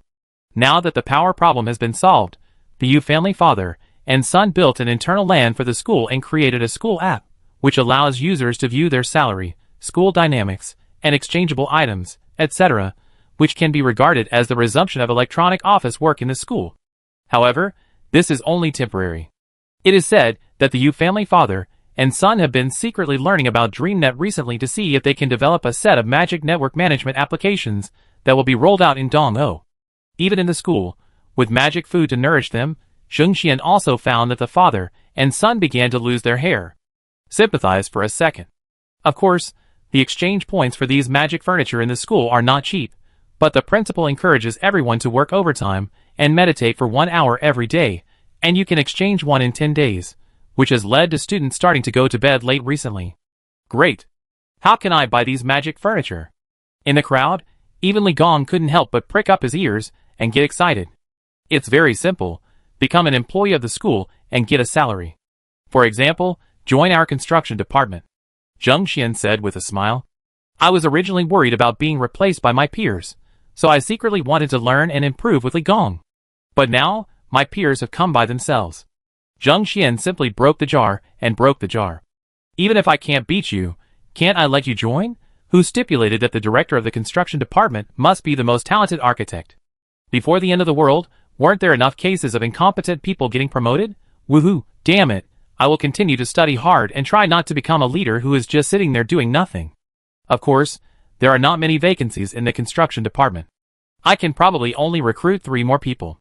After thinking it through, Zheng Xian simply transformed herself into the evil party A. If you are interested in joining, the academy has 2 new projects recently. Let's have a competition. One of the 2 new projects is, of course, the Magic Signal Tower. After Ning Zhao returned to the academy, he almost immediately started working on this matter. After all, the sooner it is completed, the sooner Dongzhou can be connected to the internet. Although it is a dream magic network, there are actually some technical details that need to be solved. For example, in order to maximize the number of people logging in at the same time and reduce the logging conditions, Job and the Yu family father and son have to communicate to see if the network construction ideas under the scientific worldview can provide help for the construction of the magic network. Ning Zhao is very optimistic about this. After all, she is also learning dream magic. In her opinion, dream magic runes are a bit like computer programming. With the Magic Signal Tower as hardware support, it should be possible to realize the dream network she envisioned. Then, there is the specific location of the signal tower. In order to maximize the use of the upper source node, Ning Zhao decided to build it along the Academy Avenue. In this way, she can monitor the dynamics of the signal tower through the principal's guide to prevent the source nodes from being stolen or contaminated. At the same time, she can also extract a small amount of magic source from it to supplement the consumption of the Academy. Of course, one source node is not enough. Fortunately, Job has roughly figured out that the dream network built by Anqi and her fraudulent teacher is actually connected to several other nodes. Ning Zhao plans to send someone or find time to go all of them in person. As for the polluted node learned from Job, Ning Zhao does not intend to let it go. Just like pure nodes can be polluted, polluted nodes can also be purified, but some magic equipment needs to be prepared. However, Ning Zhao is not sure whether she will alert the X if she acts rashly, causing a tragedy similar to the one that almost happened in the leeching base to be staged in other cities with nodes in Dongzhou. For this reason, she needs to stabilize the other party for a while, wait for other cities with nodes to cooperate in the action, and then act after eliminating accidents. This matter is very urgent, but it will take some time to complete. The second construction plan that the Academy wants to do can be started immediately. Ning Zhao originally did not plan to build too much on Shuiyuan Avenue, but after talking to that X, he changed his mind. This road must not only be built, but also built well. Chapter 102. You are discriminating against age. Although I am a little old, I can still work. Why don't you let me sign up? Am I not a Lekang native? Can't I contribute to the development and construction of Lekang? You want me to stay in the shelter quietly and watch the young people busy. I can't do such a thing to eat for free. The old man slammed the table in the recruitment office. The girl sitting behind the table was not afraid of him at all. She pointed out the fact with a cold expression. This position is a lucrative one that everyone is fighting for. If you really just want to contribute to Lekang, aren't there many jobs with no age limit at the recruitment office next door? Huh? The old man, who was also wearing a down jacket, but the jacket didn't look cheap, was shaking with anger. Isn't this a road repairman? What kind of lucrative job is this? But this is a job hired by the Magic Academy. The girl couldn't help but frown. We give priority to people with family difficulties. You don't belong to this category, right? If you keep making such a fuss, I will deduct your credit points. The old man wanted to show off for a while, but the girl really picked up a pen and paper, as if she wanted to write a record for him, but she finally left with a curse. His voice could be heard in the hall. You are rebelling. You used to work for me, but now you have this attitude. The girl pretended not to hear. Next. As Lekang began to regain its vitality, such people gradually emerged. Those who opened companies before the end of the world and were considered upper middle class in Lekang, when they saw new city districts being built one after another, began to think that they could return to their old ways. Among them, those who were really capable used their connections to find ways to resume their old jobs in the magic new city. Most of them are bosses in the real industry. Basically, all production lines related to people's livelihood are being restored one by one. But there is another group of people who mainly rely on virtual industries, and some service industries, to make a fortune. Although there are also large companies, these industries are completely useless at this stage. But they are the relatively wealthy group before the end of the world. As self-proclaimed major taxpayers, they expect the government to give them some preferential treatment. It's not that the virtual industry is bad, but in the end of the world where there is no internet, what use are those assets in the past? Yes, Lekang has improved, but now there is a very embarrassing problem that the economic system in the city is a bit chaotic. Before the end of the world, everyone has entered the era of mobile payment, which has led to many people having little cash at home. So now that production has gradually recovered and materials are about to start circulating, everyone finds that money seems to be unusable. In fact, banks and payment platforms also have servers in other continents. Strictly speaking, everyone's deposits are still there, but if the network is not restored, no matter how much money you have, you can't use it. Therefore, Lekang now has two economic currencies. One is the work points supported by the government. All those who participate in organizational construction can obtain work points through labor. It is the mainstream currency of Lekang. The other is the school points. Although there are few ways to obtain school points, and the scope of use seems limited, the purchasing power and attraction are much stronger than work points. The Parents' Union releases some magic products every week and allows everyone to exchange them with school points. Almost all of them are sold out as soon as they are put on the shelves. Everyone wants to get school points, but apart from being hired by the Parents' Union or the school as a contract worker, there are only a few ways to get them when the school assigns tasks to others. For example, when the road repair team was formed this time, almost as soon as the news was released, all the registration offices were crowded. There is no other reason. You can choose to get work points or school points for salary. But the road repair team only plans to recruit about 100 people, and some of the positions require quasi-magicians. Strictly speaking, this road repair work is a cooperation between the school and the municipal government. This kind of cooperation has happened more than once or twice, but relatively speaking, the school is more dominant this time. After all, the school avenue is to be repaired. After knowing this, many people shamelessly came to sign up. In fact, they knew that they did not meet the registration requirements, but this position is very attractive. Who would not want to try it? Besides, as the old man said, it is just a road repairman who needs to live outside and may not be able to go home for many days. It was not a good job before the end of the world. Everyone hoped to get a chance with a fluke mentality. You meet the registration requirements. The girl said after carefully reviewing the information of the next job seeker, okay, go back and wait for the lottery. So Lu Yong, who had elderly parents and young children to take care of, and could not find another job to support his family, left with a feeling of trepidation and expectation. He was a migrant worker who could be seen everywhere before the end of the world, but was easily despised. He followed the construction team everywhere. In the past 2 years, because he got married and had children, he mainly worked in Lekang, which was closest to his hometown. Fortunately, he himself did not get into trouble in the end of the world, and his family, who originally planned to settle here, were also relatively safe. However, his wife was ill before the end of the world and could not do heavy work. His old mother was also bedridden all year round, and his child was only 1 year old. The whole family depended on him for support. After the end of the world, he and his family moved into a government shelter, where they encouraged each other to live in a small corner. In fact, it was a miracle that his wife and mother survived in their family's situation, but to be cruel, they were also a burden. At least the two most important women in his life had similar ideas. But Lu Yong stubbornly said that if he wanted to live, his whole family would live together, otherwise he would not live. And Lekang. In the eyes of Lu Yong's family, it was really a good city. The municipal government was still very powerful, and the officials in their shelter were all good people. There was no discrimination, no disgust, only encouragement and responsibility.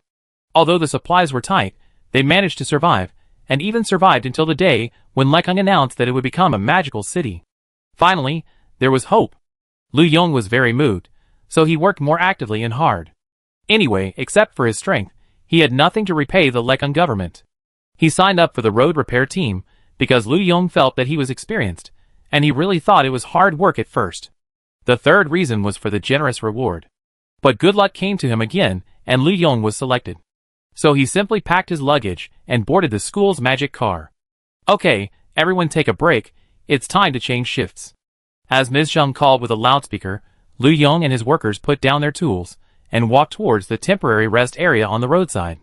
Although it was called temporary, in the eyes of the road workers, it was not much different from a formal employee dormitory. It was a magic car that was very similar to an expedition vehicle, but because it was mainly used as a mobile rest area, it sacrificed travel performance and increased accommodation space. The building is 7 stories high, with 8 double rooms on each floor, and is equipped with various basic facilities, such as shower rooms, canteens, meeting rooms, etc. Lu Yong even saw magic furniture for the first time: flying candles, automatic water spraying shower heads, and hair dryers that can help with styling. After living there for the first day and enjoying a luxurious hot shower, he not only became clean, but also fashionable. Are we here to do hard work, not to enjoy life, right? How is this more comfortable than staying in the shelter? Lu Yong, who has only heard of magic but has not experienced it personally, has really refreshed his 3 views. Moreover, this work is not hard at all. At least after Lu Yong compared it with his previous work, he can guarantee that. This time, the Shuiyuan Avenue will first build the section from Lekang to Fancheng, and there are 3 main tasks. First, build a magic pole, similar to a telephone pole, with both magic network and heating functions on the magic dirt road. The school plans to spread the magic network throughout Dongho, and the magic network built along the school avenue is one of the main routes. In order to prevent damage, it is mainly composed of magic mud bricks with protective magic and ice lotus, with a height of about 1 meter, which is exactly the effective radius of ice lotus.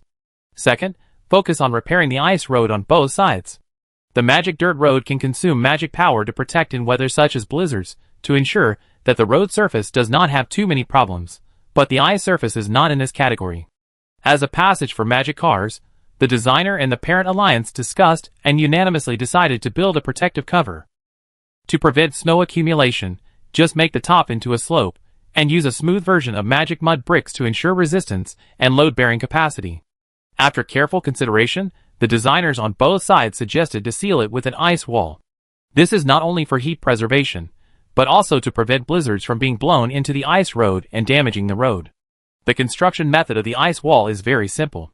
The road builders pile the snow into the shape specified by the designer, and the quasi-magicians just need to hold the ice dancing leaves and iron it all the way. This is actually the most difficult, because after several meetings and discussions, the height limit for magic vehicles allowed to enter this ice road is 15 meters, which means that the ice wall must be higher than this height. Fortunately, a mold is made of magic mud bricks and filled with snow, and the operation is much easier than expected. Third, build a service area. Yes, just like there are service areas on the highway before the end of the world, how can there be no service areas on the Academy Avenue?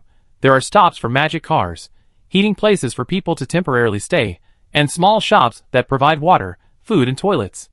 This is the main construction content, but there are actually finer details, such as protective fences, pedestrian walkways on both sides for people to walk, and various ice sculptures that are both decorative and practical guides. Because they are worried that there will be a more terrible blizzard in the near future, causing all the original buildings to be buried, and the survivors will not be able to identify the direction to find the Academy Avenue, the road construction team will also build some signs with both magic style and guide functions along the way. For example, the magic circle they saw in the reference album, the designer used this idea to design the logo of Lekang and the Academy, and the survivors looked up and saw it to find the direction. In order to make it more conspicuous, even dark blue and red were chosen. In short, Ning Zhao always had the idea the designers would not want to design a spectacle after seeing it. After all, this huge magic sign, which at first glance seems to be suspended in the air, really has a sense of surrealism. Come, have a cup of magma tea to warm your body. After Lu Yong and his coworkers sat in the hall of the rest area, the staff sent by the parents' union to do logistics immediately brought them tea with a smile. Thank you. Lu Yong held the cup in his hand, looking at the liquid rolling and bubbling inside, which was very similar to the magma in his cognition, and he was still a little scared. Although he knew that this was a new magic drink developed by the school's catering department, which could keep people warm for at least an hour, it was too challenging to his courage visually, but he had to drink it. If he wanted to work in the ice and snow, keeping warm was very important. He took out the courage to drink Chinese medicine, closed his eyes, and poured it into his mouth. It had a very unique taste. The tea seemed to explode in his mouth after entering his mouth, and then the heat spread to his whole body along the blood vessels. The whole person felt like a steam sauna. One sip is enough to warm you up, but you have to finish this small cup to keep the warmth for an hour, and the more you drink, the more you feel like you are too hot. So everyone quietly loosened their collars to let the wind out. Will this be promoted in the future? Some people think that drinking magma tea is a challenge to courage, but some people like the feeling of this tea exploding in their mouths, so someone asked expectantly.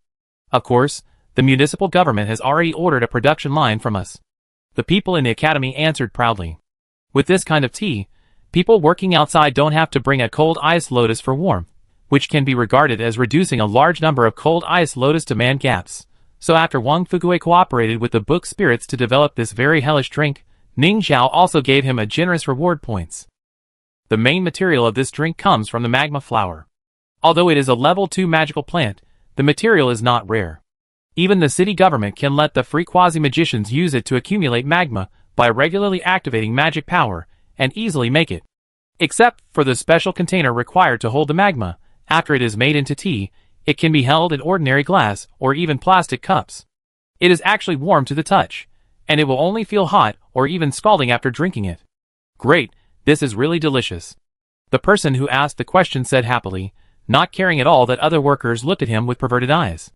Lu Yong leaned against the back of the sofa to relieve the warmth that surged through his body.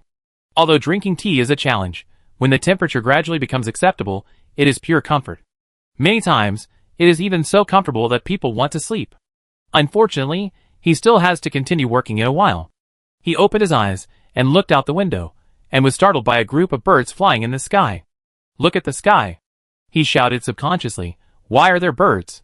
He hadn't seen a live animal for a long time, but once he saw a frozen dead animal on the roadside, which made him very sad. Luckily, I heard that the city government asked the school to buy a batch of slime animals. Although I don't quite understand the difference between this kind of animal and protozoa, it is still very comforting. But at this time, how could there be birds in the sky? Everyone looked up and was speechless in surprise. Not only the people in the rest area, but also the workers who were repairing the road outside, couldn't help but stop what they were doing, opened their mouths, and looked up at the group of black crows. Oh, that one. The staff member of the academy looked up at the sky and said in a tone of this is not unusual, it should be an animal puppet. Animal puppet? Haven't you seen wooden puppets that help move materials? It's similar to that principle. I heard that it's a new content in the Academy's puppetry course recently. Puppets made to look like animals can inherit some of the abilities of animals. For example, birds can fly with wings. Of course, it seems that it was the principal's request to make them look like crows. This was a pure misunderstanding. Ning Zhao would not interfere with what kind of magical animals students made, but everyone looked at Wuge with admiration, and even borrowed it to the carving class to make a crow puppet in his image. Wuge was so angry that his hair almost exploded, but in the confused and aggrieved eyes of the students, he finally agreed to be their model. But carving a bird is much more difficult than carving a wooden man. So in the end, Wuge had a bunch of companions with strange shapes. The students were not ashamed, but asked him happily, Mr. Wuge, which one do you like best? When Wuge flew back to Ningxiao, he cried for a long time. Those are not crows, he complained. But there are reasons why students make crow puppets, not just because of the course. Recently, some people have asked Wuge to send Magic Express. But although it is convenient and magical, to be honest, the points are still a bit expensive, so the frequency is far from satisfying everyone. Many people want to contact relatives and friends far away, not just send something. So, the army of crow puppets appeared. Yes, they were set as messengers. The batch that the road repair team saw was the first communication test of the messenger puppets. They carried the students' letters and flew to the target recipients. Of course, this kind of messenger puppet is not as powerful as Wuge, the companion creature of the academy. It can't deliver any heavy objects, and its intelligence is not very sufficient, but it is enough to just deliver letters. There are even a group of them that are not just delivering letters. They will fly to more cities to spread the news of the Academy Avenue and select some lucky people to participate in the next test. Jiang Hong is doing well now. As Muju's former partner, he was commended and valued because he received the other party's Magic Express delivery, planted a withered forest with his neighbors, and reported it to the authorities. The city also protected the spread of withered trees because of the timely intervention of the authorities, and finally had sufficient magic fuel. He, his family, and the neighbors who participated in planting trees all entered the best shelter. Jiang Hong himself can even participate in some of the city government's decisions, although he is very sensible and just listens in, not really expressing his opinions. Jiang Hong actually knows that the leaders are so warm and friendly to him mainly because of Mujua's relationship. After all, Mujua is a student of the Magic Academy. Xiao Jiang, your childhood friend hasn't contacted you recently. The leader was working again, strolling into his room and casually asked. No, he should be very busy too. Alas, the city is running out of food. I heard that the potatoes at the planting base will be harvested in a few days. But now there is a shortage of water. Snow water is not sanitary. Many people in the city are sick. Jiang Hong sighed. It's useless for you to tell me. The leader looked at him with a look of disappointment. Jiang Hong was no longer afraid of him, and looked at him expressionlessly. Just then, someone rushed in and shouted, Leader! Crow! A crow flew over from outside the base. Instantly, the eyes of everyone in the office lit up.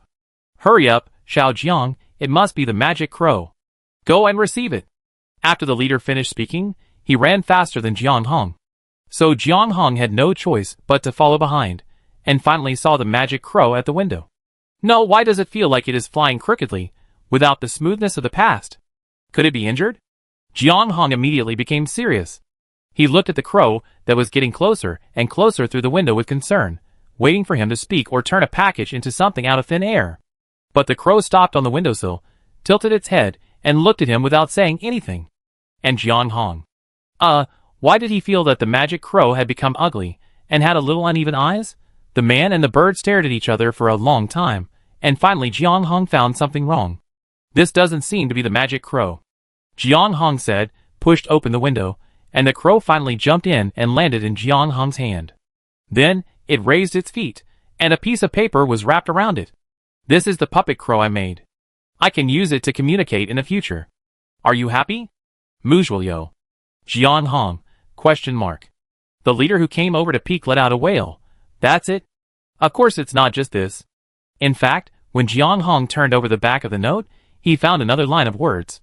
By the way, I applied for a stress test quota for Dream Network for you. See you in my dream?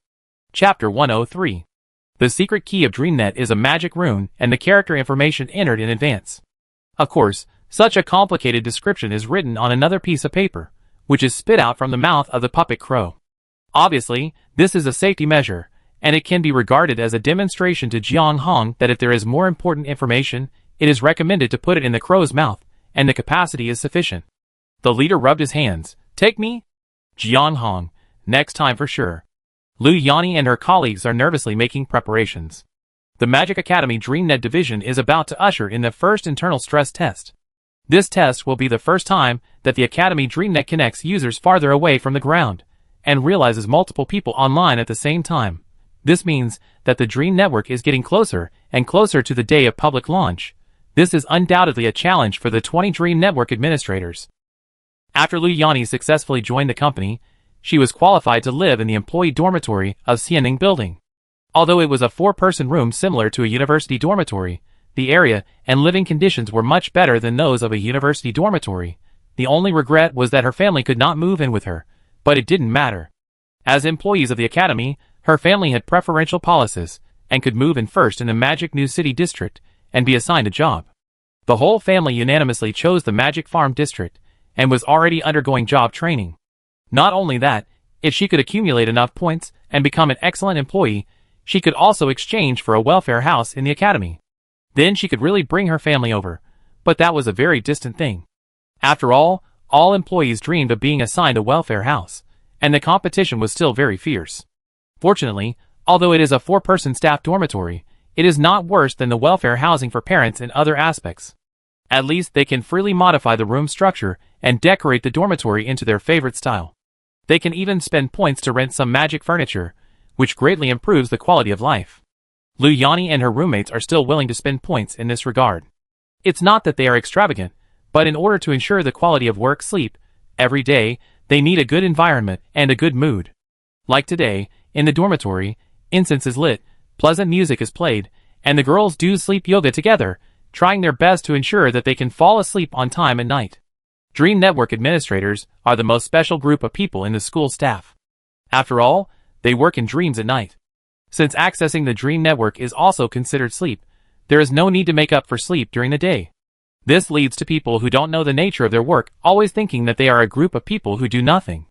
From an outsider's perspective, this is indeed the case, because they spend a lot of time doing physical exercises, making incense, studying decorations, watching movies, and reading miscellaneous books during the day, and they look like exquisite and self-disciplined girls before the end of the world, but in fact, all of this is to ensure sleep and build a better dream world. It's just that in the past, their work content was confidential, and it was not easy to explain in the face of some gossip. Fortunately, the school management work is done well. There are not many people who gossip, and no one dares to talk nonsense after criticism and education. In short, Dream Network administrators are the group of people with the healthiest lifestyle in the school. In a sense, it is really a super enviable job. At 8 o'clock in the evening, Lu Yani and her roommates went to bed on time, put on eye masks, turned off the lights, and fell asleep in a comfortable atmosphere. The DreamNet administrators fell asleep smoothly, but it was a bit difficult for others who got the internal test quota. In the case of power shortage, people from all over Dongho actually went to bed relatively early. Logically, they should be used to it, but isn't it that everyone is a little excited to think that they can connect to the DreamNet immediately? Jiang Hong also lay down on the bed obediently at 8 o'clock, but he tossed and turned and just couldn't fall asleep. The leader looked inside from time to time through the observation window, which made people feel creepy. Jiang Hong couldn't help but lift the quilt and confront him. The leader was still innocent. Isn't this just caring about you, Comrade Jiang? The two stared at each other for a while, and the leader raised his hands in surrender and asked someone to bring him hot meals. Oh, I won't bother you anymore. But if you really can't sleep, eat more? Won't it be easy to get sleepy when you are full? Ah, what a good idea. So Jiang Hong ate the most sumptuous meal since the end of the world under the distressed eyes of his leader, and then burped, said goodbye to the reluctant leader, and fell asleep. Alas, it's a pity that sleeping after eating is not good for health. Otherwise, I really want to eat more meals with this method. Of course, this is just a thought. After all, Jiang Hong also knows how scarce the supplies are now. He just hopes to see his partner soon to see if he can solve this problem. According to the instructions in the instructions, after drawing the magic runes that he had memorized, Jiang Hong found himself in front of a door. The door opened in front of him, and after a slightly dazzling white light, he saw a dressing room. It was very similar to the dressing rooms that usually appear in TV dramas about wealthy families, with rows of cabinets, clothes, accessories, shoes, etc. placed in different categories. In front of the room was a gorgeous dressing mirror, with words appearing on the mirror. Please touch the mirror to create a user character. Jiang Hong put his hand on the mirror, and immediately, his figure appeared in the mirror. User UID, XXXX. Nickname, Jiang Hong, click to modify, age, 26. Appearance features, blah blah blah. Hey, why does this seem to be a character creation system? Jiang Hong clicked on the modification of appearance features with some uncertainty, and then pinched himself in the mirror left and right according to the prompts. So he was sometimes tall, sometimes short, sometimes fat, and sometimes thin in the mirror. Except for the inability to modify gender, skin color, and even facial features can be fine-tuned on the original basis. In addition, you can even modify your race, and he can become a cat, dog, teddy bear, and other messy appearances in the mirror. As we all know, when a game has a high degree of freedom and a sufficiently exquisite face-pinching system, players can play for hours just by creating a character. Especially after discovering that the clothes, accessories, and shoes in the dressing room can be worn at will, and even the colors can be changed if you are not satisfied, it becomes very attractive to tidy up your own virtual image. And changing clothes does not take time at all, just take a picture, and you are ready to wear, which is so convenient. You can even change your hairstyle and makeup with one click. Even though Jiang Hong is a man, he almost wants to try all the styles.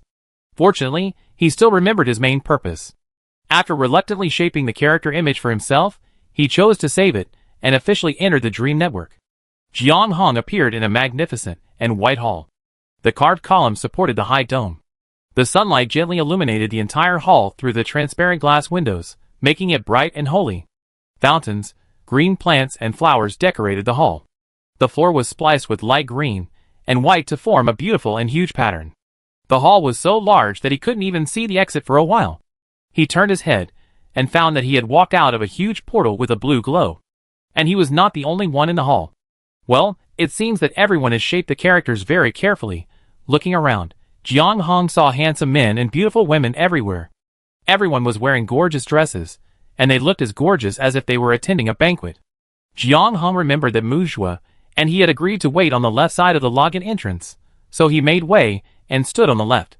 His eyes scanned the whole place from time to time, trying to identify if there was anyone he knew, but unfortunately.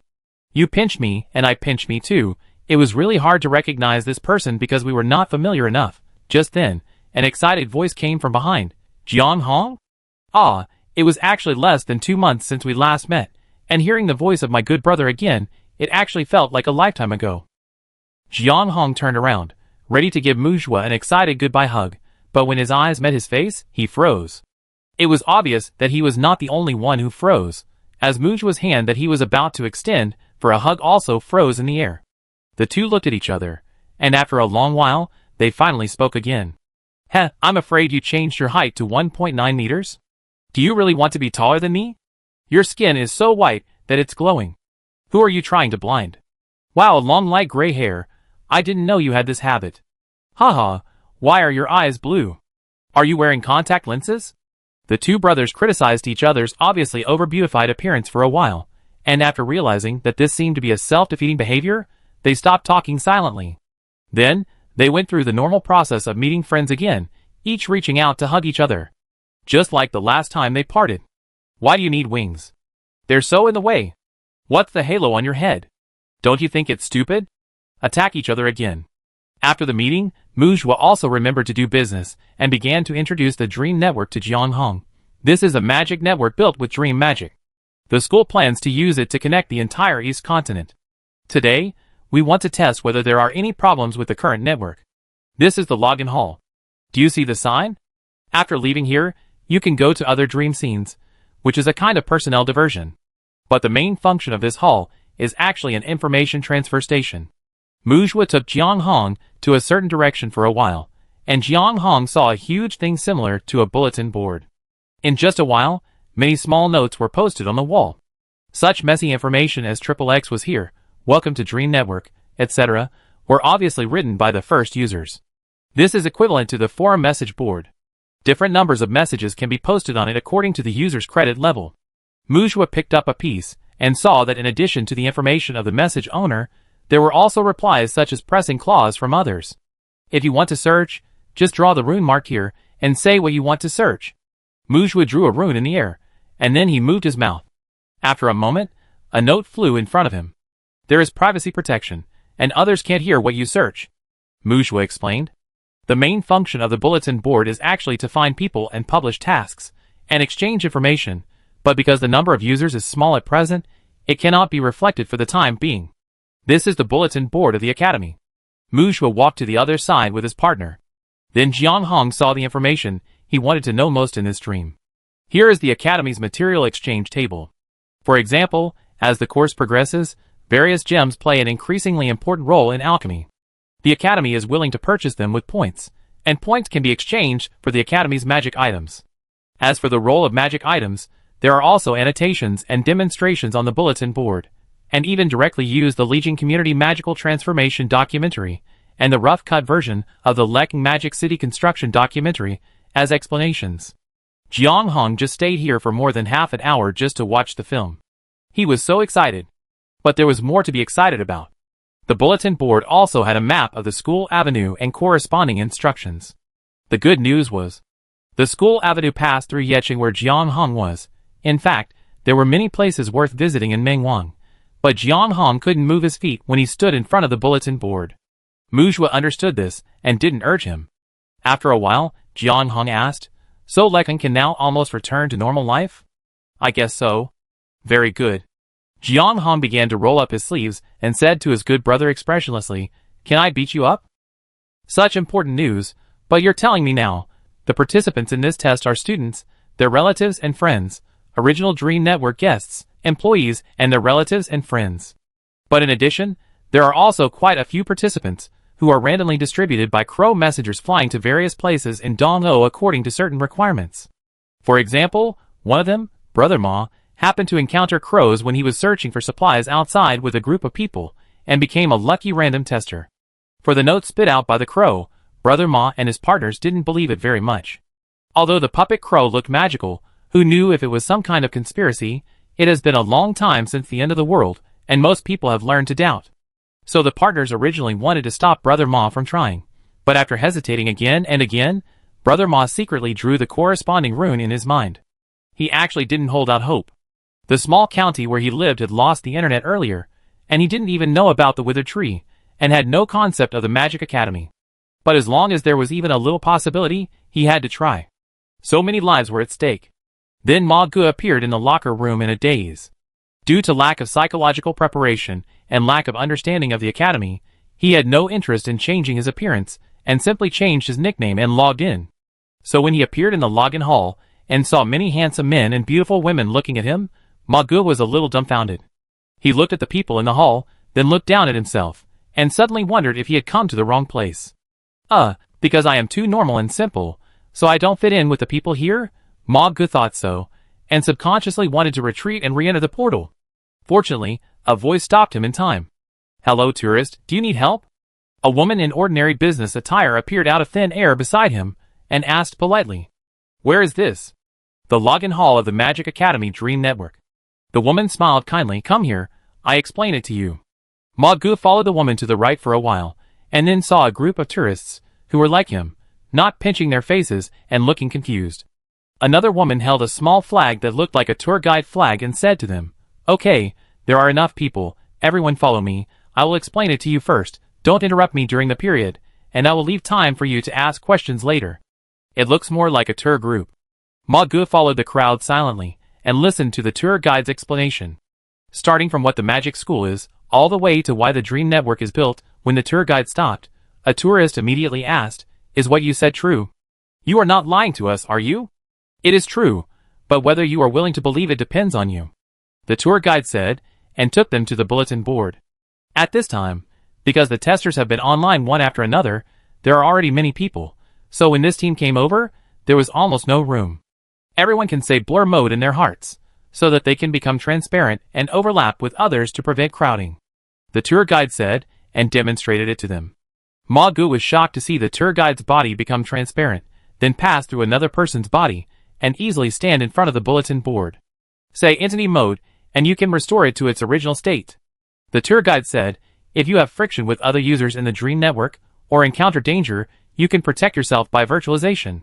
But it must be reminded that if you do bad things in the Dream Network, such as maliciously provoking disputes, you will be blacklisted, and will never be able to log into the Dream Network again.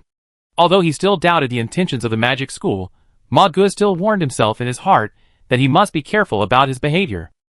Then, under the guidance of the tour guide, the tourists began to watch 2 documentaries.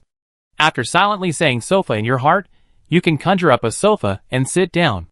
Don't stand, sit down and watch. Unfortunately, no one listened to the tour guide. Everyone was completely attracted by the content of the documentary. The documentary is much more real than this Dream Network.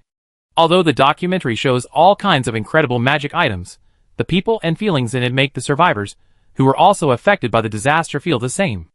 It is difficult to act out a happy smile because of having hot water, food, and a new district. At least it is difficult to make so many people act out so naturally, and even interpret it differently according to each person's personality. Of course, it may be faked by magic, but why not believe it? Not because it is real enough, but because I really want to believe it. I want to believe that in Dano, there is a city that has escaped the haze of natural disasters, and people can live with hope and smiles. Even if it is not the city I live in. If everyone has finished watching, let's move on to the next item. Everyone's viewing progress is different. The tour guide estimated the approximate time and reminded them. But no one paid attention to her. Everyone still stood there blankly, looking up. After a long while, someone finally said, "Please wait, we want to watch it again." If possible, they would like to stand here for the whole night, and the whole dream, immersed in this beautiful story.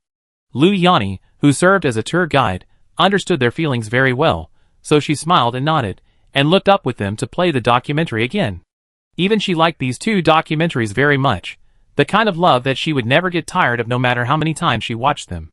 However, compared to the tourists whose eyes were gradually red, She had a happy smile on her face, and felt satisfied from the bottom of her heart. She believed that Lekon was just a beginning, and Dong-o would be saved. It was not until the next group of tourists arrived that Lu Yani had to remind them again, "Okay, we have to go." Seeing that her group members were still reluctant to leave, she decisively brought up a more tempting topic. "Don't you want to know how to obtain these magic items so that the residents of your city can also live such a life?" Everyone looked at her. "Come on, I will introduce you to the Magic Academy support plan. Not all cities or survivor groups can provide enough supplies to exchange with the Magic Academy. There are also survivors who are about to die. Should we give up on them just because they can't provide exchange supplies? So in addition to exchange, the Academy allows people to buy on credit, but the conditions for buying on credit are very high, and the materials that can be exchanged are relatively limited. But when productivity cannot supply the entire Dongzhou, this is no longer a solution." Ma Gu listened to the Academy's various foreign policies, and became more and more excited. Their small county is very poor, and it belongs to a place that can't produce anything good except buying on credit. If all this is true, they may be saved. However, except for the people from Lekung, all the outsiders present tonight have the same idea and want to exchange with the Academy immediately. But the productivity of the Academy is limited, so everyone has to queue up for registration. Even the relatives and friends of students and employees join the queue to seek assistance for their city, so that everyone tonight was crowded in the login hall. Fortunately, there is a virtualization mode, so there will be no stampede. The tourists who had registered continued to listen to the guides explain various matters, such as whether the Dream Network allows other people to log in, how to contact the Academy through the Crow Messenger, etc. Everyone asked questions one after another. Finally, when the others in front had almost asked their questions, Ma Gu, who was anxious in the crowd, raised his hand and said, "I want to ask, does the Academy have a way to cure the disease?" Under the gaze of everyone, he wiped his face and said painfully, "Maybe everyone drank no water.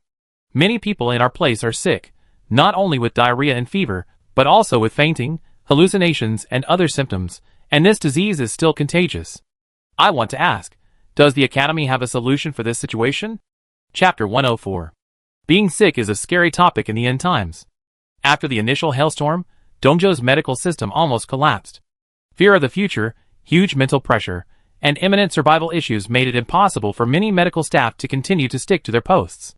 In fact, even if they were willing to persist, the subsequent network outage, power outage, and depletion of medical supplies meant that it was destined to be difficult for hospitals to survive. Lekking is highly valued by the municipal government, and with the assistance of the Magic Academy, it can barely maintain the operation of several shelter hospitals. More cities have long had no place to see a doctor or seek help. Even medicine is a scarce item that is more expensive than gold. Now once you get sick, you can only pray that your physical fitness is good enough and you can survive with your immune system. But how many people can survive such difficult living conditions? Compared with those troublesome diseases, frostbite, snow blindness, malnutrition and other problems that have emerged one after another are almost not considered diseases. But the latter is actually more common in Dongho. Except for a few lucky ones, such as students and faculty members of the Magic Academy, almost everyone has frostbite symptoms. Medical treatment is actually a problem that everyone in the Academy is quietly paying attention to, but unfortunately, it seems that no good solution has been found so far. I will feedback your needs to the Academy. In the end, Lu Yani just said, in fact, the Academy is already trying to find a solution. Trying hard, does that mean that even the Magic Academy cannot provide medical help? The people present were inevitably disappointed. But soon everyone cheered up again. There was enough good news today. We can't expect the Academy to solve everything, right? Okay, thank you. Ma Gu put away his lost mood and said gratefully. The first stress test of DreamNet was successfully completed. During the period, a total of 375 users were registered, and the peak number of people online at the same time was 366. This number is far from enough compared to the role Ning Zhao hoped DreamNet would play, but compared to the dream that Enchi could support, it is many times higher. This is due to the joint efforts of Job, Corey, the father and son of the Yu family, the professor group of Electronic Information Engineering of Lekang University, and Enchi. After knowing that she was deceived from beginning to end, Enchi took the initiative to ask for amends. If it weren't for the fact that she had to stabilize the cheating teacher, she would even feel guilty and want to drop out of school. Although I was deceived, I was not completely unaware, so I can't be considered innocent. And she said, "So, Principal, is there anything I can help with?" Corey testified that she was sincere. Then come and support the school's dream network. As a punishment, you may have to work all year round until someone can replace you. The dream network requires at least one dream magician to enter the dream, but Ning Zhao is unwilling to do so, and cannot guarantee that he can serve as a server every day. Even if weaving a dream network is not so difficult after becoming proficient, it is still very hard and tiring to simply serve as a tool. This is not an easy job, it requires some determination. No problem. The girl answered with a firm look. In short, the school's current dream network mainly relies on Qi, and Ning Zhao occasionally needs to supplement some computing power to maintain operation. During this stress test, she and Qi actually logged into the hall and hid in the crowd to observe the visitors' reactions. The good news is that the connection was smooth, and the people who actually participated in the test this time covered about 1/3 of Dong'o. The bad news is that everyone was crowded in the hall, especially in front of the bulletin board, and they were not very willing to leave, resulting in no one visiting the dream world set up by the Dream Network administrators. Ning Zhao was looking forward to seeing the expressions of visitors shocked by the beautiful scenery. However, it was precisely because she was also present that she received Ma Ji's request as soon as possible, so the pressure came to Ning Zhao. Oh no, it was the reading room administrator.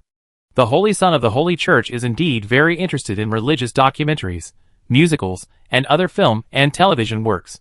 Peng Mei, that is, Muzhu's mother, is currently managing the major and minor matters of the reading room, and reports to Ning Zhao with a headache. The Son of God book spirit refers to the book spirit of the book that talks about healing magic seriously in this batch of books. But after he tried to watch 3 episodes, he naturally jumped to the next one. Then he watched 3 more episodes with relish. He seemed to not care about the sequel at all. Peng Mei couldn't help complaining. Later, I tried to change the preview for him to 1 episode, and he didn't object. Now he has almost finished previewing all the movies on the list. Seriously speaking, Peng Mei feels that she is more like a video hall waiter than a reading room manager, and she is still very busy. After all, after the book spirits became familiar with the school's viewing system, they began to make requests without any guidance. Not only did they quickly form a team to make a good play, they also took the initiative to specify to Peng Mei the XXX type of movie they wanted to watch. Some book spirits even learned to watch directors, screenwriters, and actors select films, and even almost had the idea of chasing stars. Fortunately, the rental period of these books is only 1 month. If it is longer, Peng Mei suspects that there will be a fan circle war in the reading room. After all, there are really fan book spirits of the heroine and the second female role, who almost fought over the plot controversy. This is really a bit unbearable for an old aunt, who rarely paid attention to the entertainment industry before the end of the world. Are they all crazy? But in a sense, those book spirits can at least create performance for Peng Mei. After all, in order to support their favorite actors, book spirits are more and more willing to donate generously. Even if it is just for the face, they will watch the whole drama. I don't know where they learned it. And people like the Saint Sun are simply the cancer of the reading room. There are free ones. Why pay for them? The Saint Sun said coldly, "Oh, don't even think I give the magic school any benefit." Ning Zhao concluded, "Ah, he's a freeloader." Fortunately, this kind of freeloader did not become a trend in the reading room. After all, for the book spirits, boredom is the most terrifying thing in the world. They don't have the self-control of the Saint Sun. Besides, they didn't lose much by exchanging some formulas that the school can't use. It doesn't matter, I find a way. After understanding the progress of the matter, Ning Zhao said, "Professor Zheng, good morning. Are you here to feed the little puppet again?" "Good morning, Mr. Mu. Do you have any extra sawdust?" "It's all in the old place, take it yourself." So, Professor Zheng walked to the storage room next to the woodworking classroom, picked up a bag of sawdust, and left briskly. If some of Professor Zheng's other old acquaintances saw the scene, they would probably be shocked. When did he become so healthy?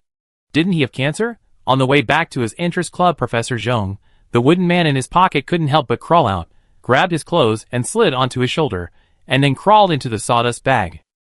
"Don't worry, you can eat it when you get back," Professor Zheng said lovingly. Although the little puppet obediently stopped drilling into the bag, it sat on his shoulder and looked at him with aggrieved eyes.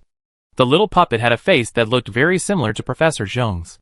When it sat on his shoulder, sawdust began to fall from its body again. It clapped its hands, but it cracked its arm. Tears appeared on the little face instantly, the kind drawn with a pen. "Oh, forget it, you eat it." Professor Zheng had no choice but to open the bag and let the little puppet drill in. "Kong Kong, you've worked hard." The little puppet in the bag seemed to nod. indicating that it hurt it. The puppets of the magic school are very popular in the school, especially the advanced magic puppets made by the principal with sufficient intelligence. The first two puppets, although they did a lot of work, were almost the favorites of the school. Students and even parents would play with them whenever they had nothing to do, and they wanted to take them home. But the magic puppet belongs to the principal, so everyone can only think about it. Professor Zhong's puppet is a little special. It is also very popular, but no one makes clothes for it, and no one dares to touch it casually. Only Professor Zhong carefully raises it. After all, it bears the disease for itself. Professor Zhong recalled the scene half a month ago, when the principal suddenly found him, and asked if he was willing to do an experiment. "Perhaps we can strip health from you." The principal said, "Let the magic puppet bear the cost of illness. But the requirements for this cutting are a bit high, and I can't guarantee whether it will succeed. Do you want to try?" Professor Zhong is old, and even if he is not sick, his body and soul can't stand the tossing, which is why Ning Xiao hesitated. And cutting health is more like a curse, because after damaging the puppet, the result is not the unbinding of other puppets, but the death of the main body. This is a very special kind of puppet. It is so special that Ning Xiao doesn't know how it appeared in the Soul Dagger User Guide. But correspondingly, the magic puppet can restore health by eating to ensure that you, as the main body, are not harmed by the disease. However, it should be pointed out that this is not a cure, but only a transfer. It can only reduce your pain before you die. Although the principal said a lot of similar warnings, Professor Zhong still chose to try. Even if the experiment failed and he left, he would only regret that his research was not completed, and would not blame the principal. On the contrary, Professor Zhong thought that if he could contribute to the magic cause, it would be a good result. Fortunately, the operation was successful. Professor Zhong has since had a puppet partner, and he named it Kong Kong, and carefully raised this magic puppet that made him feel guilty. Kong Kong has no bad points except that he is a little greedy, and even pretends to be pitiful. Professor Zhong and his students also built a small house for Kong Kong. There is a special place for Kong Kong in the Interest Club laboratory. When Professor Zhong is working, the little puppet eats and plays there, and seems to be having a good time. If you ignore that, it will always crack suddenly, drop sawdust, and need to eat to recover. Professor Zhong. Just as he was about to enter the club, a figure suddenly appeared in front of him. "Principal?" Professor Zhong was a little surprised, but quickly reacted, "Are you here to ask about Kong Kong? Well, let's talk while walking." So the two did not enter the club, but strolled along other paths in the school. Since there are more and more people in the school, some things no longer need Ning Xiao's instructions, and everyone will complete them by themselves. For example, repairing the campus environment. In addition to several main roads, the school now has some landscape areas built by everyone, such as small courtyards, leisure trails, etc. Occasionally, Ning Xiao will find many surprises when he walks out. "How do you feel physically? Are you adapting?" "Not bad. At least I don't feel any pain." Professor Zhong said, "This treatment method may not be suitable for large-scale promotion. Although it will not affect daily activities and work, I feel that my body has become very stiff, and I have lost a lot of feelings as a living person." It still doesn't work." Ning Xiao couldn't help but sigh.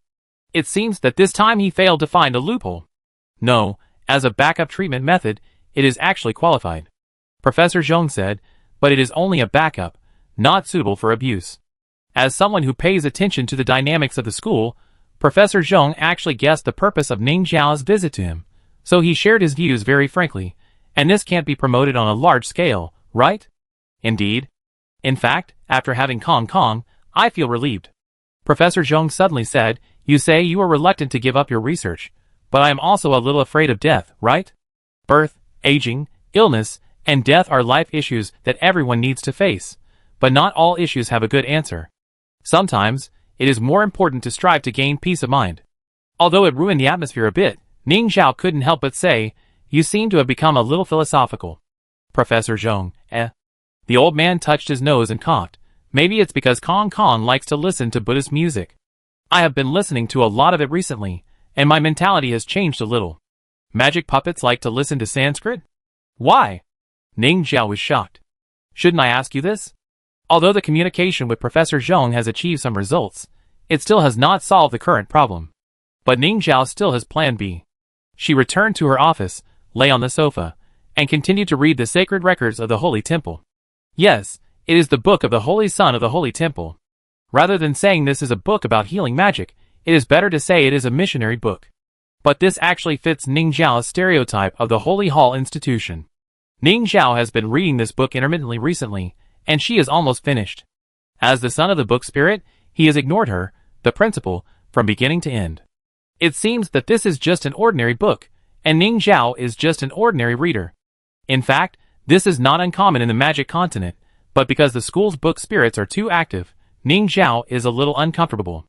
This book records the Son of God's experience in preaching, and writes about many things that happened in the Holy Church at XXX locations, performing XXX miracles, blessing people, curing diseases, and driving away demons. The book also secretly criticizes magic schools. Don't ask Ning Zhao how he knows this. Every disaster he picked out is more or less related to a magic school, and everyone knows that this is a gimmick to the magic school. With the help of these miracles, the Son of God boasts about how good the healing magic of the Holy Church is in the book, especially the holy water, which has the effects of healing wounds, preventing baldness, treating infertility, helping weight loss, etc. It is simply a cure-all, and a jack of all trades. If Ning Zhao didn't know that this was a magic book, and it was an official book of a force like the Holy Church, he would have suspected that this was a fraudulent advertisement. What's the difference between this and those healthcare product advertisements that specifically deceive the elderly? Since it is a magic book, what is written on it is at least true to some extent, such as the holy water does have miraculous effects. Ning Zhao wanted to get the formula of holy water. But alas, this saint's son would not cooperate. Ning Zhao almost figured out the reason after asking the book spirits. The saint's son's name is Nigel Nevins, a descendant of the Nevins family, an ancient heroic family in the magic continent. The once famous family is now dwindling, and the family business has plummeted. Because of that academy, the Abyss Academy, which opened the dark era of the magic continent and brought countless disasters to people, massacred the entire Nevins family. This is a provocation to the heroes and a threat to the entire continent. The Nevins family almost disappeared in history because of this. Fortunately, people later discovered that there were still people alive in the Nevins family bloodline. Maybe there is a little bit of class fall in this. But more for Nigel, this is an unforgivable blood feud. Even though the magic schools themselves overthrew the reign of terror of the Abyss Academy, most people on the magic continent did not regard the Abyss Academy as a group with other magic schools. But diehards like Nigel always hold the magic school extinction theory. There will definitely be another Abyss Academy. Magic schools never really look at people. These people always swear to preach this. Human prejudice is a mountain. After knowing how stubborn Nigel is, Ning Zhao has almost given up the idea of using the method of chasing dramas to tempt him to cooperate with the school.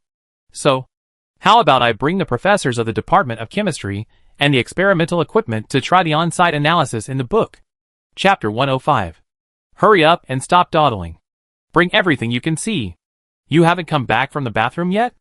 I won't care if you can't catch up with the principal when he comes. Do you remember what everyone is responsible for? If you don't do it well, there will be no next time. In the Magic Materials Club, Professor Lee hurriedly ordered everyone in the room around. All ongoing projects were forced to stop and immediately cooperate with her work. Even colleagues and students would inevitably complain when faced with such a domineering attitude. However, not only did everyone in the room not say anything against it, but they were also eager to show themselves, for fear that Professor Lee would kick them out of the experimental team. There was no way. As non-magicians, they had never entered the book world described by the students. Not to mention, they were going to do experiments in the book world. With such a good opportunity, anyone who didn't cooperate would be a fool. Didn't you see that even professors from other project groups, and even other interest groups came over shamelessly, saying that they could help and strongly requested to join the team? Even professors who study mechanical physics came to join in the fun. How shameless. Fortunately, Professor Lee reacted quickly and asked the students to close the door and stop people. The incident happened suddenly, and the preparation time was limited, but the chemistry team still managed to get everything done under the command of Professor Lee before the principal came to pick them up. Everyone was ready to go, and although they were excited inside, they still pretended to be calm on the surface. Is everything ready? Let's go! When Ning Zhao appeared, he saw a room full of professors and students wearing white coats, as if they were going to the battlefield. She waved her hand and put the equipment and other things designated by the professors into the campus storage space, and then took out the Sacred Hall Savior record under the expectant eyes of everyone. Except for the exquisite binding, the book looks ordinary, and it doesn't even fly in the air. It looks like a book that does whatever you want, but everyone in the chemistry group in the room still casts a fiery eye on it. Under normal circumstances, people without magic cannot enter the photo illusion of magic books, but they can use the power of magicians to take them in, but this requires a little high magic power from the magician. Fortunately, this is in the academy, and Ning Zhao can barely be considered omnipotent in this kind of thing that can be solved by magic. So after a white light, the members of the chemistry group who opened their eyes again found that they had come to a street? Unlike the magnificent and magical scene they imagined, this street is a bit dirty, the buildings are dilapidated, and people's faces look gray. So that everyone could react in an instant. Oh, slums, right? Only Ning Zhao looked at the gray faces of the residents on the street, and compared them with the glowing white skin of the people in the holy temple in the center of the scene, and sighed in his heart.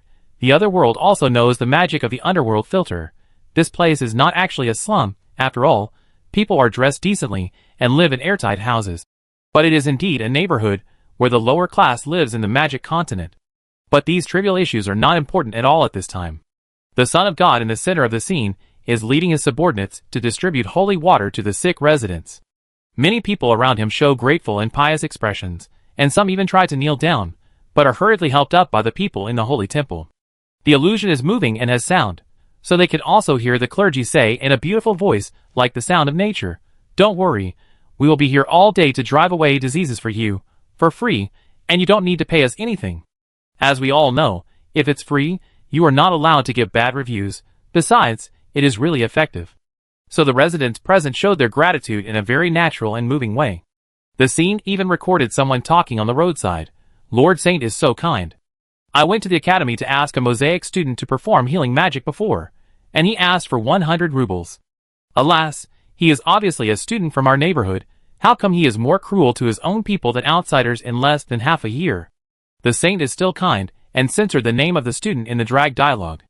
Ning Zhao was in the mood to observe the whole scene, but the chemistry team thoroughly demonstrated their professional attitude. Surprise and curiosity only lasted for a moment. The next second, a doctoral student stepped forward and took a beaker and a shovel to catch the holy water that was supposed to be poured for a certain resident in time and steadily. "Quick, where are the instruments, Principal?" Ning Zhao only came back to his senses under the urging of Professor Li. He put out things that Ning Zhao couldn't understand at all, such as the separatory funnel, centrifuge, rotary evaporator, gas/liquid chromatograph and spectrometer, and a lot of basic equipment and reagents were placed on the laboratory table that was specially brought. The members of the chemistry team had a clear division of labor, and quickly sorted out the things skillfully, and then started the experiment in a hurry. After observing this tube, do a preliminary safety test first. Where is the pH test paper? Wear gloves and goggles. Forgot the laboratory safety rules? Such conversations were heard from time to time. On the other side, the resident was clearly robbed of the holy water, but he still drank the empty cup according to the recorded scene, and then a white light appeared on his body, and he showed a happy look. "My rheumatism has troubled me for more than 10 years. Recently, the pain has made me unable to sleep, but now, it really doesn't hurt at all. Thank you, Cathedral. Thank you, Son of God." Woo woo woo. He held the Son of God's hand, tears overflowing from his eyes. It should have been a comforting scene, if there was no doctoral student holding a beaker next to him, ready to take another cup. The Son of God gave holy water to the next couple who prayed for a child. Of course, the holy water was robbed in the air just after it flowed out. The doctoral student even stood on tiptoe and tried to take the beaker directly to the person holding the holy water pot to scoop some, but I don't know if it was because he couldn't open the lid or because he was worried about contaminating the sample, so he finally gave up. This scene only recorded the 3 people being blessed. I don't know if it was to set the mood, but behind the Son of God were probably clergy members of the choir, who sang ethereal chants throughout the whole process, which added a very holy BGM to this suspicious scene that seemed to be commissioned. The process of this photo illusion is fixed. Although simple interactions are possible, such as snatching holy water, everyone's actions are rigid. After the scene is played, it will start again from the beginning. At this time, although the outsiders and their belongings will not change, everything in the scene will return to its original state, including the holy water. So, the members of the chemistry team watched the liquid rotating and the instrument disappear in the next second. "Looks like we have to race against time," they murmured, not at all defeated by this unexpected difficulty. "No need to repeat the experiment. Test the water as soon as you get it." Professor Li made the decision, and she also readjusted the test order according to the time required for the experiment. Ning Zhao couldn't help much, so she strolled leisurely and observed the details of the picture. Finally, she walked to the side of the Son of God, wanting to see if the book spirit was in this photo. This Son of God is tall and looks very sacred, and I completely understand why he was chosen as the Son of God. It's a pity that a lot of them are here to break the atmosphere of the illusion, but the expression on the face of this Son of God doesn't have any flaws, and he doesn't look like he's not there. That's better. No one will disturb us. Ning Zhao nodded with satisfaction. Strange.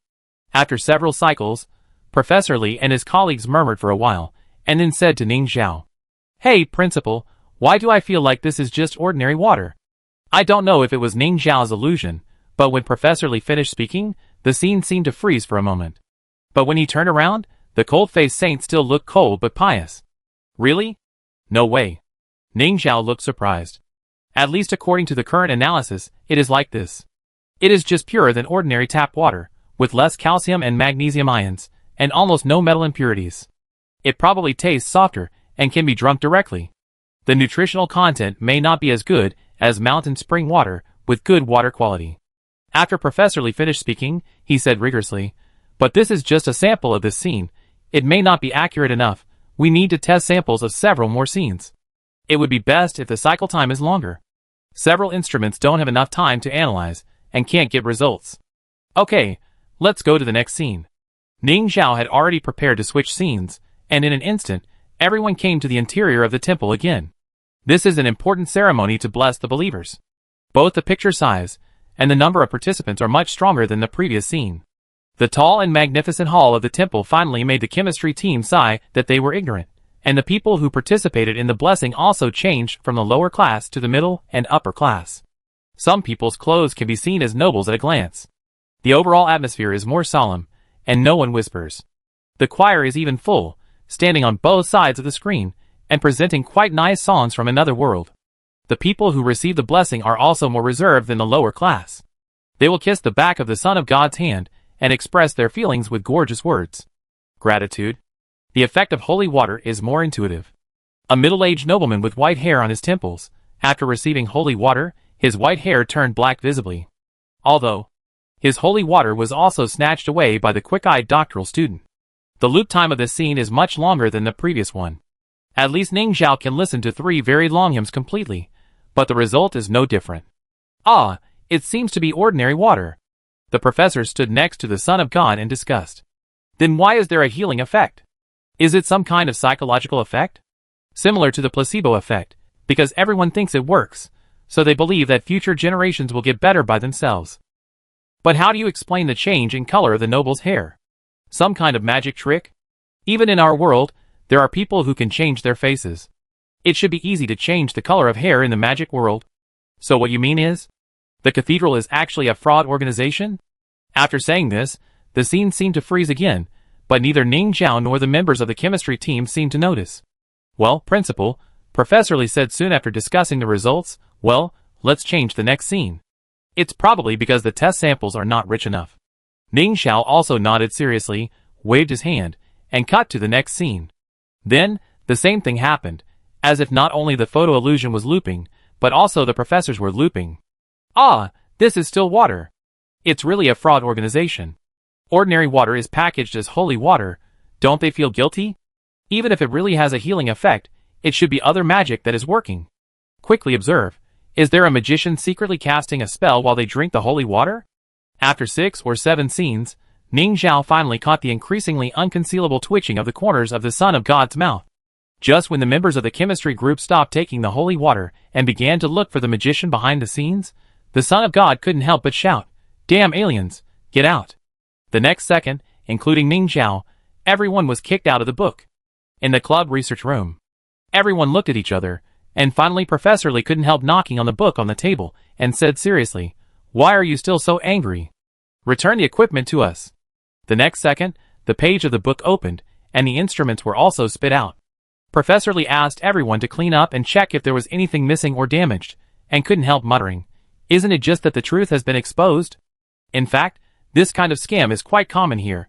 The book that originally pretended to be dead after spitting out the instrument finally couldn't help but fly up, and the pages of the book shook, like cursing. "Don't slander the reputation of my temple. You are the liars in the magic school, a group of villains. who actually tried to slander the holy water that has saved countless people. Yes, yes, yes. It was Ning Zhao's turn to join in. We are colleagues of liars. Who is a colleague of liars with you? Isn't it? But you advertise everywhere that holy water can cure all diseases, which sounds very fake. Also, although you occasionally, you help the lower class people for free, but you charge a high price for the nobles. If you don't charge a high price for the nobles, will the holy hall be left with nothing? Don't charity activities need money to maintain? The holy son gritted his teeth. This is a very noble act of robbing the rich to help the poor. Ning Zhao, oh, so that's it. Don't get excited first. We didn't say we would go to the magic continent to expose you.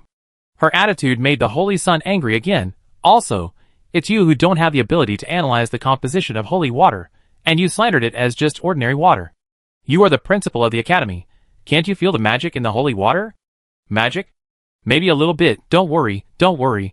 Can't I believe you? Ning Zhao looked like I surrendered to calm things down. Aw, damn it. I knew that the Magic Academy was not a good thing. This cold and self-disciplined book couldn't help but spin quickly in the air, looking like it wanted to fight with them. At this moment, Ning Zhao whispered, but, is it really holy water that has a healing effect?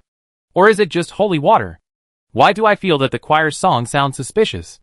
The book froze in the air. Although he recovered quickly, he said coldly, is it strange that the hymns have a healing effect? So it's really songs. Ning Zhao touched his chin and said, holy water is real. Really? The Son of God said angrily again. At this moment, the book spirit Corey, who had sneaked over to watch the fun at some point, spoke weakly from behind the crowd. Principal, a book spirit wants to see you.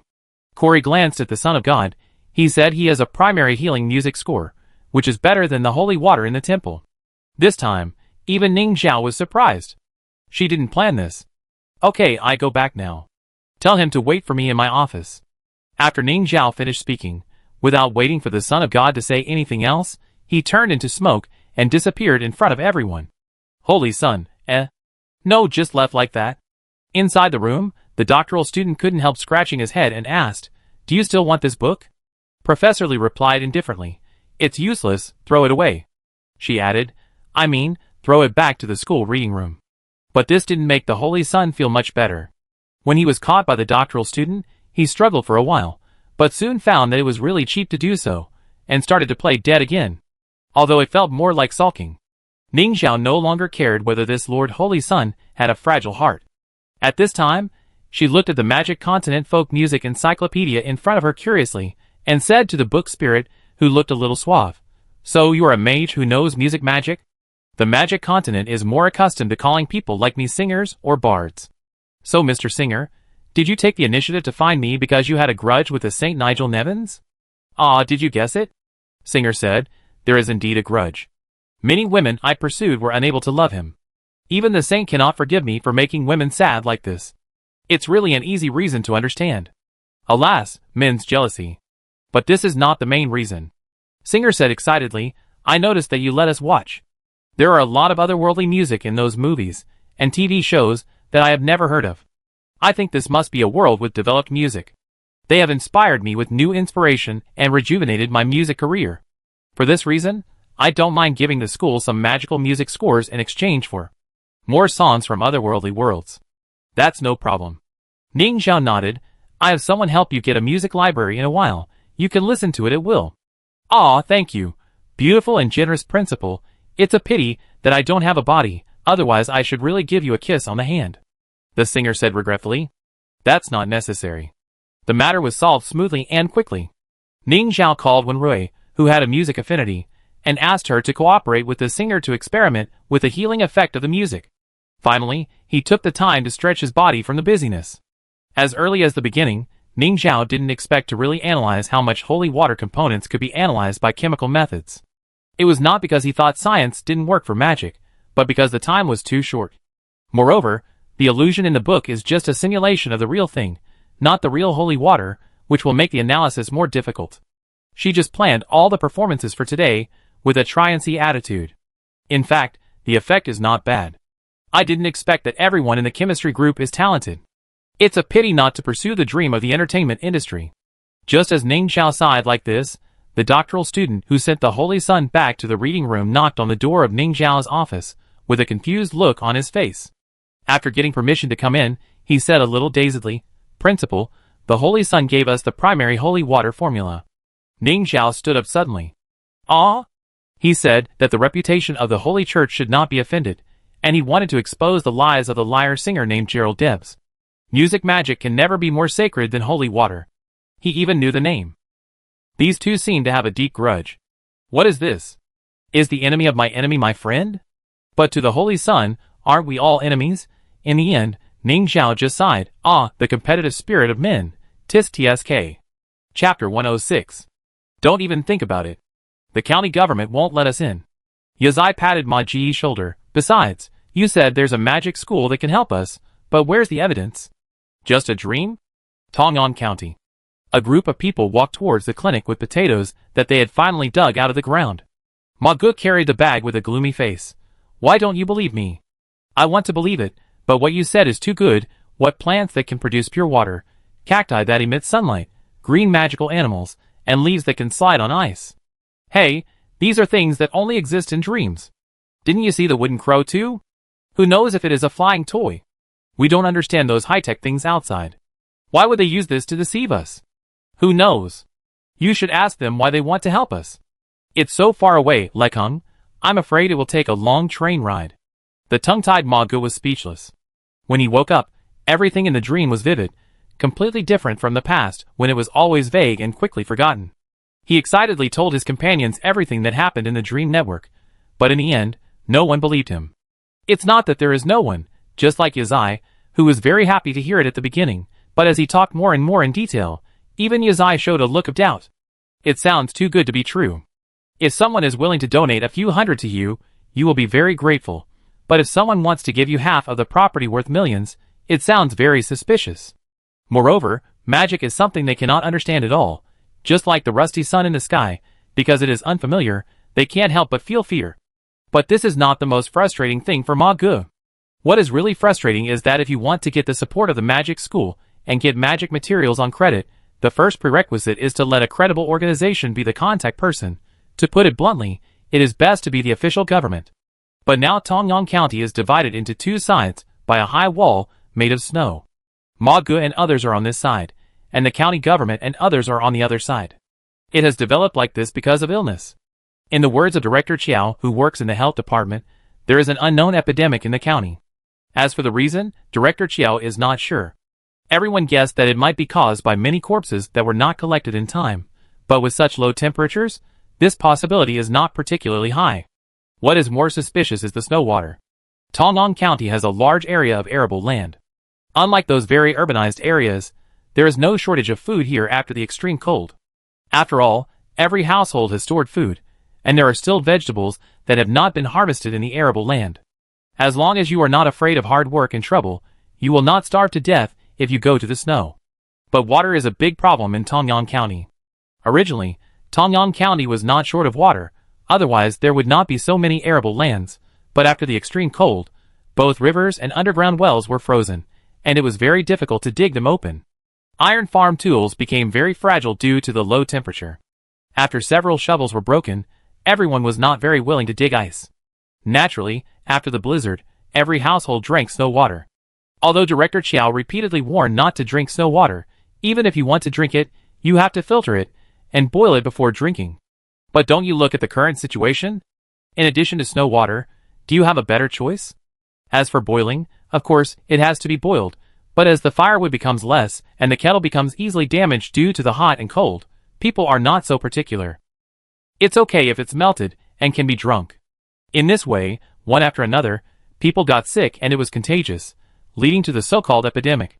In order to prevent the spread of the epidemic, the county government immediately divided the city into different areas and isolated a safe area, not allowing people from the epidemic area to go there to harm everyone. Except for the initial acceptance of healthy people, people from the epidemic area were not allowed to go there because they almost overturned. Ma Gu and his friends are in the so-called epidemic area. Of course, at least they are not sick now, and there are many people like them who are actually healthy in the epidemic area. Because, even if it is the end of the world, people can't easily give up their families. And if they are kinder, they will take the initiative to stay in the epidemic area and take care of the patients. Ma Gu, a poor bachelor whose parents died early, and who couldn't get married, was one of these people. Of course, it wasn't entirely because of this, but anyway, he and his group of brothers were the ones who took the initiative to stay. I don't know if good people are rewarded, but they haven't been infected with the disease so far, and they can still find supplies for everyone outside in good health, and they are considered to be supporting the group of patients in the clinic with their own efforts. Of course, although it is a clinic, there are not many medical staff here. The healthy ones were invited to the safe area by the county government. After all, compared with those infected with unknown diseases, healthy people are more worthy of care. What's more, even if I stay here, I can't help much except doing some nursing work. As I said before, there is a lack of medicine and equipment. Now the people who stay here to take care of the patients are mainly the family members of the patients, both men and women, with more women. The men are responsible for doing some miscellaneous work, and those who are healthy like Ma Gu and his group will be responsible for going out to find supplies. There are many such patient gathering places in the epidemic area. Ma Gu is not familiar with all of them, but occasionally he will meet each other, and they are nodding acquaintances.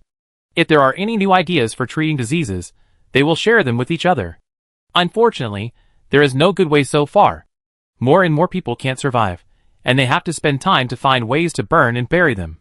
In fact, this is also a very difficult job. It's okay if the family members understand, but those who don't understand will secretly run away with the bodies. Anyway, they can't survive anymore, so why bother so much? It's the end of the world, and we're all in the epidemic area. Isn't the only thing we miss our families? So compared to the various benefits that the magic school showed in the dream, to be honest, Ma Gu actually wants a cure. It's a pity that the magic school seems to have no solution. And after being told by his friends for a long time, even Ma Gu began to doubt whether my dream was real. Isn't it that I dreamed about it at night because I was looking forward to the end of the world? But, as a rough man, do I have the ability to imagine such scenes and things? Just because of such a simple reason? Or because everyone really had no other way, that night, although everyone poured cold water on Ma Gu all day, they still honestly let Ma Gu teach everyone how to connect to the dream network. Doubting the magic school is one thing, but with Ma Ji's knowledge. Well, I don't mean to look down on Ma Gu, but being able to describe such a detailed dream also makes everyone at least willing to give it a try. Ma Gu remembered the instructions of the magic school. Because it is a stress test, new people can be recruited, but they must be trustworthy new people, and the number cannot exceed 5. So Ma Gu chose a few of his closest brothers, including Yazai, to go with him. There was still some time before night, and in order to fall asleep earlier, Ma Gu originally planned to go to bed early today. Who knew that the guest on the 3rd floor of the clinic came down again and ordered, "Yao Yao wants to eat boiled eggs." He didn't care that there were other people present, and said it as a matter of course. This attitude made Yazai and others couldn't help but clench their fists, and wanted to beat him up. "If there are no eggs, can I boil potatoes?" Ma Gu said honestly. "Okay, let's soften it," the other party said, and turned around and went upstairs. After he left, Yazzie couldn't help but grit his teeth and said, "Can you stop caring about those two troublemakers? It's time to act like a star." Yes, although it seems a bit wrong to say it, the sick people in this clinic also include a female star. It's not that she's an 18th tier patient, but she can barely be a 3rd tier patient. Miss Su donated 500,000 yuan to the children, Ma Gu said. The female star is Su Yao Yao, a native of Tongyang County. She is very beautiful, and is a golden phoenix that flew out of the county. Tongyang County was a place with outstanding people and beautiful scenery in the past, but now there has been no person worthy of being written into the county's history for many years. It's rare to have a star who has starred in a popular TV series, and the county is still very proud of her. Although she rarely came back after her debut at the age of 16, her whole family was taken to other places to enjoy a good life, and she didn't like to expose her origin. In Yazai's eyes, she was very pretentious and annoying. It was not only Yazai who thought she was very pretentious and annoying, but also those black fans on the internet. Su Yaoyao came back to Tongyang County because of the black material problem. It was not easy to have a hit drama. Although she was the 4th female, she was beautiful and her popularity soared. Seeing that she could rush up the status, the black material appeared one after another, such as plastic surgery, green tea, audio editing, playing big, and being a country girl. When Su Yaoyao debuted, she created a persona of a beautiful woman with temperament, and hinted that she had a good family background in various ways, which led to a big fall. The boss of the company. Cough, it is a common routine in the entertainment industry.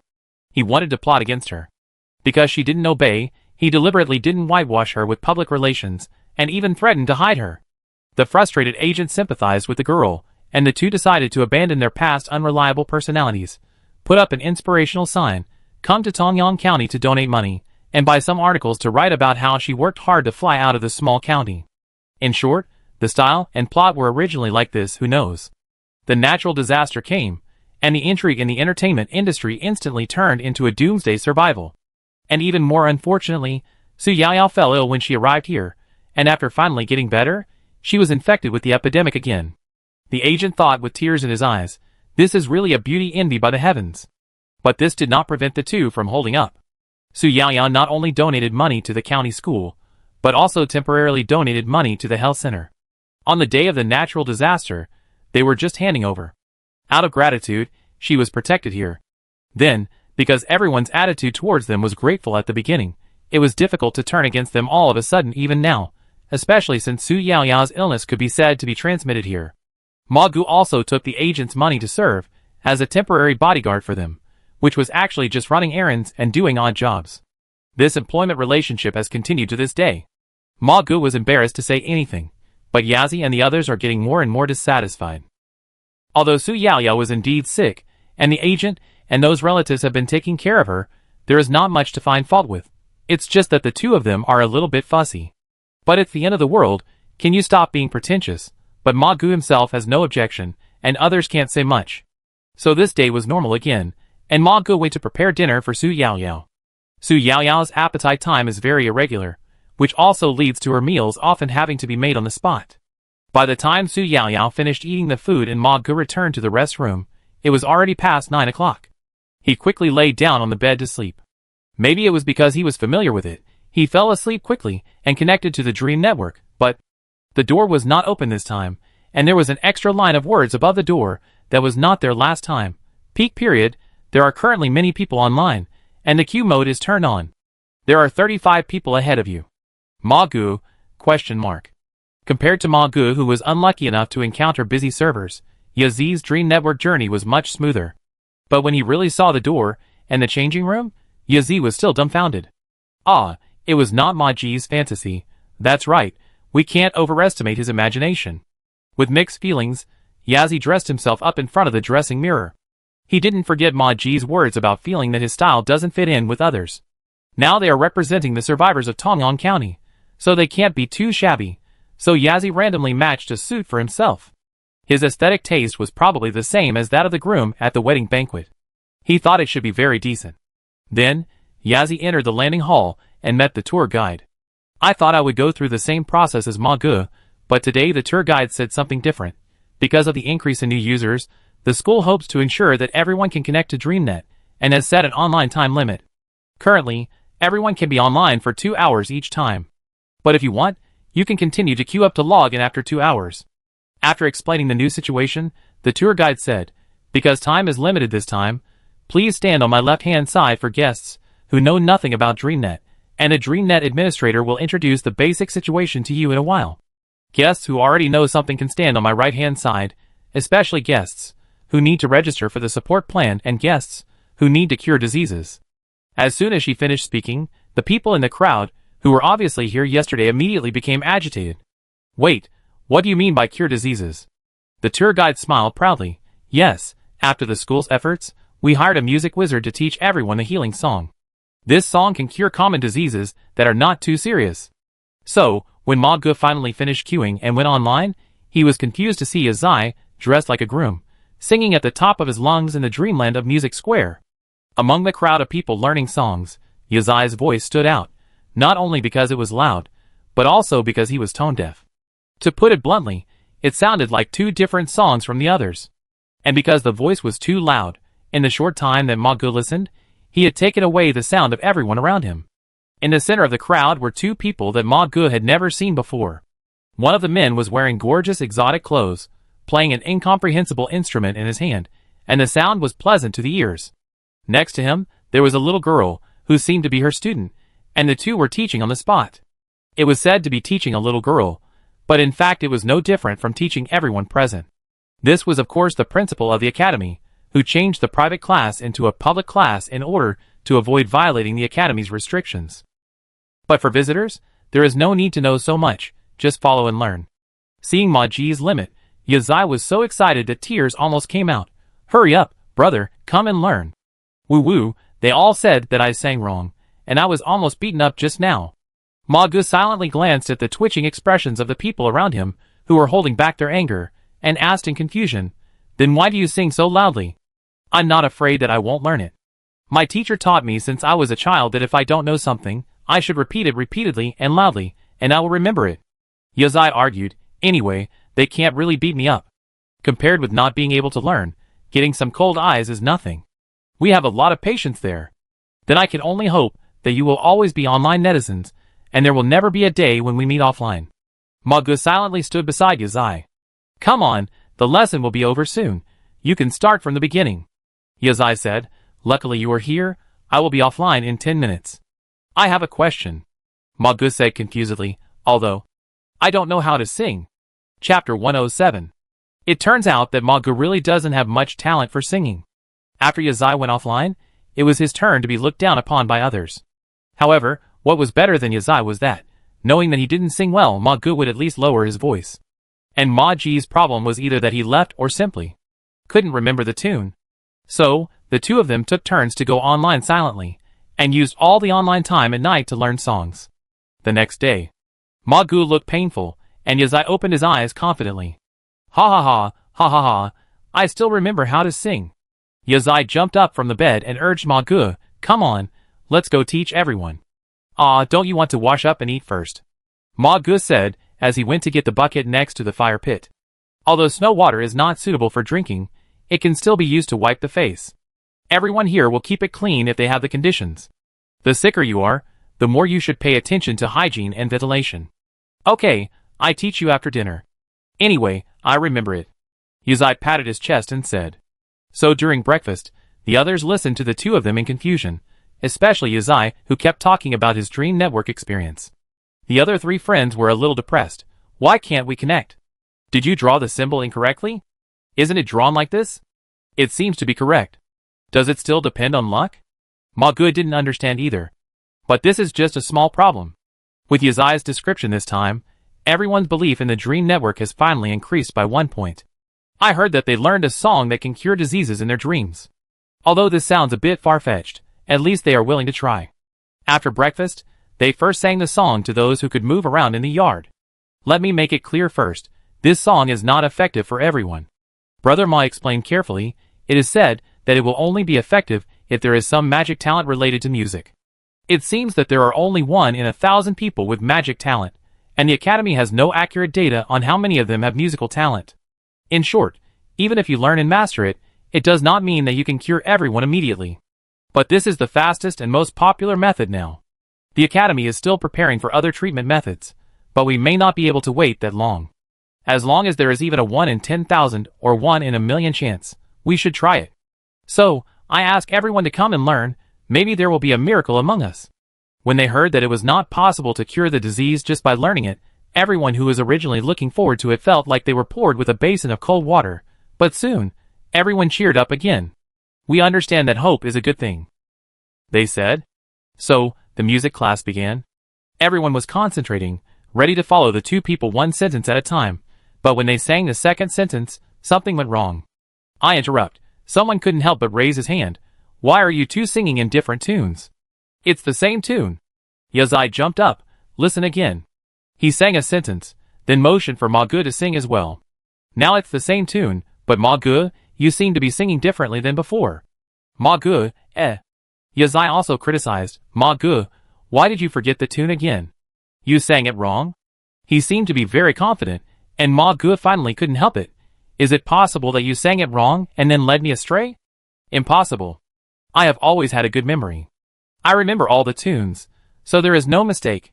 You remember it, but what you sang is not in tune at all. Ma Gu said faintly. Really? I heard it was the same tune. However, in the eyes of everyone who disagreed, Yazai finally became more and more guilty. Well, let's do this. Since I can remember the tune, but can't sing it correctly, you can sing it correctly but can't remember the tune. Yazai said, you sing and I will correct it. Isn't it okay? That was the only way. The music class started again. This time, because there was only one teacher, the teaching was finally not so chaotic, although the teacher would look at Yuzai unconfidently from time to time, not sure if he sang it correctly.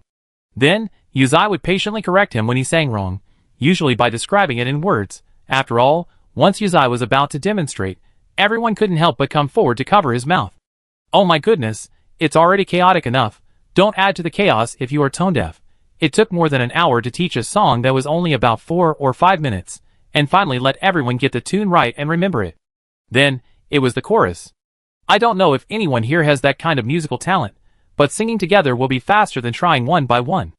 A slightly large Tongyang County choir was formed in this way. They started from the first ward and sang to the people lying in it. Then, no response. Fortunately, it was clear that the probability of a miracle was relatively low, and everyone was not particularly disappointed, but patiently taught the patients in the ward to learn together. If the patient still has the strength to sing, those who are really unable to sing because of discomfort can only be silently excluded. After all, if you start to vomit as soon as you open your mouth, you can't do anything even if you want to. In this way, everyone experimented in one ward after another. But it didn't work. There are about 2,000 people in the clinic. According to probability, there may be 2 potential magicians, but these 2 may not have the music affinity they need most. Everyone was full of hope at the beginning, but couldn't hide their disappointment later. It doesn't matter, it's normal. Ma Gu comforted everyone. We only have so many people, and there are still people who haven't tried to sing. Let's teach them all first. Even if we really don't have it here, there are still others in Tongyang County. At most, we can teach everyone in the county. I don't believe that we can't find that person. Teach everyone in the county? This doesn't sound more reliable than the existence of a magic school. But no one will sabotage it this time. Everyone needs confidence. Yazzie was the first to stand up and support him. There are only about 1 million people in our county. I will teach with you. Then, I will do it too. Another person stood up.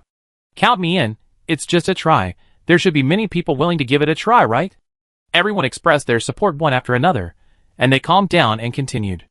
Their noise certainly disturbed the guests on the 3rd floor.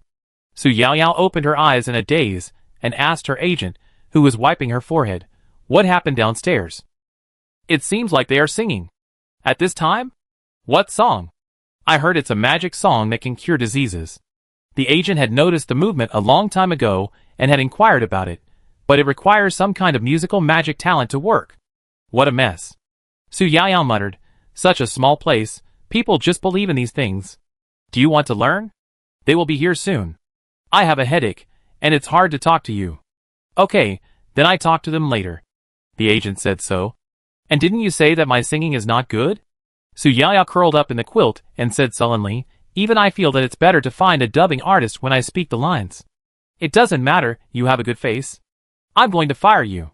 The agent laughed. It's the end of the world, you can't pay my salary anyway. Su Yaoyao became even more depressed. After a while, she said sullenly, I don't look good now either. Because of her illness, she was thin to maintain her figure, and now she is even thinner and out of shape. She is no longer the glamorous and beautiful little actress, but more like a skeleton. She is still a skeleton who has diarrhea from time to time, stinks all over, and has no fairy temperament at all. Now even the haters are afraid of hating such a poor person like her. The agent patted her quilt and said, it doesn't matter. There shouldn't be many pretty people in the entire entertainment industry now. Puff. Su Yaoyao couldn't help laughing, especially when he thought that his rivals might also be in a mess. He felt a little happy in a malicious way. If I die, Su Yaoyao said, you can try to go to the county government. Maybe they will be willing to take you in because of the money we donated. Don't think too much, you will get better. The agent just stood up and didn't look at the person in the quilt. They seemed to be knocking on the door. I'll be back soon. If you have anything, remember to ring the bell. I won't be too far away. The door was closed. Su Yaoyao wanted to cry. She was very scared, even more scared than the first time she encountered black fans. Partly because she realized her weakness and was afraid of death, and partly because she was afraid that she would implicate such a good agent. The longer he stayed with her, the higher the probability of him being infected. Although he swore that since he was fine for so long, it meant that he had resistance, but what if? It's not like there have been cases where people suddenly got sick after taking care of patients for a long time. In this sense, maybe dying early is not a bad thing, but she wants to live. This is both the instinct for survival, and the time she is reluctant to spend with him. It turns out that even without money, life can be happy.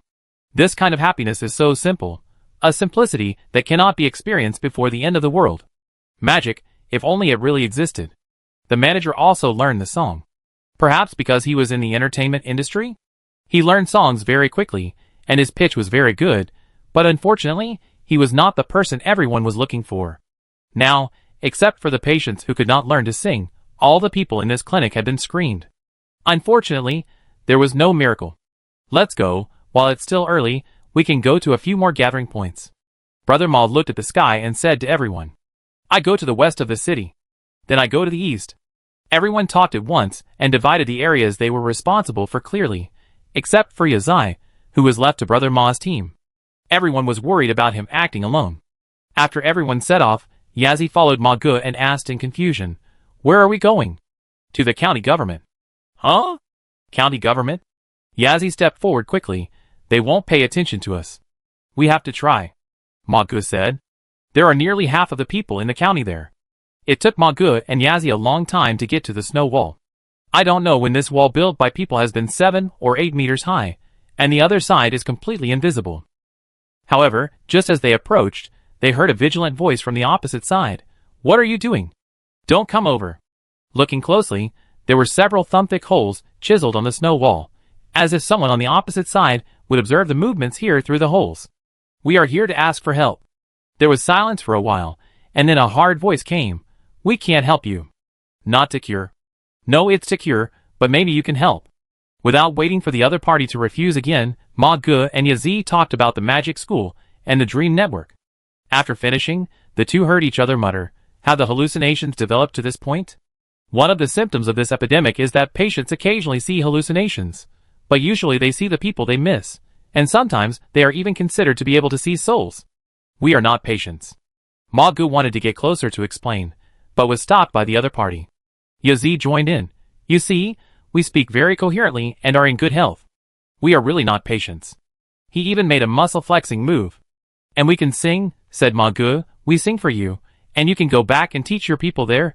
Maybe it will work. No need. The other end refused. You have to give it a try. You leave quickly, or I won't be polite. There was an obvious threat in his tone.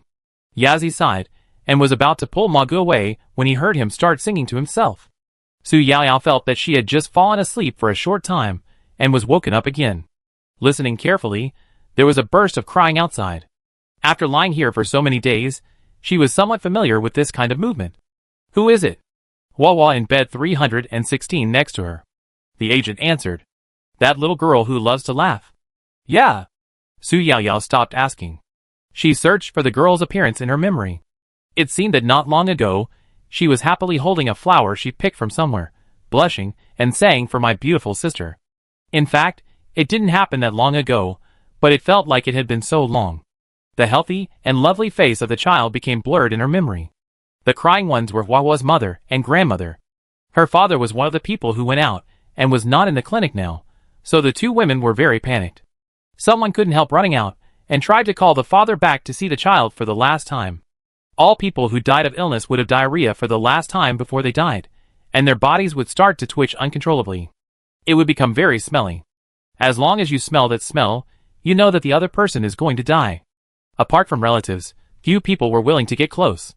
But I don't know if it's because everyone has developed feelings for each other these days, or if the girl named Hua Hua is particularly lovable. There will be people who will send the departed person off for the last time. There were noises coming from outside. Some were comforting the family members, and some were helping to find something useful.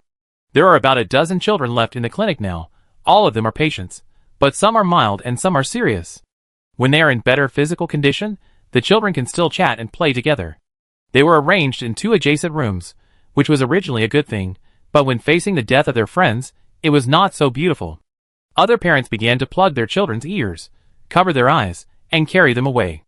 Although the children in the end times have more or less seen death, especially the children here, everyone still hopes that they will experience less and less of this scene. This is one of the few things parents can do for their children. But this time, a child weakly pulled his mother. I want to sing.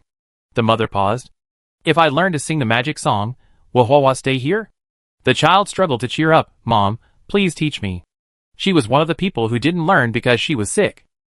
It has nothing to do with you. The mother comforted him. People here don't have that kind of talent. The uncles are looking for people with talent. But I haven't sung it before. How do I know if I don't try? The child said, I feel very energetic now, Mom. Please teach me. Several other children also pulled their parents and expressed the same idea, and some children even couldn't help singing themselves. She heard the uncles teaching her mother to sing, and secretly memorized the tune. She can sing. Ugh. When the cold wind blew into her mouth, she felt nauseous. Fortunately, she didn't eat much in the morning. The child patted her chest, relaxed for a while, and continued. With someone taking the lead, the children suddenly became very stubborn and insisted on singing for Hua Hua. But the parents were a little embarrassed. Although they were kind at this time, would Hua Hua's parents find it annoying? It doesn't matter, sing. Grandma Hua Hua wiped her tears. Hua Hua just said that the song was very nice, and she wanted to learn it when she got better.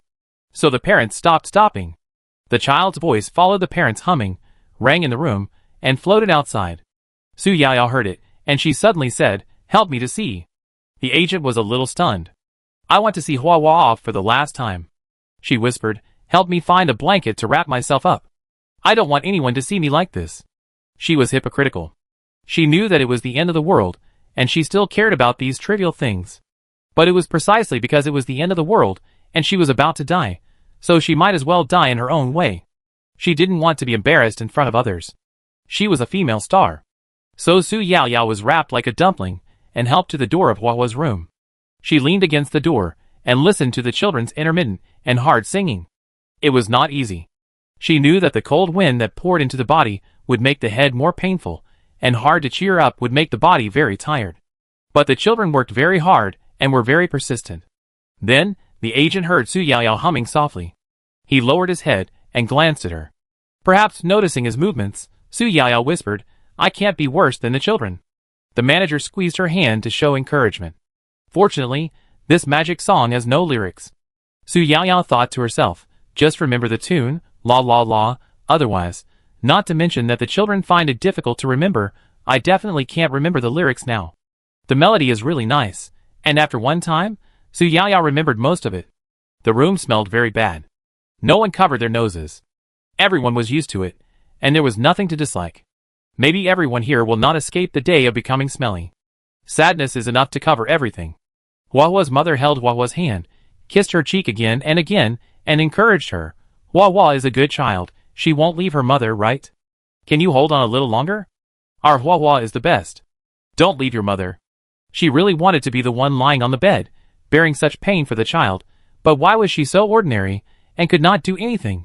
She could only selfishly ask the child to stay, even if it might be a relief to leave this world earlier. However, how can you ask a mother to be open-minded when facing such a sudden moment? She held her daughter's hand tightly. Her daughter was only 10 years old, and should have a long life.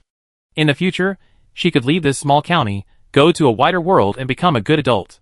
Why can't she grow up well, and have such a simple future? The frequency of convulsions gradually became weaker. Until it finally stopped. The mother burst into a painful wail, but the sound was actually very small. The real unbearable thing happened in her heart. But maybe, she should be thankful that she didn't get hysterical. So she heard the voice first. Mom? Mom? Chapter 108. The faint voice was like an illusion. But then, the mother felt the little hand she held in her palm move slightly. She raised her head, and blinked hard at her eyes, that were painful because of tears and coldness. Finally, she vaguely saw Hua Hua open her little eyes, and gave her a tired, shallow smile after meeting her gaze. The others were a little far away. They neither heard the girl's cry nor noticed her movement. Seeing that the mother became unusually quiet, they thought she just couldn't bear it. Grandma Hua Hua stepped forward, and wanted to take over the collapsed mother to clean up the child, and leave decently. The next second, she saw the mother playing and said incoherently, It works. Ah! The magic song works. This announcement scared everyone in the room. Grandma Hua Hua had come to the bedside. Seeing Hua Hua blinked a little tiredly, she whispered Grandma and closed her eyes, looking drowsy. She hurriedly stepped forward to check the child's breath, and was stunned. Hua Hua seems okay.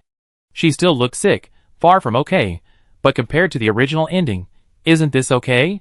This result made the old man who had been trying to be strong finally unable to suppress the urge to cry. She trembled and held her daughter-in-law's hand and asked, Will Hua Hua not leave? Yes, yes, it must be. The mother turned around and knelt down to the person in the room. Thank you, although I don't know who it is, but thank you. There was a lot of chaos. The adults hurried to help her up, and the children opened their eyes and rushed to see Hua Hua. But the little girl looked too miserable now, so they were persuaded by the adults to pull up the curtains and let Hua Hua's mother and grandmother make the bed and change her clothes while she was sleeping and recovering her strength. Afraid that she would catch a cold, someone added firewood to the stove. Someone opened the window a little wider to let in some wind. Someone went to see if there was any food that Hua Hua could eat when she woke up. Everyone was busy and happy. After Hua Hua changed her clothes, the dirty and smelly clothes and bedding were taken out for disposal. Everyone gathered around Hua Hua's bed, watching the girl sleeping soundly, but her brows were rarely relaxed. So did the magic song really work? Someone asked uncertainly. It should be. Even Hua Hua's mother hesitated a little, but soon she became firm again. It must be. Only Hua Hua survived with such symptoms. If the magic song is not useful, what else could it be? At least at this moment, everyone hopes that a solution to the epidemic has really been found, not just a coincidence. So the question is, who is the one with the talent for music magic? The parents holding their children looked at each other, and on the surface they still maintained a humble appearance, but the children in their arms ignored these polite questions and asked one by one, "Is it me?" "Ah, maybe." The parents' expressions were veiled, but they were shouting in their hearts. "It must be my little baby." Rationally, everyone knew that this was a 1 in 6 probability, and it might not be their own child, but when they thought that their own child was the miracle magician that everyone was looking for, they were a little excited. "Ah, maybe it's really my child. He is so outstanding. What's wrong with knowing magic?" Here, a strange competitive atmosphere inexplicably permeated among the parents. Over there, Su Yao Yao, who was helped back to the room after seeing the patient, couldn't help but grab the agent and said, "Do you think it's possible that I am the magician? Take a break if you are tired." Hearing this answer, Su Yao Yao couldn't help but stare. "What do you mean, you think it can't be me? There was a reason why the company didn't let you sing at the beginning." The agent's eyes were erratic.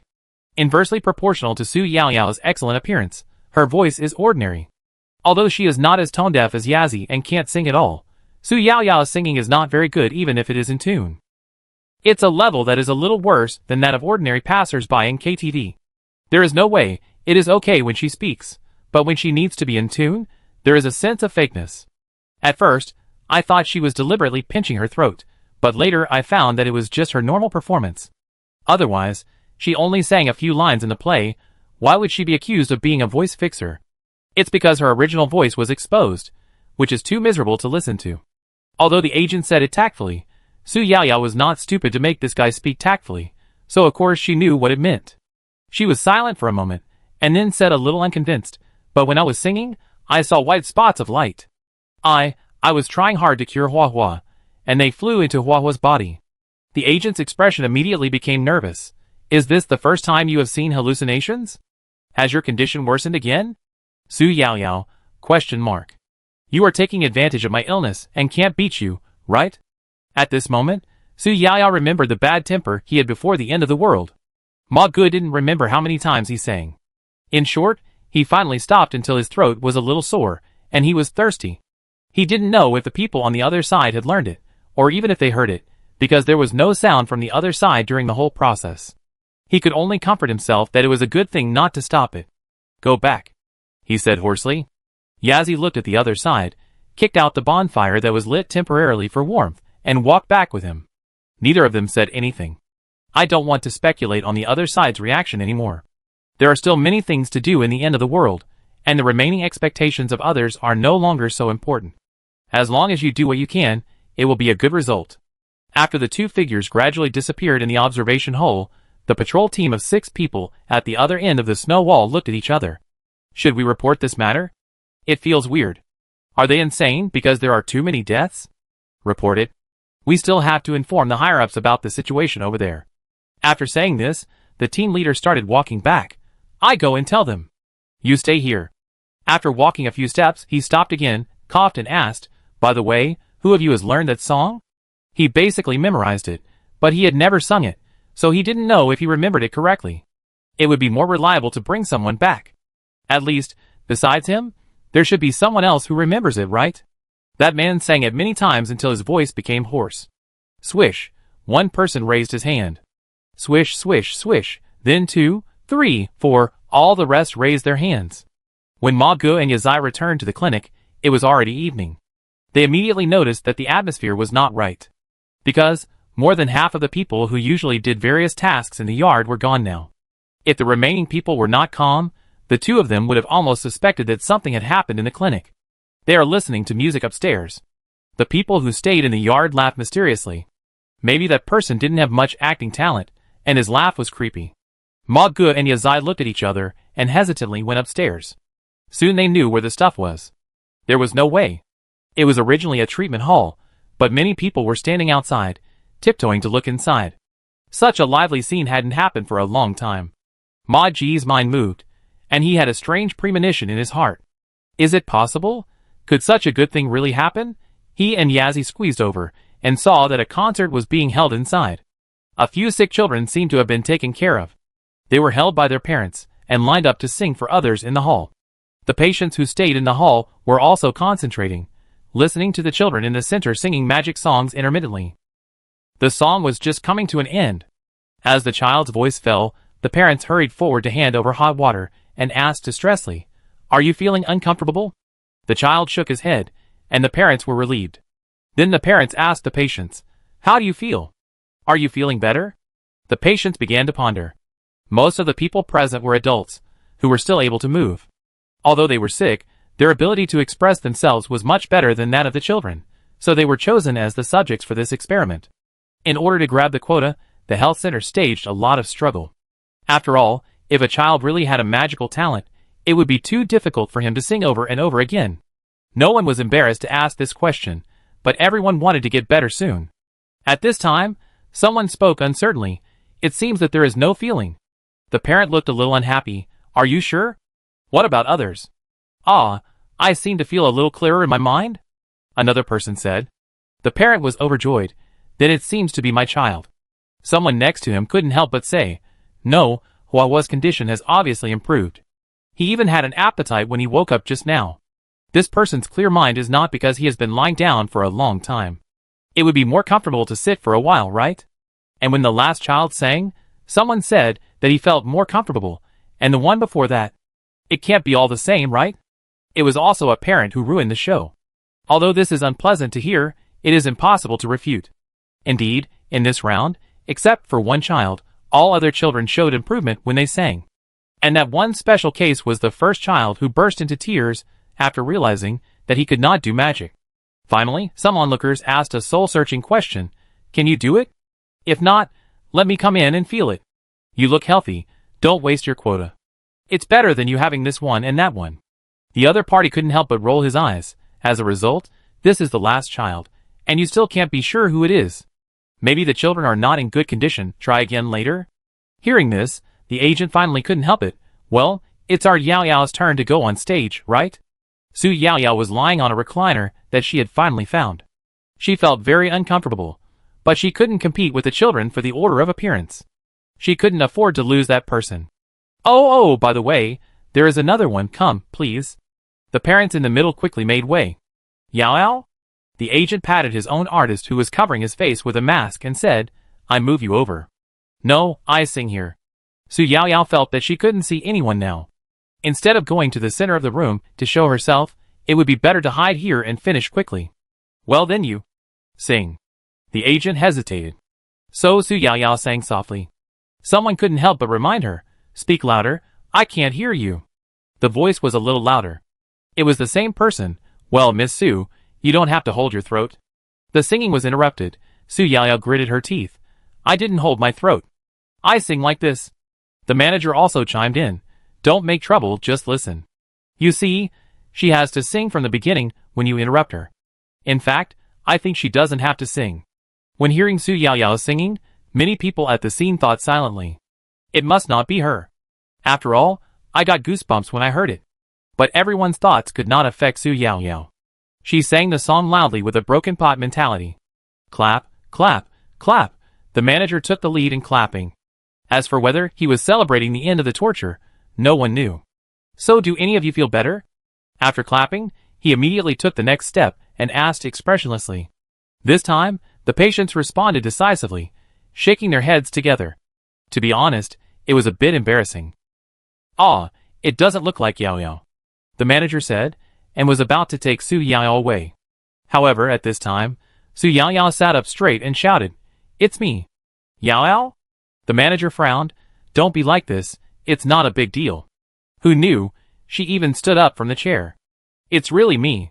As the patients opened their mouths and looked at the madman, Su Yao said excitedly, "I just saw the flying white light again." The manager wanted to say something but stopped, and a sense of sadness surged in his heart. Su Yao's condition. Is it really getting worse? Last time, it was doubtful, but this time, it was clear that no one present was getting better. Then I put the white light on myself. Su Yao said the next sentence. She jumped back and forth to show her health. "I feel much better now, and my head doesn't hurt anymore." "Huh?" The manager looked up in confusion. "What?" Others also looked at her in astonishment. Just then, Ma Gu squeezed in and rushed forward excitedly. "It's you. It's really you. I remember that the teacher who taught the song said that people with musical talent will see white elemental light spots. He said that this song can mobilize this magical element with healing power to heal others."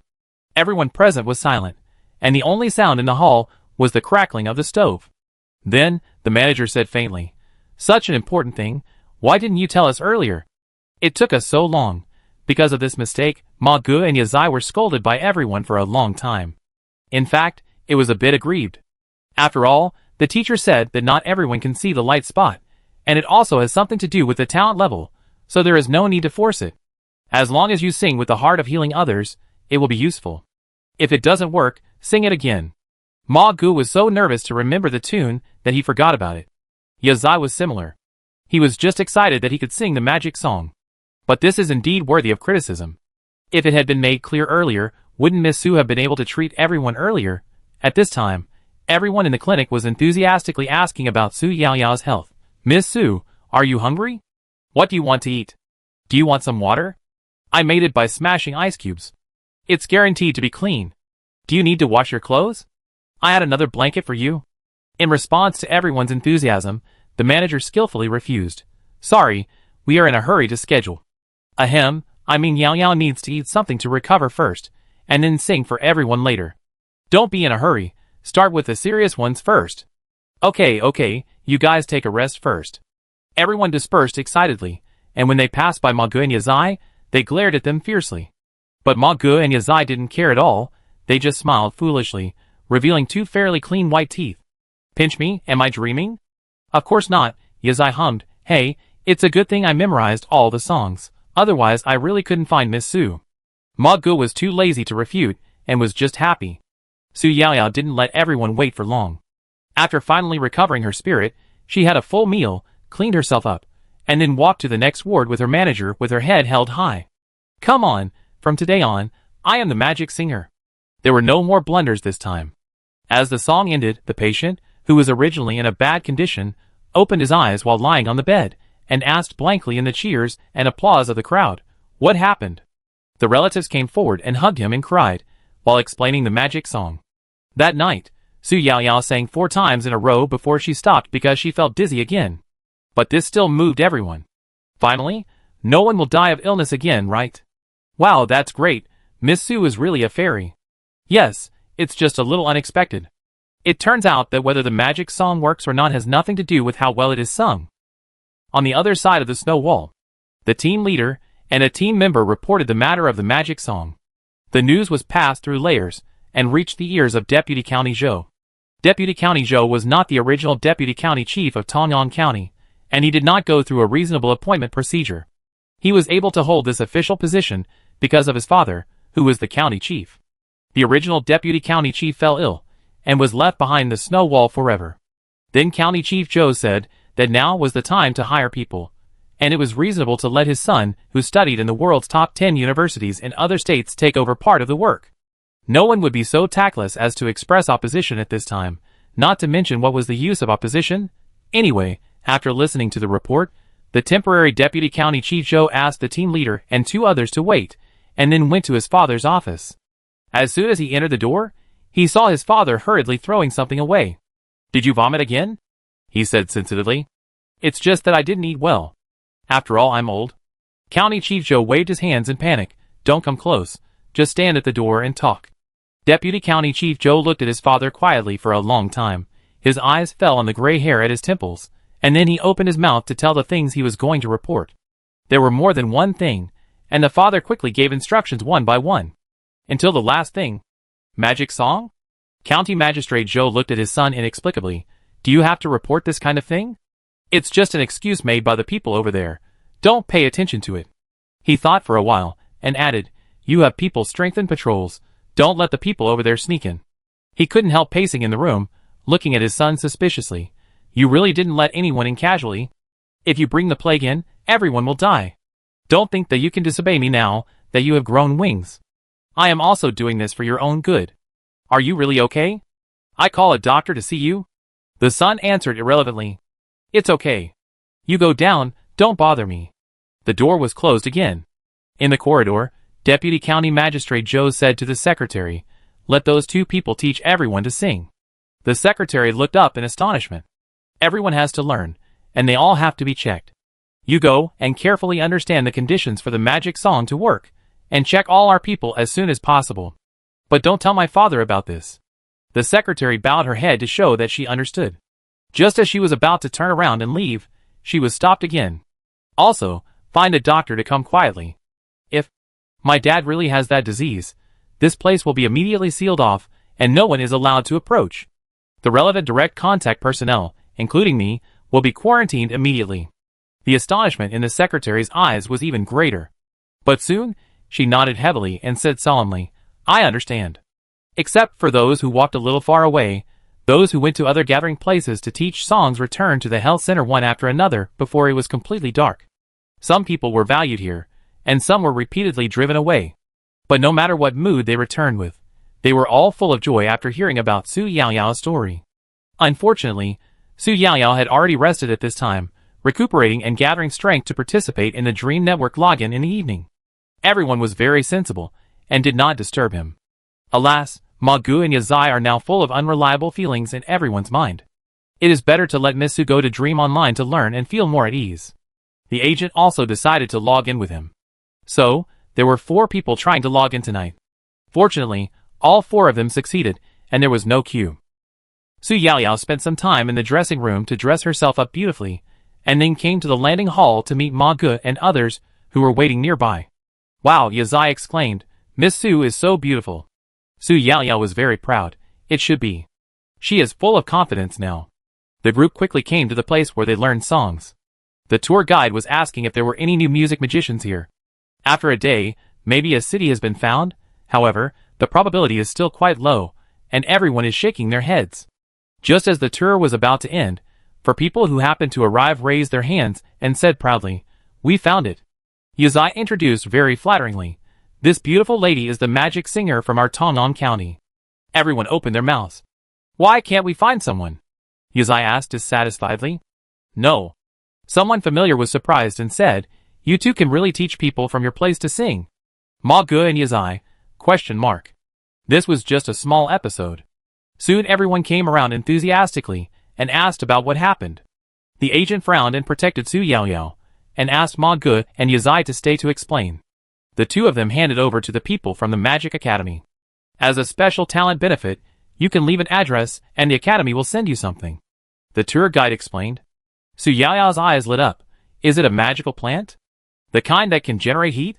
She hadn't had time to watch the documentary, but she had heard Ma Gu and the others talk about it. Well, it's mainly to help you sing more songs. The tour guide said with innocent eyes, but if you need it, I can give you something else. Because of the existence of the healing song, the music magician has become the most special type of magic talent now, and the academy is willing to pay attention to it.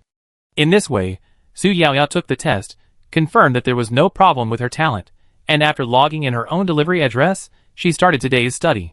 When she heard the teacher's story, she realized that Ma Gu and the others were really not serious.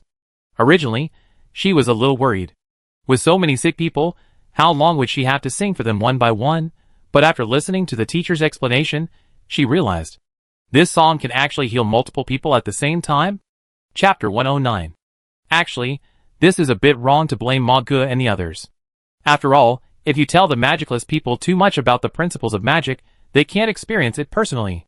Making things too complicated is not conducive to learning.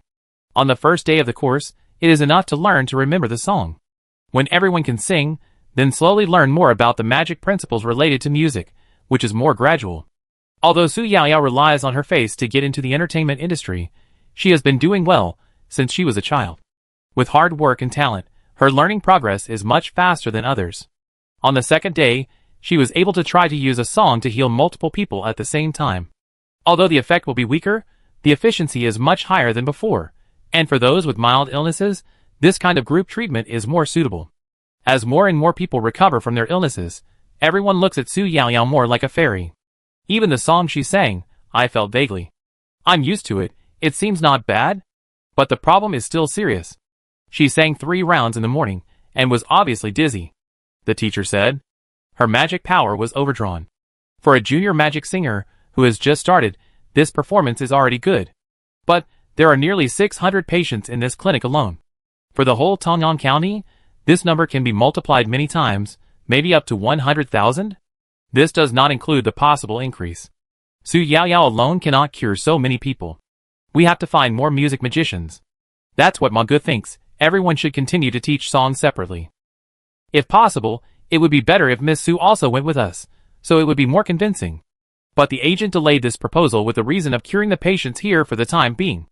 After lunch, the agent took Su Yaoyao to the room to discuss this topic seriously. You can't just agree to it so easily, he said. Have you ever thought about what if you can't find another magic singer? Or even if you find one, what if the other party is not of the right age, such as a child?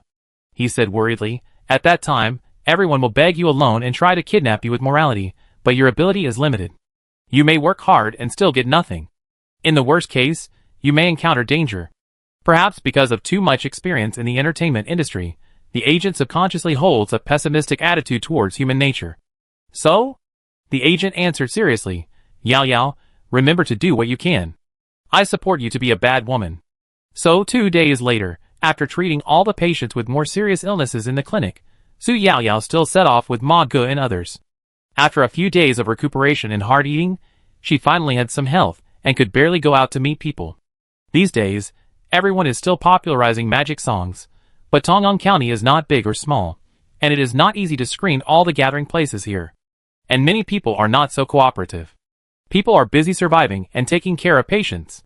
Even if they are really willing to try to learn magic songs, they will easily give up after a few unsuccessful attempts. Su Yaoyao's companionship was necessary. At least, miracles need more spreaders, and more people will believe in them. They came to a gathering place that was not very cooperative. The living conditions here were not as good as those in the health center. There was a negative atmosphere as a whole, and people who came to disturb them were not welcome. You again? I said I'm not interested, go away. We found a magic singer who can cure diseases. No, we're busy. The manager of the gathering place said coldly. Ma Ge and others wanted to say something, but they heard a female voice snorted heavily. It's so dirty here, I don't want to go in, and they love to die. Why do you have to care about them, Do you think anyone can listen to my singing? Everyone turned their heads, either stunned or dissatisfied, looking at Su Yaoyao who made the sound. Of course, the people in this gathering place were dissatisfied, but when their eyes moved over, everyone was a little stunned. Wait, this should be the end of the world in extreme cold, right? The temperature has been dropping again these days. When people go out, they have to warm themselves up after walking for a while. Otherwise, frostbite is a small matter, and freezing to death on the roadside is possible. But this woman, the style is completely wrong. She is wearing a beautiful slim dress. People in Tong'an County don't know much about big brands, but you can tell from the style and texture that it must be very expensive. But no matter how expensive it is, it can't cover up. Even if she wears a fur coat on her shoulders, this dress doesn't keep warm at all. She also has exquisite makeup, and her hair is neatly done. It's obvious that she spent time on makeup. Who has the leisure time to do this in the end of the world? After a closer look, someone recognized her. Isn't this the female star who returned to the county before the end of the world? Her name is Su Yaoyao. Because the county had done publicity, many people still remembered this face.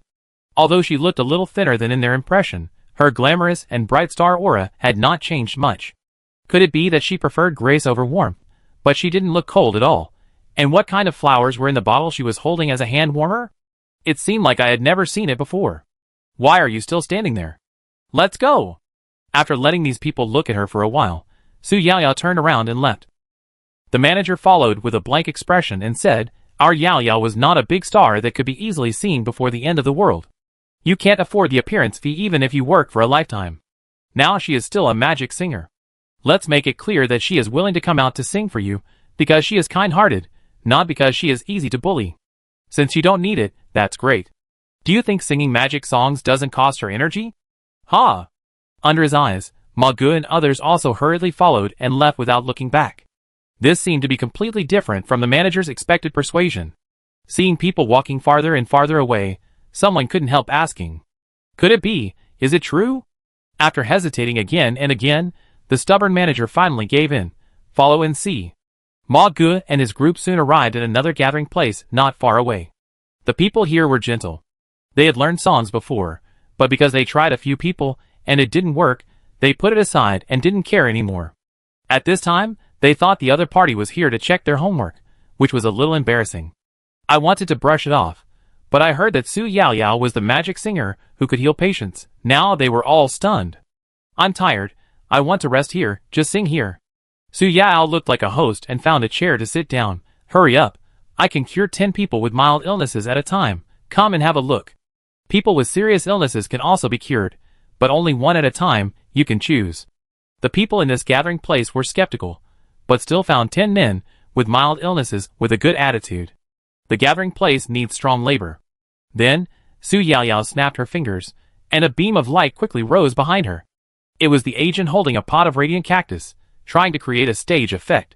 Ah, it seems to be very professional, but I don't know why. I feel like laughing again. Everyone thought. The next second, Su Yaoyao spoke. The people who came out of the clinic were used to it, and even heard the emotion, and just felt pleasant. But the people in this gathering place, who heard the magic singer singing for the first time, and the people in the previous gathering place, who followed secretly, magic, is this how the magic singer sings? But this feeling of disillusionment, as the singing ended, the 10 patients were shocked to find that they really got better, and they all turned into surprise and ecstasy. Let's not talk about how the people in this gathering place were grateful to Su Yaoyao. The people in the previous gathering place quickly slid to their knees. We were wrong. Can you go to our place again and save people? The manager stepped forward to separate the other party from his own artist, with a cold and noble face. Oh, it's too late. This is not just talk. No matter how this person begged, they ignored him. Yuzai walked over, pulled the man away expressionlessly, and advised, haven't you heard of it? What? This Miss Su actually had a lot of bad news before the end of the world. She came back to our place to do charity, to restore her image, because her reputation was ruined. Aw, really? The man was a little skeptical. One of the survivors of this gathering place, who was eavesdropping on the side, raised his hand and whispered, it seems to be true. I checked the internet before the end of the world, and she seems to be blacklisted by the whole network. Yazai continued, yes, the internet broke the news that she was a big shot, bullied the assistant, was violent, lip-synced, pretentious, green tea lip-synced. He said a lot of bad things, and then recited the last line accurately. I tell you the truth, these are all true. Everyone showed a look of shock. Whether you want this lady to sing depends entirely on her mood. Today she is in a good mood, so she is so easy to talk to. If she is not in a good mood, hey, no matter how you beg, it will be useless. The skinny monkey said with a painful expression, and even if she has a good temper, it will be useless. There are too many sick people, and they cannot be cured. There is only one way to deal with it now. Find more magic singers. Only in this way can our relatives be rescued with the greatest possibility, and we can eliminate the epidemic and live healthily in the end times. So let's spread the magic song together. After a similar plot was staged several times, a legend finally spread in the snow wall of Tong'an County. There is a kind of person in the world who can sing magic songs. He learned magic songs with healing power from a place called Magic Academy. Hearing this kind of song, your disease will be cured. And there are still many people who can create such miracles in Tong'an County. He may be right next to us. Do you want to survive? Find him. Finally, the magic song no longer needs to be spread passively everywhere. More and more people are starting to learn it actively, and it has even become something that requires some way to learn. After all, the Ma Zai and his men do not have the organizational power of the county government. They don't know how many gathering places there are here, how many survivors there are, and it is impossible for them to spread the song everywhere by running around. But now, the song is spread naturally. I don't know when it started, most people here can sing it. So finally, the second, the third. A total of 4 new magic singers appeared. They don't know how to use this ability, so they can only come to learn from the notorious first magic singer. Su Yao Yao, who followed the teacher to take classes on the Dream Network, passed on his experience to them without reservation. How to control this healing ability, and how to enhance it. Especially the latter. For the people on the snow wall who are in urgent need of controlling the epidemic, it is very important. In addition to relying on personal talents, the rest can be done in a way. For example, investing emotions. The singing effect of the magic singer is proportional to the intensity of his emotional investment. When you really want to heal others, your power will be stronger. Secondly, the power of the group is greater than that of the individual. The more singers sing together, the more the healing power will have a bonus effect, so it is very necessary for them to work together. So naturally, the Tongyang County Magic Choir was established. Among them, Miss Su, the most talented and the first singer, who has been accepted as a reserve student by the Academy, is the leader of the choir and is known as the Evil Singer. On this side of the snow wall, with the establishment of the Magic Choir, more and more people gathered around the health center, and the epidemic was gradually brought under control. Under the leadership of Ma Gu and others, the scattered people relied on the appeal of the choir to unite into one. Although to cure everyone, Su Yao Yao still needed to lead his team members with a bitter face, chewing the magic biscuits sent by the Magic Academy while draining their energy and singing hard, but the situation was undoubtedly reversed. And on the other side of the snow wall, Deputy County Magistrate Zhou has been isolated. I can't remember how many days. Because he was undoubtedly infected, time became blurred due to his illness.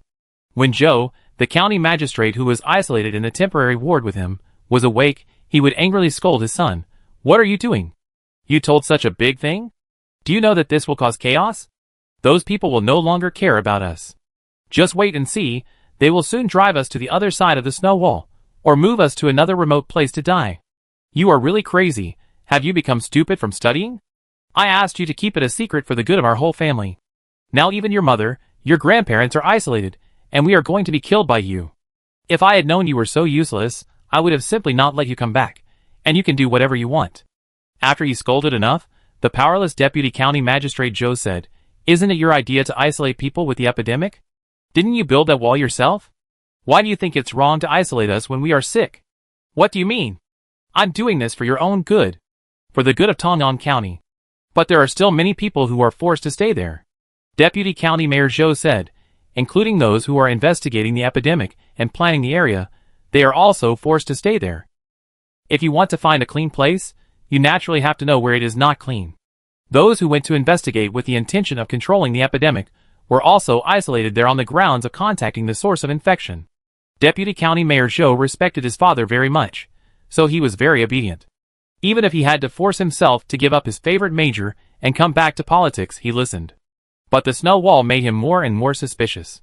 Of course, controlling the epidemic requires isolating the patients, but what happened after that? What else did they do? No support, no guidance, and even took away everything that the medical staff could take away. The only contact with the other side was to send people to patrol and prevent people from approaching. This is isolation. But this is also abandonment. It was just that in the end times, it was so legitimate that so many people here did not raise any objections. Deputy County Chief Zhou then realized that he was not suitable to inherit his father's legacy, because the snow wall would make him feel painful. He was indeed not smart. Even though he was finally admitted to a satisfactory university under his father's encouragement, he realized that he could actually be a not smart person now that he was an adult. There were too many smart people in the world, and he was not missing one. Soon, the sun gradually set, and it seemed that it was dinner time again. But today, no one came. Although they were isolated, it seems that because of their status, there are still medical staff who insist on taking care of them. But this kind of care may not last forever. Look, they won't come. County Magistrate Zhou said angrily, You don't understand. In the face of reality, how long can people be kind? Survival is a very cruel thing, not a child's play. Deputy County Magistrate Zhou stared out the window until the last ray of afterglow fell, and then couldn't help but sighed. Just then, the door was pushed open. In addition to the male doctor they were familiar with, there was also a strange, middle-aged woman. Ms. Gong, then I leave it to you. the doctor said. Then, the strange woman began to sing in the stunned eyes of the father and son. There were no lyrics, only melody, and it was la la la throughout. County Magistrate Joe wanted to curse, but was stopped by his son, with a serious expression. He had never seen his son's expression like this. But he seemed to realize something. Because he felt his body getting warm, and there was a sense of comfort as if he was gradually coming alive. When the song ended, he was shocked and asked, "What is this?" "Magic song." The secretary came in from outside, and reported to Deputy County Mayor Joe happily. "According to your instructions, we checked almost all the people here, and today, we finally identified 2 magic singers. Is the epidemic here under control?" Deputy County Mayor Joe asked hoarsely. "It's under control. All relevant personnel have been treated. According to your request, you are the last ones," the secretary said. "In fact, at the beginning, it was almost a mess. That's why the investigation of the magic singer was a little slow. But in the end, before abandoning again, they found another option." "Dad," Deputy County Chief Joe said to his stunned father, "we don't need that wall anymore. The matter in Tongyang County came to an end for the time being. The snow wall that took a lot of time to build and reinforce will soon be pushed open, and then people on this side will find that such a big change has taken place on the other side. How the people on both sides face each other is their own business." And now, a worse sign appeared in the sky. The rusty sun began to darken faster. On the Magic Academy expedition vehicle, which was already on the way back, Shoho compared the photo of the rusty sun he had just taken with the one in the morning, and said with certainty, "Boss, the black part has really expanded a circle compared to this morning, and it is almost halfway." Pei Rongyuan knocked on the door of the cab and ordered, "Stop and turn around." Then, he took out the satellite phone he'd brought with him, and dialed the number of Feng Huilan, the principal's secretary. "Please tell the principal," he said, "the last big drop in temperature seems to be coming directly. The temperature will drop below -120 degrees this week, and will continue to drop, and the weather will change greatly. There is not much time left. It may not be suitable for us to return directly." He looked at the rusty sun outside the window, and said solemnly, "We have to walk all the roads on the Academy Avenue directly, otherwise, it may be too late." Chapter 110. It's so cold. Why does it feel like the temperature has dropped so quickly these days? Duanjiwei stood by the window for a while, then ran back to the stove, unable to bear it. "Why do you always go to the window?" the old father asked as he added firewood to the stove. "I want to see the sun. It seems to be getting darker these days." "It's getting darker, isn't it? What's so strange about it?" the old father said worriedly. "Alas, my heart has been beating so fast these days. I always feel like something bad is going to happen." "Is it a heart problem?" Duanjiwei immediately became alert. "It shouldn't be. I'm just panicking and feeling uneasy." The old father couldn't help looking at the setting sun. "Is the extreme cold going to get worse?" "Oh, don't worry. Even if it gets worse, at least we're still safe here." Duanjiwei hurriedly comforted him. "There are so many supplies here, and we can produce them ourselves. It's the best refuge base in the city." "Ah, thanks to Xiaodong," the old father said. "Not only did he bring us in, but he also arranged such an easy job. Every day, he just added firewood to the stove, which was embarrassing." He remembered the scene when his daughter rescued the young man not long after the hailstorm. The person who was saved with the mentality that it was a life after all became a benefactor to the father and daughter. The daughter has always met benefactors, first the anchor named Woodpecker, and then the rich second-generation Xiaodong who is known as the #1 brother. Giving birth to a daughter is a blessing. Speaking of which, I haven't seen Xiaodong much these days. Do you know where he went? What? I'm not familiar with him. How do I know where he went? Duanjiwei became alert. Parents of this age love to find partners for their single children. Earlier, his father looked at Yaij as if he was choosing a son-in-law, which made Duanjiwei feel a little annoyed. Not all life-saving graces have to be repaid with one's body. Besides, it's the end of the world. What kind of partner is more important than survival? So after Duanjiwei came to the base, she always avoided more contact with Yaij. Fortunately, this rich second generation was also well informed, and would not be fooled by the novel routine of poor heroine accidentally saved the tyrant, and got a good marriage, and would not have any intentions towards her. Even after arriving at the base, this Yaij seemed to be cold to everyone. Alas, after experiencing life and death, people's personalities will indeed change. Obviously, he was still a flamboyant rich second generation, who liked to seek death at the beginning. But speaking of it, Yaij's whereabouts are indeed a bit strange, even. Duanjiwei recalled a scene she had seen before. Just a few days ago, she accidentally drank a little more water before going to bed, so she had to get up to go to the toilet at night, and it seemed that she saw someone leaving the base, and that figure looked a bit like Yaij. But that is impossible. There is sunshine during the day, and the temperature is lower, but people can still move around outside. At night, it is really cold, and you will freeze to death after going out for a while. Leaving the base at night is no different from seeking death. And that figure just flashed by, and when Duan Jiawei wanted to take a closer look, it was gone. In addition, she saw Yaij appear in the base intact the next day, so she always thought it was just an illusion and didn't tell anyone. Fortunately, she didn't tell anyone. Duan Jiawei didn't know that if she had behaved a little abnormally, she would probably be dead now. Brother E. Perhaps it should be said that a corpse called Brother E left the base at night as usual. Unlike Yang Dongjun, who was also a living dead, he walked very fast, and his figure seemed to be teleporting, and soon he arrived 3 kilometers away from the base. He raised his hand, and a piece of snow disappeared out of thin air, revealing a passage leading to the underground. After walking along the passage for a while, he stopped in a spacious space, and then waved his hand again, and a dim candlelight lit up on the mud wall next to him. Looking closely, it was a magic candlestick very similar to the one in the magic school. Brother E slapped the snowflakes off his body, and then looked at the center of the space. If someone else came here, they would only think that this was an empty and simple space, but if Ning Zhao was here, he would soon find that there was another magic source node in the center of this space. Moreover, it was already polluted, exuding a strong ominous aura. The first brother, or rather, this clone of X, was not a person who liked to cause trouble for himself. For example, although he invited the principal of the magic school, who suddenly broke in to divide the area with him, and coexist peacefully, in fact, this was just a means of delay. Just like Ning Zhao did not agree or refuse on the surface, but just wanted to drag him. Ning Zhao had no intention of peaceful coexistence, and coincidentally, X would not really want a magic school to grow in this world. The villain not only died because of talking too much, but also died because of doing too many things. Although this time node was a little earlier than expected, if it was delayed any further, the school might become the savior of Dong-O. X doesn't like stories like that. In all heroic stories, justice triumphs over evil, and the villains end miserably, which is really boring. He still prefers reversals, where the hero is killed by the villain, and everyone lives in despair, just like the dark years of the magic continent. What a pity, he almost got his favorite ending. If there wasn't a stupid and pitiful principal. But that was a long time ago, and he is not standing here to reminisce about the past. X raised his hand, and began to use magic to resonate with the polluted node. The polluted magic was like black and purple smoke, and part of it entered his body along his guidance, making him feel that something that could be called a shackle loosened a little bit. Too slow this speed. He really wanted to guide all the power in the polluted node into his body, but unfortunately, there were more important things to do now. So he raised his hand, and guided the power of the polluted node to float into the sky. The magic smoke that ordinary people could not see floated higher and higher, combining with the hidden rusty sun, so the black color continued to spread.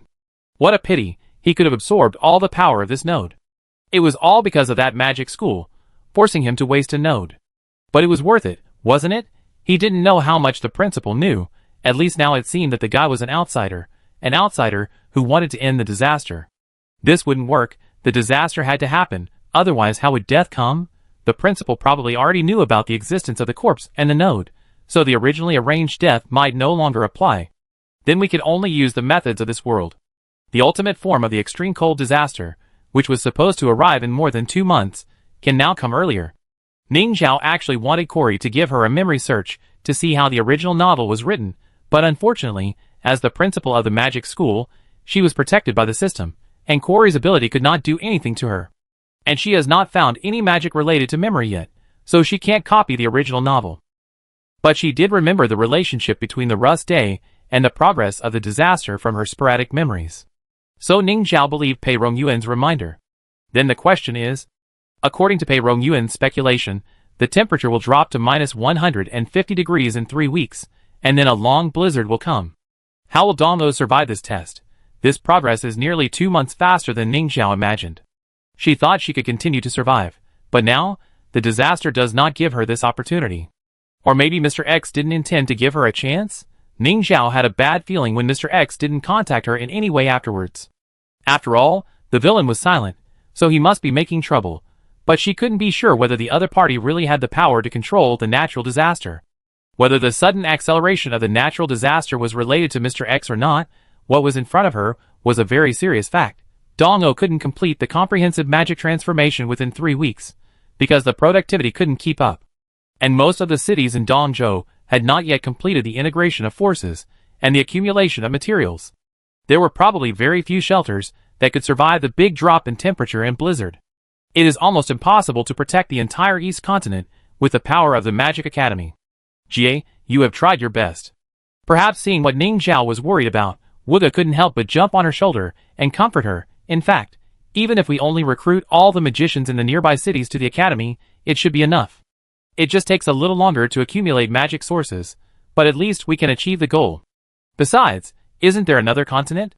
If it doesn't work, we can go to the next continent to recruit students. Compared to the beginning, Wuge is not so anxious now. Although to be honest, it is still a long way from the target magic source, but it has some confidence that its host can achieve the goal. I'm not worried about this. However, Ning Zhao answered unexpectedly. Jie? What I'm worried about is... Ning Zhao scratched his hair and sighed deeply. Can I really tell all the people in East Continent directly about the upcoming severe test? But Ning Zhao is not a person who will worry about himself. After thinking for a long time without getting a satisfactory answer, she simply stretched her back and said, forget it, just ask them directly. The parents' union was also in deep trouble. After all, the news passed through Fang Huilan's hands. When Ning Zhao knew it, other key parents also knew it soon. Yu Ziqing couldn't help but ask, is this true? 3 weeks, minus 150 degrees? If so, except for Lekang, other cities that have not completed the magic transformation can hardly survive. Fang Huilan sighed. From the attitude of the principal, it is very likely to be true. Everyone looked at each other. What should we do? How many people can be saved in such a short time? Yu Ziqing frowned. The productivity of the academy is not enough to help the entire Dongzhou. Are we going to give up some places? Everyone's mood became heavy. Just then, Fang Huilan received Ning Zhao's message, and then she looked at everyone with some confusion and some surprise. The principal said, she has an idea.